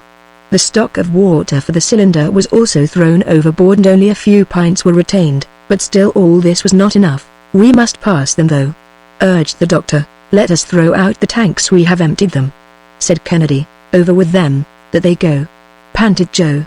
But it's hard to see ourselves dropping off this way by piecemeal. Now, for your part, Joe, make no attempt to sacrifice yourself as you did the other day.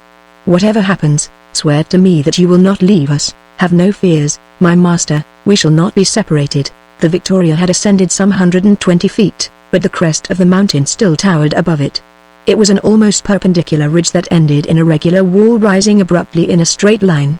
It still rose more than 200 feet over the aeronauts. "In 10 minutes," said the doctor to himself, "our car will be dashed against those rocks unless we succeed in passing them." "Well, doctor?"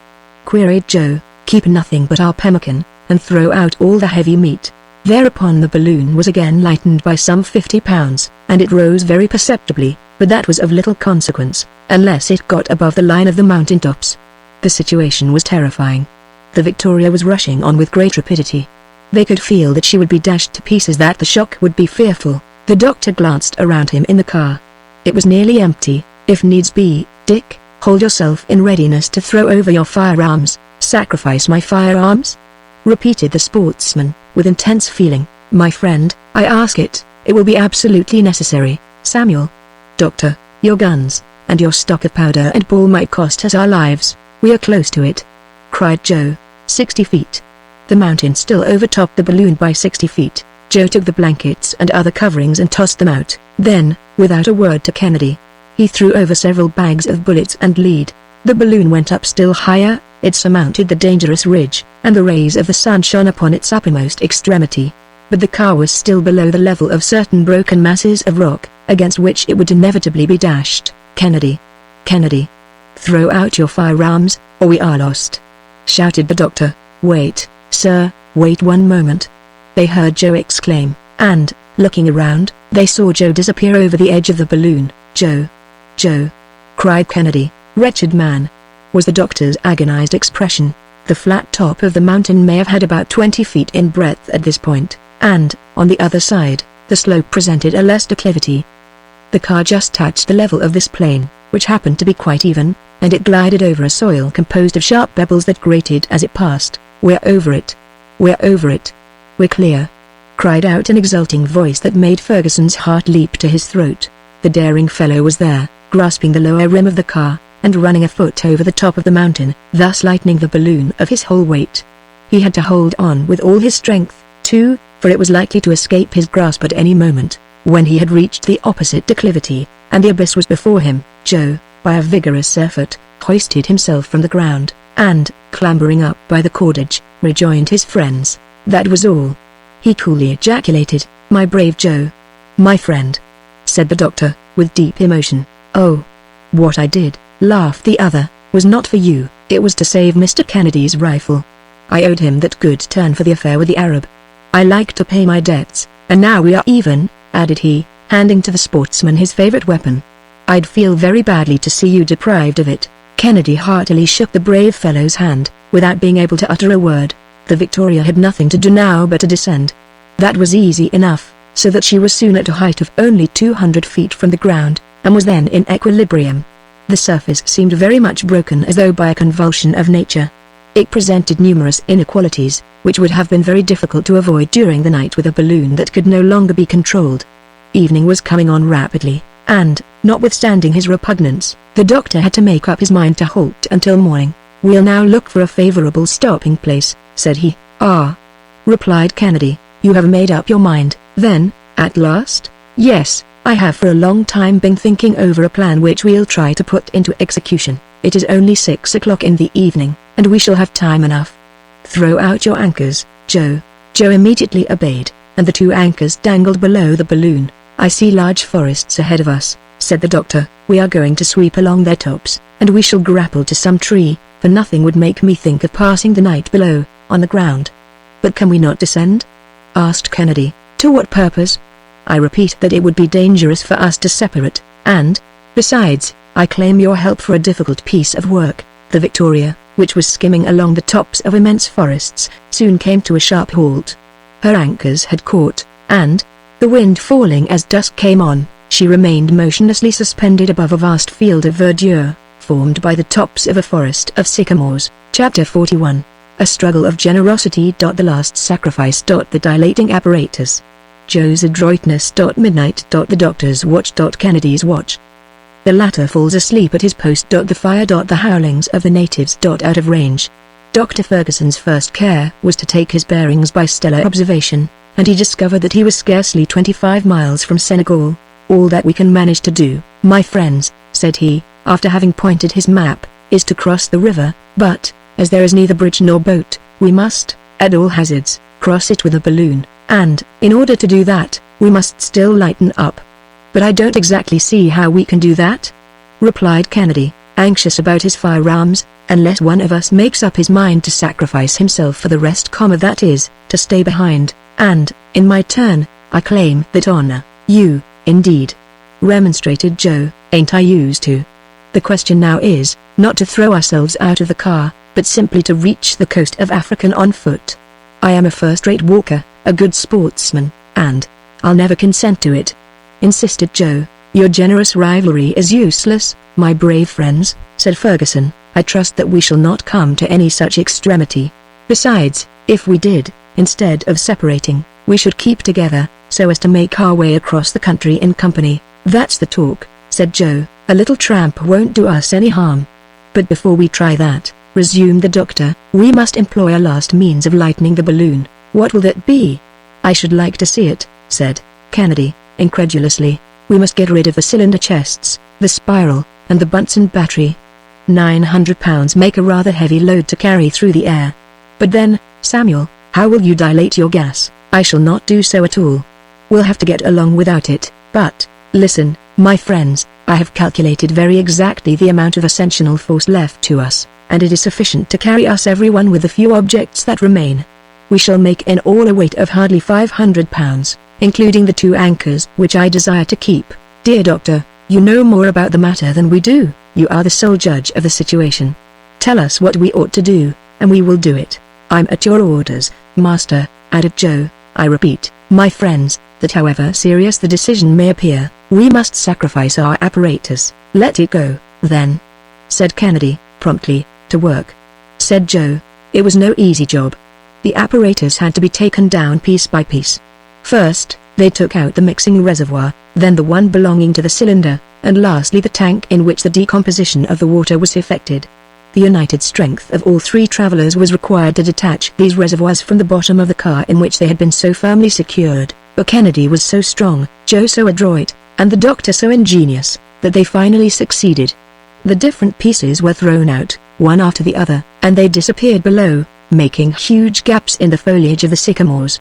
"The black fellows will be mightily astonished," said Joe, "at finding things like those in the woods. They'll make idols of them." The next thing to be looked after was the displacement of the pipes that were fastened in the balloon and connected with the spiral.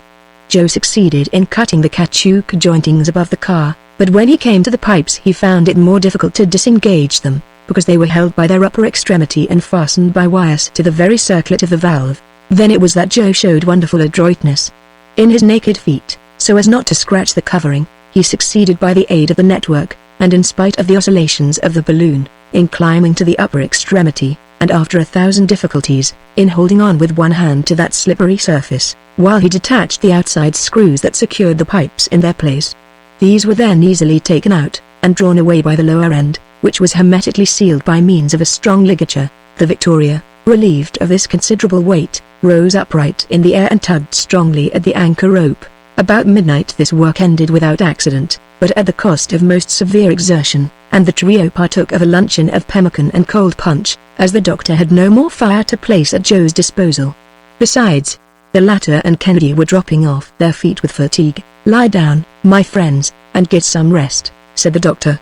"I'll take the first watch. At 2 o'clock I'll waken Kennedy, at 4, Kennedy will waken Joe, and at 6 we'll start, and may heaven have us in its keeping for this last day of the trip." Without waiting to be coaxed, the doctor's 2 companions stretched themselves at the bottom of the car and dropped into profound slumber on the instant. The night was calm. A few clouds broke against the last quarter of the moon, whose uncertain rays scarcely pierced the darkness. Ferguson, resting his elbows on the rim of the car, gazed attentively around him. He watched with close attention the dark screen of foliage that spread beneath him, hiding the ground from his view. The least noise aroused his suspicions, and he questioned even the slightest rustling of the leaves. He was in that mood which solitude makes more keenly felt, and during which vague terrors mount to the brain. At the close of such a journey, after having surmounted so many obstacles, and at the moment of touching the goal, one's fears are more vivid, one's emotions keener. The point of arrival seems to fly farther from our gaze. Moreover, the present situation had nothing very consolatory about it. They were in the midst of a barbarous country, and dependent upon a vehicle that might fail them at any moment. The doctor no longer counted implicitly on his balloon. The time had gone by when he maneuvered it boldly because he felt sure of it. Under the influence of these impressions, the doctor, from time to time, thought that he heard vague sounds in the vast forests around him. He even fancied that he saw a swift gleam of fire shining between the trees. He looked sharply and turned his night glass toward the spot, but there was nothing to be seen, and the profoundest silence appeared to return. He had, no doubt, been under the dominion of a mere hallucination. He continued to listen, but without hearing the slightest noise. When his watch had expired, he woke Kennedy, and, enjoining upon him to observe the extremest vigilance, took his place beside Joe, and fell sound asleep. Kennedy, while still rubbing his eyes, which he could scarcely keep open, calmly lit his pipe. He then ensconced himself in a corner, and began to smoke vigorously by way of keeping awake. The most absolute silence reigned around him. A light wind shook the treetops and gently rocked the car, inviting the hunter to taste the sleep that stole over him in spite of himself. He strove hard to resist it, and repeatedly opened his eyes to plunge into the outer darkness, one of those looks that see nothing. But at last, yielding to fatigue, he sank back and slumbered. How long he had been buried in this stupor he knew not, but he was suddenly aroused from it by a strange, unexpected crackling sound. He rubbed his eyes and sprang to his feet. An intense glare half blinded him and heated his cheek. The forest was in flames. Fire! Fire! He shouted, scarcely comprehending what had happened. His two companions started up in alarm. "What's the matter?" was the doctor's immediate exclamation. "Fire," said Joe. But who could? At this moment loud yells were heard under the foliage, which was now illuminated as brightly as the day. "Ah! The savages!" cried Joe again. "They have set fire to the forest so as to be the more certain of burning us up. The Tullibers. Al-Hadji's marabouts, no doubt," said the doctor. A circle of fire hemmed the Victoria in. The crackling of the dry wood mingled with the hissing and sputtering of the green branches, the clambering vines, the foliage. All the living part of this vegetation writhed in the destructive element. The eye took in nothing but one vast ocean of flame. The large trees stood forth in black relief in this huge furnace, their branches covered with glowing coals, while the whole blazing mass, the entire conflagration, was reflected on the clouds, and the travelers could fancy themselves enveloped in a hollow globe of fire. "Let us escape to the ground," shouted Kennedy. "It is our only chance of safety." But Ferguson checked him with a firm grasp, and, dashing at the anchor rope, severed it with one well-directed blow of his hatchet. Meanwhile, the flames, leaping up at the balloon, already quivered on its illuminated sides, but the Victoria, released from her fastenings, spun upward 1,000 feet into the air. Frightful yells resounded through the forest, along with the report of firearms, while the balloon, caught in a current of air that rose with the dawn of day, was borne to the westward. It was now 4 o'clock in the morning. Chapter 42. The Tullibers. The pursuit. A devastated country. The wind begins to fall. The Victoria sinks. The last of the provisions. The leaps of the balloon. A defense with firearms. The wind freshens. The Senegal River. The cataracts of Guinea. The hot air. The passage of the river. Had we not taken the precaution to lighten the balloon yesterday evening, we should have been lost beyond redemption, said the doctor, after a long silence. See what's gained by doing things at the right time, replied Joe. One gets out of scrapes then, and nothing is more natural. We are not out of danger yet, said the doctor. What do you still apprehend? Queried Kennedy.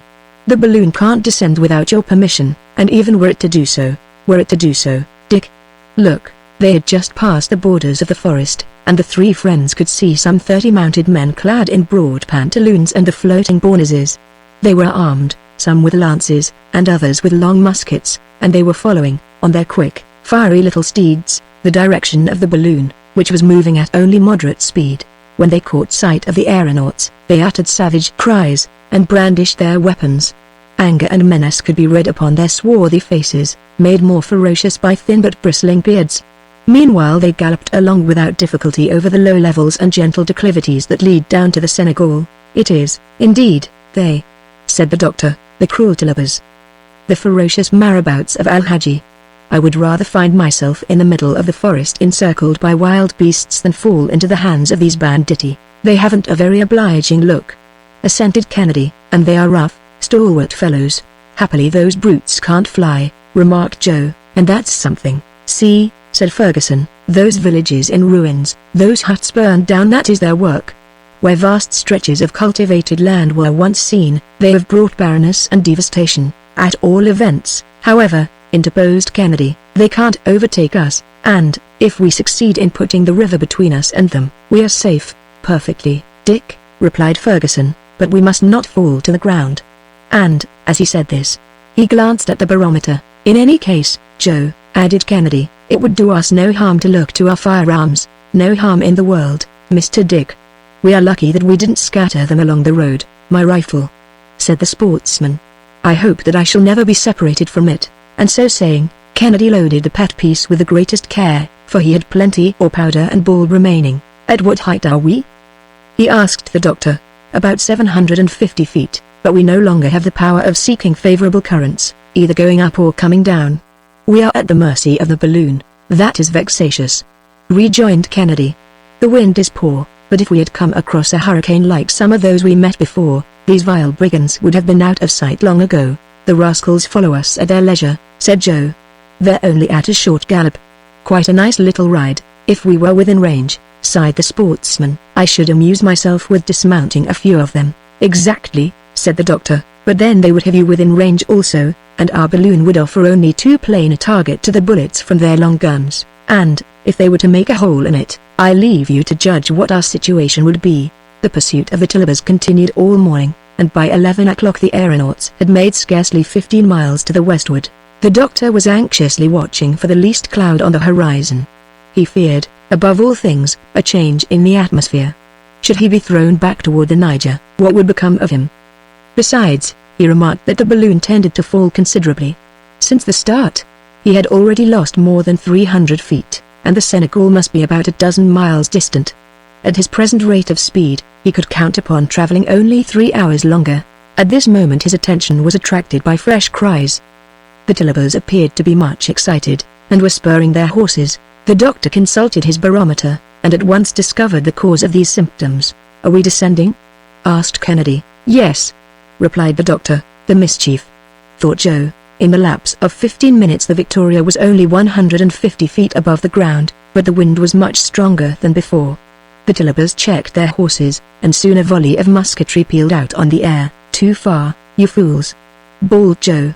I think it would be well to keep those scamps at a distance, and, as he spoke, he aimed at one of the horsemen who was farthest to the front, and fired.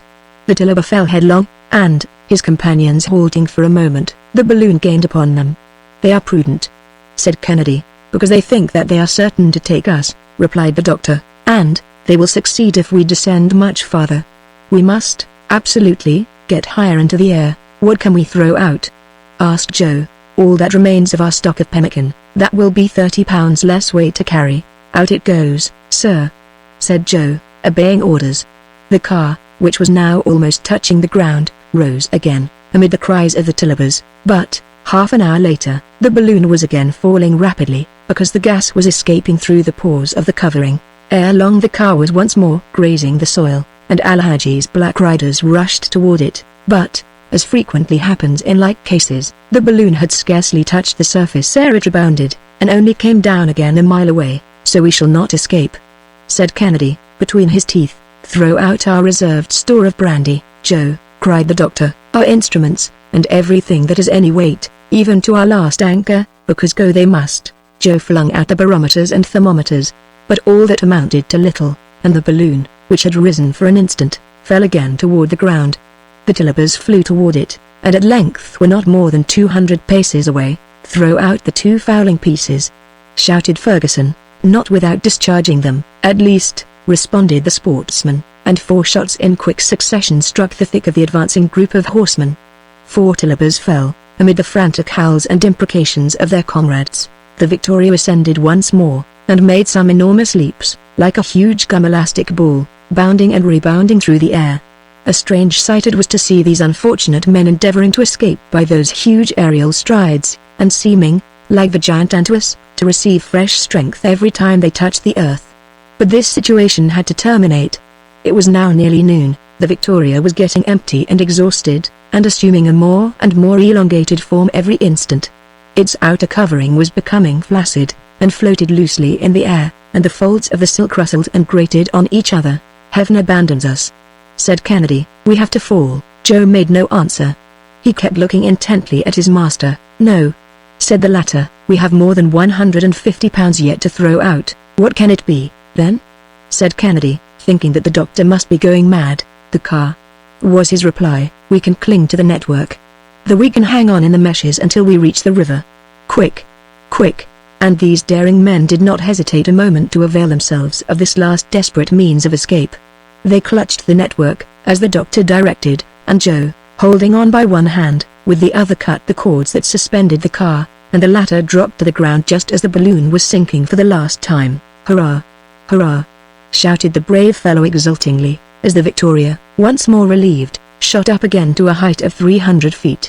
The Tillibers spurred their horses, which now came tearing on at a furious gallop, but the balloon, falling in with a much more favorable wind, shot ahead of them, and was rapidly carried toward a hill that stretched across the horizon to the westward. This was a circumstance favorable to the aeronauts, because they could rise over the hill, while Al-Hadji's horde had to diverge to the northward in order to pass this obstacle. The three friends still clung to the network. They had been able to fasten it under their feet, where it had formed a sort of swinging pocket. Suddenly, after they had crossed the hill, the doctor exclaimed, "The river! The river! The Senegal, my friends!" And about 2 miles ahead of them, there was indeed the river rolling along its broad mass of water, while the farther bank, which was low and fertile, offered a sure refuge, and a place favorable for a descent. "Another quarter of an hour," said Ferguson, "and we are saved." But it was not to happen thus. The empty balloon descended slowly upon a tract almost entirely bare of vegetation. It was made up of long slopes and stony plains, a few bushes and some coarse grass, scorched by the sun. The Victoria touched the ground several times, and rose again, but her rebound was diminishing in height and length. At the last one, it caught by the upper part of the network in the lofty branches of a baobab, the only tree that stood there, solitary and alone, in the midst of the waste. "It's all over," said Kennedy. "And at 100 paces only from the river," groaned Joe. The three hapless aeronauts descended to the ground, and the doctor drew his companions toward the Senegal. At this point the river sent forth a prolonged roaring, and when Ferguson reached its bank, he recognized the falls of Guinea. But not a boat, not a living creature was to be seen. With a breadth of 2,000 feet, the Senegal precipitates itself for a height of 150, with a thundering reverberation. It ran, where they saw it, from east to west, and the line of rocks that barred its course extended from north to south. In the midst of the falls, rocks of strange forms started up like huge antediluvian animals, petrified there amid the waters. The impossibility of crossing this gulf was self-evident, and Kennedy could not restrain a gesture of despair. But Dr. Ferguson, with an energetic accent of undaunted daring, exclaimed, "All is not over." "I knew it," said Joe, with that confidence in his master which nothing could ever shake. The sight of the dried-up grass had inspired the doctor with a bold idea. It was the last chance of escape. He led his friends quickly back to where they had left the covering of the balloon. "We have at least an hour's start of those banditti," said he. "Let us lose no time, my friends. Gather a quantity of this dried grass. I want 100 pounds of it, at least." "For what purpose?" asked Kennedy, surprised. "I have no more gas." "Well, I'll cross the river with hot air." "Ah, doctor," exclaimed Kennedy, "you are, indeed, a great man." Joe and Kennedy at once went to work, and soon had an immense pile of dried grass heaped up near the baobab. In the meantime, the doctor had enlarged the orifice of the balloon by cutting it open at the lower end. He then was very careful to expel the last remnant of hydrogen through the valve, after which he heaped up a quantity of grass under the balloon, and set fire to it. It takes but a little while to inflate a balloon with hot air. A head of 180 degrees is sufficient to diminish the weight of the air it contains to the extent of 1/2, by rarefying it. Thus, the Victoria quickly began to assume a more rounded form. There was no lack of grass. The fire was kept in full blast by the doctor's assiduous efforts, and the balloon grew fuller every instant. It was then 3:45. At this moment the band of Tillibers reappeared about 2 miles to the northward, and the three friends could hear their cries, and the clatter of their horses galloping at full speed. "In 20 minutes they will be here," said Kennedy. "More grass. More grass, Joe. In 10 minutes we shall have her full of hot air." "Here it is, doctor." The Victoria was now 2/3 inflated. "Come, my friends, let us take hold of the network, as we did before." "All right," they answered together. In about 10 minutes a few jerking motions by the balloon indicated that it was disposed to start again. The Tillibers were approaching. They were hardly 500 paces away. "Hold on fast!" cried Ferguson. "Have no fear, master, have no fear." And the doctor, with his foot, pushed another heap of grass upon the fire. With this the balloon, now completely inflated by the increased temperature, moved away, sweeping the branches of the baobab in her flight. "We're off!" shouted Joe. A volley of musketry responded to his exclamation. A bullet even ploughed his shoulder, but Kennedy, leaning over, and discharging his rifle with one hand, brought another of the enemy to the ground. Cries of fury exceeding all description hailed the departure of the balloon, which had at once ascended nearly 800 feet. A swift current caught and swept it along with the most alarming oscillations, while the intrepid doctor and his friends saw the gulf of the cataracts yawning below them. 10 minutes later, and without having exchanged a word, they descended gradually toward the other bank of the river. There, astonished, speechless, terrified, stood a group of men clad in the French uniform. Judge of their amazement when they saw the balloon rise from the right bank of the river. They had well nigh taken it for some celestial phenomenon, but their officers, a lieutenant of marines and a naval ensign, having seen mention made of Dr. Ferguson's daring expedition in the European papers, quickly explained the real state of the case. The balloon, losing its inflation little by little, settled with the daring travelers still clinging to its network, but it was doubtful whether it would reach the land. At once some of the brave Frenchmen rushed into the water and caught the 3 aeronauts in their arms just as the Victoria fell at the distance of a few fathoms from the left bank of the Senegal. "Dr. Ferguson!"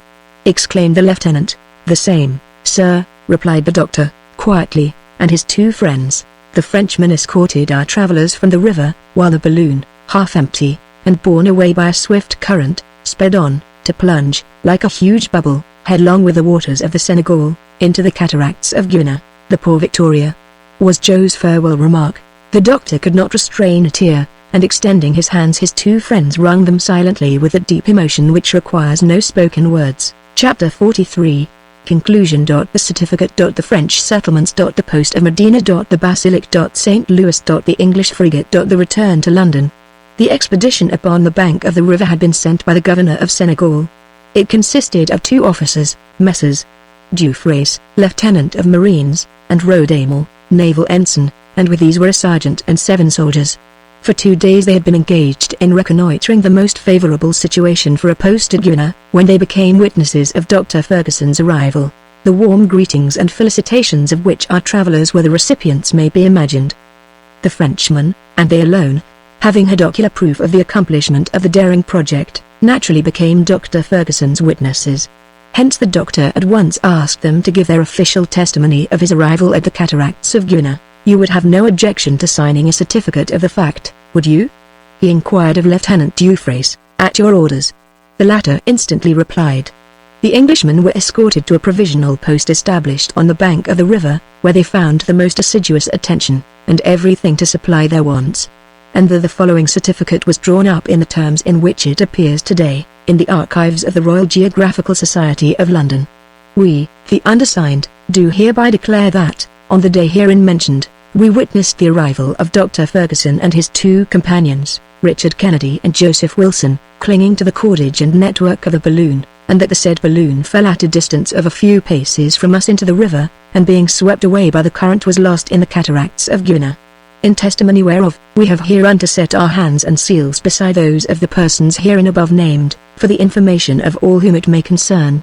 Done at the cataracts of Guiana, on the 24th of May, 1862, signed, Samuel Ferguson, Richard Kennedy, Joseph Wilson, Dufresne, Lieutenant of Marines, Rodamel, Naval Ensign, Dufresne, Sergeant, Flip, Mayor, /7D, Policia, Lauros, /7D Privates, Raskagnet, Gil /7D, Lynn, Lebel, /7D. Here ended the astonishing journey of Dr. Ferguson and his brave companions, as vouched for by undeniable testimony, and they found themselves among friends in the midst of most hospitable tribes, whose relations with the French settlements are frequent and amicable.